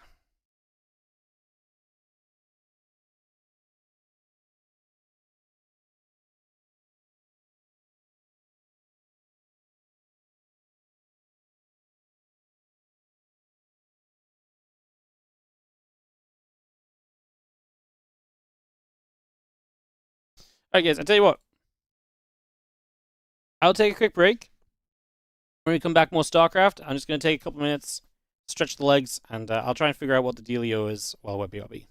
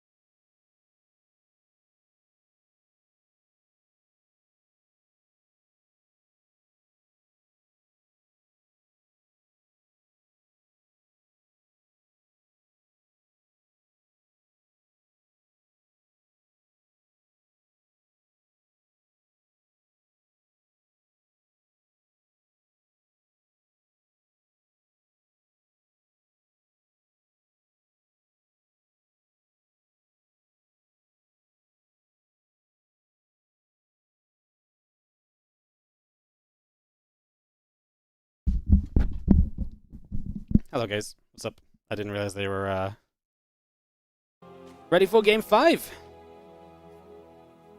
Apparently Skillus beat Mana 3-1 already, so Lambo Cristiano 2-2, and then the winner plays Skillus, so apologies, I didn't realize we were already back. My bad. And don't worry, it wasn't just me being muted, I literally was just AFK. Better I'm AFK than muted and not realizing it though, right? I'm gonna go with yes. That is the case. That is better. Alright, alright. Hello guys, welcome back. So this is game 5. Lambo and Cristiano get into a final map here. So deciding game. Winner plays Skillus. Winner plays Clem. Winner plays Rainor. That's the way that the rest of the tournament goes today. So we know exactly what's coming up. We know exactly what's happening. We know the order of matchups. We just need to know which player fills the slot in each of those matchups. That is, like I say, pretty much all that remains to be determined. Exciting stuff. PvZ, one game of this. Like I say, the winner plays against Skillus. And yeah, Rainor just... If I'm Rainor right now, I'm having a nap, man. I'm sitting in my chair on stage and just shut my eyes, because... You're going to be waiting a little while. Take the advantage of winning that upper bracket final and run with it, you know? Run with it. Couple of depths from Cristiano. Obviously, we've not followed this series. We don't really know what's happened in the previous games or how things have gone, so we can't really comment on that or kind of discuss what that might impact us in this next game. I'd say this is a pretty good start from Cristiano, though. A couple of depths, get a couple of drones. It's a pretty big drone pulse. Some mining time lost for Lambo, as we do have oracles coming up, and they will get across the map in these early stages to try and make some things happen.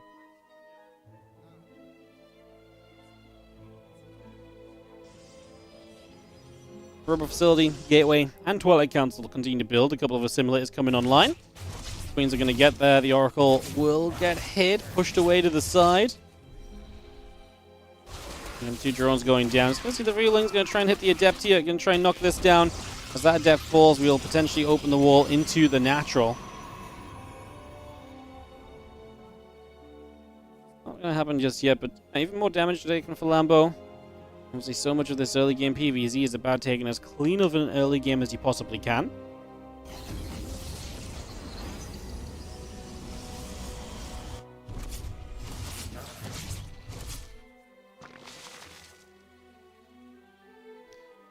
As the Prism comes up, Temple Archives on the follow-up to this and 2 more gateways, so Cristiano going to get that Archon dropper moving and try and get some work done with that. So that is always very fun way to follow up. It's not the norm, it's something Cristiano likes a lot. There's a couple of players that like this kind of style of play a little bit more. I think Mana's one of those guys. Geralt was actually a big Archon dropper as well in PvZ for a long time too.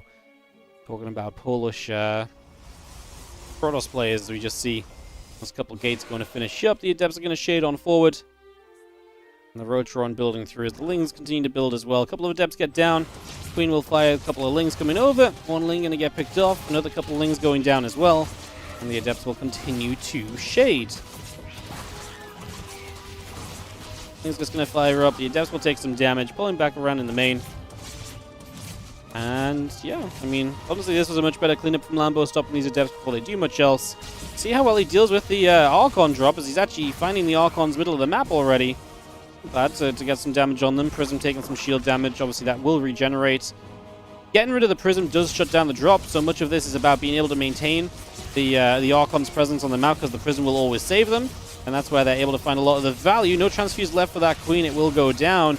As we are actually hitting the Archons quite heavily here. Turns onto the Prism for a second there. Another Queen that's low does pull back. Eats a transfuse. And there is the power of the lift-up save. However, those Archons are low on shields now, so it actually may not be too super viable to actually come back in with them, because they're not going to take a lot of shots before dropping down. So while it does feel as though it's like, okay, maybe you can't do much more here. Oh, that was scary. That was actually very close. But maybe it feels as though you can't do much more here. While it does feel as though those Archons didn't die, it doesn't feel like you can necessarily do much more still as Cristiano. As the Archons do drop, the Queen takes damage. It will go down. And a couple of Lings coming about as well. Looking to see what else is going on.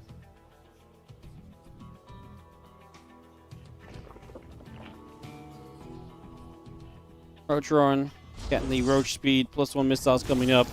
Hydrogen on the way. The Queens will just push that Prism back now. Lings get up to the front as well. Station Pit, Hydrogen, Lings. Bit of everything on the way actually from Lambo here. Looks as though we're maybe looking to play Roach Hydra Lurker in the near future. Infestation Pit going to give us that hive quickly. As charge comes up, there's definitely going to be a little bit of a scary time for him, right? As these Archons should just be saved again, so nice job, Cristiano, not letting those go down. Just realized you haven't seen Archon Prism in a hot minute. Yeah, it's not that popular anymore. I think the thing is, Zergs feels very safe usually against Archon Prism, because you can actually drone a lot behind Archon Prism or against Archon Prism, because you usually get that like baseline of units, you push it back and you're good. The scary thing is when you do a little bit of work with it, and then maybe you didn't get as much up as you wanted to, and suddenly this army arrives, and that is a scary army that Cristiano has. Bling's going to get in for the counterattack. We'll force some distraction here, but Lambo needs units. This fourth base is going down. That's a guarantee. I think it's fair to say that Cristiano is actually in a very good spot right now, as Lambo has struggled with that Archon Prism. Honestly, Cristiano did a pretty good job, just keeping the Queens busy, keeping Lambo busy. Lambo did not really get to a comfortable drone count. Can he survive here? +1 missiles coming up. Obviously, Storm is on the way, so I don't know if Cristiano even wants to push. Like, killing the fourth base and just backing away into Storm might just be the better play for him at the moment. The Ling's going to see all those High Templars. He definitely knows probably what's coming as well. They were not quick to morph into Archons at all. And Lambo just building Lings and Hydras right now, but he doesn't exactly have like a huge army supply. It's not like he's going to have a surging force to really take a fight across the map with. He's going to try, apparently, but I don't really love it. He's building hives. This is not really his plan either. He's looking towards future tech, so attacking right now is not exactly ideal.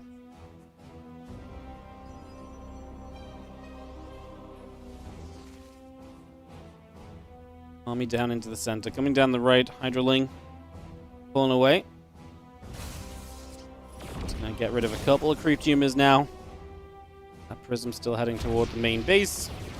As the cells charge through, one Queen going down, a couple of Lings in trouble. They're gonna try and charge forward. Storm on the Hydras initially. It's gonna be seen the high. Ooh, catching the back on some High Templar is kind of a big deal. Any storms you get rid of before they drop actual storms down is pretty amazing. Storms without actually being storms. Good for the Zerg is... yeah, I mean, the flank is scary. I mean, the entire thing is scary because it's just Hydras.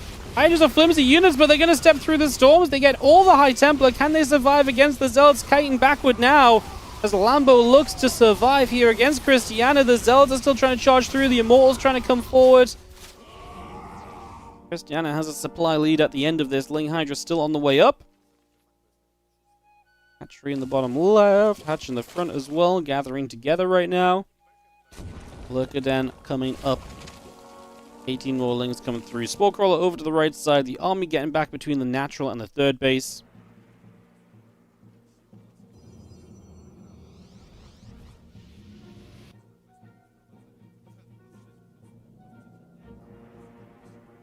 Zealot Immortal Templar pushing down to the south. I mean, Lambo's done a good job of surviving through the thick and the thin so far. He's got 4 bases up, few Lings into the main. Love that as a distraction ahead of this fight. Hydra's in the back, just getting to deal their damage when they're going to do their best work. Storms are terrifying, though, for this Zerg army, and that's what Lambo will struggle with, the fact there is just Storms available and plenty of them. But the Lurgaden is nigh on finish, and the moment those Lurkers are out, life becomes a whole lot easier for Lambo as well. If he can get them up, if he can actually get them into play, that's the question too. Don't forget they obviously won't have upgrades straight away. But it could just settle down some of the Zealots from running forward, and if you can do that, then you've survived through what has, again, been a very scary phase of this game for you. Couple Lurkers coming up. That's not enough to make Cristiano not want to push in at all, but I think it's enough to kind of at least determine, at least help swing things into Lambo's favor a bit. Cristiano pulls left, knowing the Lurkers are going to finish off to the right.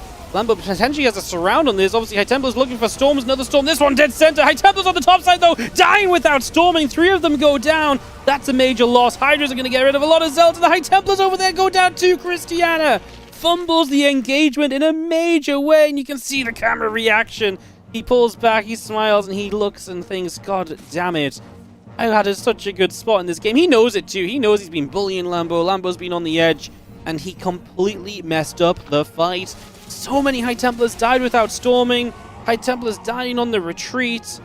Just a messy fight from Cristiano is going to cost him heavily now. as his 4th base comes under attack. He recalls to get here defensively. That puts recall on cooldown. That's kind of a big deal because now Lambo knows you can play around that time frame of recall being on cooldown for the near future as well. Lurkers coming up in bigger and better numbers. It's not like Cristiano has an amazing army against it. Yes, Immortals are good. Oh no, the Lings can get in. They're going to run straight through into the natural. Cristiano is falling apart. He's crumbling here in this Game 5. The experience of Lambo is pulling him through, keeping his cool and keeping his nerve in the important games in the offline setting as Cristiano is falling into trouble. Lurkers and Hydras will hold the front. They will jump onto that Immortal.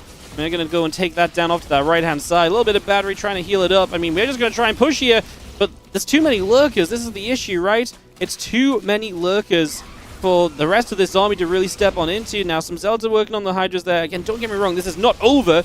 It's not done for Cristiano, but it's definitely tricky.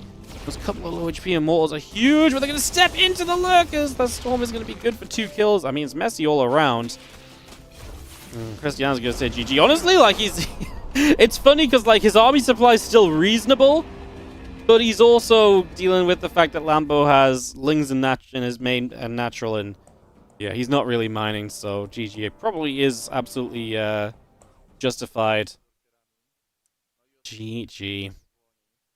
Well played. Damn.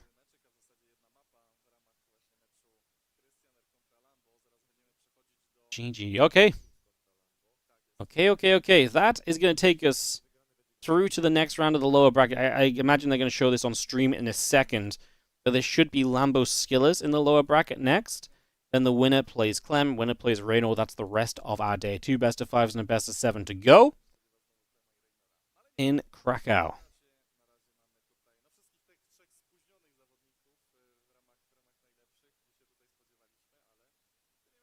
So yeah, there is the bracket confirming our top 4 Skillers versus Lambo.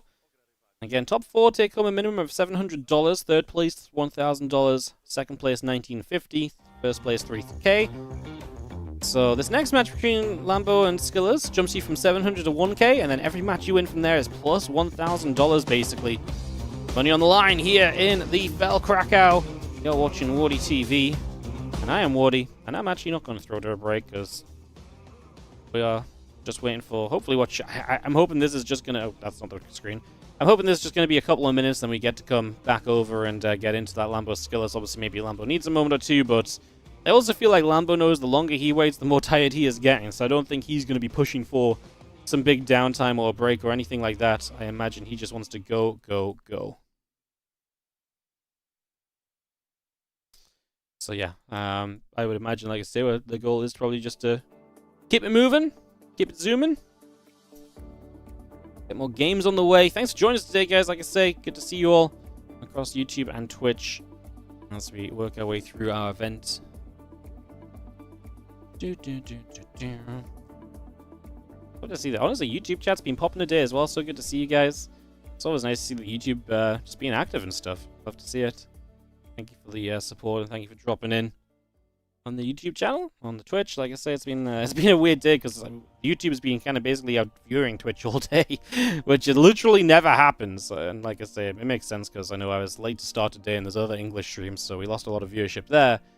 Still kind of weird to see it like happening though. It's a little crazy, to say the least, but very, very cool to have the YouTube doing so well. So hell yeah to the YouTube viewers. Appreciate y'all. As, yeah, if anyone's got any fun questions or anything, we're going to have a few minutes here just sitting and waiting for games to start back up. So if you've got anything fun to ask, say, or do, I'd love to hear from you.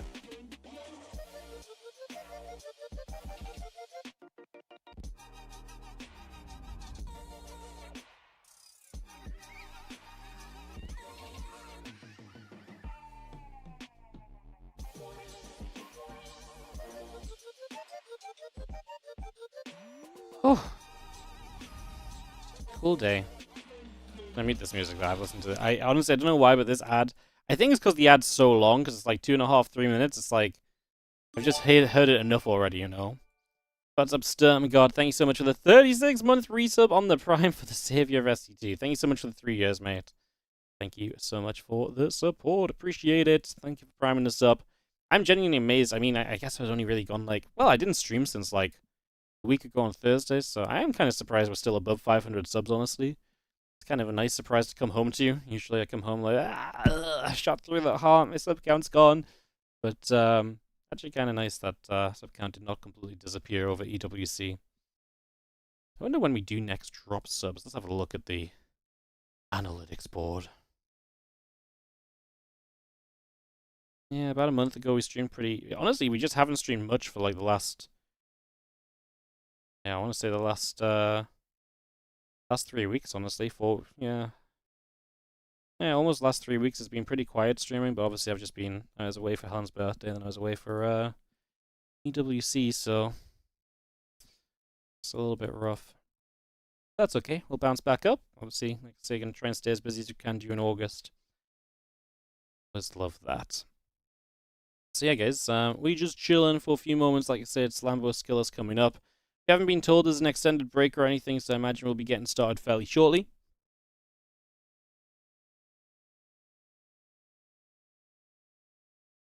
Kick that off and get that underway.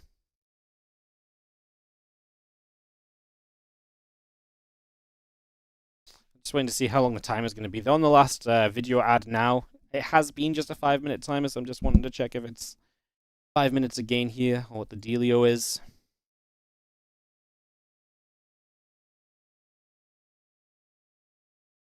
Ooh, exciting stuff.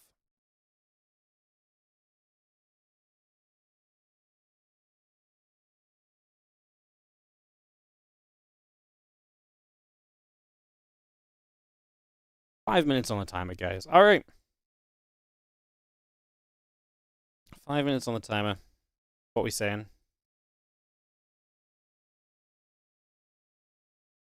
Always good to have a mothership. Yeah, mothership's always good to have. Alright, what if we do old school Wardy Minesweeper time? What do you guys think? Do we win Minesweeper in before the countdown finishes? Probably not, right? Probably not, but we can give it a go. Alright. Good luck, us. We need a good start, though. That was not the good start we're looking for, guys. We need some space to work with. Alright, go, go, go. Ah, I misclicking. I'm throwing already. Ah, pain.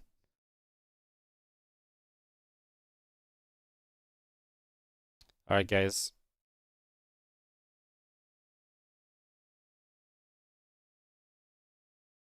It's very hard to do this, actually, while I'm also thinking about how I can talk to you guys. Didn't really think of this, but that's the situation we're in right now. I'm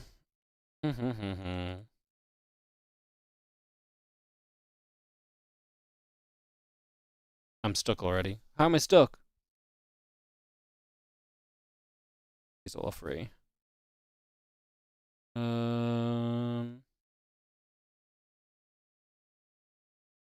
That's clear.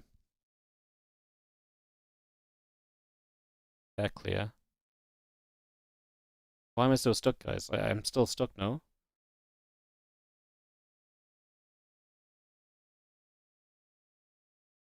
That's clear.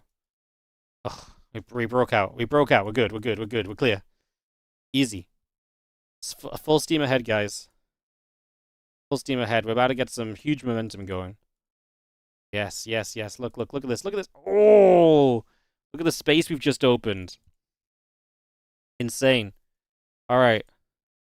Oh my god, we're gaming. We are actually gaming. Look at us go.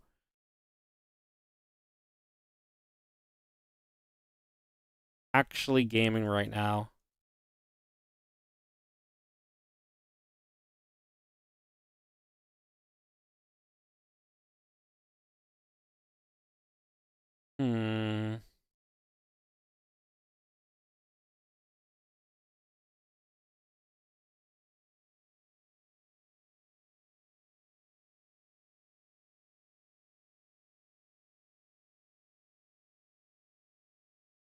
Popping off again. Progress, progress. Ooh. Oh, that's not fun. I'm stuck. Where are we going? Where are we going? Let's work over here, maybe. Can we work with anything over here?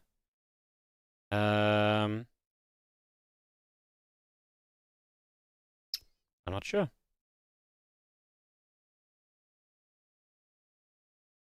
Pretty sure that. Oh no, I misclicked. Oh, we are. I think we were kind of on pace.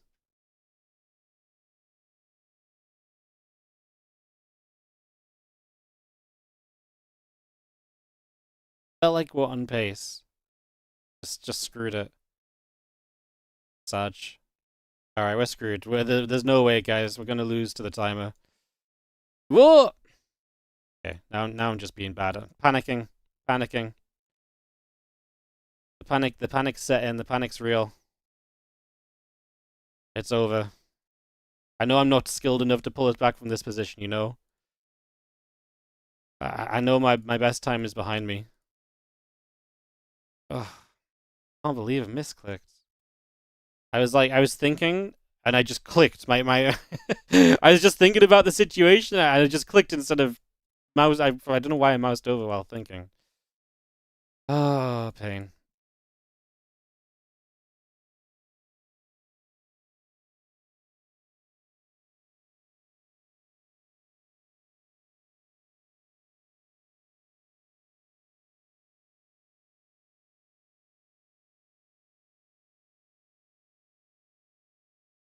Has to be one of these. So that can't be one. 1, 2, 3. 2, 3, 4. Oh, this corner's gonna be tough now. 3, 3. Oh, maybe not. 2, 3, 4, 1, 1. No, Indy, go away! Start another match. There are No! 3 ahead of us, and we are already welcoming Lambo and Skillos. It's last chance. Has to be one of All right, these. bravo. So it can't be any of these. All right, let's go with some questions. One quick one. So I wanted to ask 2, 3, Lambo, 4. what do you think about Cristiano? 1, Did 2. he leave like positive impression? Did Nice. you expect Nice. such a strong performance from him? No, I did expect it. Yeah, he's quite scary in ZVP. I know him from the ladder. He's also a grinder. He's still improving. Honestly, Keep talking, he had a Lambo. pre-walk that I didn't think he was going to hold, and that to me in itself is quite impressive. So yeah, he played well. So you were pretty scared when you were losing 1-2, I guess, right?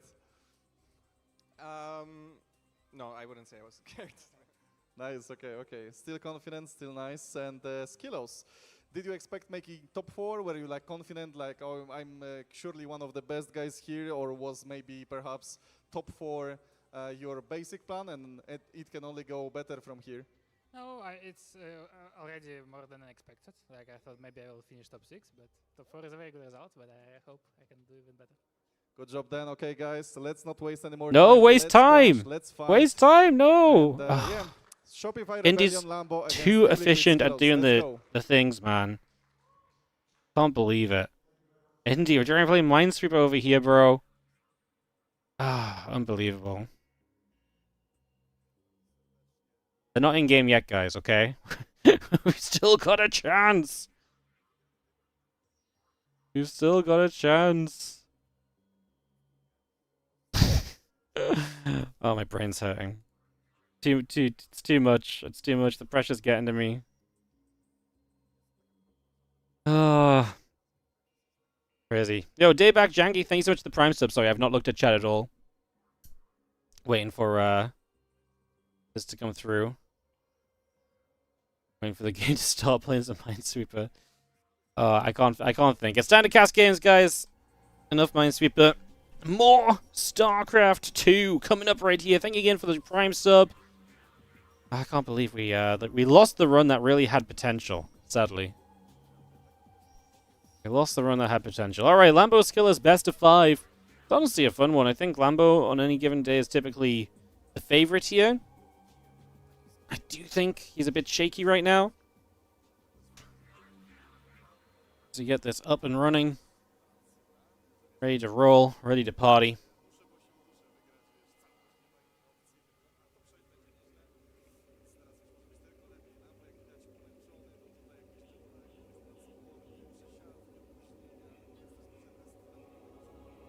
We get ready to rumble. Alright, guys. Should be in game in a second. As you can see, the players are setting up. Starting to spam them keys. Countdown is on. And the game begins. Top 4 matchup here. Who can make top 3 to challenge Clem, then Rainor, Here in FEL CRACOW, in the top left corner of the map, the blue Protoss player is Team Liquid Skillus.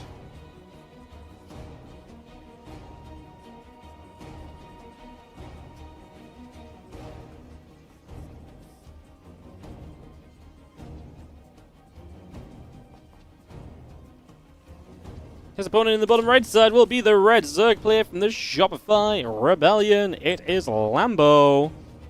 As we get into game number 1. It's best of 5. It is best of 5 for the rest of the day until the finals, which will be best of 7. So, 2 best of 5s and a best of 7 is what remains today. That's what's still coming up. It's getting late over in Krakow, man. I feel like we're going to see some... honestly, I actually do think we're going to see some shorter games as we progress through toward the finals, honestly. As we set up here. Hatch, set, drones, mining, gate and the gas coming up. And just see what kind of style Skillers wants to pull out here in this best of 5. See if he's wanting to play some... see if he mixes it up a lot, I guess. Is he going to play Glaives at all? Is he just going to play Stargate Blink most games? To me, Skillers is the kind of guy who actually is very comfortable and confident in kind of just that same kind of build order a lot of the time. Mixes it up on kind of a low amount, low amount. In the best of 5, I think he should mix it up at least once, but I don't know how much of a Glaives player Skillers really is. I'm trying to think about when I last saw Skillers really like playing Glaives versus Zerg, and I'm like, honestly? I'm not, like, you know what I mean? Like, I just, like, I'm sure he has, just... it doesn't spring to mind, I suppose, which usually speaks volumes. Someone used to live in Krakow. It's very surreal to see these guys, and then now a Hutak Centrum Kulturi after coming back from Saudi. Yeah, it's, honestly, it's kind of weird to me seeing these guys on stage with people, and I'm just like, well, I just saw Lambo, like, what feels like yesterday. because in my head, I've not even had, like, a real day at home yet. Like, it's kind of wild, because, like, I've not even been home 24 hours, and we're, like, 7 hours into another offline tournament. It's like really surreal because in my head I'm like, yeah, I saw these guys yesterday and now they're in Poland. That was actually 2 days ago. Travel day feels like a hazy fuzz in my mind. And I'm like, wow, these guys are like a different country just playing StarCraft now. Crazy. Stalker's gonna get some pings off onto the Overlord. Some damage being done.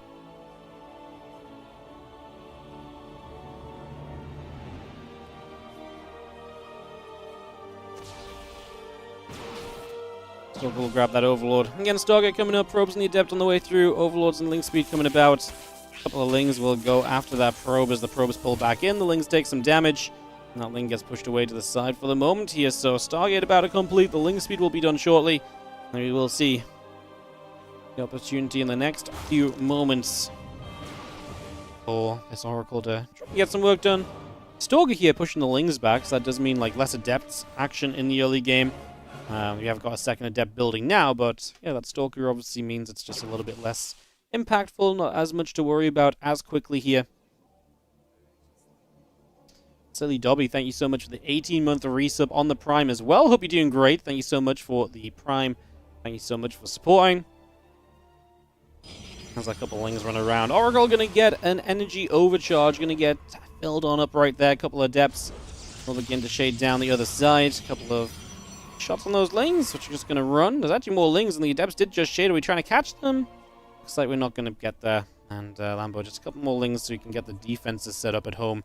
More so than anything else, seemingly the plan for the moment. Adepts will shade forward again. Things will look for the jump. We'll see one Adept going down. The Oracle able to get a grab. 3 drones falling. And the Oracle just peeling its way over to the sides. We're going to get some shots off on the Oracle as well, pushing that back over. And it's going to come all the way around the right. There's a few drones. Queen, Overlord, Evo Chamber. Continuing up for the moment. Cling's going to get a chance to jump onto the pylon, and that's going to be a couple shots. It's going to be very nice, pushing the Oracle back the other way.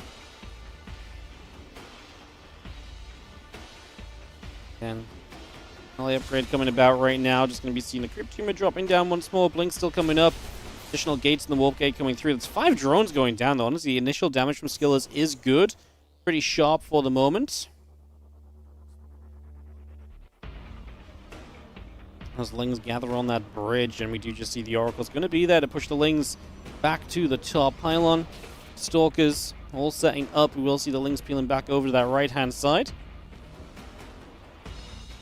And melee upgrade Overlords continue to come through, just having that Bane Nest and Lair coming online as well.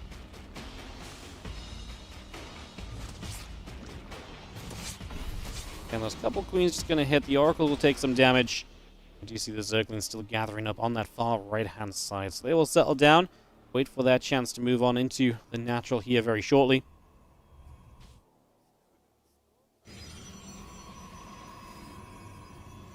Again, Blink on the way, Forge on the way. Stalker already firing up, and we do see one probe, two probes going down immediately. Nice grabs, the Lair finishing very soon. The melee upgrade coming up as well. This few Stalkers going to jump onto the hatchery, and again, we'll deal some damage as we do see the Oracle's able to get rid of the hatch, and that's a kill, not a cancel. Little mistake there from Lambo, who's going to lose the Queen as well. Getting overpowered as Blink is about to be done. Just a powerful initial push here. That is the 5th hatcher Lambo that gets killed off, so he does have the 4th to the bottom left still. So he's still kind of fine in that situation. Lings back over all the way around the left for the moment. +1 and the charge coming up as well. Ling's actually going to find a little grab onto the Stalker, or at least they thought they had it. Not in the end. The Stalkers blink back up top. The Lings get chased away. LA upgrade finishing. Muscular augments on its way. Queens, Lings, and the rest coming online right now as the Stalkers and the Oracles gather together.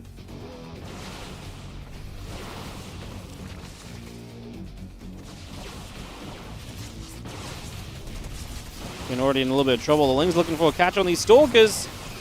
I just don't think Lambo really has enough right now. The Lungs come in from the other side as well. No stasis. I'm surprised there was no stasis there. It was, Revelation feels a bit panicked from Skillers. I mean, I actually think this was kind of alright for Skillers. Feels weird. It actually got a bit messy in the end, but Lambo was not in a great spot to defend it anyway. Oh my god, look at all the Stalkers from the other side. Jeez. Now, that's why the numbers are looking good for Skillers. And he's looking for that bottom left base. I don't know if Lambo... It's a lot of Lings which are good against the Stalkers, but there's only one Oracle left. Losing an Oracle is a big deal, because it does mean just way less to deal with Lings. Obviously, Lambo is probably looking for the wraparound. Yep, that's exactly it, but he's already engaging with the Lings from the bottom, so it's not timed up well. We blink over, looking for those Zerglings. Oracle will activate. Lings taking damage. Shots coming through. It's still looking good for the Stalkers. Sat in a mineral line here against melee units. The Oracle helping as well, and I just do not think Lambo has what he needs. Those Hydras are not going to do it on their own. Not in good enough numbers in the slightest. Some extra Hydras showing up, but right now Skillers is just one-tapping these Hydras down. Thank you very much. We'll take those kills. Pulls back. Oracle is currently killing a hatchery. There's a few more Hydras coming through. Lambo might get a clutch defense, but maybe only because Skillers really chased too far. Like, Skillers realistically didn't need to chase those Hydras. He could have just killed off the 4th base, backed up, got reinforcements, go again. And then without a 4th, it's going to be extremely difficult for Lambo to kind of continue to stabilize, right? Instead, you kind of chase the units, you lose a few more Stalkers, maybe, just maybe, you give the chance then over to the other side. And you maybe give that opportunity for Skillers, for Lambo to actually get some units up and to kind of match you in that army and maybe look for a fight. Skillers says +2 in Storm is going to be his next step, going to get that going.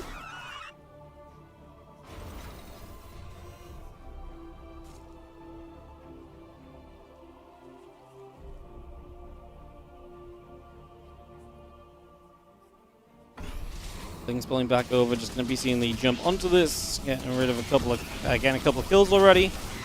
Things pulling back through, Oracle activating, a few Lings getting picked off. The Zealot's going to jump onto the right side. A couple drones going down, hatchery taking damage. Rest of the Zerglings coming across as well, as you just see the Zealot's going to get back onto that hatch. Bottom left side is in trouble too. I mean, this is where the Ling Hydra's going to show up. Storm's not done just yet. A few seconds. And the High Templar, yeah, okay, I was going to say, they may be a little bit in trouble. They were right in the front, but the Prism saves them. And now we're going to have Storm, and this should not really be too much of an issue anymore for Skillers. It should be much simpler now. Again, the Zealots got rid of the 5th hatch on the right side. Aliens will dispose of those, but again, we've got Ling Hydra on the left, which is just not really looking competitive here. Narcon are so mixed in. Good splash still available. Lambo typing GG. And this first game is going to go the way of Skillers. He just got a little bit too much done early. Opening up strong. We'll see if we can keep that up going into our following games. Skillers with the 1-0 advantage. Looking for top 3 here. Said he came into this expecting top 6. Skillers is not completely full-time StarCraft 2 anymore, still loves the game, still practices a lot, but he does work as well, so I think it's nice to see him being reasonable with his expectations, coming in saying, yeah, top 6 possible. He's still very good, and maybe, honestly, I wonder if Skills is one of those players who, with a little bit less pressure on his shoulders on the kind of StarCraft side of his life, might then see better results, you know? Because I do think there's a reality where I do think there's a reality where Skills has always put a lot of pressure on himself, right? And so if you can kind of take that pressure and kind of move it off your shoulders a little bit, maybe it actually lets you perform a little bit better. Skills works? Well, I've got no idea. I just know he can't, if he has to play through the day nowadays, he needs some heads up, or he can only play certain days, prefers weekends. In the evenings, he has to play from a certain time onwards only, so that's something to think on.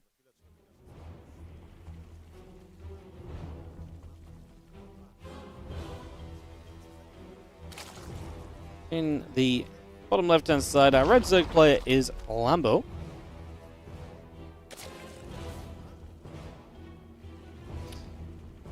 Down a game in this best of 5. Up against Skillis in the top right. Feeling good about that game 1. We'll see if we can keep it going into this game 2.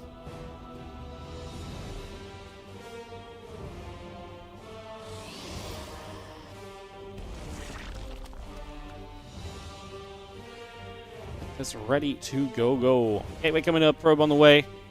Hatch gas pool, a little bit of everything coming up as well. As just see the probe nibbling into some of the minerals.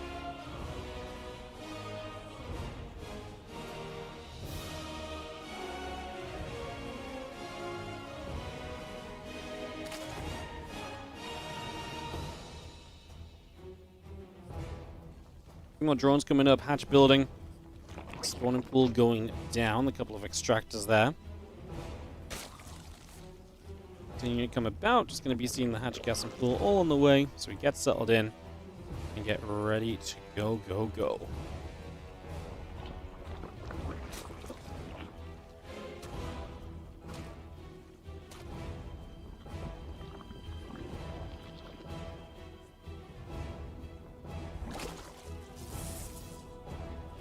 They'll nibble.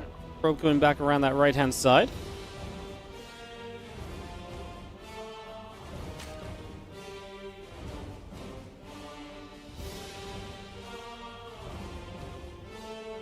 And nibbling again. Cybercore and Nexus both coming up.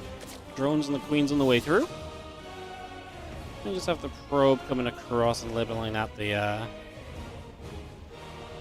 mineral line. And that Nexus will finish momentarily, so we get the Nexus brought through, the Adept will come on by, Stargate on the way up. And that link speed will begin.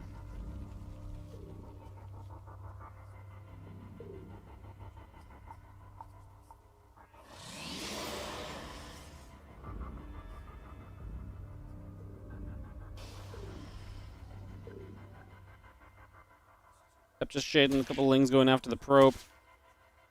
It's going to be seeing the Stargate coming up. The Adept and the Warp Gate continuing through. Hatchery going down on the third base, so we get that going immediately.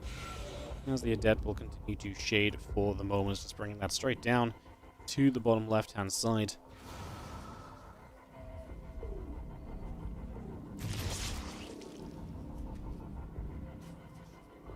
Adept coming over. Again, Overlord just overhead, chilling for a moment or two.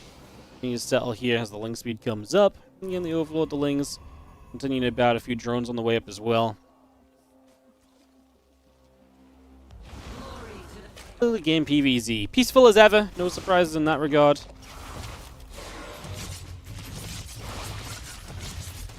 Well, Adepts is going to get rid of a couple of Zerglings, so again, just making some progress there. The Adepts are going to pull back a slight amount. A few drones on the way. Link speed coming up. That lost mining time. And Skillis takes that income lead. 2 drones killed. Again, drones having to pull. Devs are going to threaten again. Lings and Queens should say no to the shade. But they do have the Oracle coming in as well at the same time. It's a very committed Oracle. It takes a lot of damage to get in position here for 3.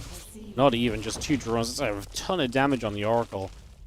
You don't love losing 2 drones, but that Oracle is so hurt, it's difficult to justify bringing that one back in. A few Queen taps, and it's going to be on the verge of going down. So I don't think you love that necessarily as Skillis overall.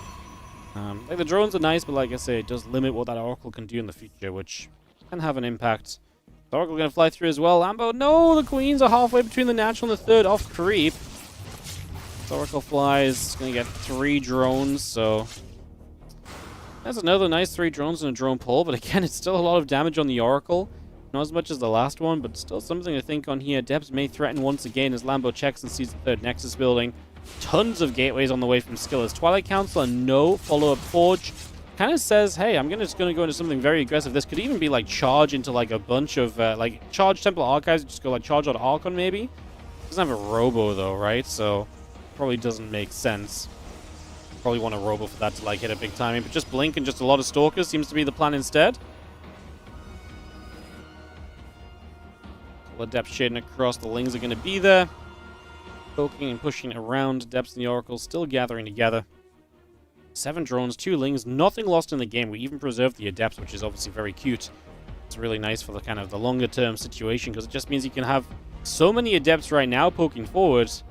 And that's not fun for Lambo. That's what, like 7 Adepts plus the Oracle threat? Yeah, it's not fun at all. It's a good amount of Lings. Adepts want to commit here. I'm just going to poke at the front. Revelation from the Oracle. Skillers doesn't see the opportunity apparently, so it's going to step away.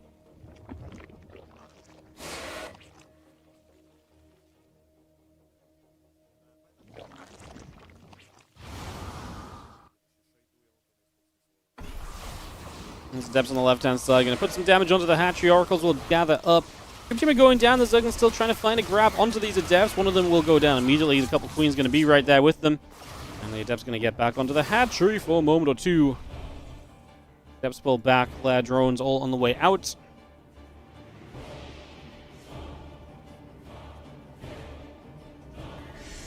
One Stasis going down. The other Stalker's coming across. Again, we get poking at the front already. Seeing what we can do right now. A couple Lings run away. The Queens run back. The Adepts come back over. Transfusion hatchery is going to be cleaned out there. Stalker's going to get rid of the Overlord at the same time, and the Adepts are going to go shading forward once more.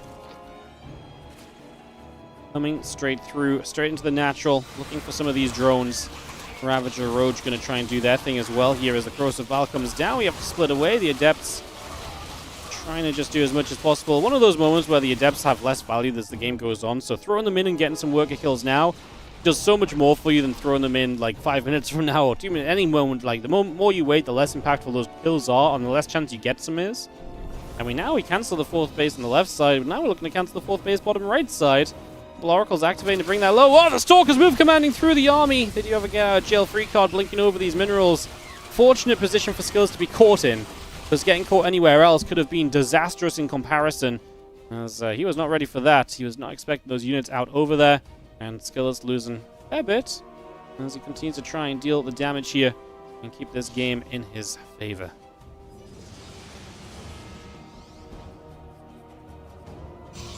Stalker Warpins, the Overseer stepping up. There's a lot of Stalkers heading down to the bottom side of the map, by the way. That Roach be coming through, Groove Spines, and the +2 missile attack coming up as well. Stalker's going to start fighting. Queenling Ravager. Roaches taking damage. Oracle going to set the Stasis Ward up. Roaches, Ravagers, Queens continuing through. We'll see the Stalkers continue to pull back. Another Corrosive Vial coming down. Just going to be seeing a couple more Vials continue to come into play here.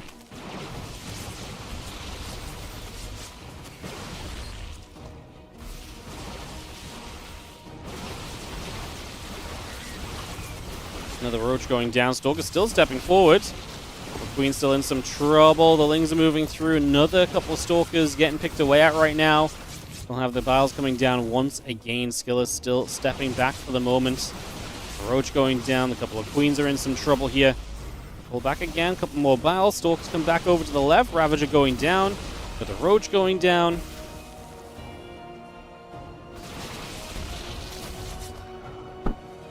This already feels pretty rough for Lambo, where Skillers is basically overtaken in supply. Storm's about to be ready to help out. Zealot's getting to the front. Those Hydras already feel like they're in some trouble, as this Storm is going to do a lot on the top side. He's got a second Storm available on the same High Templar. He's just looking for the best position to hit it in. I mean, this hatchery looks in trouble as well. Skillers right now is pressuring his way to a very advantageous position here against Lambo. as we do have a 2-0 lead, I think, on the cards right now. Stasis does not catch a lot. Gridlings go down, but I don't think Skillers necessarily wants to stop. Don't get me wrong, this is great damage already, but like, it's great damage, but it just feels like you're in such a great spot. Again, do you really want to stop?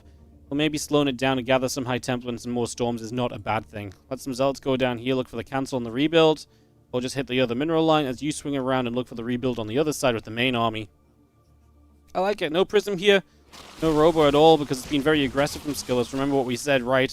It was all about that gateway count early. He got into a lot of Stalkers right away, and he's been trying to lead this game from the very get-go. As the High Templars show up, this is going to be one lurker that we jump on immediately. The second lurker should be able to go down as well. Storm on the Hydralisks, and we are talking about Skillers winding up in a 2-0 lead, because this game is done. Skillers 2-0 advantage. What a start. As Lambo down by a map. Down by 2 maps, and now must win 3 in a row to stay in this tournament, move into the top 3 of the competition.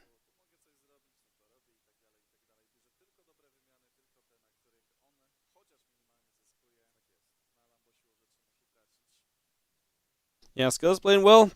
Again, it's a tough day for Lambo. He's been up for a lot of hours. He's been traveling.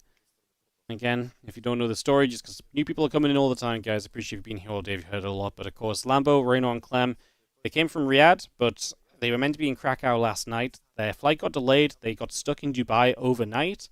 Had to wake up early to catch a flight from Dubai to Krakow early today. They actually had to change the schedule of the tournament to accommodate the fact that they weren't going to be there. So they came straight from their flight into the venue, and yeah. I think fair to say that these 3 are going to struggle as the day goes on. Lambo, I do think, is looking particularly tired right now. Skillers is definitely looking a whole lot fresher, and that kind of looks true in the games as well, I think, a little bit. So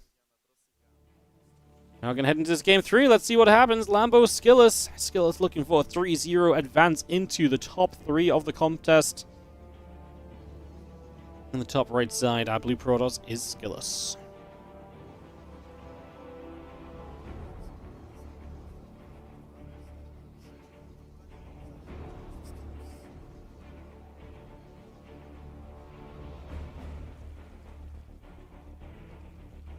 Bottom left, our red Zerg from the Shopify Rebellion.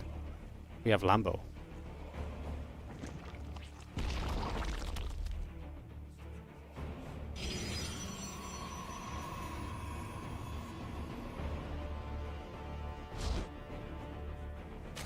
Anyway, similar coming up. Hatchery coming through on the natural.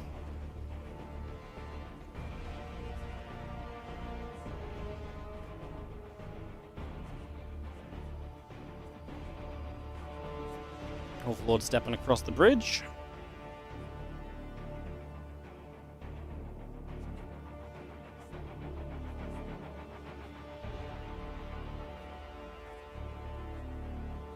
And hatch, gas, and pool all on the way through. Gateway coming online here.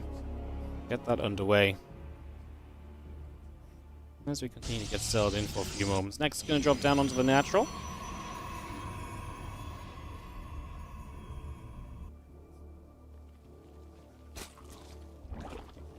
We'll patrol around, take a few moments, and have the Nexus, the Cybercore, continue to get settled in.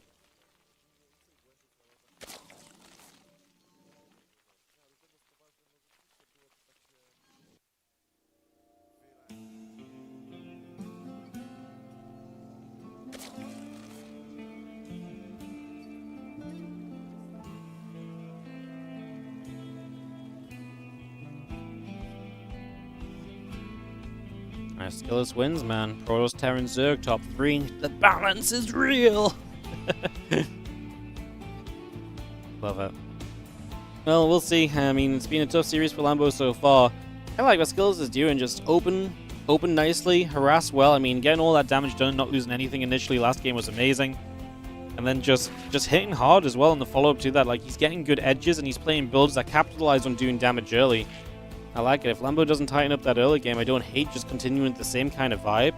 This map kind of lets you do it as well. You know, there's good pushing points in. You've got chokes to retreat to, stasis ward set up positions, so you really can push quite aggressively here on Ultra Love. Is Clem knocked out? No, Clem's in the lower bracket finals. So the winner of this series will play against Clem.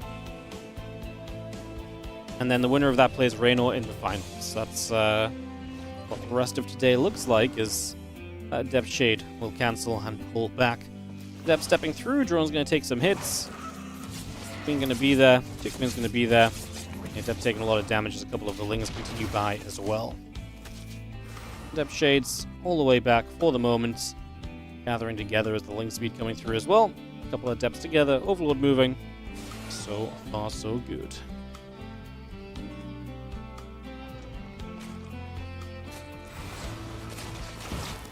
Depths get in. Lings do not have speed for a few more moments.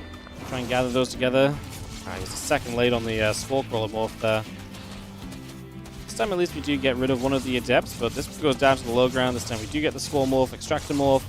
Like the position the Adept takes. The Oracle shows up, finishes some low HP drones. 5 kills. That's lovely. I mean, you lose the Adepts this time, but hey, you get the follow-up with the Oracle and punish some of the low HP drones. Love that, and that is again early damage taken as Oracle can pull back and activate here to protect this Nexus.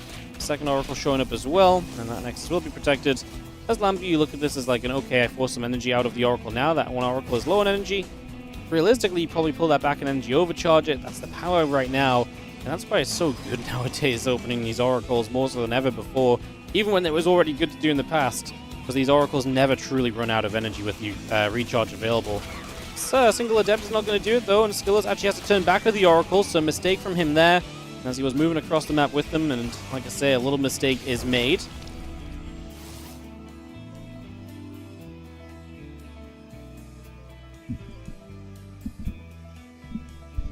Creep team is coming up, melee upgrade building, Blink, Gates, Nexus, all added on currently.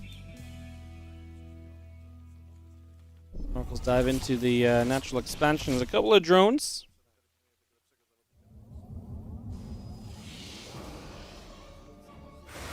Steps will make their way down. A couple of Oracles move over.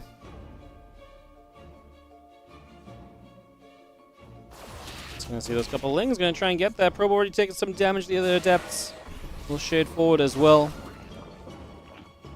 One Ling going down. And 2 Lings going down. Oracles will continue to do their thing. The Ling's actually looking for a catch right now. It's going to be Oracles activating. It's a bunch of Lings taking damage. Nicely done as those Oracles pull back. Again, Blink continuing through. Melee upgrade coming up.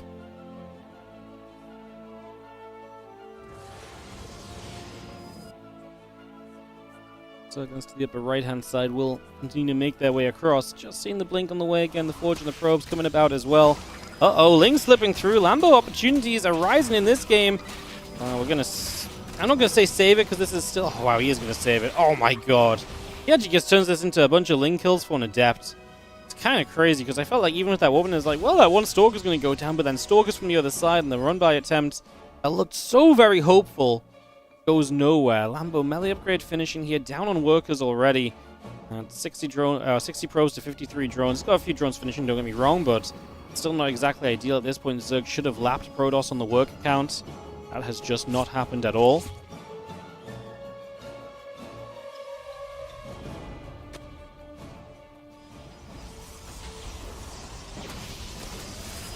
Things will try and come through. Another Stalker coming about. We will just have the Stalkers continue to fight. Queen going to take some damage. And we're going to jump on the Queens. I mean, the Lings going to come join in, but if every Queen's down, this Oracle can just fight. So can the second one. That's a lot of damage onto Zerglings right now. Don't get me wrong, though. The Stalkers are surrounded. Do they have anywhere good to blink to? Is the Oracle damage enough? They're going to blink low ground. Try and get out of here. Oracles will continue to go, go, go. Skillets is killing a lot. I can only imagine Skillets has reinforcements at home that are going to show up at some point soon as well. Oracle still has tons of energy. We will lose the lower HP and energy Oracle there. This Oracle will fight until the bitter end. Revelation on the Lings to see if they counter. I mean, at the very end, like, Skillets was taking a supply lead, but at the very end, obviously, Lambo does get a much better cleanup. The numbers finally start to really tilt in his favor, and that goes a long, long way to helping out. Oracle around the back, drones moving over. Another Revelation going down.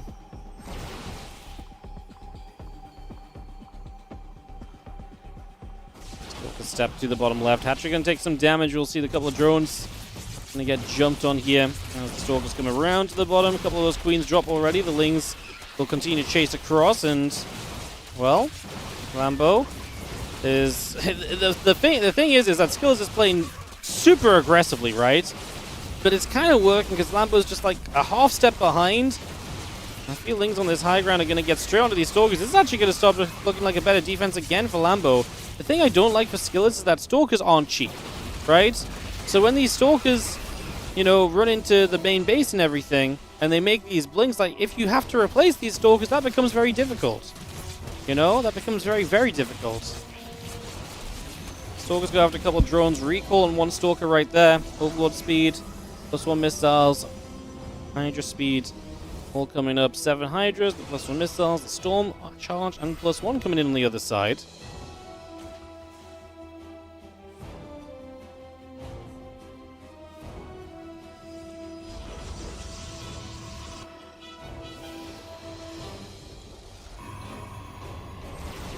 Stalkers blink, that Ling falls. Just seeing the rest of the Lings gathering up out down to the bottom.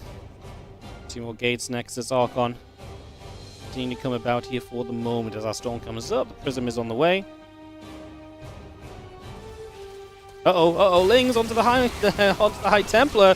They get those kills. The High Templar go down. The Storms do get rid of a lot of the Lings, but that removes a lot of the pressure that Skills is about to apply, because obviously he was about to, you know, have a bit more of a push going with Storms available.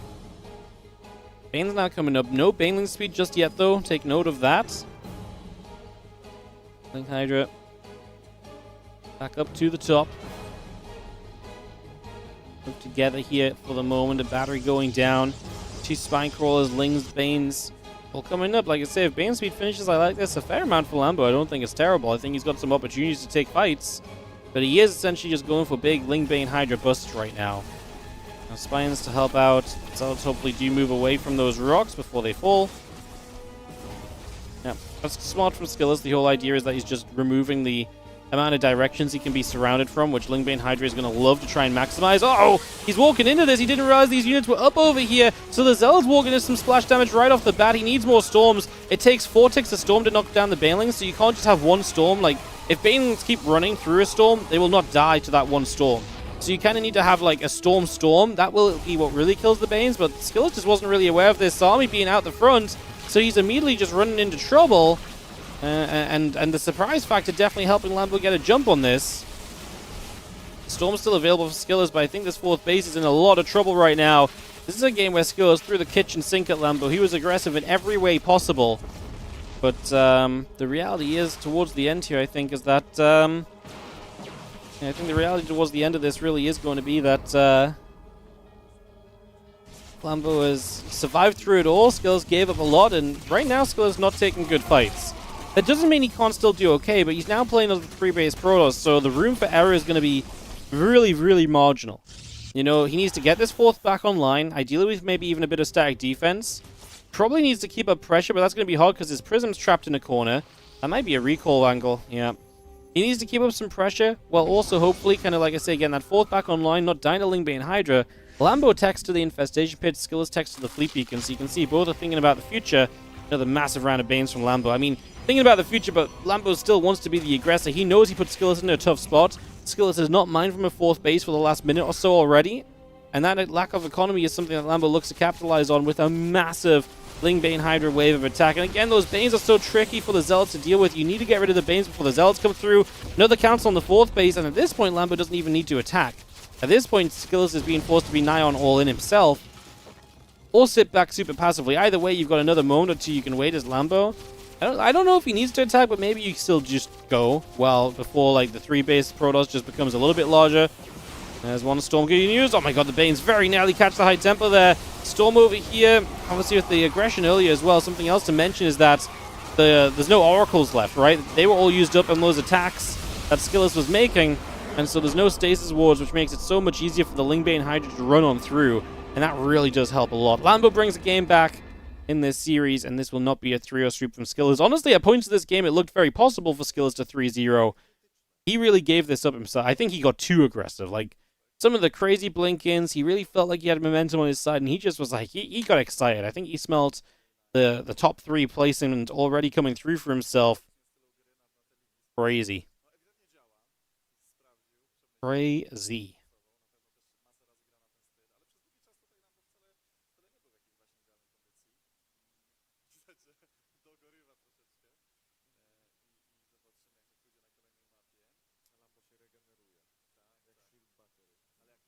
All right, guys, we wait a moment or two. I just got some ads rolling as Lambo and Skill is ready up for game number 4.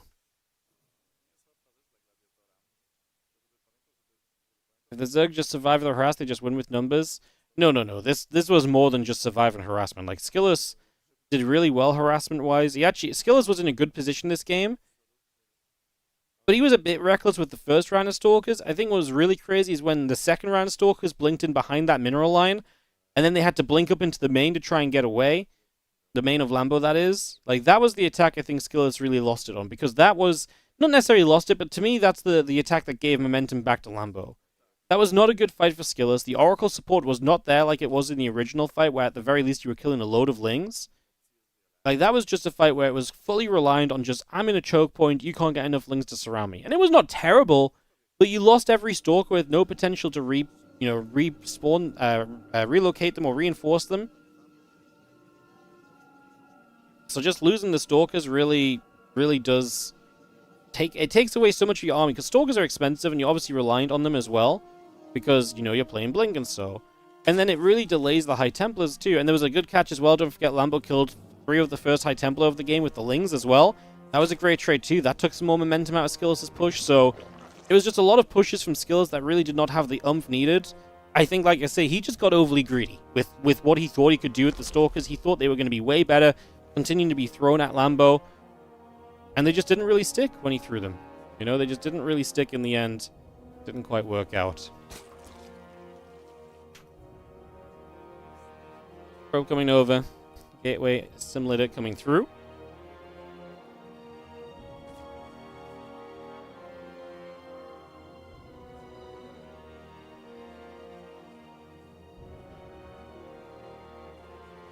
Drone on a little move around. Just going to be seeing Skillus going about with this probe.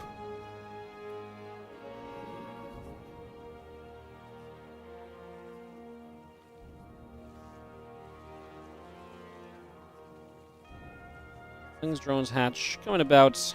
Get set up here.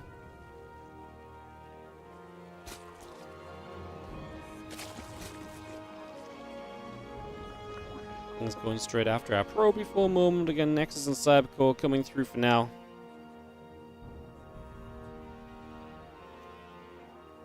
There's a couple of Lings going after the probe.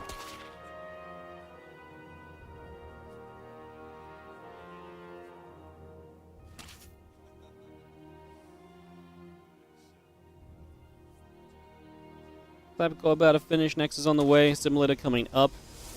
Probe is going to pull back into the mineral, into the natural. And still being chased.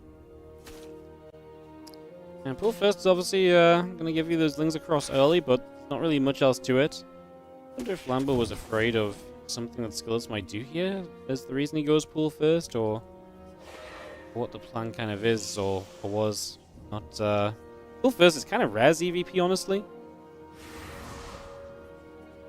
Maybe just doesn't want to be blocked. I didn't actually pay attention to the first minute. Maybe I even missed something myself. And to the point of being a long day, guys. Worked harder today than any EWC day, tell you that much. The Adept gets some more shots off. Lings going down, and the 2 Adepts together will shade toward the upper right-hand side. So they will get a moving already. 2 more Lings on the way. Queen on the way up. Add a Stargate, Adept, and the Warp Gate on.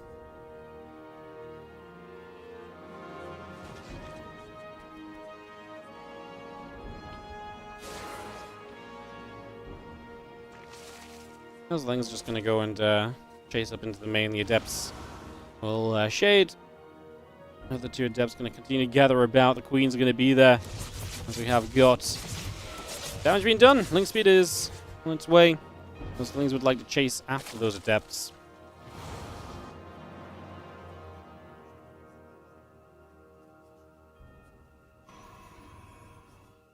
Oracle going to pop in a moment.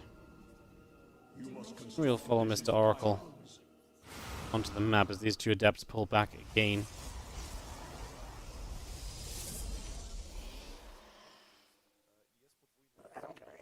And Overlord going to be settling in. Extra drones coming up. Link speed on the way. Again, small building. 9 drones building. Fire Council Forge, both producing. Nexus probes, Oracle warp gates. We have the Queen just going to whack the Oracle. Get some damage done.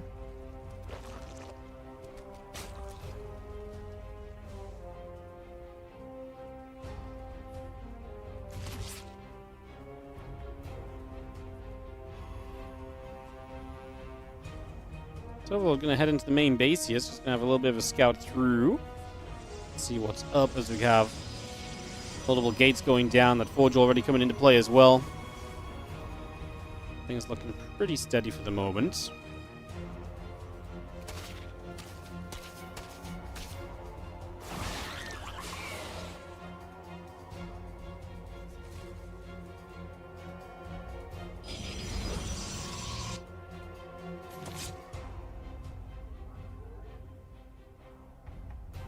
And the Oracle's getting moved. Just going to see the couple of Adepts going to shade.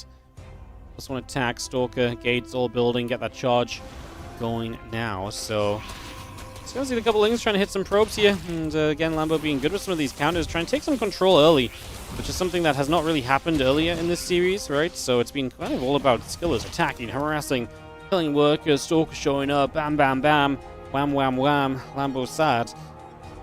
Yeah, this time Lambo's the one dealing some of the damage here. See, double Oracle is nice though, gets in for 2 drones, pulls out, not much damage taken, keeps them very active on the map. We'll see what this charge coming up is going to help a lot against that melee upgrade. So, melee again from Lambo, again the charge lots available is going to help you there heavily. So, something else to think on is just settle into game 4. Skillless 1 map from top 3. Lambo needs this one to make us into a game 5. Lambo's had a tough go of it because he came through Cristiano, who pushed him to 5 games. And that 5th game was not a given at all for Lambo. It was very tough. He was actually, I think, behind and brought it back when he was able to force a good trade. Baneling Nest is not ready, by the way. Zealots are coming across the map. Spine's building, so that will help, but will it help enough? Like I say, without the Baneling Nest, this is scary. It's going to be a lot of Zealots. Counterattack I like. It's going to be very scary for Skills to deal with this right now. He pulls to a corner. Might actually need to go to the natural and just run these probes away. Give up on the 3rd base and just go, go, go. That Spine's in a beautiful position, defensively speaking.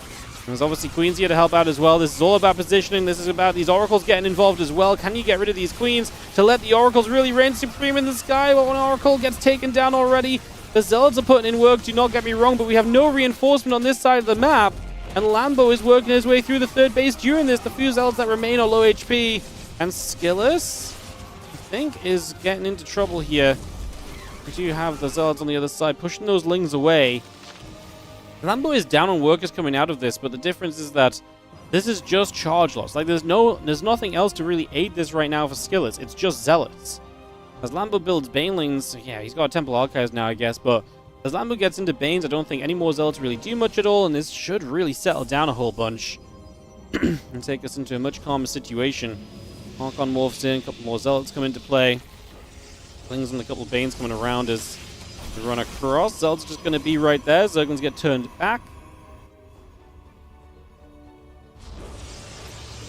Oracle eats the energy recharge. I still call that overcharge. It's kind of a scary group of Banelings. Even if they hit the Zealots, it would have been kind of nice.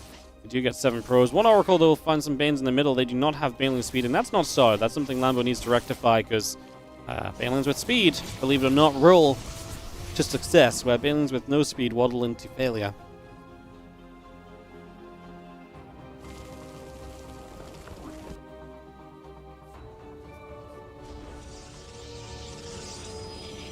Well, +2 and Storm still coming up. The Nexus and the Fleet Beacon still coming in. Additional probes coming about also. +2 melee. +2 augments coming around right now. Just going to see another revelation onto the natural expansion.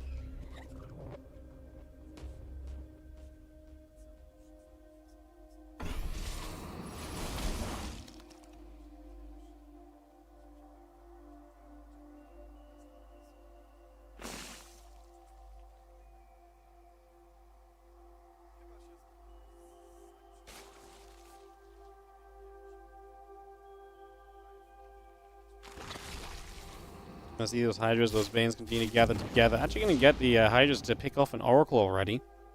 It's going to be able to take that down.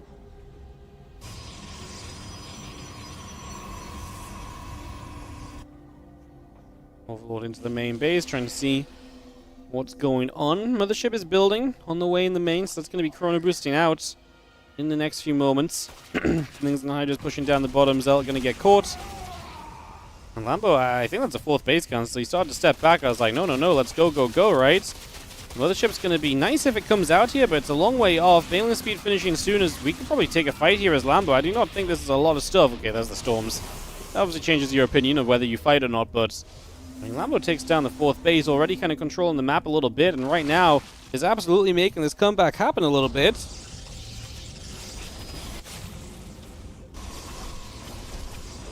Hydra pulling away for the moment.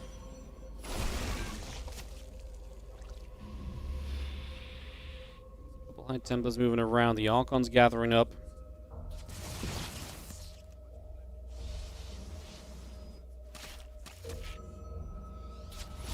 Those Banes ready to kind of roll into those Zealots. Perhaps the Archon's going to get over the left side. Next on the bottom goes down again.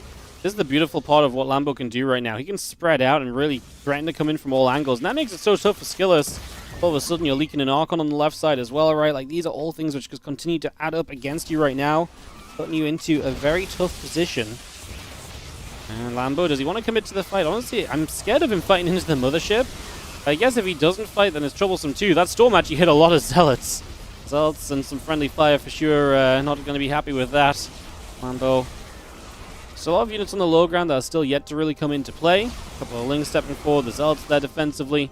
So we pull back around. +1 missiles. Lings and Hydras continue to come through. +3 attack. Next is on the way as well. Here come the Lings, Banes, and Hydras again. We continue to come over. I mean, this is nice because as Skiller steps across to the right side, defensively chasing that army, Lambo says, cool, you've exposed yourself. And he's just going to run into this mineral line. On the series that was completely in Skillers' control, games 1 and 2. And honestly, at the start of game 3 as well, it cannot be slipping away from him more quickly. Game 3, like I say, started off well, got overly aggressive. This game 4 has been all about Lambo. He's been great this game. Some nice Harkons though, and he will get some value here, Skillers. But once more, Lambo is not just in one place. He's over here. Once again, 4th base cancelled. Skillers, 54 workers. Can this be sustainable? Hydra's here going to find these Archons, and their damage output is high, and that Mothership is not exactly well protected. High Templars are going to get surrounded. Lambo's going to die for them. They're in trouble. Splitting from the Storms. High Templars down. Skillers down. GG. Game 5 on the horizon. As Lambo brings it back, it's going to take us the distance in this series. Like I say, we will get all 5 games in the 4th, 3rd matchup. One of this obviously moves into top 3, plays against Clem. User drops out 4th place, $700 in their pocket. Ley lines, it seems, for map 5.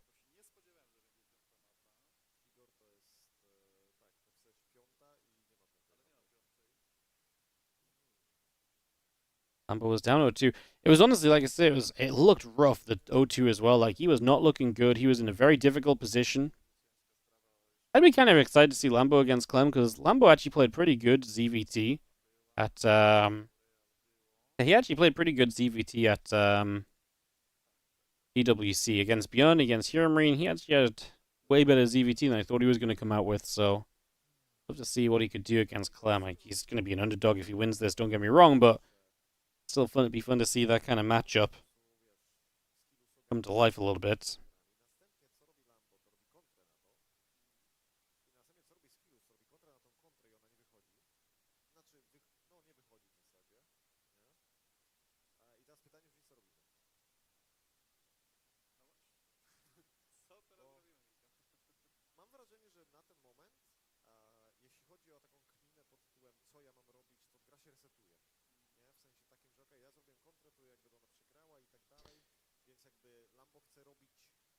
Right, in a moment, guys. Get ready to go.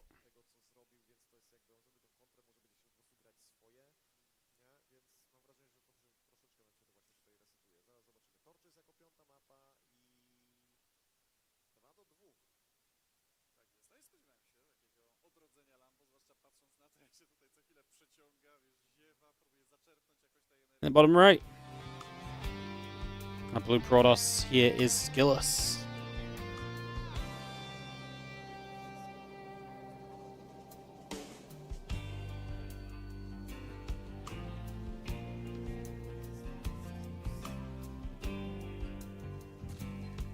Up. That lead is gone. Top right. A red Zerg is the Lambo torches. What a map. What a map.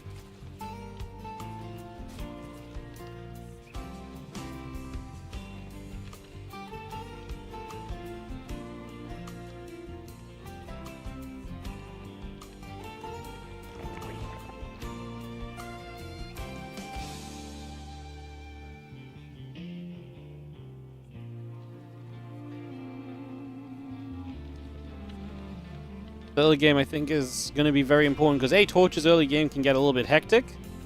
Lambo already taking the gold base. This seems to be the go-to for the Zergs on this map. This seems to be kind of the given, the guarantee. But I would say that, and just beyond it, just the early game in general in this series has been really important, right? Because Lambo has been not good in the first couple of games, and the games he's had a better early game, obviously he's looked way better and significantly better. Like, I feel like the first 2 games were already lost on the early game, never mind him just being at a deficit. So, things to think of. Does Lambo not like this map? He let out a big sigh. No, I imagine he's just tired. Again, it's been a long-ass day for him so far. So, probably just trying to chill. Just trying to bring it back, keep his mind settled, try and just, yeah, just relax, I guess. Doesn't have to be about hitting the map.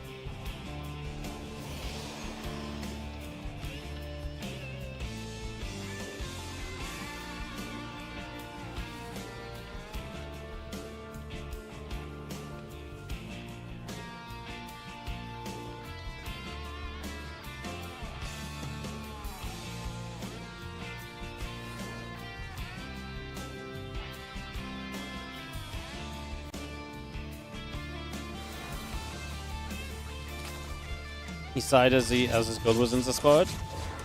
I don't know if that's super crazy though. Like, this is so common on this map nowadays. Like, I'm not sure if this is something he should be, you know. I don't know if like skill is seen this sooner is really like overly like wild. No, like you see no hatch and so on. We're just gonna see them 2 adepts gonna try and shade through. They are gonna threaten the idea of coming across the map a little bit right now. Let's see if they can make something happen. Heading toward the main, of course, trying to punish the split-up army of Lambo. He's making a bunch of lings. Lings speed done shortly. Steps will cancel that shade. Saw a few lings spawning. And gonna recall home. I like that a lot. Not letting themselves be out on the map and exposed. Because Lambo is still making lings. Is he gonna ling queen walk? Yeah, he's ling queen walking. Well, this queen's getting pushed. Oh, we're not ling queen walking? Surely we are. We're just link flooding? Yeah, he's just gonna 5 more overlords. And now he's droning. Oh my god. I mean, 5 overlords is way more than he needs. He made so many Zerglings though.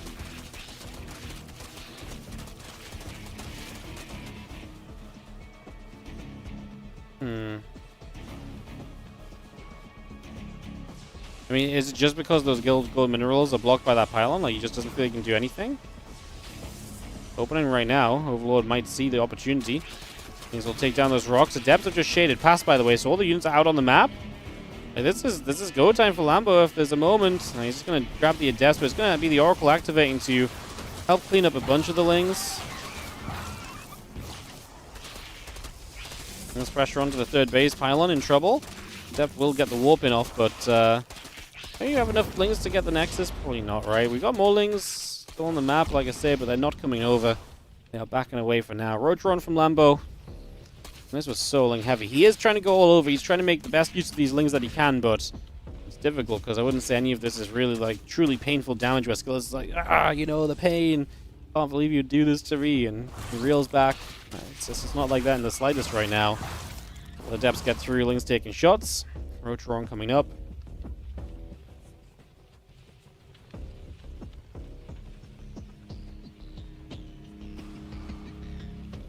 Ling's gonna just run by. Seeing those Adepts. It's a little surround.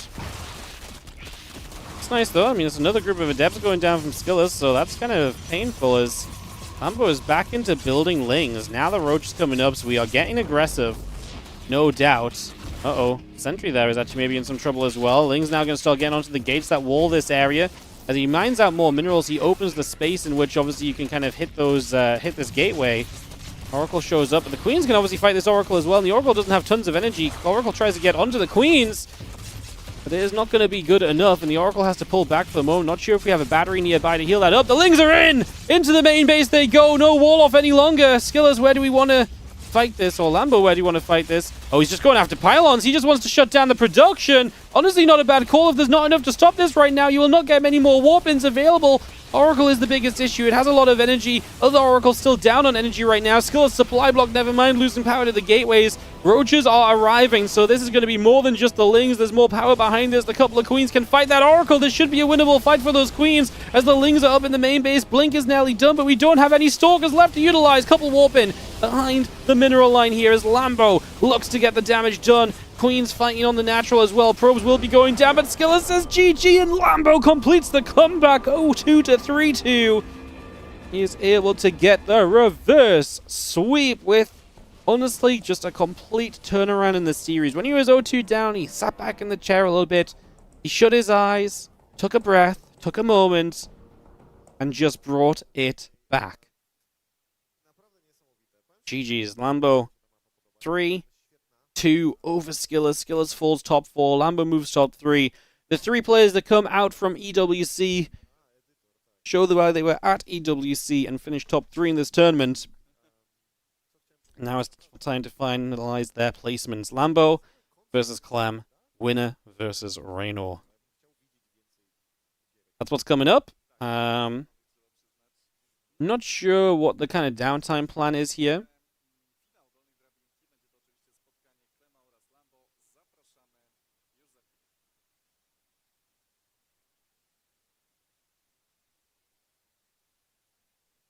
That's an ad.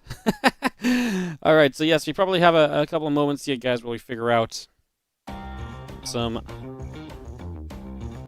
vetoes and so on.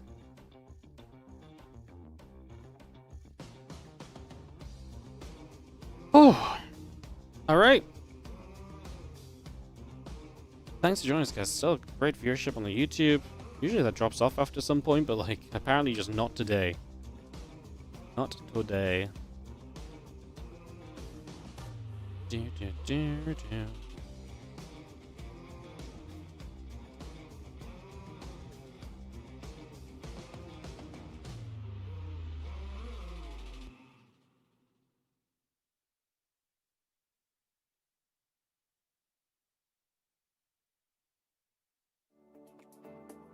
Alright, I'm gonna have a few minutes, guys. We've got a couple series left, Lambo Clem, and then Clem versus...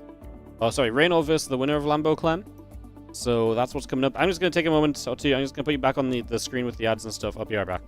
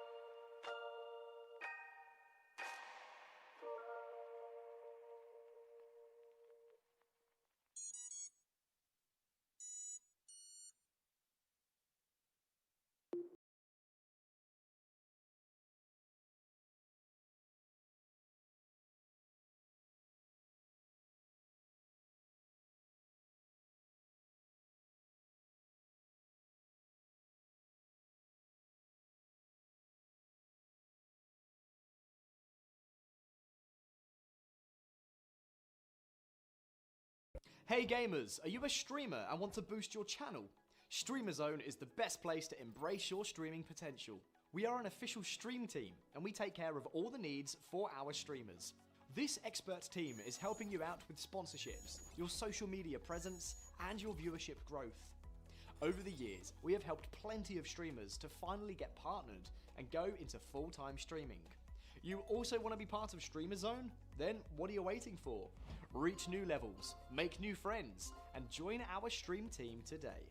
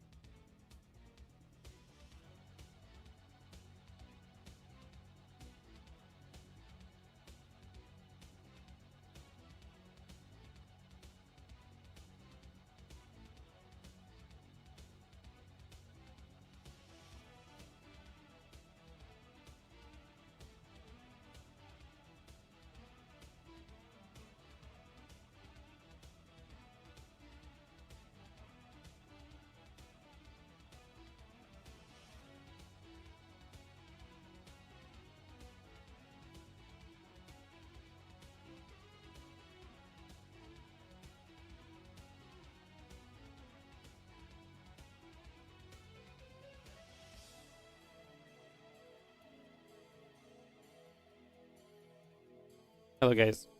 Sorry for the extended delay, AFK.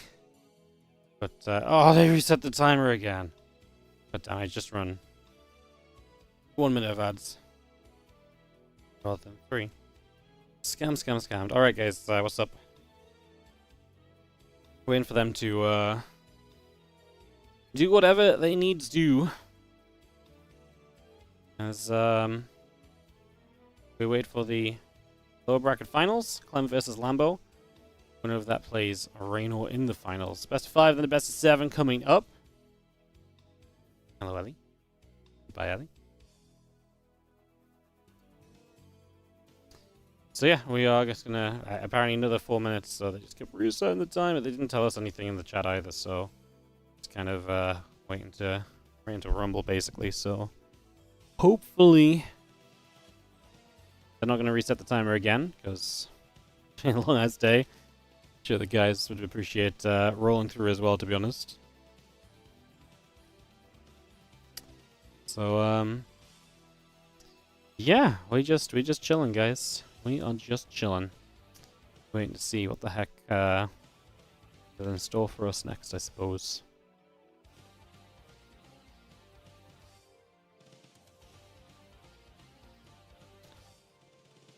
Coolio. Yeah, well, like I say, hopefully everyone's feeling good, having a good time. It's been fun games today, actually. Some fun matches. Reverse sweep by Lambo, bringing it back. Obviously very cool. If you're just joining us somehow, some way, then, yeah, Clem lost to Rainor 3-0 in the winner bracket final.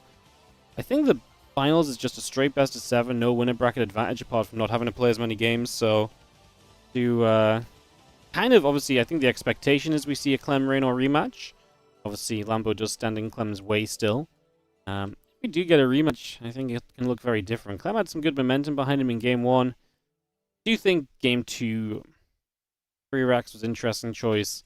Game 3, I think Rainor was in a better spot. It was a well-played series by Rainor. Pulled it back from a deficit. Kept it cool during a cheese and looked good against a 2-base push as well. If Clem's just kind of happy to kind of go and rematch in the finals, though, and have a little bit of a different approach. He has to get there first. Like I say, he'll be taking on Lambo hopefully in 2 minutes and 20 seconds. We're just waiting for them to hopefully not reset the timer this time around.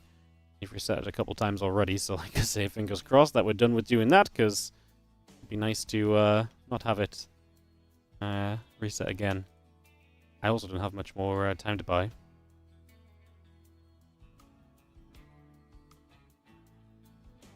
Or many ways to buy time. You guys can just sit here and watch me wait. You can watch me wait, isn't that a joy? If I had to make a prediction for Clem Lambo, I guess, coming up, my bias, which may not be true right now, because I do think Lambo has improved his ZVT, but I do think Lambo struggles in that early ZVT. I do think there's like that kind of phase of the game where Clem is just very high potential, going to get like a whole bunch of damage done, going to put himself in a great position. And I do think there's like that scenario where Clem just is in that spot early and Lambo just struggles to really reset himself and get himself into a better spot in the series and to get himself into the mid game and a good position at all. So I do think that's most likely the kind of situation. You asked on YouTube, but you didn't notice. They were sitting so close to each other. Sorry. You asked on YouTube, but I don't think I saw. You noticed they were sitting so close to each other. Can they not see each other's screens? I think they're angled in such a way that it's not really possible, and I'm pretty sure the PC's on the desk, right? So it's probably the situation that the PCs block the screen next to you. It's probably set up with that kind of intention planned.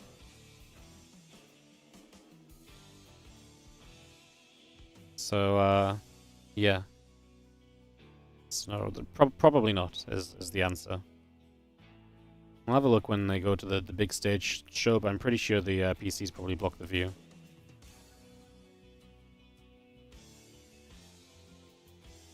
Ten seconds on the countdown. Open, we resume. No refresh on the countdown, guys. Let's go. 5. I'm going to post full screen because I believe so hard they're not going to reset it.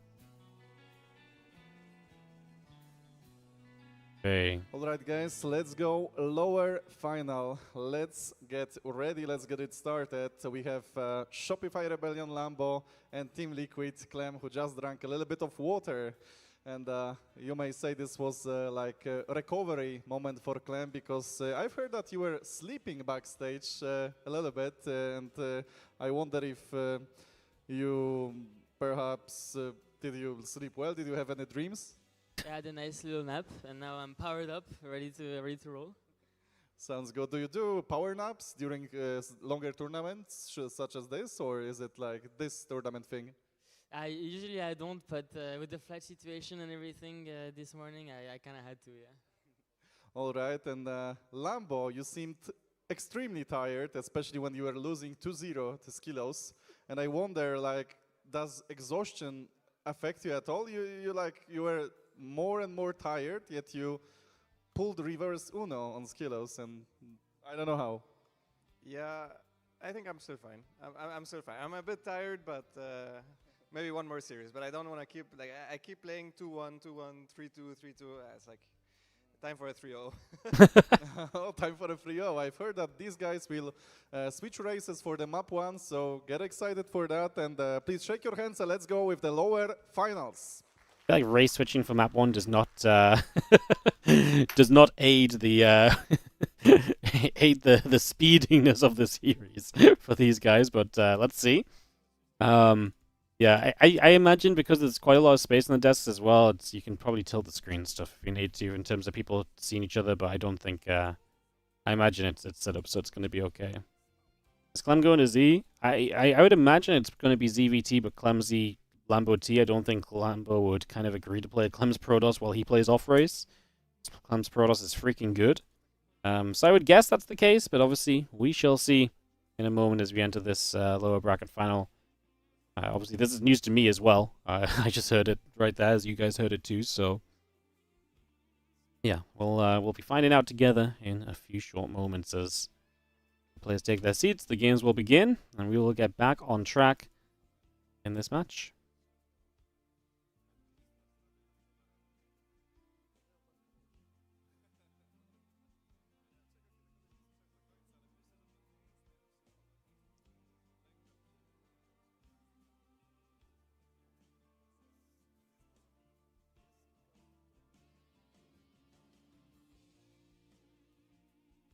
What's up, Scorpion? Thank you so much for the 9-month resub. Sella and Wardy GOAT. Yeah, Saralka keeps winning tournaments, makes it harder for me to be the GOAT. Unbelievable. Can't believe this.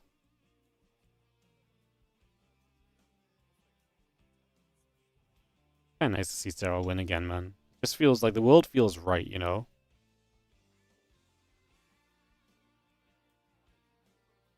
The world just feels right when Sarah wins.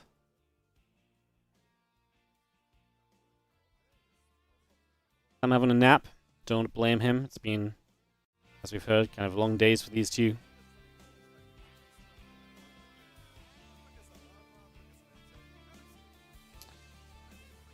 I really think this is going to be a tough. I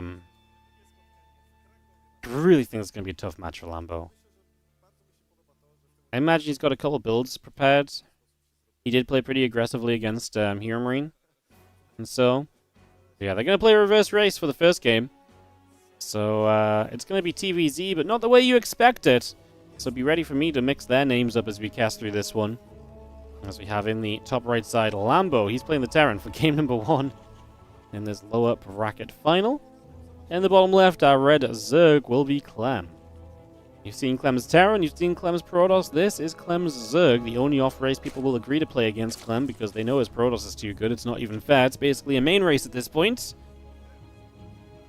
And yeah, apparently they just agreed to play this for game 1. That's what Indy said. I have no further knowledge, so yeah, this guy's happy to bring it out as we get into this opening game of the series. Lambo and Clem. Are they still in Dubai? Does it look like they are still in Dubai, considering they are playing a tournament on stage in Poland right now? No, they were just in Dubai for their layover, which got delayed, and they missed that layover, so they were in Dubai overnight. And hence they flew from Dubai to Poland this morning. Assume I'm streaming until the tourney's over? Yep. We're here the whole day. The YouTube viewership is why, honestly, because the YouTube viewership's popping. And it's nice to get some hours in. Nice to get back on track, get the stream live, and then get back on track tomorrow with the WardiTV Mondays. Should be fun.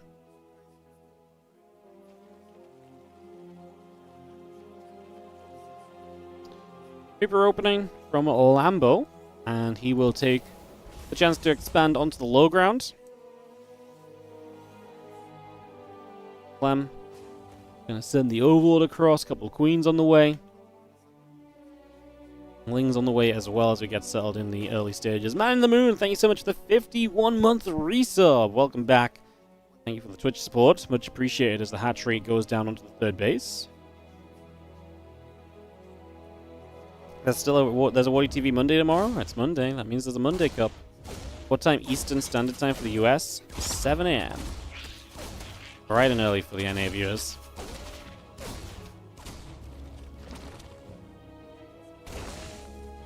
Heck yeah. Heck yeah.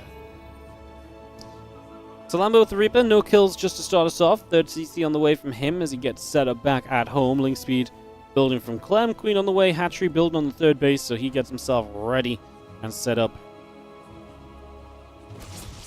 I'm excited for game 2 when they swap back to their main races and everyone's like, wait, isn't Clem up 1-0? I just saw the Terran win. And it's like, no, no, no. Pay attention in this game 1. Otherwise you'll be asking that. I'm doing good. I've not said the player names and races the wrong way around yet. Good grenade. Gives you a chance for the Ling, but doesn't actually get there in the end. Reaper pulls back. Hatchery taking some shots. Ling speed coming through. The additional drones are coming up. Clean building as the hatchery continues on in. Starport Tech Lab all coming about as well. The couple extra Hellions continue to come around. The Reaper and the Hellions will gather together and the Queens pull back over to the left side.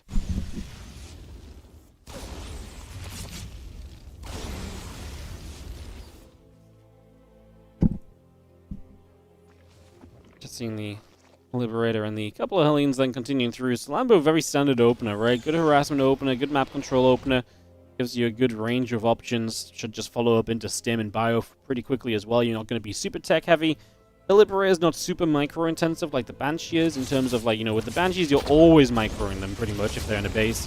The Liberator, you have periods where you have to recognize whether you're going to unsiege it or not. So it does work a little bit differently as, again, the Lib, Marine, Hellions continue to come on through.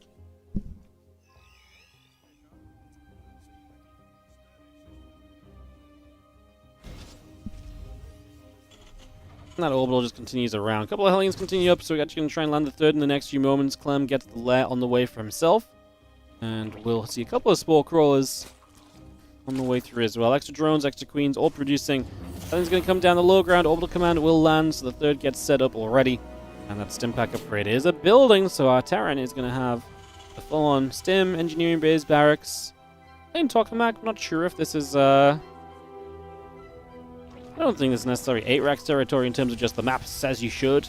But could be a style from Lambo as well. Could be an option. Does siege the Lib up in range of the spores. It takes a ton of damage on it immediately, which is not great. Thank goodness, just about slips out. No, he stops it. The Queen. Oh my god. Clem didn't realize the Liberator actually got away to the right side. This Queen positioned itself. Yeah, he's realizing it. He's going to get in reach. Ah! We'll kill it. As Lambo really just gave up on that Lib, so... Liberator goes down, and not the best in regards of what that Lib can get done. Obviously, was probably hoping for a little bit more. Queen show up there. Hellions get pushed away. Stimpack and the +1 coming up also as the additional barracks come through. So 5 racks coming up in total. 1-1 upgrade. Stimpack coming. The Lings are going to run over, and the Hellions are going to get jumped on a little bit. So a few Lings will go down already. Hellions showing up and jumping onto this hatchery. So hatchery taking damage. The Queens continue to step through. Queen's just going to push the Hellions back over the left-hand side. And the Baneling Nest is coming online. So melee upgrades building. Baneling Nest coming through. I'd say Clem's happy with this, right? He's deflected the aggression, not really taking any damage early. Yes, guys, they have swapped races for game 1 is what we heard. So, assuming just this game 1 race swap, and then for the rest of the series they'll play their main races. Kind of more excited for the main race games. I've definitely said in the past I'm not a huge advocate of when people just throw the off races out, but I don't mind the off race versus off race. I got called out earlier this year when I got sad someone was off racing like Mars Coliseum, so I was like, to me it wasn't like exciting, and then they freaking went and won a game while I was complaining about it. So yeah, but this is kind of fun. One game only. I'm just excited because I'm intrigued to see what Lambo does and how he fares ZVT against Clem. I know he's on the underdog there, but I actually feel like there's a good opportunity for him to show us some cool stuff. And like I say, ZVT looked great at EWC, so I'd love to just see what that looks like, as upgrades will finish soon for Lambo. He's pushing forward, getting rid of some of this creep. Lambo does not have the Bane speed yet. He's got Hydras on the way, so he will have himself a chance to kind of maybe fight this soon. He's about to be supply block Clem, so not ideal if he wants to keep making units. But Lambo's attack is also not too threatening right now. Yeah, he's pushed some creep back, but he's not like pushing into the base. He's not on top of the mineral line. So Clem's not in an immediate rush to clean this push out. So he can wait a little bit, get some Banes up, use that Baneling speed to help crash into this. And you have Lambo reinforcing the Queens. Transfusions necessary. Clem misses 1, misses 2. So 2 Queens going down initially. Now the Ling Bane maybe thinks about diving forward. Honestly, probably could have done. Ling Bane Hydra still trying to come through. Lambo is heavily stimmed already. Tanks off to that left side. The Hellbats are quite far back. Lambo not watching for a second. Does eat a couple of Baneling connections right away as Clem is going to try and find a little bit of peace and respite. 2 more barracks from Lambo, but he does have the 4th CC, so that's flowing out. This was not 8 racks territory or anything, just 4th CC, now 8 racks, and the second factory is very typical production for 4 bases. I just realizing they can hit the tank on the high ground to low ground there, so we clean that up. And there's a few Hellbats in the front are nice, but shouldn't do too much. Clem being careful not to leak too much forward. He's got a Baneling run by. Coming in, the SCVs are going to be stuck. Good split from Lambo. Wow, very good split from Lambo, actually. Still 9 SCVs going down, but that was so fast from when he noticed it. Like, he didn't see it immediately. When he noticed it, the split was spot on. Like I say, 9 SCVs going down. Clem's slipping a little bit macro-wise. I think he could maybe do with a handful more drones, perhaps. Because it does feel like he's not quite super comfortable right now. He's going to find this planetary morphing in. Can he actually get rid of this? Oh, that's going to be a lift. He has to cancel the planetary right now. The SCVs cannot repair it. Has to cancel, has to lift. That gives you more time to maybe deny this, more time before it is a planetary fortress. As Lambo's pulled away, Clem's going to move out onto the map. Clem will be maxed shortly. A few more drones did come into play. Infestation pit dropping down as we look toward the future. I imagine the next step from Clem is to probably head in towards lurkers. Does Lambo want to play Ghost? Like, is that something he's comfortable with doing here on his off race? Is he going to make that switch, I suppose? Bit of Ling Bane. Goodbye denied. Tank in position. Clem not sure about committing to it, but he will jump onto this. And he's going to have the Banes connecting, and Lambo just noticing it too late. It's a chunk of supply going down. Gets caught out on the map. Pulls back. Marines ready to unload. As you just see the Ling Hydra thinking about what we would like to do for the moment. Another scan coming down. What are the rules? There's no rules. It's just the guys decide to play off race. Game 1. So they just thought that would be fun. So there you go. Look, done about halfway done. Hive coming up. Another hatchery coming into play as you see Burrow, plus 2 melee, plus 2 carapace all coming through. That carapace upgrade about to complete.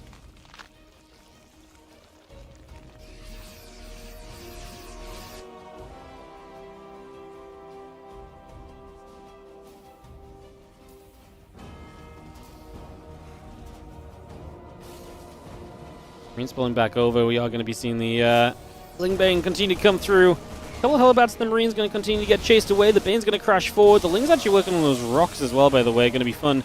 Knock that down. There's a sensor tower there that would die if those rocks fell. No, never mind. Sorry, the rocks will fall not on the sensor tower. I don't know what I'm talking about. But nice to get rid of those minerals anyways for later in the game, right? If those minerals are not available, the blue minerals get killed by these rocks falling, so it's always a good thing. No! He's going to let some Lings get squished. He's so used to killing it with Marines, doesn't think about melee units. Burrow coming up, Nidus networks as well. Clem is obviously well on his way to lurkers and just everything that's going to be great here in the deeper game. Lambo is... I don't think Lambo's really set up where he needs to be at all, honestly. Like, I look at this and I just don't think it's going to be what we kind of need, as the Lings are going to chase forward. A couple tanks are going to get jumped on. The Hydras will get rid of those. It's actually a good start of the fight from Clem, but he needs to get rid of the tanks on the right side. The Pains crash through. It's not a good fight for Clem at all, honestly. I mean, he's going to have money to rebuild with, but he actually lost a lot during this, just as he's kind of wanting to spend money on lurkers. I don't think that was really the fight in the slightest. Like, he got rid of some tanks, but in a very expensive manner. Like I say, we'll have to spend some of that bank. I think he's saving some money for lurkers, honestly. 10 lurkers morph in, so still has a bit of free supply to max out. As Lambo drops a 5th base down, this EVT off race is getting epic. As the tank sets up, Ling Hydra Bane comes over. Ling's just going to take the opportunity to knock their way through a set of rocks here. So rocks already going down, that's going to be taken out. The Seer flying through, Nidus Network going down. The rest of the Lings coming up as well, just going to be having ourselves the Nidus coming about. Again, the Lurkers coming in.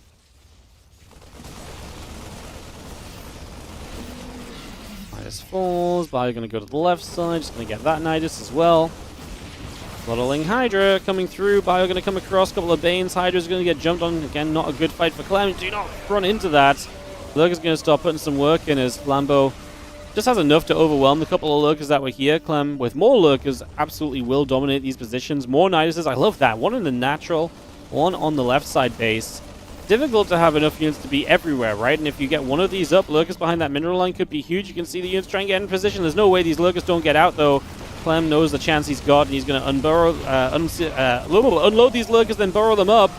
And he is going to get some work done. Now, don't get me wrong, these lurkers are actually going to have a bit of a rough time. So Clem will lose them, but he gets a lot of Terran at the same time. Oh no, the scan run out! Lambo, it's a disaster! It's not just a disaster, it's a massacre! Clem runs into these tanks, which he's been trying to kill all game. And now he's going to come through and he's going to get rid of them as well. He'll jump into the base after this. Niduses are up in the natural.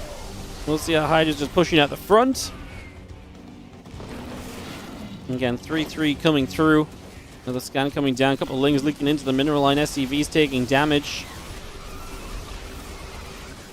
Oh, Hawksberry, thank you so much for the 4-month resub on the Prime. As we just see Clem definitely taking control of the game here. 28 SCVs down. Lambo is now running around everywhere a little bit. And just that move command into the lurkers because he lost the vision. The scan ran out before he killed them. I imagine he thought he'd kill them sooner, but they got choked up. And obviously everything else is going on as well. It's another Nidus in the main base. It's only Hydras and Lings in there currently, so not as impactful as when the lurkers pop out. Lambo about to hit 3 upgrades. I'm working on missile upgrades currently to improve the lurker Hydra portion of the army. Big giant poop with the 5-month resub as well. Thank you so much for the Prime. Appreciate it. Thank you. Thank you. As Hydras will knock down these rocks, given easier access to reach the gold mineral lines and harass this base location. And so we work on that right from the get-go here. Tanks firing, Hydra's taking shots. These lurkers will just get rid of another tank. Units are in trouble. Just need another scan. I think the tanks are in decent range as these lurkers. Do they want to move forward? I think Clem's at the point where realistically in a pro game, this is where we talk about maybe adding on a couple Vipers, and the Vipers would be very good at pulling the tanks out of position, and that really opens up what the lurkers can do and where they can go. But in an off-race pro game, maybe Clem's not quite comfortable controlling the Vipers. I think in the same way that Lambo's maybe not quite comfortable controlling the Ghosts, and so we just don't see any of those. Which obviously does feel like the deeper this goes, the more troublesome that's going to be. Clem's like, screw the Liberators, I don't think they're good enough to deal with me. Pops those lurkers out anyway, and is going to get a bunch burrowed up. I mean, more SCVs going down. Clem's just looking for chaos, right? I think at this point, Clem's already feeling the ability just to play quick, play around the map, keep Lambo distracted. It is costing Clem quite a lot of units. Oh, some Banglings do hit the Marines that did not get to pull back already. Painful moment right there. Lurkers still putting some work in. Lambo's supply is dropping. Has some money to spend to rebuild it, but again, he's getting pulled around a little bit. Not allowed that left-hand side base either. There's base 6, so he's not in a super high rush to get it, but it would be nice just to get it online. Of course, Clem's had no pressure at all on his side of the map for the last little while. He's going to add some extractors. As that's a lot of SCVs transfer, and that would be a nice chunk of economy gained by Lambo if those workers have not been active. Actually getting them on a fresh base would be a big deal.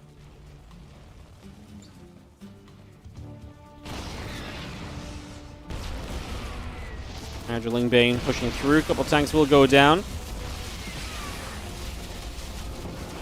It's going to push forward. I mean, those Banes should absolutely go after those SCVs. No? They're clumped up in the corner. No, watch that! First the Observer didn't want to watch, then Clem didn't want to watch. The Banes will not die. That was a missed opportunity to kill like 15 plus SCVs, surely. Bit of a shame. The one Hydra comes out to force a scan. Not sure that was quite worth it. As Clem dives onto the tanks, this planetary fortress is dead and gone. So that is that base busted down. Clem's doing a good job of at least getting rid of the bases when he's trading here.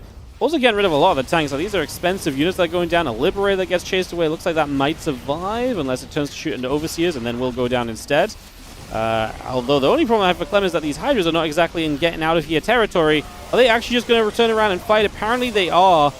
That feels nasty. Always trying to bloody block with the changelings. Cute little idea, but it's not going to block everything. But some of the Hydras get out. That felt kind of nasty for Clem. That felt like, you know, it's scary territory.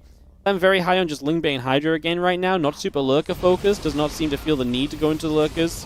Lambo does have a ghost. He has a Ghost Academy, at least one ghost in this army right now, but not multiple ghosts just yet. Is the Baneling going to get picked away at? Just going to take that down. The Spire Force still pushing through, and Crypt Chamber is getting picked away at as well.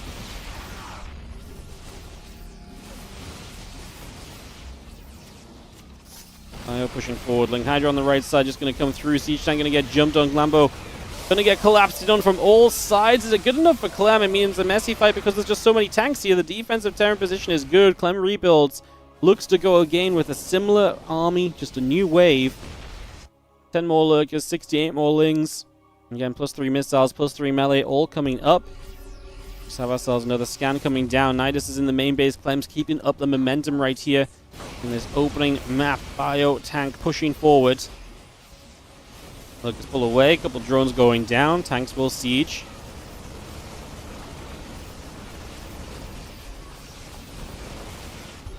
He's going to charge on up. The lurkers are going to be right there as well. Going to see a lot of these tanks in a lot of trouble, honestly. A lot of those getting picked off right off the bat. Slings, Hydras just coming through. The siege tanks getting absolutely annihilated. That's Lambo's army gone. And obviously, the bases he took down for this entire trade out is just not worth it. Just not good enough. A couple of Marines jumping onto the Nidus there. The upgrade's going to finish shortly. Lurker's just going to get burrowed. Command center up to the top. GG gets called, Lambo taps out, and Clem takes game number 1 of this best of 5. The off race for Lambo doesn't work. Does the series get any better for him from here? I don't really think so, personally, but I suppose we shall see.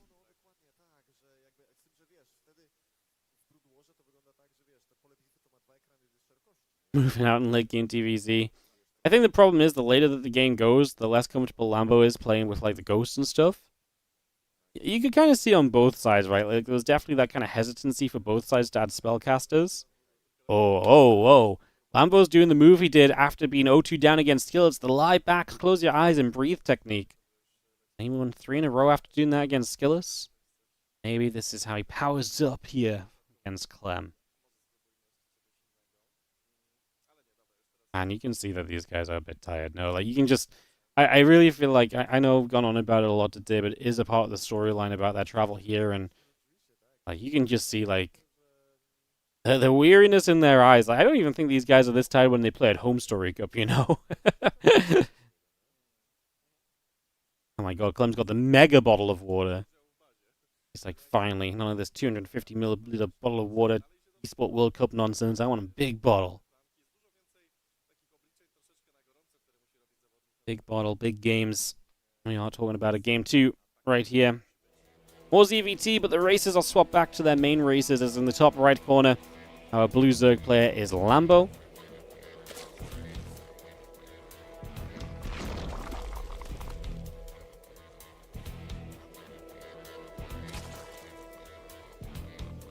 And in the bottom left-hand side, the red Terran player here, coming on screen, is Clem. Back to the main races for Game 2. Zerg won Game 1, but the Zerg player's down a map. Balanced, right? How's my travel? Very decent. Had a long layover, but honestly wasn't so bad. Early flight out, slept a bit on the flight. Long layover, but whatever. We got home. Still tired just from travel day yesterday, but powering through. Alright.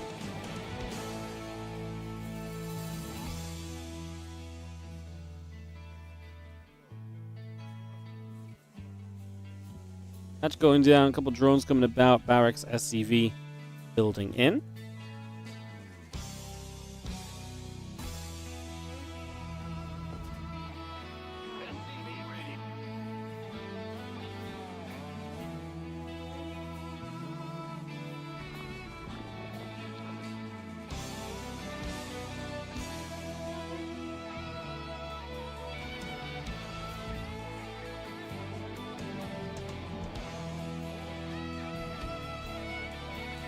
CC pulling back. CC going down. And a Reaper on the way from Clem to start off this game. Number 2. 1-0 up. Again, winner of this plays Rainor in the finals. We are not quite there yet. Who will play Rainor in that best of 7? That is our question.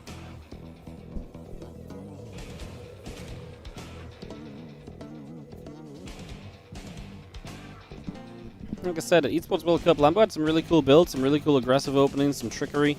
Helped him to win some games and was not afraid to bring that kind of stuff out. And I would imagine that might be the kind of stuff that you perhaps think of bringing out here against Clem.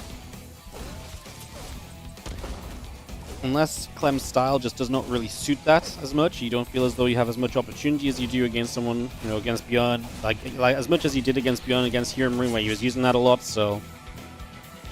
Clem has also shown that he's not afraid to use some of the mech stuff, so maybe some of the roach-based openings would not be bad for Lambo just kind of to set up into initially as well, just to help negate some of the mech openers that Clem is likely to be heading into as well.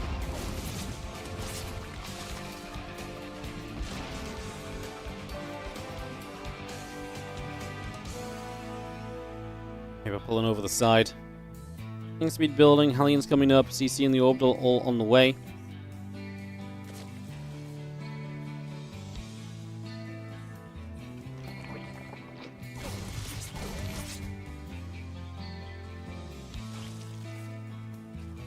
And Queen there to push the Reaper back a little bit. Reaper will continue to try and poke on through, looking for a jump up into the main. Excuse me. As our starport comes online, Command Center finishing shortly. A couple more Hellions coming about.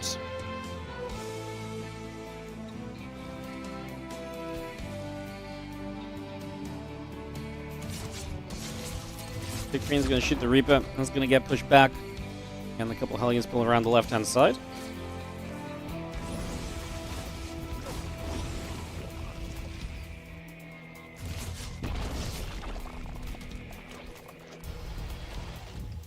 CC morphing into an orbital, Banshee Marine on the way, Reaper Hellions.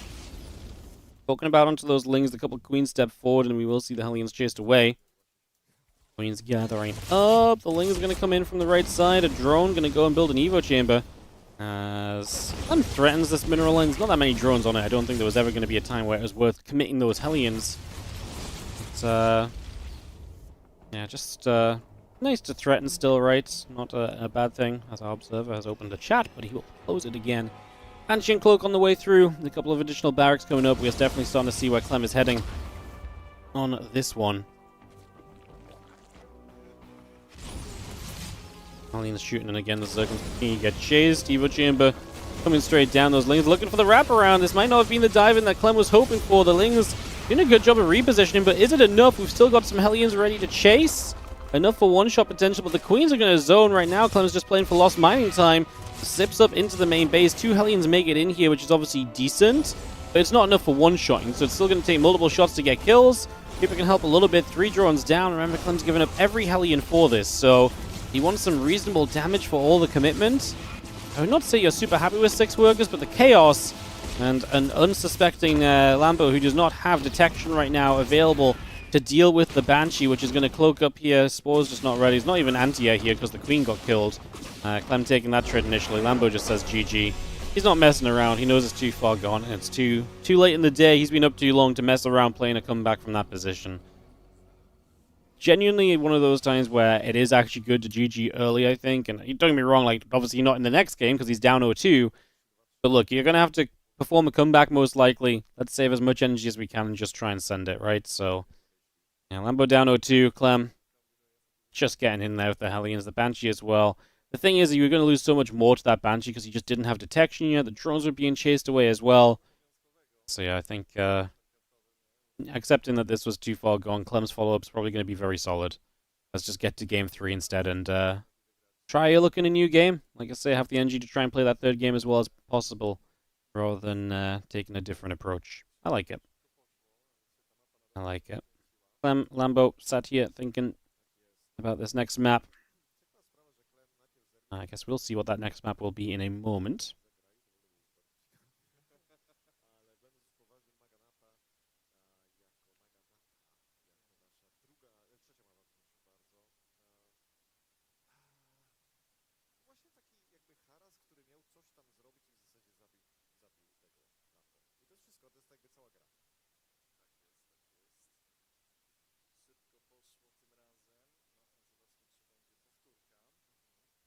In game we go. Maganatha. Oh, kind of a big map. Definitely not one I think Lambo's upset to see. If you can get to that later stage, the size of this one should help you a lot. Lambo is as Zerg in the top left down 0-2. Let's see if he can get some energy and some games in this series, as he needs to win this to stay in the tournament and fight for possible finals placement. He takes on the Wonder Kid in the bottom right, the red Terran player, 2-0 lead, a map away from his rematch versus Rainor. It is Clem, from Team Liquid, of course, as well. Lambo representing the Shopify Rebellion, of course.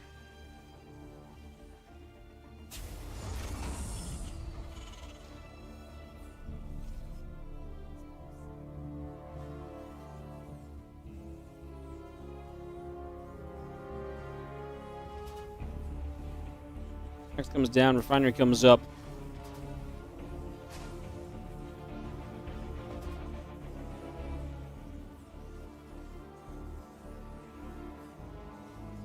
Comes into play, and we'll just have ourselves the racks and the gas getting settled for a couple of moments already.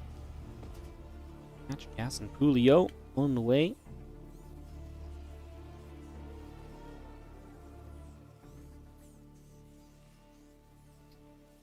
No multi-racks Reaper or anything from Clem, just kind of plain and simple with that barracks into the Reaper. Looks fairly normal initially.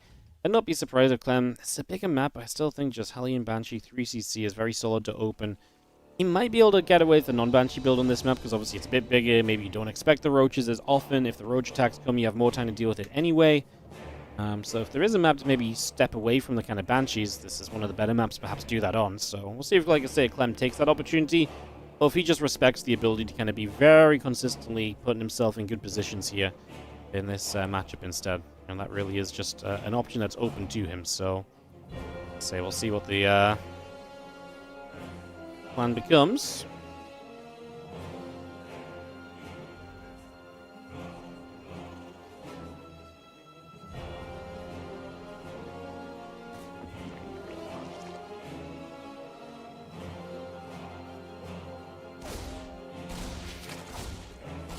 Well, Reaper Grenade going down, Lings and Drones going to get buffed around. Reaper will continue to chase for some work. Reaper fighting. Lambo supply blocked. Couple CCs continue to build into play. We do have our hatchery on the low ground. As Reaper hops up, we're going to be there. Yeah. What time is WardiTV? Monday, 1 p.m. European time.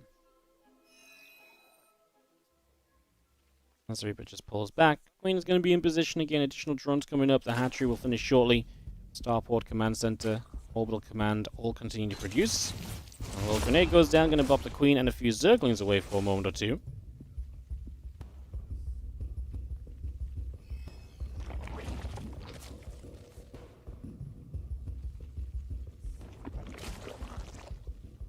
Roach builds. The hatchery is coming online. Yep, early Roach I don't think is obviously too shocking. Maybe Lambo has an aggressive build. I mean, Clem sees the Roach though as well. Obviously Lambo no Ling speed here, so just going to play straight to those Roaches. How aggressive do we get? How many Roaches do we build? Is this just playing Roaches defensively to get us set up into the next stage, and that's his plan? It very well could be as well, honestly, so those choices really are there. Banshee makes, obviously with the Scout, complete sense. Banshee keeps you much safer against a lot of the Roach stuff than than anything else, basically, off that starport. So get that Banshee, roll into this. Clem immediately adds another barracks here as well. So start setting up.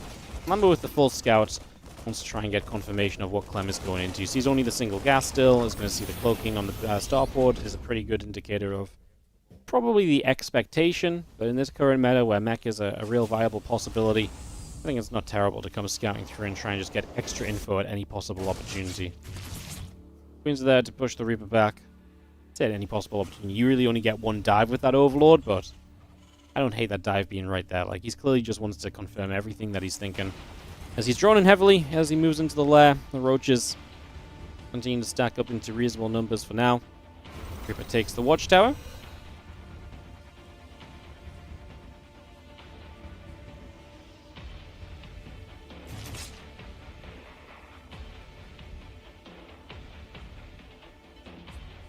And she shoots, roaches take hits. Those roaches already taking some shots.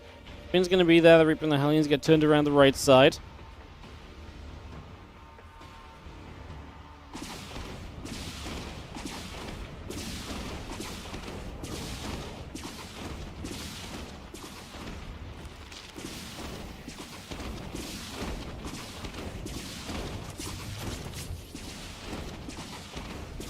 And she cloaks, just going to be playing away from the hatch.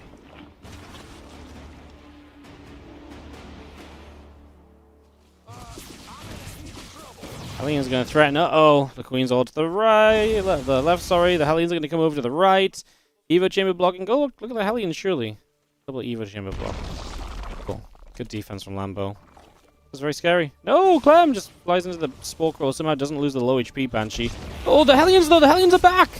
Chasing. Lings catching. Stopping. Evo chamber blocking. Oh, what a defense from Lambo. Very, very smooth defense in the end. When that looked so scary. That's an Evo Chamber finish to block the natural off. That's a shame. Obviously, that's not ideal. And apparently, we only have one Banshee left here. Like I say, it's a little messy. It's a little scrappy. Clem's not typically one to lose those Banshees, but it's definitely getting a little messy as that Evo Chamber will get killed off. 5 drones going down, but again, it costs Clem a lot of his early units. It was very well handled by Lambo. It's amazing how much the Zergs have been able to start navigating around these problematic scenarios with those Evo Chamber wall blocks and so. It's really sick, because, like, I feel like, I would say a year ago, maybe a bit longer, but it's not so far gone that you'd see, with the days where those Hellions heading to that right side base was a mineral line. Dead, you know? And nowadays, we are just so much better at just defending with that bare minimum, you know? Really, really slick right there. Lambo was very good at that throughout EWC as well in his ZVT matches. That was one of the things I really took note of when I was casting on that first day. I was like, wow, he's really doing so good at just sort of, defending that kind of stuff. We're just getting blasted here. Rav just taking hits. Medivacs load up, pulling away. And it's going to go after the Overlord as well. Overlord goes down, a couple more barrels. Medivacs escaping away.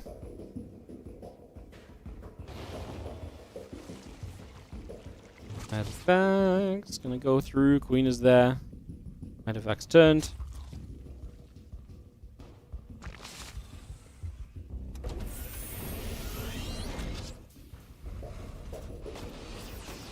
Clem's already moving his 4th into position. 3rd base just mining.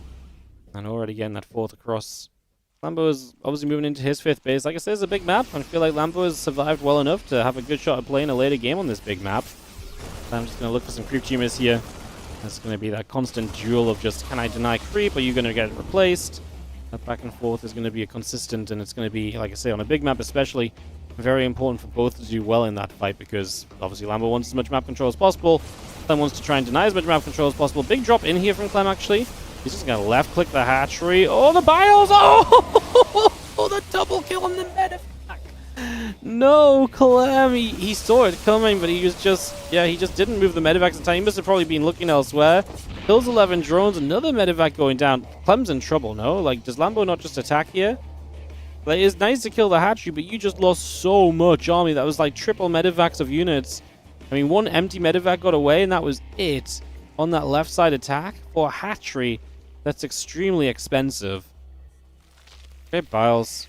Seeing the opportunity. At the very least, right, you're going to force the units to lift up and back away.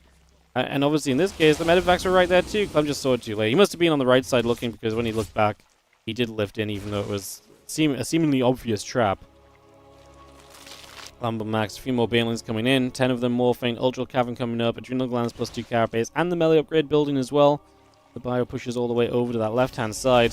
Gonna knock the Ling down on the watchtower, and Clem gonna try and keep some momentum up here. He has rebuilt nicely in terms of supply. Well, Bane's in the front, tank gonna get sieged. Some Widowmines joined up as well. I'm just gonna bleed a few units into this initially, but here we go. Big attack. We've got the Vipers as well. Our Observer's having a wild game because jumping across into the main base at that moment was not it. But we are gonna get back in time to see what else happens. There's still energy on a Viper, which is not exactly a great sign for Clem right now, who is going to be up against Ultras in the near future as well. Turns around, gets a couple more units here. The Bane's still running forward. The Widowmine's going to try and set up. Liberators trying to siege. And Marines will stim through again, trying to chase those down. A little bit of Ling Roach Ravager still coming across as well. Just going to be seeing the Roaches getting picked away at. Liberator sieges. A couple of drones get picked.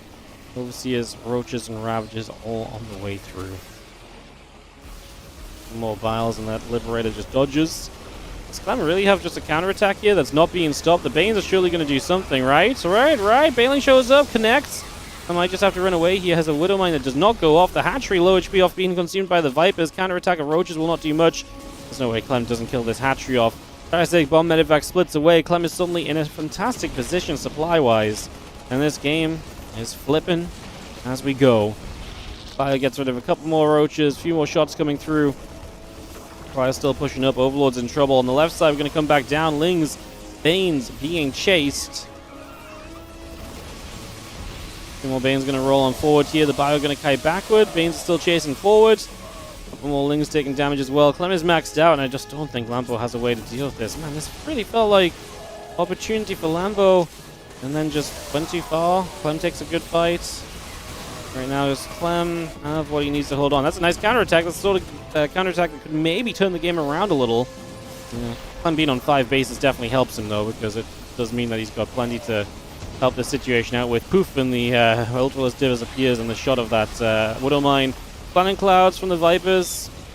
Parasitic Bomb just trying to do a bit of anything, really.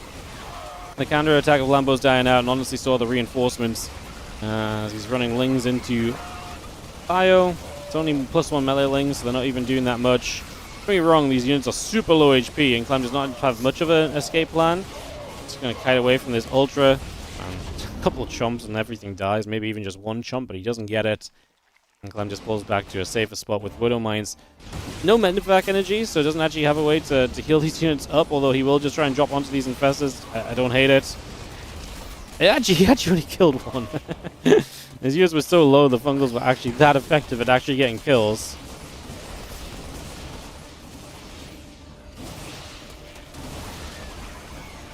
More Lings getting chased. We are going to siege up this base. I mean, Clem's just coming in with more and more units. It does look like 3-0 is on the cards. Clem will get to the finals for the Rainor rematch. Who will be feeling good for that? As Lambo, Clem shake hands up on stage.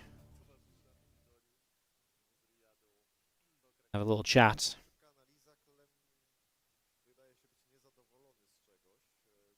I mean, that last game really felt as though Lambo had some chances, but did not happen in the end. GG's. Clem 3-0. Clem Rainor best of 7 coming up to wrap up this tournament. The FEL CRACOW. $10,000. And it is a TVZ final for all the pros that were here. Clem and Rainor assisted through the fatigue.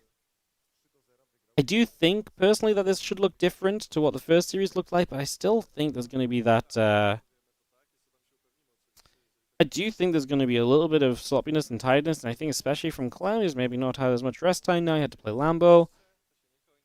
I feel like it might... I want to say it's going to look different to the first series, but I think Clem still has to kind of step it up a little bit, which is going to be maybe a little tough to ask for. I don't know. We'll see, I suppose. I don't think it's a 4-0, though. I don't think it's a 4-0. But I think Rainor, based on what we've seen, looks a little bit better today. Yeah, I think playing the TVZ from the Terran side, being a little slow on like splits and stuff and whatever, I think that might come into play as well a little bit too. I think that might be a bit worse for Clem than it is for Rainor overall. Though I suppose we will see. So, yeah, finals coming up. I imagine just after these ads. I'll take a couple moments, guys. Step away, come back. We have our finals up next. Clem Rainor best of 7 to wrap out this tournament.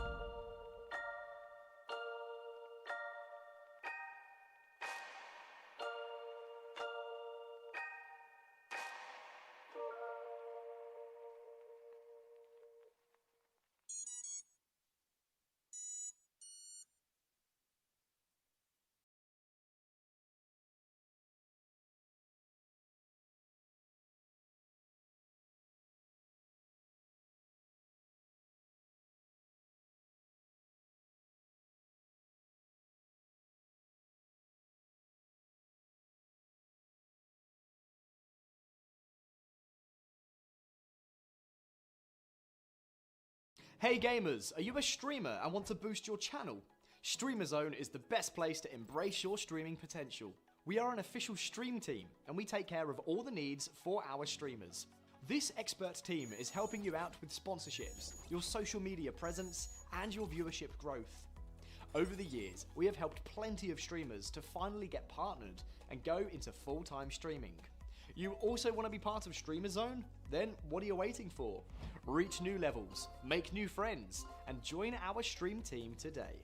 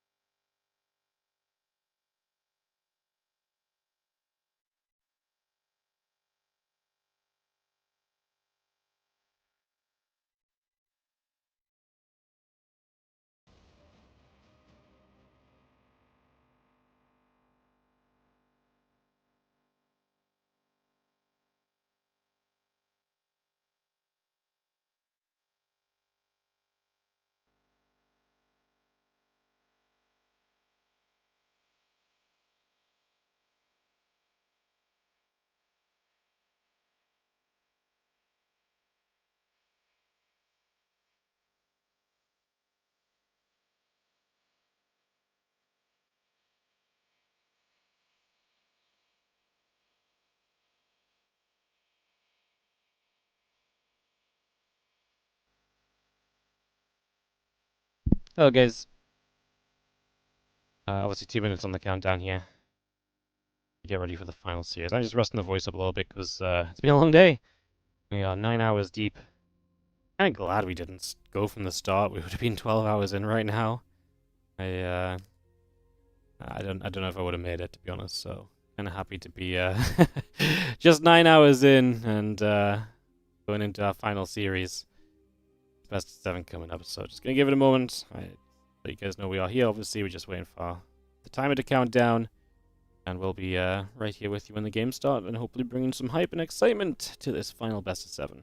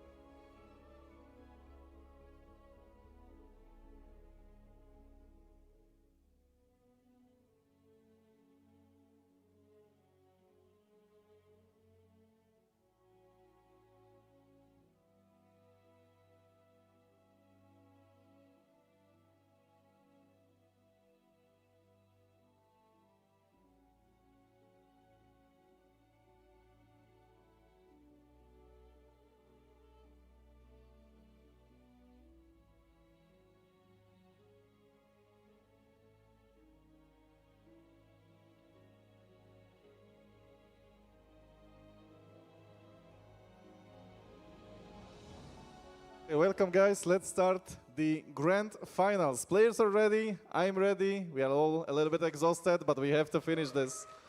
Let's go. Oh, Rainor always walks on stage so slowly. Are you ready for the final challenge? Yeah, of course, of course. Let's make it a good one.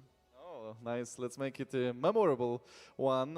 So did you watch your replays of previous match against Ricardo? Did you see what happened? I believe on 2 maps you were very ahead, actually, and they slipped away. Yeah, I think I had big throws in, especially game 1 and game 3, where I could have won, but made a few mistakes. I lost to a run by pretty much these 2 games. So yeah, maybe if I don't make the same mistakes, could be a different story. Absolutely, I think you can absolutely make it. And well, did you expect to win previously 3-0? So would you say it was easy? Yeah, it was easy as hell. There was some weird word, but it didn't come out. All right, I like the atmosphere. I like the well, rivalry pretty much. So guys, please shake your hands. Let's start the grand final of FEL CRACOW 2025. Ooh. Rainor, Clem. Did we see it going any other way? Not really, right? Like, these guys have been pretty dominant all day. Rainor did drop a map to mana. I actually didn't... Oh, yeah, we did see that. Of course we did, yes. Rainor dropped a map to mana. He looked pretty good otherwise. Dropped a map to Lambo. Clem dropped a map to Skillers. Honestly, they've looked like the best players in the event. I think it's fair to say. Which makes sense because, you know, we're in the finals and both of them are here. But I do think there's you know, sometimes like they've convincingly been the best, and we can never expect them to be the best coming in. So 2 EWC round of 8 players will now go head to head in the finals of FEL CRACOW 2025, best of 7 TVZ style.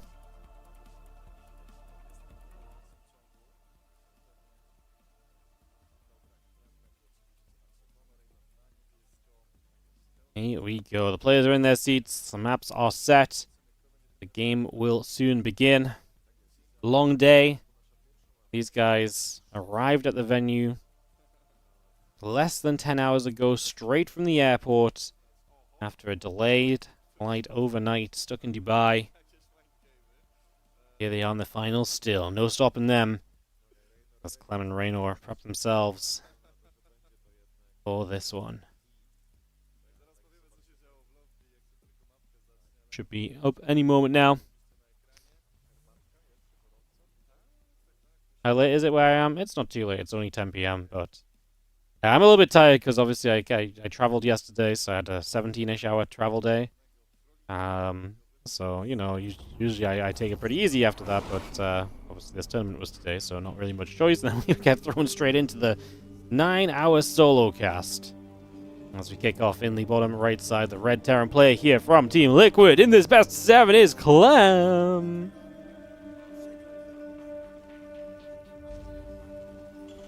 Get your predictions in. Let's hear what you guys are thinking. I'd love to hear what you guys predict on this one. Does Clem pull it back from the series we saw earlier? Does Rainor continue the dominant spree? Rainor is the blue Zerg from Basilisk in the top left. Said his name twice now. Here it is the third time. Rainor. I'm still in, you know. I'm still in this, like, EWC mindset of, like, hype all the intros, hype all the players. I forget this is the Wardy stream where we actually, you know, talk very monotone and boringly and convince everyone that we have no charisma for the next year until we do another offline event. Definitely one of them will win. Oh, you guys are bold. You guys are crazy today. John in the chat, YouTube 4-2 for Rainor, he says. Yeah, if you guys have enjoyed the games today, or if you're watching this on the YouTube as a separate upload later, do consider hitting the like and subscribe. I'll say that first of all. That does help us out massively on the YouTube. And, of course, if you're watching on Twitch, hit that follow button as well. Keep an eye out for when we are live with more StarCraft action. Appreciate you guys a lot. Not really much else to say apart from let's see what happens. There's an SCV. Pokes the hatchery, which, if you are paying attention, is on the wrong side of the map. Proxy hatchery here from Rainor to start this series off. Clem will pull additional SCVs down to deal with this, and I feel like this is going to be a fairly comfortable little defense from Clem. He'll get the full wall off to the high ground. The Reaper will pop shortly. Some people like to bunker the low ground against this. Clem's going to say no, not the plan. So let's see how this goes. Rainor just really mixing up at the start here. As you see 6 Lings starting the SCV scout across the map, we'll see nothing too awry. Just, you know, 100 gas being mined very shortly, so Ling speed can start in the next few moments. And obviously plenty of Lings, as the Reaper will be good against those Lings. A Marine here now as well. Hatchery is low, but we've got to start fighting Lings as well as hitting this Hatchery, so it's going to be a little bit of back and forth. Obviously the main goal here right now from Rainor is if you can get this Queen out and get a Creep Tumor down, that would be absolutely massive. Because if you get a Creep Tumor down, you're going to be able to block this location for even longer, potentially force a scan. And the Queen is a good fighting unit in this scenario as well. So, kind of expecting him to, again, try and put the Creep Tumor down when he gets the chance. Extra Link showing up could maybe provide that opportunity, but he's also using, like I say, this Queen aggressively too, right? So, let's see what he can do. The Lings continue to fight up that ramp. Gonna try for some more SCVs. Gets the second SCV kill of this. The Queen's still derping forward. I don't think we're gonna get the Creep Tumor down at this point, though. Right? Maybe? There's another plan. Maybe he wants to transfuse the hatchery. Maybe that's the plan. Okay, drops the Creep Tumor now. Let's say eventually, I do think that's one of the main things you can do here to really start slowing Clem down in terms of retaking this. Lings get in the main base. They're going to chase down that Marine. The Reaper obviously should never die to the Lings. And a Hellion out now, too. We're now going to have 2 Queens on the front doorstep. So we are going to have both of those Queens up in the front. The Queen's starting to fight. Depots are going to raise. Hellion, Marine, Reaper gathering up. Depot will continue to take some damage. Cyclone, the Marine continuing out. A couple Lings on the low ground.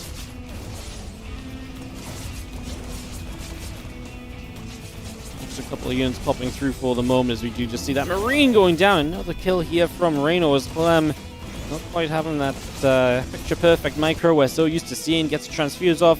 Rainor has a saturated natural back at home, which is kind of nutty. As Clem obviously has to sit up on the high ground. This hatchery here still cranking out units as well. More Lings being made on this side. The problem is if Clem comes down this ramp, he is going to be chased by Speedlings.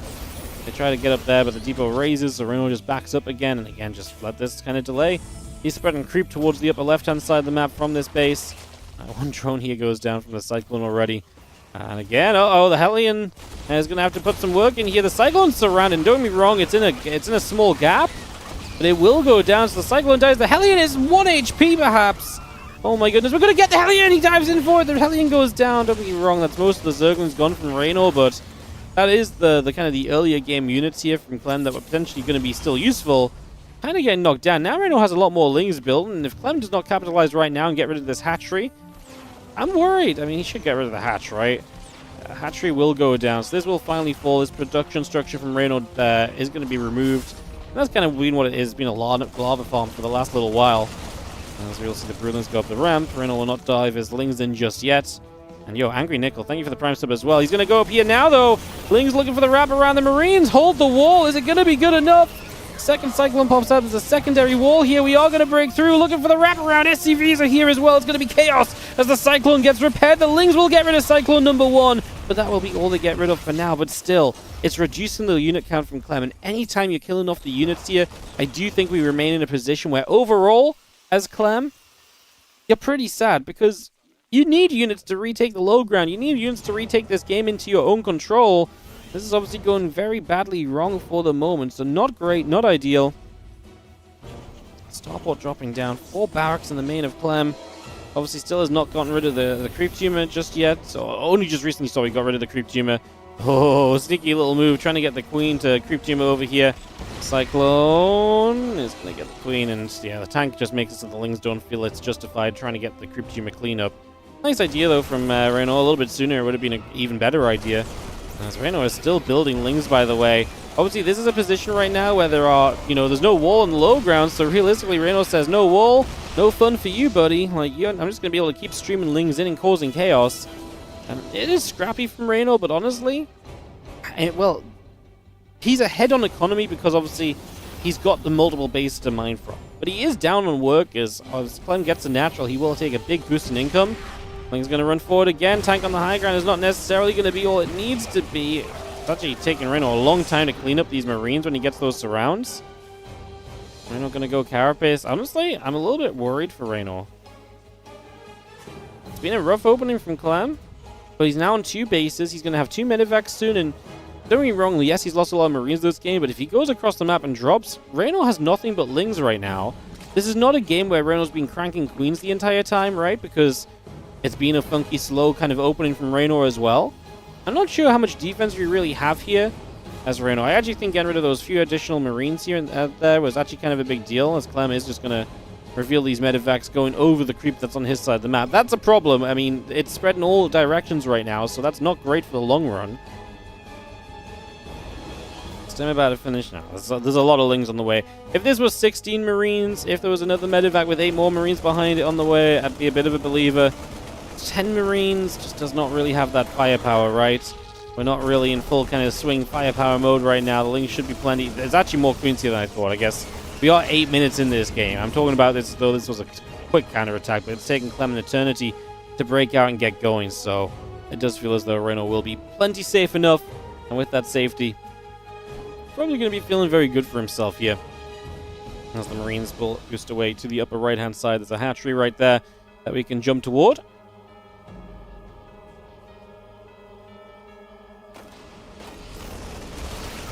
The Marines unloading, loading back up. We're going to relocate a little. Marines continuing through as we just have the scan coming about.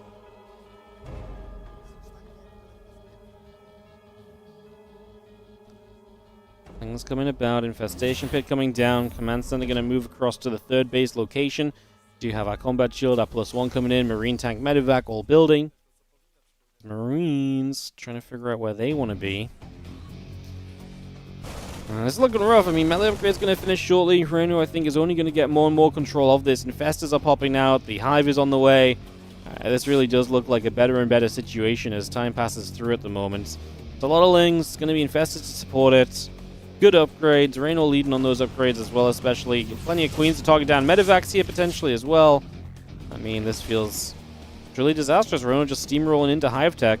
And when he gets there, I guess we just go straight to Ultras, Adrenal Glands. I mean, the creep's all over the map because Clem never really had a chance to clean up the creep that was on his side, and this proxy hatchery truly got out of control. truly got out of control.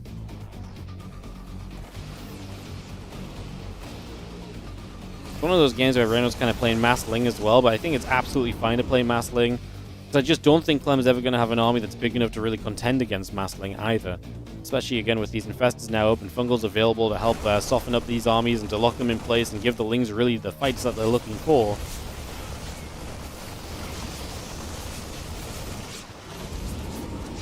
Queen's fighting, Medivac taking damage. 2 upgrades, Adrenal Glands all continue to play in. Queen's going to be there. That one Marine is still firing through and putting some work in. Marines moving across. The Lings are looking for another wraparound. They're going to get it. Feel those Marines getting caught for a few moments there. And the Marines still going to look to see where they go. This first game of the Grand Final, starting off with that proxy hatchery and honestly working wonders for Rainor so far. He's going to max out. And yeah, as he maxes out, Clem's going to be 50 supply behind. And the only thing I like for Clem is, like, the Mass Ling kind of feels like it maybe helps. Fungal's good. The moment that those units get fungal, they're never getting away, so that's just minus a bunch of supply. Easy trade for Rainor. He loves seeing that trade. Again, he's got that carapace +2, so he's already a little bit more defended on those Lings than he usually would be. Rainor's STC maxed out. That's literally what I was thinking of. I think of that every time I say maxed out now. I was thinking this during EWC as well. I was like, man, I'm never going to get this out of my head anymore. Ay.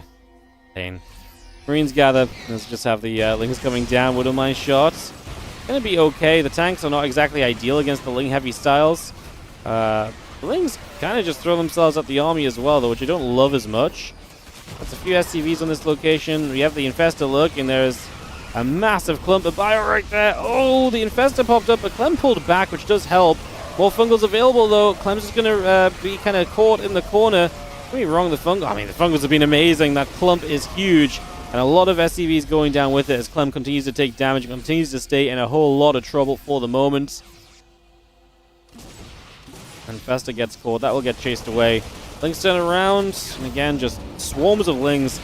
That's the thing, right? It's just Lings, but Lings are so cheap and replaceable. And Reynor's doing this off of so little gas. It's like a 5 gas, 6 gas game. But obviously still the gas that he does have is going into Ultras and those Infestors. So it's extremely effective in terms of just cranking out pure units.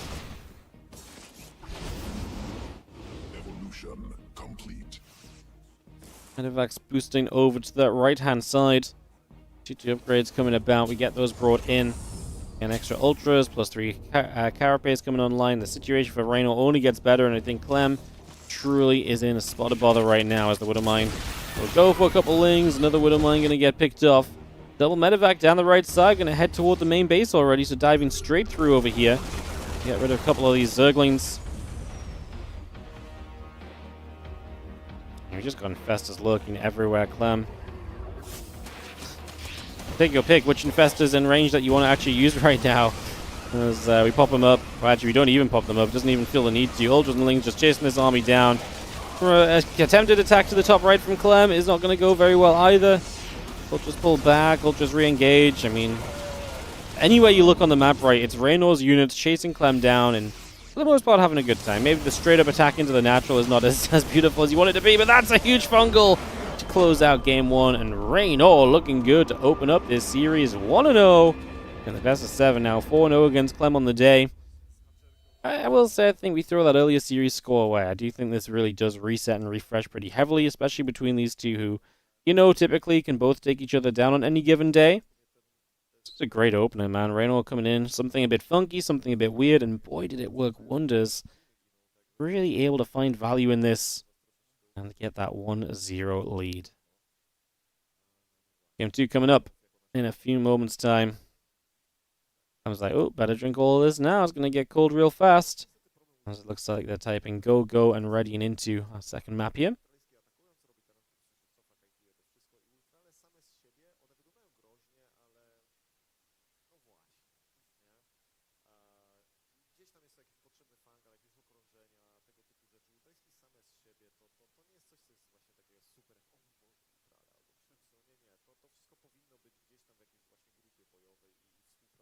How many tricks does Rainor have up his sleeves?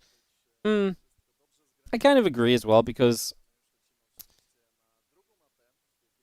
Clem was not wrong in what he said in the pre-match interview, which is that, you know, he was behind a couple of times in this series. In that, sorry, he was ahead a couple of times in that earlier series, and the run-bys really killed him. And now Raynor's bringing out the big boy weapons. Proxy hatch for game 1. What do we do for game 2? It's Ultra Love. It's 8 rack central. Will Raynor have to defend against that? He's our blue Zerg top right-hand side. Here in the grand finals. Clem bottom left, red Terran. From Team Liquid, of course.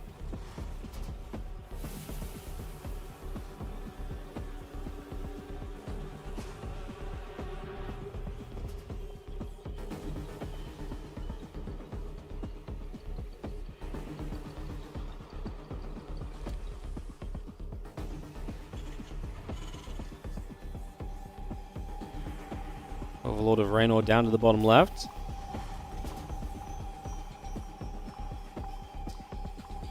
Racks and gas of Clem on the way up in the production tab. Game 2 here, best of 7. Rainor leading 1-0 here in our grand finals.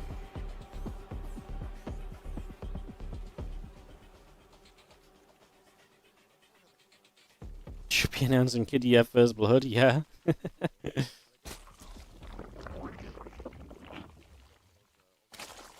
Well, this is the Wardy stream, so we actually just announced everything as the WardiTV First Blood, the WardiTV Max Out. This is my plan for Wardyland. Everything's just sponsored by WardiTV, so it's just like, you know, we just say WardiTV at every possible turn. It's the WardiTV first expansion of the game. Or the WardiTV Natural Expansion, brought to you by WardiTV. Oh my god, it's the WardiTV walled off as Clem completes his wall in the main. So many stupid things you could do this for.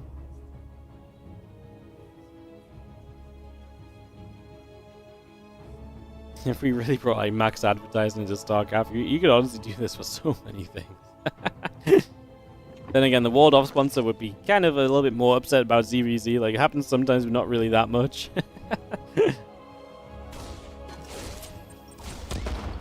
What was the advantage for Raynor not going to the lower bracket? He did not have to play the lower bracket finals. That was his advantage.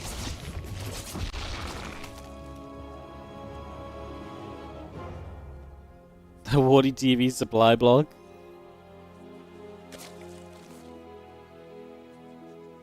Could also let people pay to get their name as a sponsor. The only problem with that is then I would be obligated to actually notice when these things happen, actually mention them. And I, you know? Could be funny though if we need to make some hot money for a tournament.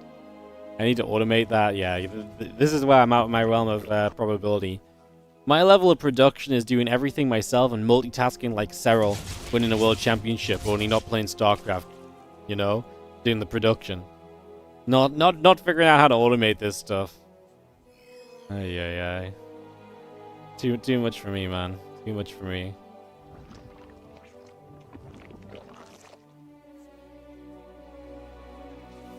I'm so old school.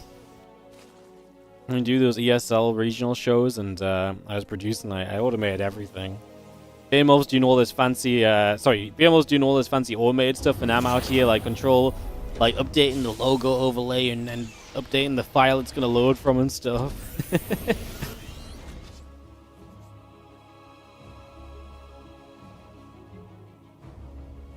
You're not doing it the hard way. Are you even doing it at all? You know. Hell Queen is going to push the Hellions away to the side.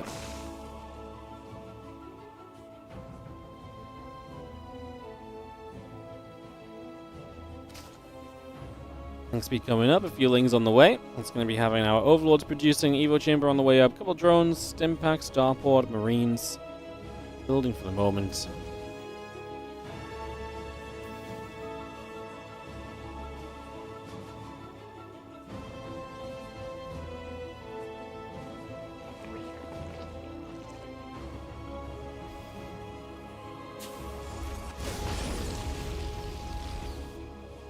Armory building up as we do have Clem. A little bit funky. Couple medevacs, marines, the stim, the 2-1-1, but with the Hellbats. going to be a very deadly build. This is the Wardy build on the ladder. No, not quite. He didn't swap his factory to the reactor. He's also got 3 bases. So it's, it's a little bit less all-in than the Wardy version. Clem thinks he's all smart. He doesn't need to do the all-in. So yeah, he's better than me. Okay, whatever. Yeah, Clem, we get it. You can macro. Be a real man. 2 base, you know. Aliens pushing forward. Marines will come and join us.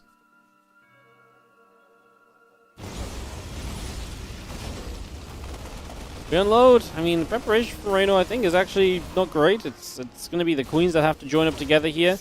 Lings come in from the backside. I like that a lot. There's a lot of queens, to be fair. Transfusions, a couple available. Lings melting. That's very good from Clem as a build, no? Ooh, baby! Especially considering it's 3cc behind this, Rainor cannot afford to really take tons of damage, and losing your queens is obviously going to constitute as quite a lot of damage. These queens go down. I think he's going to go for the hatchery cancel here. I mean, at this point, you'd have to run back towards the units, so hit the hatchery, you know, turn around into the units if you see that opportunity instead.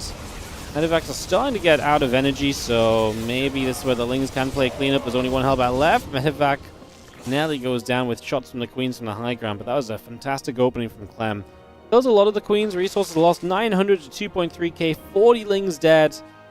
Got out with a lot of the Marines as well, to be honest. So, and both Medevacs survived too. So actually very unsuccessful defense from Rainor, who doesn't manage to really take down anything defensively here.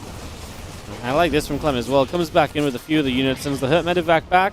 As the healthy Medevac go in, just looks for a bit more value. Got a queen right off the bat there.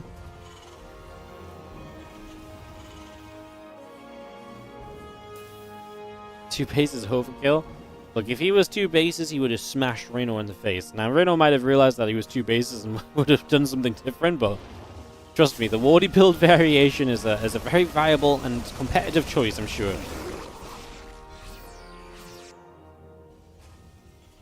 Nice build from Clem. Drilling Claw's now on the way as he sets up into the follow-up. Clem's in a good position. Rainor's not dead, but every push he has to deal with is going to be a struggle. This is one of those games where you're just behind, and playing from behind is never going to be easy. He's already threatening to kind of come around the back. Rainor's already looking to try and pull all the tricks out of his sleeve right now, where it's like, okay, what do I do when I'm behind? You know, I try and, you know, come in for the counterattacks. I try and shut off reinforcements. You know, I try and flank. Like, these are all the things that Rainor has to try and do now pretty repetitively. Love that from Rainor. Hold position the Lings so they do not run into the Marines when he's not watching for a moment as Clem tries to bait them into the army. And Rainor will get a 5th base to the upper left-hand side, so we'll be able to get that up and online.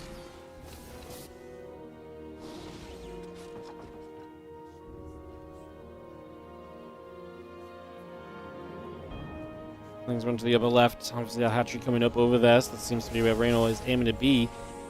Doesn't have a lot of creep in front of that base yet down the left side, but shouldn't be too problematic. He does have pretty good control of the map in that top left corner and towards that top left corner for now, so don't hate this too much. Hey, a few Marines simming over there. Rainor has more than enough to just completely shut that down, so that drop is going to be very quickly removed from the equation. Big stim from Clem, man. Like, it's a lot of healing from the Medevacs. It's a lot of the energy you use up when you stim everything like that, and you don't really take much of a fight for it. It's one thing using your Medevac energy when you're then gonna, you know, actually get used out of the Medevac energy having to be used. It's another when you just stim for the, you know, the giggles of it all.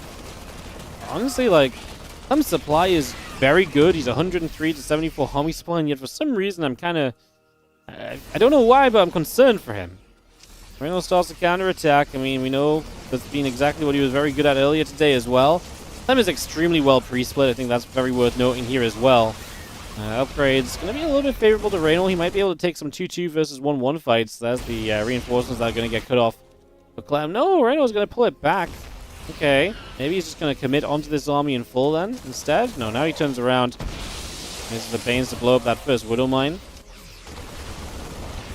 Widow Mines are a problem here as well, and that's going to be one of the things that Rainor has to try and figure out as he attacks it. Oh my god, Clem. Very nearly losing so much there. Widow Mine! Friendly fires onto the Medevac, actually. Oh my god, Widow Mines are nearly killing these Medevacs. These Medevacs are low.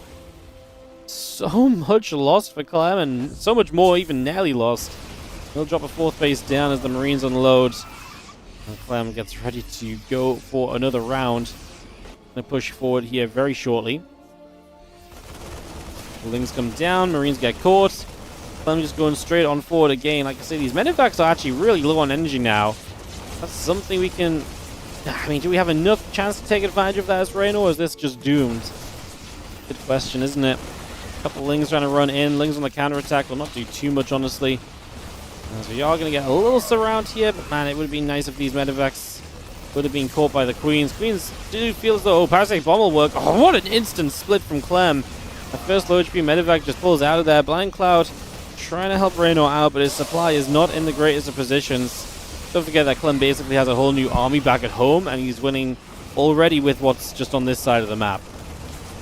Kind of says it all. I actually really did get scared for Clem when those Widow Mines started friendly firing. Felt like Rainor was like, you know what, I'm going to let the mines hit me, because I'm really going to try and take advantage. I don't know how he just pulled those two medevacs out of his army like that, but that was incredible as well. Good job, Clem. I actually have no idea. He pulled two medevacs out from the clump. I actually, like I said, I just have no idea how. That was nuts, no? That was actually crazy. More parasitic bombs, but like I said, Clem's got a whole new army, so it's like, oh no, you didn't win your game with the first army. What a shame. We'll have to use army 2, Clem, as you will be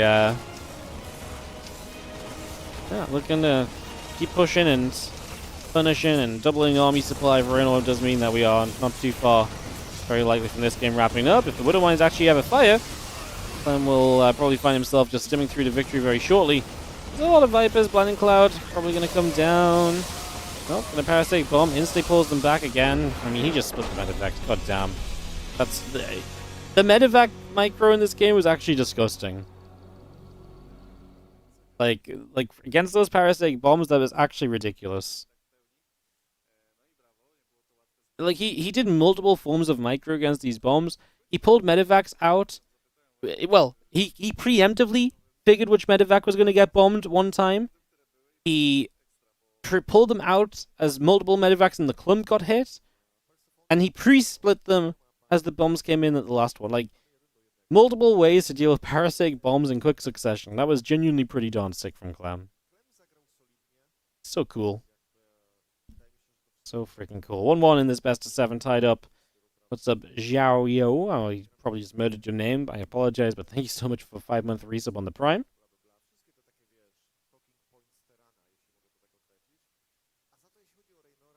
I'm using a momentum-based build, getting some damage done, getting some momentum, and rolling with it as we head ourselves into Game 3 of this best of 7 finals.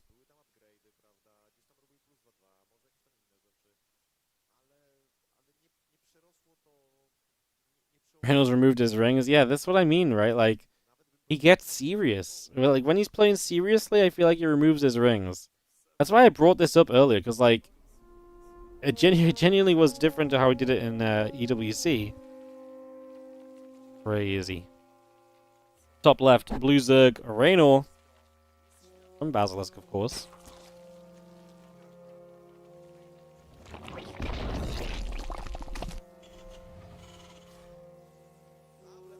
Bottom left, Red Terran from Team Liquid, Clem.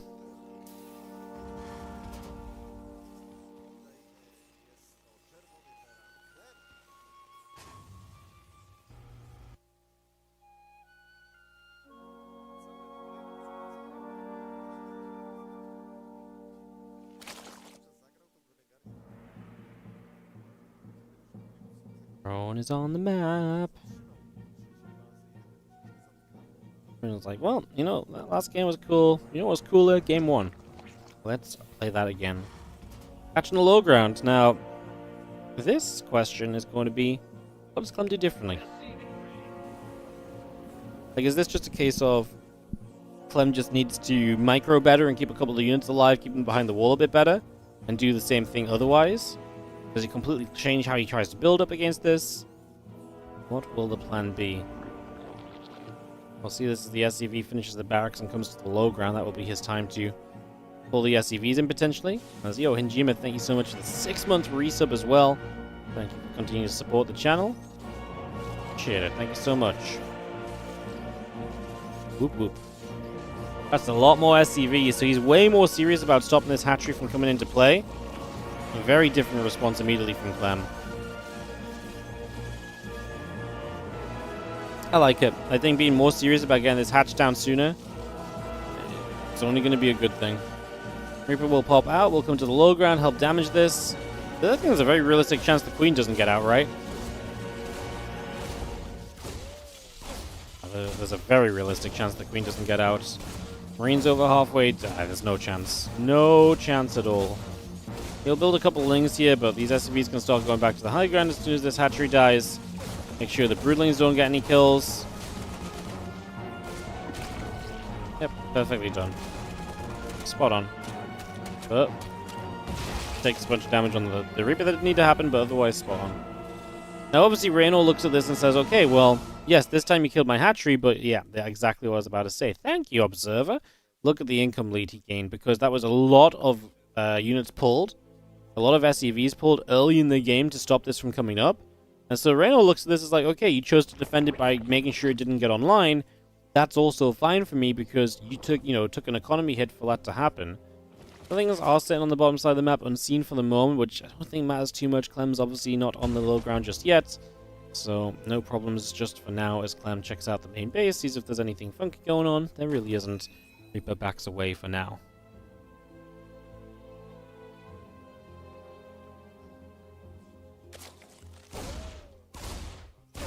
Couple shots, drone's already taking damage, grenade going down, that's one drone going down, nice catch. Speed about to complete.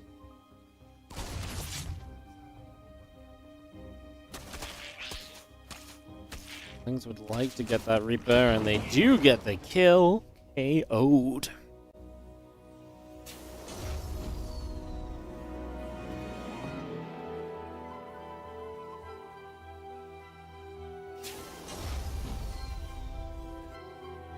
I'm rebuilding.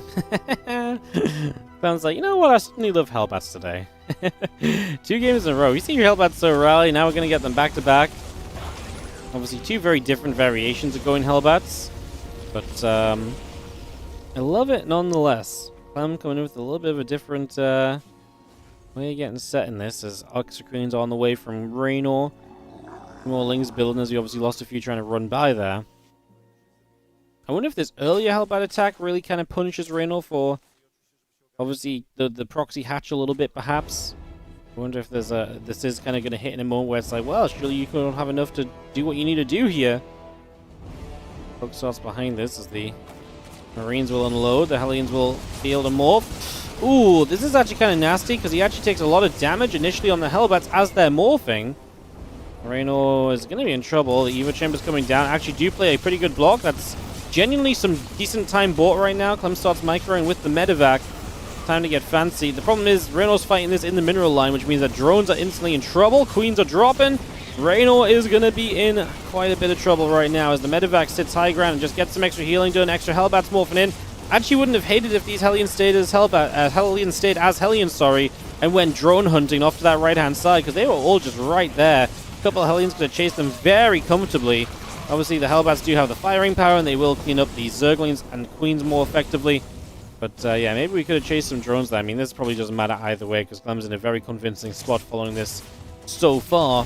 Lings are going to try and come in. Hellbats are low, so 2 of them will drop quickly, and that should be the end of this attack. Rainor down a chunk of supply as the Hellbat attack is good. This entire time, the natural doesn't mind. I still think I would have preferred... Do I prefer those 2 Hellions? Doesn't matter. I was going to say, do I prefer those 2 Hellions just going after the drones? I still kind of think so, right? Like, you just kill a bunch of drones guaranteed. Yeah, I guess more Hellbats is still good when you've got the momentum, though, as well. GG's, Clem 2-1. And the series takes a turn in the aggressive favor. So, Rainor tries to proxy hatch again. Clem says, I'll Hellbat you to death. Rainor says, oh, okay. I guess that's the end of the proxy hatches. And game 4 awaits us.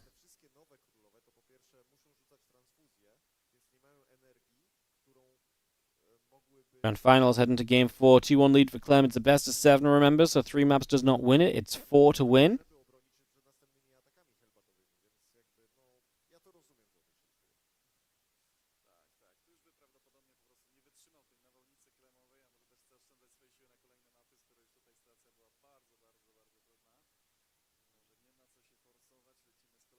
Imagine for the most part, these guys are just pretty happy to go, go, go.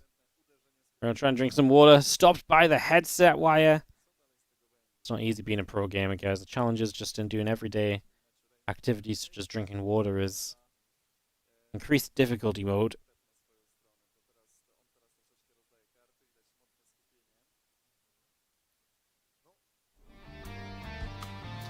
In game we go. Game number 4.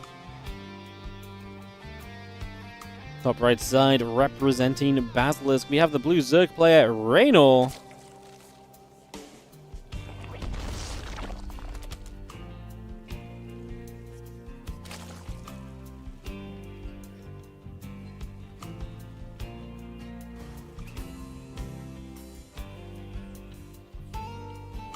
Bottom right, the red Terran Clem. Torches, I mean, we just had some kind of bonkers games, to be honest, and now we play Torches for game 4. Like, of all the games, of all the times to see a weird map, it's when we're right in the midst of doing weird things already. Can't imagine there's no plan for the guys on this one. Clem very aggressive on this map earlier in their best of 5, playing the 2 base push. Let's see what happens.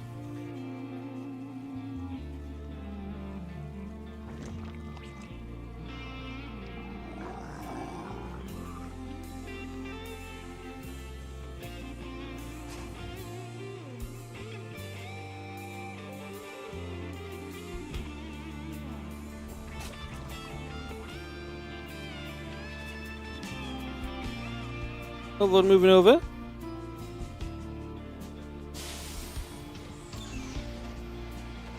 Let's see if he's moving around. Reaper coming up. We get settled in for a little bit.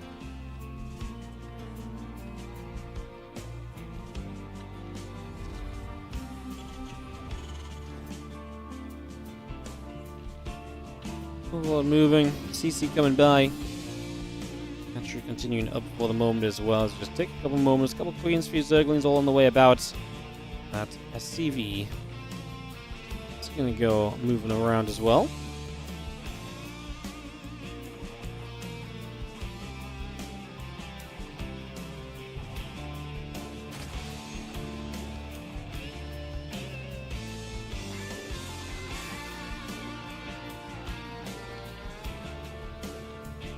Well, drones coming down, so you can see the excitement of this opening. Already looking to open up those gold minerals and give some access. Reaper going to get a drone here if we're not careful with the spore build, but we do get that spore crawler down.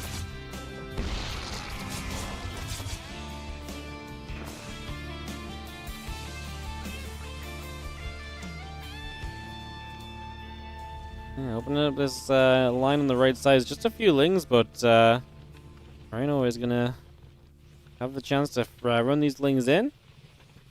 Just some slow lings, man. Is this worth 3 drones coming all the way over here to do?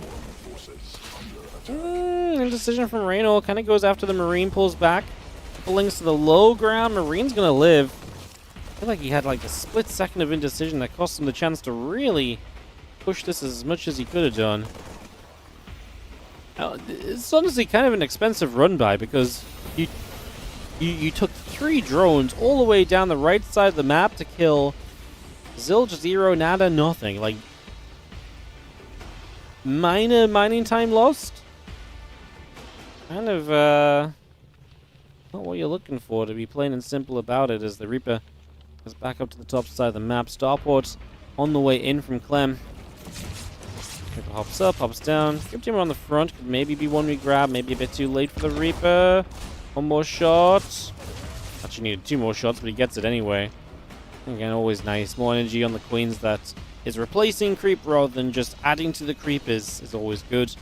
Anything you can do to slow down creep spread is generally seen as a pretty darn big win for the Terran players, so we take that.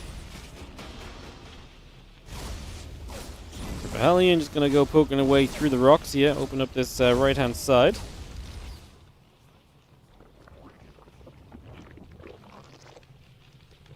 Gonna move up. Evolution Chamber wants to go down.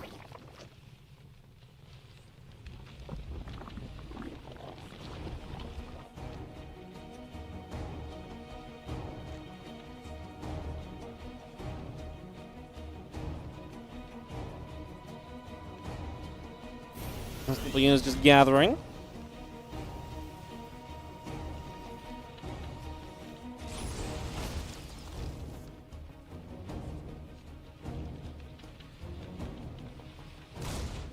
The wall off, obviously can work down the right side. That's where this hatchery is as well, so that's what Reynor's plan will be.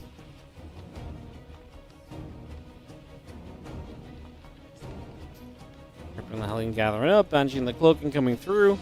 Engineering base building as well.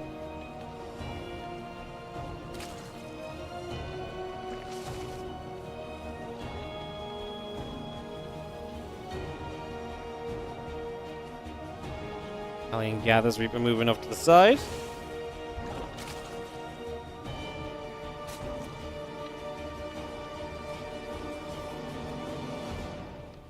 We'll just have our Queens and Roaches gathering in together. One missile upgrades coming through. Banshee cloaking up.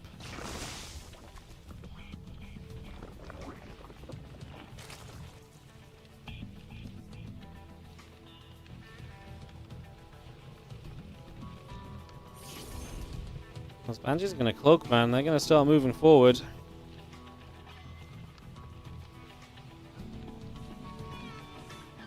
Stepping straight through. Spawn not ready yet. I'm gonna go after the queens. It was nice to get a queen, but I guess it really does limit what the damage output is going to be. You stick around, you get a couple more drones that you maybe would have been pushed away from otherwise. I'm just going to sit here and sit on this side of the hatchery. Sit on this side of the wall off, I should say. Sorry, he's going to target down the Roach Roaring. Rainor gets one queen in range to hit this Banshee, and that's going to be it. Now we move further away, and I mean... yeah, repositions, one queen still in range, more transfusions trying to save the Roach Roaring. And it dies. Bam. Clem's Banshee is always finding value, huh? New Roach Roaring on the way. Rainor is investing into the infestation pit as well as the carapace upgrade is already complete. The Reaper and pushed about. Plus one missile is going to be done soon. New Roach Roaring coming up. Rainor. It feels like the supply is not exactly quite in his favor. A couple of infestors continue to build currently. Plus one missiles on that link speed continue to come out. Those Roach is still moving around. Rainor doesn't have like a massive army right now, which for Roach style is concerning, but it is fast infestors. There is tech behind this. A hive on the way as well obviously gives you a lot to look at and a lot to work out on here. Banshee's cloak, gonna move up toward the top.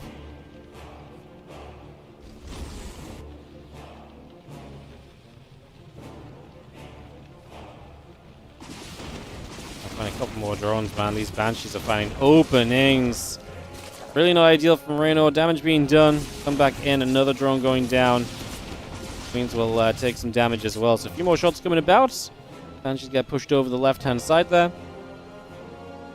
Link speed, Roach speed, melee, and carapace upgrades coming through.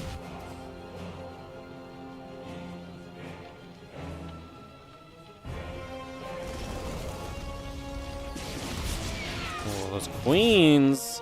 Putting the work in, man. That Banshee taking damage. Oh, what a fungal growth, though. 2 mega fungals to start off this fight, and that's going to give Rainor some chance to live, actually. Because he was in trouble army supply-wise, down in supply with roaches. Those fungals give him some hope, honestly. They really, really do. And it also slows Clem down, because now he's going to maybe stop and think, oh, I should really respect those fungal growths. So you stop to respect that, and that should be, like I say, a little bit more time gained. He scans ahead, sees the 2 infestors. He's scared though, man. He's trying to bait, he's trying to get the creep tumor. Doesn't get the creep tumor in the end. Couple of lings going down though. Clem reinforcing, will be able to continue pushing this with an additional siege tank shortly. Obviously the 3 bases behind this from Clem, but he is building into base 4. So the 8 racks into the 4th command center is something that Clem does a lot. Where he kind of 8 racks and then he's just like, you know what, I'm confident that I can kind of start stepping away from this. It's something that so few people do as early as Clem does. Like, Clem does this way sooner than so many other players. You can see the infestors there are a threat, and you can see the idea of him wanting to get the hell away. Uh-oh, Medivacs fungled. No Biles, though, to help out with that. We try and poke it on the left side at the same time. Oh my god, this is going to be mayhem. Tanks are all going to be exposed. Clem going to re-engage in from the right-hand side. Balins are showing up as the tanks are dead. No splash left. Supply favoring Clem currently. Scan comes down. He starts to chase through. Does he want to keep fighting? Reinforcements show up from Clem. He's kiting away on creep, unfortunately, which is going to give the slow Balins a chance to actually be effective. Perhaps a couple connected, the rest dying.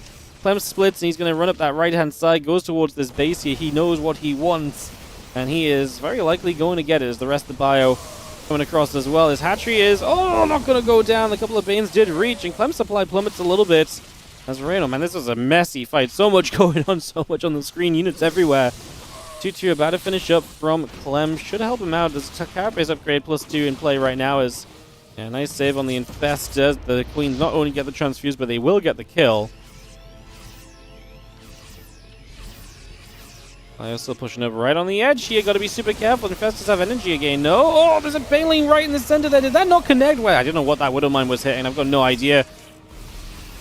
Clem does feel as though he's lost a little bit of the momentum which he had. But I mean, that makes sense. He was 8 racks into the 4th CC now, so the momentum should stop naturally as well. And there was points where he was in a good position army supply-wise, and Rainor finds crazy enough fights that it doesn't really matter. Baneling's again getting very close. I mean, these fights are actually going Rainor's way now as he just fights Clem back across the map, punching him every step of the way. Roach Ravager Infestor coming through. SCVs are going to surround this planetary. Fling's running up to the high ground. Base is going to go down, man. Clem just losing his 4th just like that. He's got a new CC already on the way, and he will chase for some unit kills here. Rainor with just a step-by-step guide on slowing this down and resetting this situation. Medivacs will boost around to the right-hand side, unloading here. Obviously, probably just going to look to get rid of some creep. Ooh, look at Clem. He's going to find this hatchery as it's about to start coming up, but the drone that builds it maybe shortly. As he's still going to be here as the drone arrives. A lot of the medivacs on that left side for honestly what is not a lot of the Marines. It's like 1-2 medivacs worth of units. And he actually brought like a medevac per unit.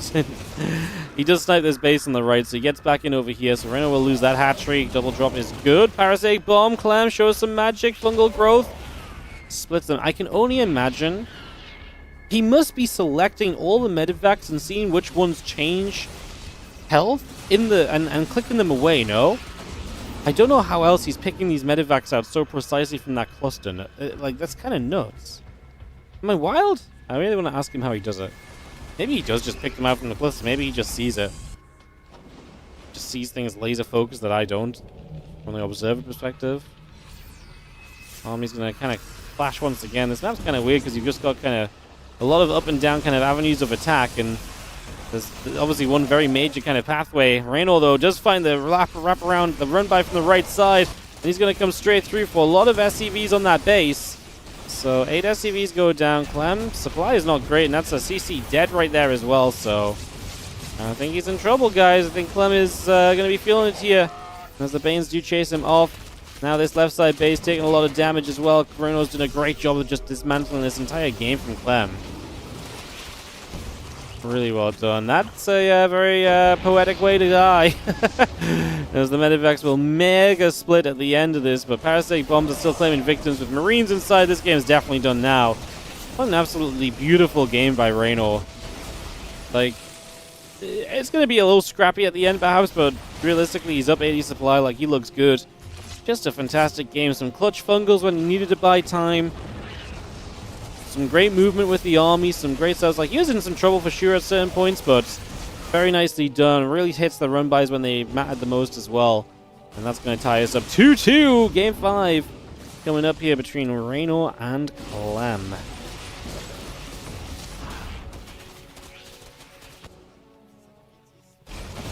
Let's keep running by. 8 SCVs dead. I mean, Clem is sub 100 supply. I don't know what he's going to really find at this point, as he just tries to mess around with a couple of his units. At this point, Rainor is in the driver's seat. These Lings about to counterattack and just burrow, so they can unburrow in a moment. Clem drops here, reloads. Like I say, great dismantling from Rainor, because this really did look like so much opportunity from Clem. And we'll see, like I say, Rainor just really met him at every single step of it. Things pop up over here. Rainor probably ready just to surge this fight. Again, he is up about 100 supply. And he is going to land one more fungal onto those medivacs, man. He's had some great spell casting this game. And as the Lings run through, Widowmines go down. The Banes are going to roll at this army. Clem is in a world of trouble. There's no two ways to describe it. As Clem GG's. And Rainor ties us up 2-2. Our finals turning into a banger. An Absolute banger.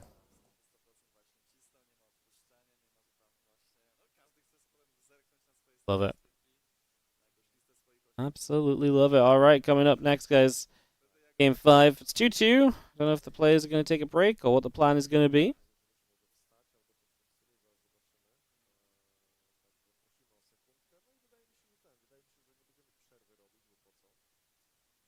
Can it be MGG? There's no such thing as a BMGG.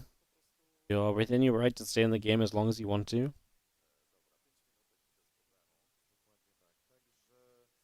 It's completely fair to take a moment to process the game, process what happened, what went wrong, and think about it. And just, make sure you're more prepared to play the next game. A very reasonable approach. Like, going AFK and, letting him, kill all your buildings before you leave is a bit BM, perhaps, obviously. But, you're still actively playing, you're moving units around the map, you're picking stuff up and dropping down, you're actually trying to get kills and so on. I don't think you can really call that BM. I need this series to go to the last possible game and also go to the ultra late game. No, we don't.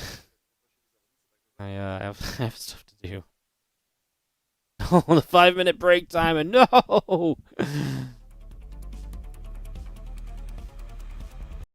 Not what I wanted to see. Alright, guys, we'll take a moment then. As the 5-minute break time hits us, it's 2-2 here between Clem and Rainor. I feel like 5 minutes is a bit. I feel like 3 minutes probably would have been fine. But, alas. Not to be.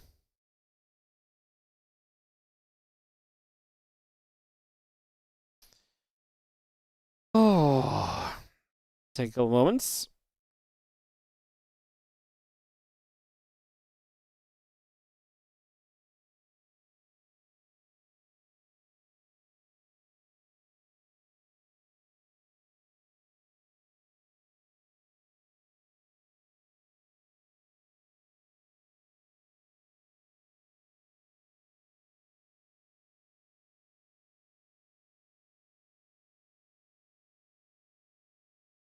Do.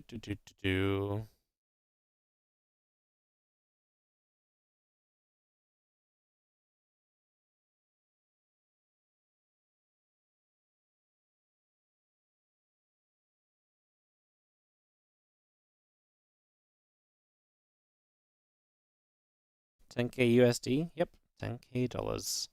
Player rest break? Yep, I imagine just 4 games in there, allowed to take a BRB. Rainor stood up, so everyone will just take a moment before we get into the final 2 or 3 maps.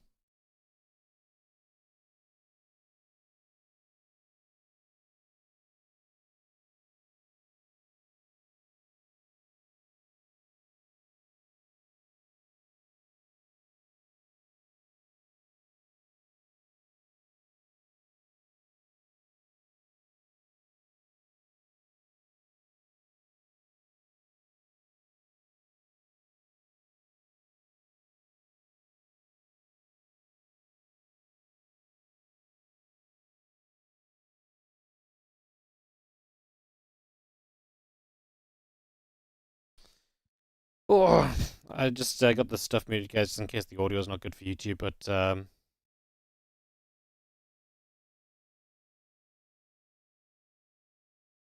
gonna take a moment. I'm obviously just letting my voice rest a second as well, guys, so just letting you know what the silence is for.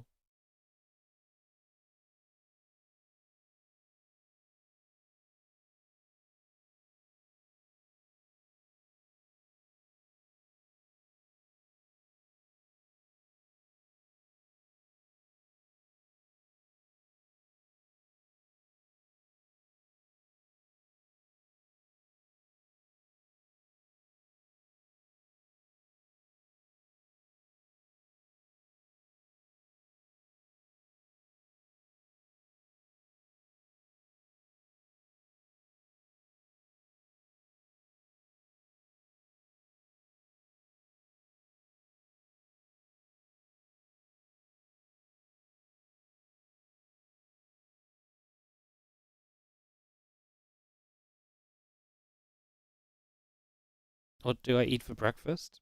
I'm not much of a breakfast guy. I don't eat breakfast very often. Usually just because if I have lunch, I usually have an early lunch because I stream at 12.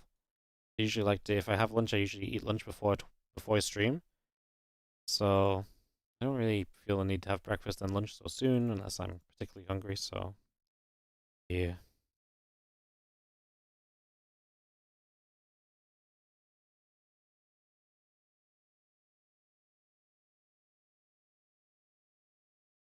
Sometimes eat cereal, I guess.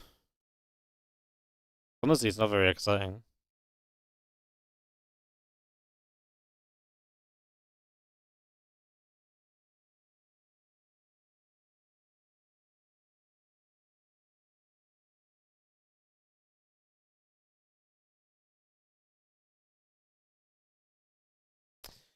"25 seconds.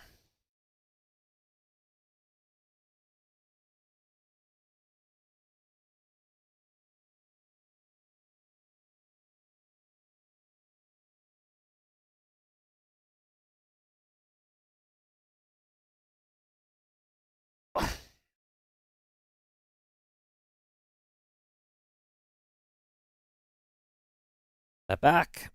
We're back. I mean, I was kind of already here, but players should be back. I imagine they are eager to continue through. It's midnight in Poland. And we are in game. Ah, the music. Oh, the sound, sorry. I forgot I muted it on my side. Bottom left, Rainor here on Togmac. Blue Zerg. Tying it up 2-2 with that win on torches.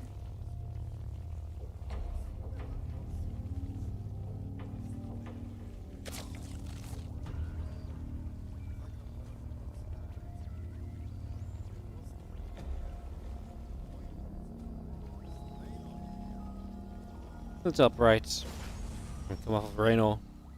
We'll have the red Terran player from Team Liquid. It's Clem. It's the best of 7. It's 2-2.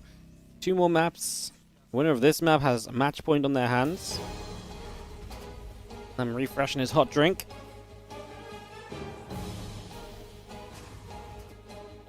During the downtime.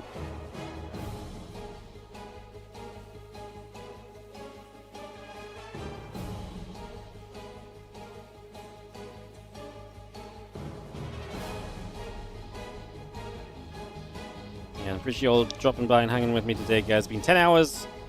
It's not often we do a 10-hour stream, but geez, what a day to do it on. Talk about jumping right back into the streaming life after EWC in a big way.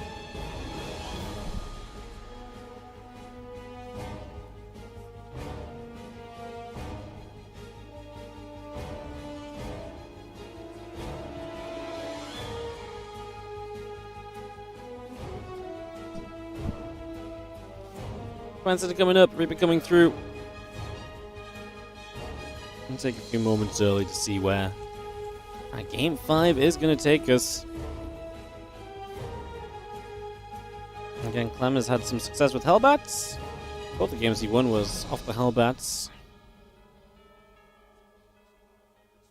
Two different ways of playing the Hellbats, but Hellbats nonetheless. As SCV keeping an eye on things, the hatchery will come down to the left, which is fine for Clem. That's a forward expand, and he will be much happier fighting into that than he would be fighting the further away expansion, so Clem's happy. The SCV position in there basically forcing Rainor into that specific base.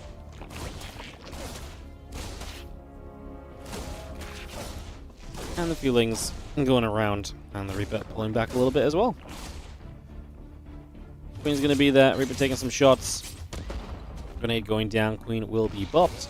And the two Lings trying to get there for the Reaper. We'll just push that away.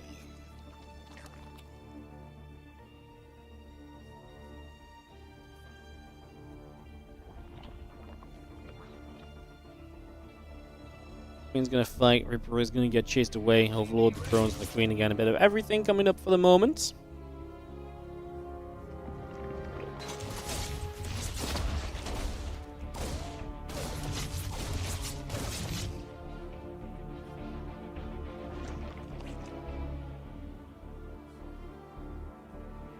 The team is going through. We are going to see nothing lost overall, just cancellation of Spore, and that's about it for the moment. Rax moves off the tech lab, gives way for the starport. Roach Roaring early from Rainor. So that Roach Roaring coming down. Again, we've seen this in the previous games too. Those faster roaches. Clem is going to go into the Banshee already, and seen that in the previous games as well. We'll see if he gets Cloak as the 100 gas comes in.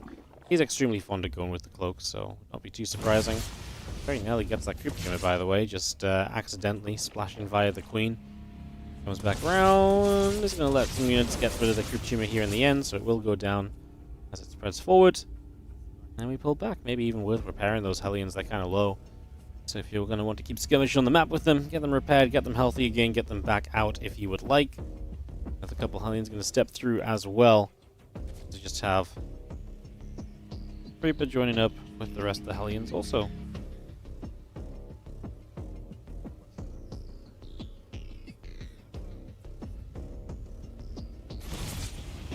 Hellions going to fight, Queen's going to be there. Little grenade pushing those Queens backward. Looking coming up for the Banshee. Roaches, drones, all coming through. Extractor and the Curved Tumors coming up as well. The Hellion's still going to be right there, and the Queen's going to stand their ground for a moment. Oh, that's the factories, by the way. Mech from Clem. So, yep. Meching it up for this next game. See, I mean, we'll see if he goes Hyperflight Rotors and more Banshees, or if he's just going to go for the 2 Banshees, and then also play into the, just the kind of, fully focus on kind of ground army. Cloaks here, no detection just yet, so we'll start to put some damage on these Queens. Hellions looking to run by into the natural. That's going to be a wall off, is it? No, it's not. It's not a complete wall at all. It's a lot of Hellions getting in, and Rainor knows that that's trouble. Already 9 drones dead, and into the main base as well. Like, we're not even close to being done here. Coming around that top side, no attempt to even wall or anything here from Rainor. Now he's just going to start splitting drones individually. The Roaches just don't have the speed to keep up these Hellions right now. The Banshees thumbing up to go after this hatchery as well, looking for a cancel on the 4th base. That's kind of a given at this point, it seems. There's not going to be enough defense there. The wall is made with units, so the Hellions will not get out. It's a kill, not a cancel. No, he finds drones on the high ground to the low ground, Rainor. That is not how you want this game 5 to go. This is not the scenario you want when Clem is about to take a match point lead on the series. That is devastating. 25 workers killed. Clem still just aggressively moving around with these Banshees. Gets a drone here, gets another. Queen honestly in trouble. Oh, very good micro from Rainor. Just gets the Banshee kill there. Baited Clem into going for the Queen. And yeah, that's going to be a very rough start because Clem's playing mech. So, because Rainor sees the Cyclones, like obviously he has Roaches, right? It's not like he's playing Lings and stuff, so like he should have something to help defend against this, but Battle Mech is gonna keep going, right? Like it's not gonna stop. It's just gonna be go, go, go, in your face, and you're not gonna get a lot of time to recover, especially not from the opening that we have just seen take place, so it's gonna be rough. Rainor can pretty much do one thing, and that's just hold down the drone key right now, and just try and hope and pray that he can spam drones, not get punished, and then go from there. Yeah, that's pretty much the only real resolution of this, I think, at this stage. Hellions go back around to the right-hand side. +1 missiles and road speed continue to produce.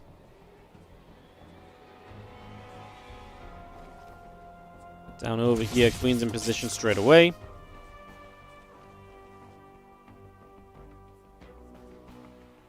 Starts Hyperflight Rose, so one thing he didn't start earlier, but he does have a bunch of Banshees. Just got a bunch of everything, man. This is going to be brutal for Rainor. He's down 30 army supply. Miracles need to start happening now already. Is he going to lose an Overlord? I mean, it's not supply block him or anything, but he's going to keep losing more, and the reality of this situation is that it is not looking pretty. There are a couple of Infestors popping out. Hellion's already shown up on this right side. More drones going down. This is one which recovery does not seem too likely from. This is an absolutely brutal affair. Hellion's going to get all the way to the main. I mean, he's going to have to kite backwards for a moment, but then the Hellion's going to be paid attention to. Rainor is burning off drones in every single base, it feels like. 21 more workers killed. Clem just doubling down on the damage done earlier. And, well, yeah, Rainor going to take a sigh and a breath forward, a sigh and a lean forward, and not really much to add in this regard, as Now supply block losing 2 overlords at once there. Fungal possibility. Yep, Clem stepped a little bit too far forward there, so he's going to take a lot of damage.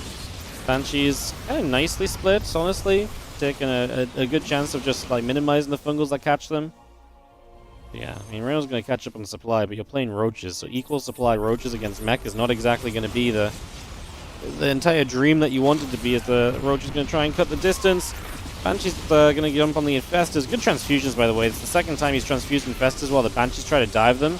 Great job of keeping those alive. And it's going to make it so you still have those available to you. There's a couple cyclones here get caught as well. Rainor needs every catch he can get right now to try and turn this game around. Banshees up into the main base. Going to start finding some drones. I mean, that's the problem with the Banshees, right?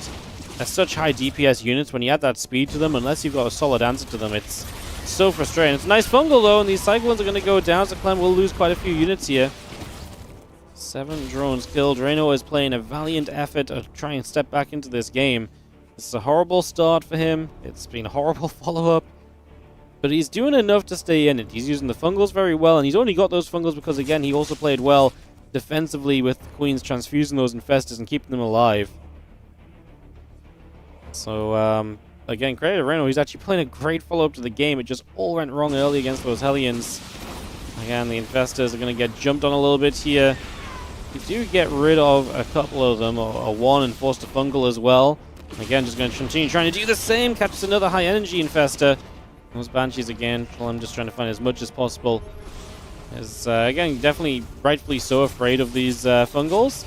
Gets a cyclone lock on onto one infestor there, forcing it back again, just trying to bait those infestors. He knows the fungals are the one thing that really kills him here. So he's just going to try and bait those out, try and deal with them as best he can. As Banshees reinforce, it's just more units you can kind of throw at the infestors too. That's a nice fungal though, just kill one Banshee off. Neural Parasite about to finish, as again, Rainor is just hanging onto the edge of this game. Just refusing to let his fingertips slip from it right now. He will really do his best to, again, step on in this. Alien Cyclone. Coming back over.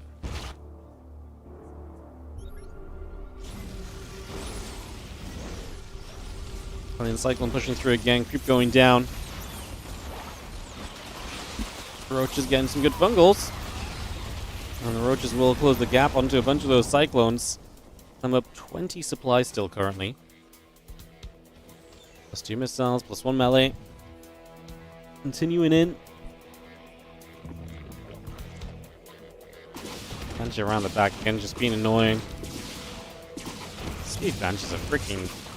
When it's Clem, who's just so fast and has so much APM to use them, it's just so frustrating all of the time. Those Banshees continue to harass you, they show up everywhere. They're great at killing drones, they great at targeting down your spellcasters. They're just crazy good units. I'm going to be done here for a moment from Rainor. We are going to be SDC maxed out on both sides of the map, though. Fusion Claw away from Clem. So those infestors, man, he's been heavy on the spellcasters.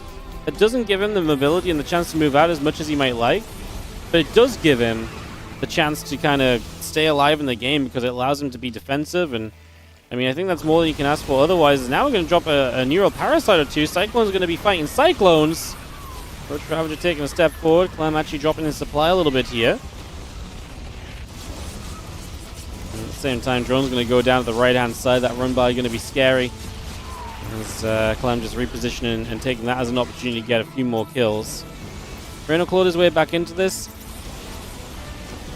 I think it's more than clawing his way back in, is he's played in a way that hasn't let him die, right? Which gives him the chance. A fight like this, though, is kind of huge. Those Cyclones getting caught massively in that fungal. There's still a lot of flaws in Reynor's position, right? No 5th base. Creep spread, non-existent. Clem expanding like crazy, right? Like, there's a lot of issues with where Rainor is at. So I wouldn't say he's clawed his way back in as much as, like I say, he's played in a way that means he hasn't lost yet. But he's still at a deficit. If he was back in this game, he'd be 5 base, 6 base, with creep on the map, and it'd be looking good. It is kind of where I see the difference on that, but obviously, I guess that depends a little bit on your definition as well. Maybe I'm just being pedantic. I guess what I'm trying to say is if he'd clawed his way back in, he would have taken good enough fights to really step up and be on the map and to get his creep going. But I feel like it's not that. I feel like I say it's preserving his the length of his time in this game to maybe take the fights that can claw him back into it still. Like, he still needs to make the moves to truly get back into the game, right? I think is where we stand, as the Cyclone's going to knock down this hatchery. That will drop. Hatchery on the bottom, going to be in a big spot of bother as well. Couple Hellions here, going to find a whole bunch of drones. Actually going to move into Hellbats with the smart service. The Lings are going to do terribly against them. That's not fun either. Liberator's sieging up on top of this army. Corrosive Vials are going to say bye-bye to that. Double KO with those Vials. Shouldn't have stacked your libs, Clem. Cyclones going to get Neural, but the Infestors are going down. That's not a good sign. The Spellcaster's falling. They are the one reason why Rainor has not died in this game yet. He's going to give a little bit of a chuckle, and I think he's knowing that this game is very much so on the way out. Can we please stop stacking the freaking Liberators? Oh my god. The problem for Rainor is that he can't afford to... so many libs dying. He can't really afford to rebuild out of this. Like, Clem is again on the 5 bases, 6 bases actually now, 7 bases in position already, not mining yet though. You know, Clem can rebuild from these fights. Rainor really cannot. And that's the real difference at this point of the game. As Clem will be a bit scrappy here. Honestly, maybe a bit too far forward with a bit too many units that just aren't really needed to be here right now. Maybe should have just fallen back and regrouped.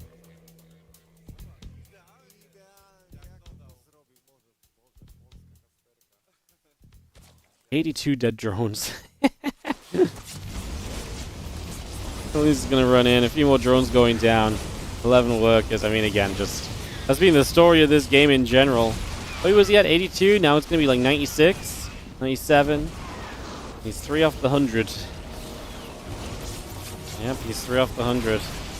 There's Liberators. Going to take some shots. I mean, this base is in trouble as well. Rainor still trying to hang on in there to the very end. He has a new round of roaches showing up, but this is a much stronger army from Clem than what it was previously. Liberators will siege. A single Blinding Cloud going down. I mean, Clem is pretty split this time, and there's some siege tanks here as well. It's so difficult for these roaches to truly move forward and to do what they need to. Hellbats in the front. Roach Ravager turned away. Infestors turned away. Stream, survive, please. It's not die on us now. I think Rainor also knows that this one is over. Just trying his best, but GG's out. And Clem takes a 3-2 advantage in this best of 7.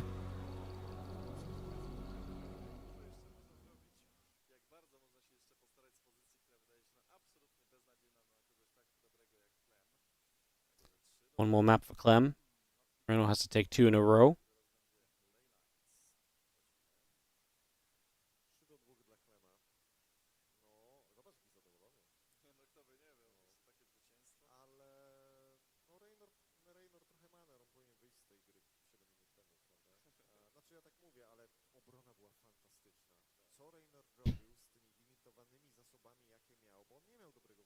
What's an offline event? It's when the players are in person. Is this I come back to... I've had this conversation many times a day. Is this really such a crazy term that people do not know? Online event versus offline event? Like, I really felt like this was very common terminology in StarCraft 2, but clearly I'm very wrong. People who've been here with me 10 hours are like, Wardy, not this spawn. Not this again. We used to say live. A live event? But live event doesn't really work, because if you say live event on Twitch, people just think it's live. You know? LAN? Yeah, I mean, online, but like in StarCraft history, we've always said offline. I was going to say, Reynor's, I don't know what he's looking at, but not pausing the game.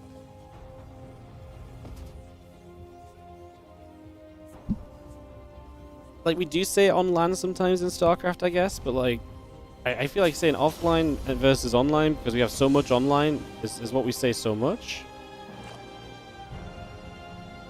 Yeah, I just really felt like this was very, like I say, widely accepted terminology, but maybe not quite as widely accepted as I thought. Very interesting.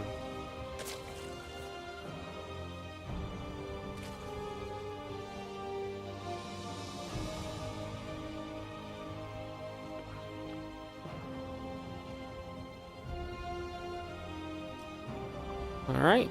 We get the barracks going. Rainor is, I don't know what he's doing, but he's moving a lot in that chair, man. My eyes are pinned on him. See what happens. You forgot the terminology you're old now. No, I don't mean to call you out. I just, I'm just surprised. What you're saying is not wrong either. Like, you know, it's just, I was just surprised myself. That's all. I guess we don't really say it that much as well. But, yeah.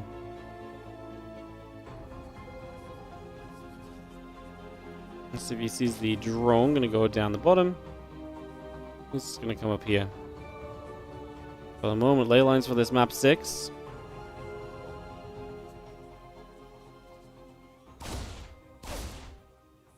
Gets the block on the extractor. That's a dead drone. It's very nicely done because the Reaper was going over that side, so he's gonna stop the hatchery on that bottom side. He's going to come up and chase after some Zerglings. This drone will go back down to the bottom. We'll get the hatchery there, but a couple Lings will have to die chasing off that SCV. So Clem already going to be loving this early game and drawing some Zerglings with the Reaper.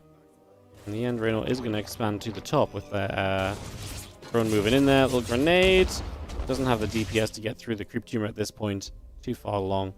And we'll just check to see where everything is. So Clem gets to see a little bit of what's up.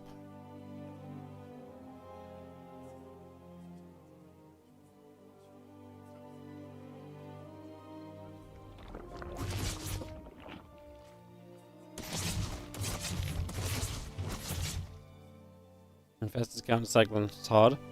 So the thing about the last game, which you have to look at a little bit, right, is that Rainor obviously was in a bad position anyway. But in a typical game where the Terrans go Cyclones right now, it's very difficult to get a good amount of Infestors out. Because in doing so, you sacrifice so much else in the game. Like, you sacrifice the Roach count to really move out, to be active, to really kind of get onto the map a little bit, to spread the creep and so on, and protect those positions and to trade early. And in a regular game, you can't really justify doing that because you're kind of putting yourself in a box for no reason.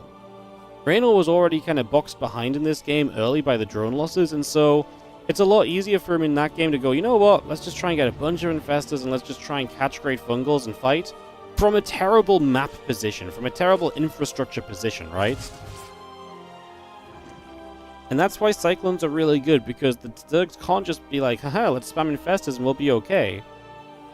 This was only really a situation in this game because Rainor was behind enough he could justify giving up a lot of what you would usually give up to go Infestors, because he was already behind enough it was like worth the Hail Mary almost. And it was. Like, he got to stay in the game, and I would say he took some fights that gave him chances.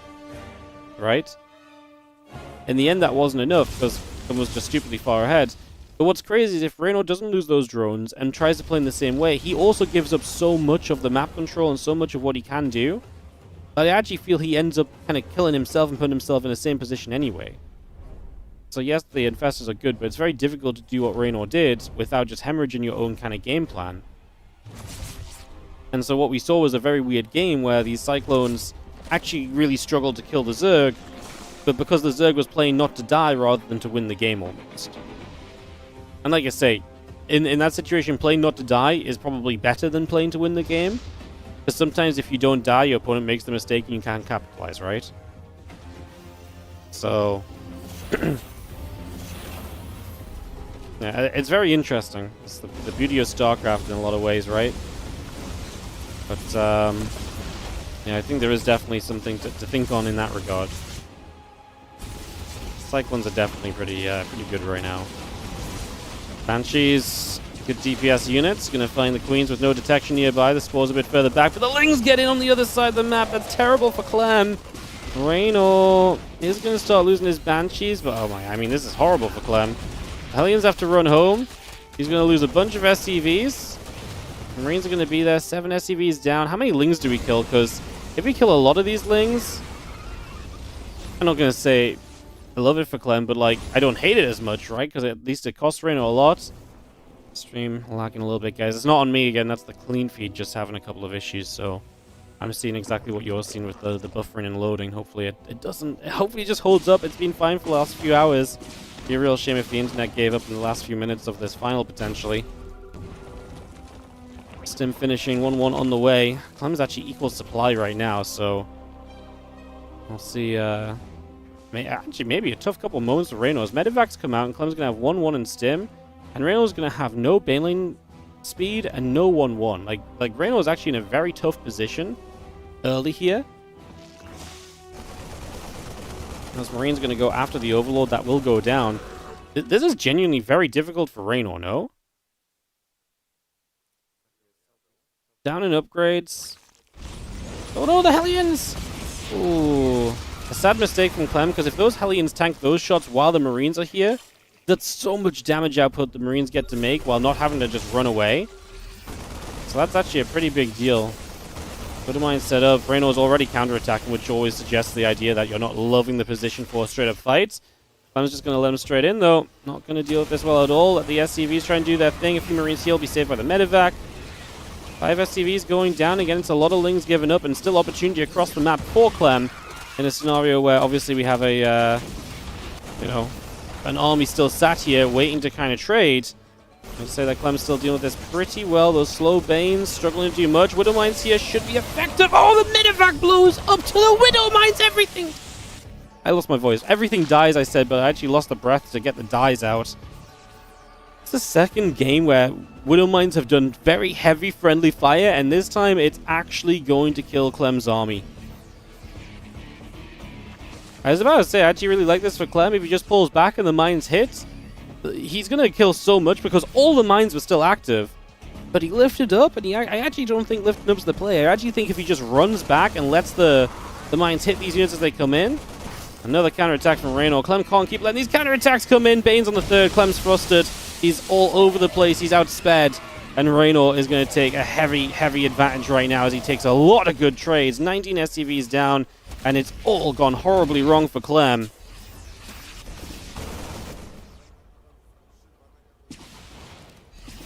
It has all gone horribly wrong. That is truly not great for Clem. Like I said, I mean, Ben's done a great job of making this game chaotic, because he definitely was not in a pretty spot. He made it chaotic, and he opened the door for mistakes to happen, and boom, mistakes start happening. Clem is going to catch these Banelings at least. They will fall. Now Clem, I mean, all of a sudden Reyno's on a 5-pace setup and a 6 coming online. Let's see what Clem can do. Clem actually still has good army supply, but he's completely committed. And the problem is he's trying to fight on two sides, which means you've got a micro on two sides. That's not easily done against these speedy Banes. Instead is lifted into the sky. The few Marines over here trying to do their thing. Can they do enough?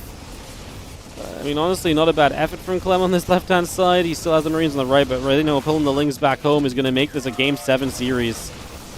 He's going to bring this to Game 7. Honestly, Rainor plays in such a mystical way. Every time I feel another medevac goes down, it's a GG moment from Clem. Every time he feels like he's been behind so many times in the games today, and he's so good at pulling it back. Like, obviously sometimes it doesn't work out, but there's been a lot of scenarios where he actually pulls it back from brink of defeat to victory.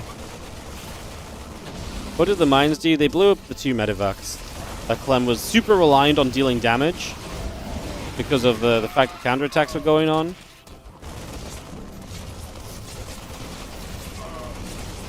Pretty rough. A couple of Marines going to load up into the medevacs here. We're not going to unload again. I mean, we're just trying to bounce around everywhere. Ling's trying to push around the orbital. Widow Mine trying to burrow up. Rainor is just all over this army. Is it enough? Is he okay to jump on an army that's this stacked with Marines? No, he's not. He actually loses all of those Zerglings. Rainor maybe jumping the gun a moment too soon right there. He's also very heavily behind on 2-2. Clan had an opportunity. This would probably be it. Nice Widow Mine. Catches those Banes coming around the corner and not actually able to commit in full.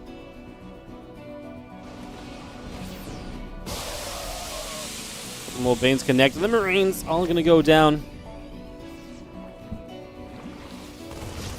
Marines going to get to the top side. Going to get one Queen. We need to lift up though. Those Banelings can't be allowed to connect like that. Clem says GG. He knows that's not good enough. GG. We're going to go to a game 7 here in this finals. Let's take a little rewind on the Bane lanes that changed it all. That was pretty sick for Rainor. So, like, this position right now is pretty good for Clem, no?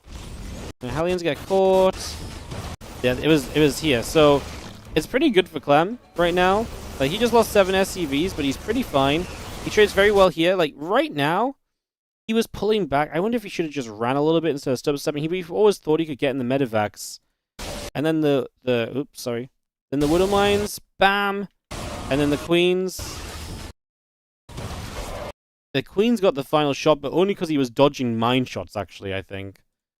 Yeah, pretty crazy. And that really just... Clem's supply, 116 to 97. Yeah.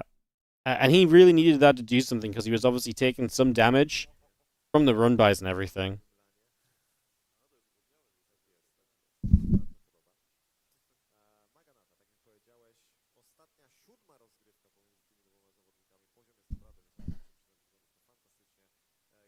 Alright guys, hey, thank you so much, Mans, coming in to be a WardiTV Gold YouTube member. Thank you so much. Appreciate the support. YouTube's popped off today. Thank you guys.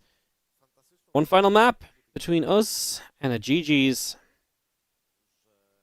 Been a long ass day. Been a lot of games. One final map and we crown ourselves a FEL CRACOW champion.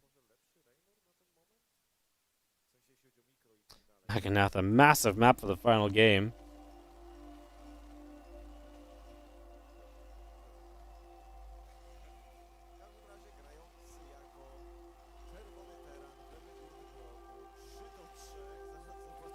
I'm on the top left, a red Terran player from Team Liquid. Not quite able to hold some of these games together from good positions. It was true in the earlier series, it's been true in this one. Rainor is our blue Zerg in the bottom right from Basilisk. Maganatha, surely. Maganatha. We had this conversation about Jagannatha and Jagannatha way back when. I feel like we decided it was just preference back then, but I don't really have any idea. What's up, Shemzy? Thank you for the 84-month resub. Holy. 7 years. Crazy. Quite a good UWC. Looked like a banger tournament. Good to see straight back to the action. Hell yeah. It was fun.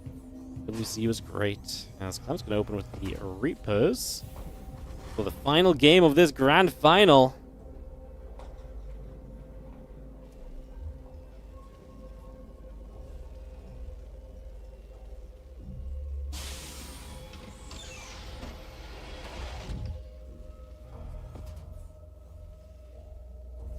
Max coming down, Reaper setting up.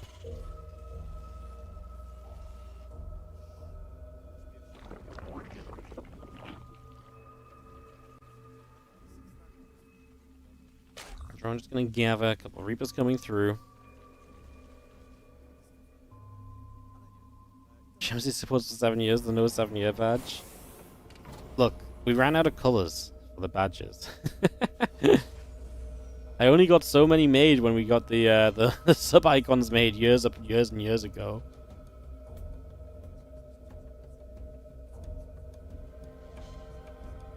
Years and years ago. It's actually kind of crazy. We've had these sub icons for so long. Probably like 9 years or something. I even remember who made them. I've not used them for art for forever. Oh, it's crazy how long ago they were made. Wild. Couple Reapers trying to fight. So we are going to see Clem pushing it to its limit. That Reaper getting low, drops the grenade, backs it up. 3 Reapers out, 2 more barracks on the way. Oh, Clem is playing spicy StarCraft, guys. He's going to take game 7 and say, you know what? He's going to bring out a little bit of his inner Cure. It's a very Cure build. In fact, Cure might have been the first player to really do this. 2 extra barracks. After the 2 racks Reaper, Cure or Beyond. This is a lot of Lings going down. This is very good for what Clem's going to follow up with. It's going to be a ton of Marines. It's going to be a Marine-focused timing. It's very important that this Overlord does not get through from Rainor, because Clem does not want it to see the extra barracks. He wants him to have no idea that that's going to be the situation. As you can see, again, this play is really good from Clem. Every Ling you get rid of is less units that are going to be able to come through. This is actually really nice denial of the scouting too. Because again, it's all about just basically showing up with more Marines than you expect, than your opponent expects, and just having one big stim that completely overwhelms you, runs in, and puts you in a ton of trouble. And honestly, right now, I'm kind of feeling like it's on the road to working. Because the Reapers did very well initially. So we've already kind of taken out quite a lot of Lings. We're going to show a few Marines here, but not too many, right? All the ones from the main base are just going to be sat still in the main base. So Rainor has no reason to suspect anything too wild. And if he plays Ling Queen defense, it's kind of like a 2-on-1 when that third medevac shows up. Ling Queen doesn't always cut it anymore. So this is where basically Ling Queen likely may not just cut it. At the point at which Clem shows up with so many Marines, he knows that the pathway is clear. There's no scouting from Rainor on the map.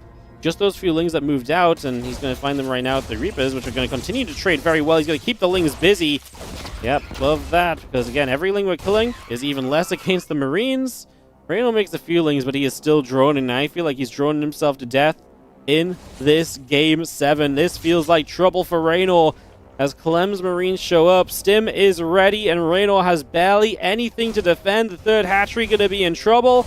And, well, we Stim. We're going to go for the Queens. Rainor pulls the Lings, he pulls the drones, he knows he's in trouble. Clem is just going to stand and fight through it. The Marines are now going to go chasing Queens, 80 new Lings on the way. But Clem is fighting through. So many drones going down, 15 so far. A couple Overlords at the front in trouble as well. We don't really want to fight those, really. We want to just get rid of Lings, go after Queens, go after drones. Clem kills 22 workers. He's going after the Queens as well. And Clem is shaking his head in. Well, not shaking. He's nodding his head. He knows he's done enough with this. A few more Marines coming in around the back. He can still maybe get that last Queen. He wants it. He doesn't get it. The last Queen survives. Rainor shaking his head because he knows that that was not it. Clem's build worked. Rainor was not prepared. And this Game 7 came down to a build that I'm sure Rainor's played against many a time before. He was just not expecting it here, and Clem showing us in the Game 7 the bravery to go for a build that is very, very strong, but very risky. If your opponent knows if they prep properly, you are in so much trouble. You give up so much to be able to do this. Clem pulls it out in the Game 7 on the big map. I love what Rainor's response is, by the way. Burrow, Baneling Nest. When behind, Burrow Bane. It's the Zerg version of Dark Shrine, you know? But yeah, very nicely done from Clem. He's on a huge lead. Rainor knows he needs something to bring this back, as we have already another round of Marines coming across the map. Rainor's been trying to drone. He's on 35. He'll be on 40 with these Marines coming across, so he's got to make a choice. Do you sit on 40 and make units? Do you try and squeeze more out? Surely you can't do anything but make units right now. And this is the thing. Clem's going to force him to make units while being on, soon to be a third CC of himself in location. Great economy. Already stemming up here. Overlord going down. Rainor is in a world of trouble. Hatchery, third base, dying. I mean, the Bane Nest finished, right? But, I mean, the Lings are going to run through. Clem will pull back. The medevac taking a lot of damage, but every Ling will fall. We're back onto these Queens. We drop the transfusions. To be fair, as good a defense as you're probably going to make here as Rainor, it's just still not good enough. He really put the effort into this as a couple more Lings go down. The Queens are super low. Rainor's doing a great job of just minimizing what Clem can get rid of here. Another transfusion squeezes out onto that other Queen. Clem will actually lift up and back away, but obviously Rainor is struggling to stay alive. +1 attack is about to finish. Another advantage for Clem here in this game number 7. Another way for him to close this out and to bring us to victory. There's a few Banelings now. It's not going to be super easy for Clem, but, he can also target fire those Banes. They are slow. They are not exactly jacked up. Lair is non-existent currently. It's on the production tab. Oh, the Burrow Banelings! And Clem says, ooh. Ooh, okay. I mean, don't get me wrong. He's got a lot more Marines rallying across, but Rainor knows he's just got to do what he can right now. Ah, no, Clem! Clem, maybe let's not keep running into the Burrowed Banelings if we want to actually win this game. He's still got more units coming in from the back. He's micro on the tank and the medevac, going to push that further forward. There's now no Baneling. Oh no, there's still 2 more Burrowed Banes left. A scan on Clem's own third base, I think, is a misclick, honestly. Those Banes are going to unburrow for Rainor as he tries to save the hatchery.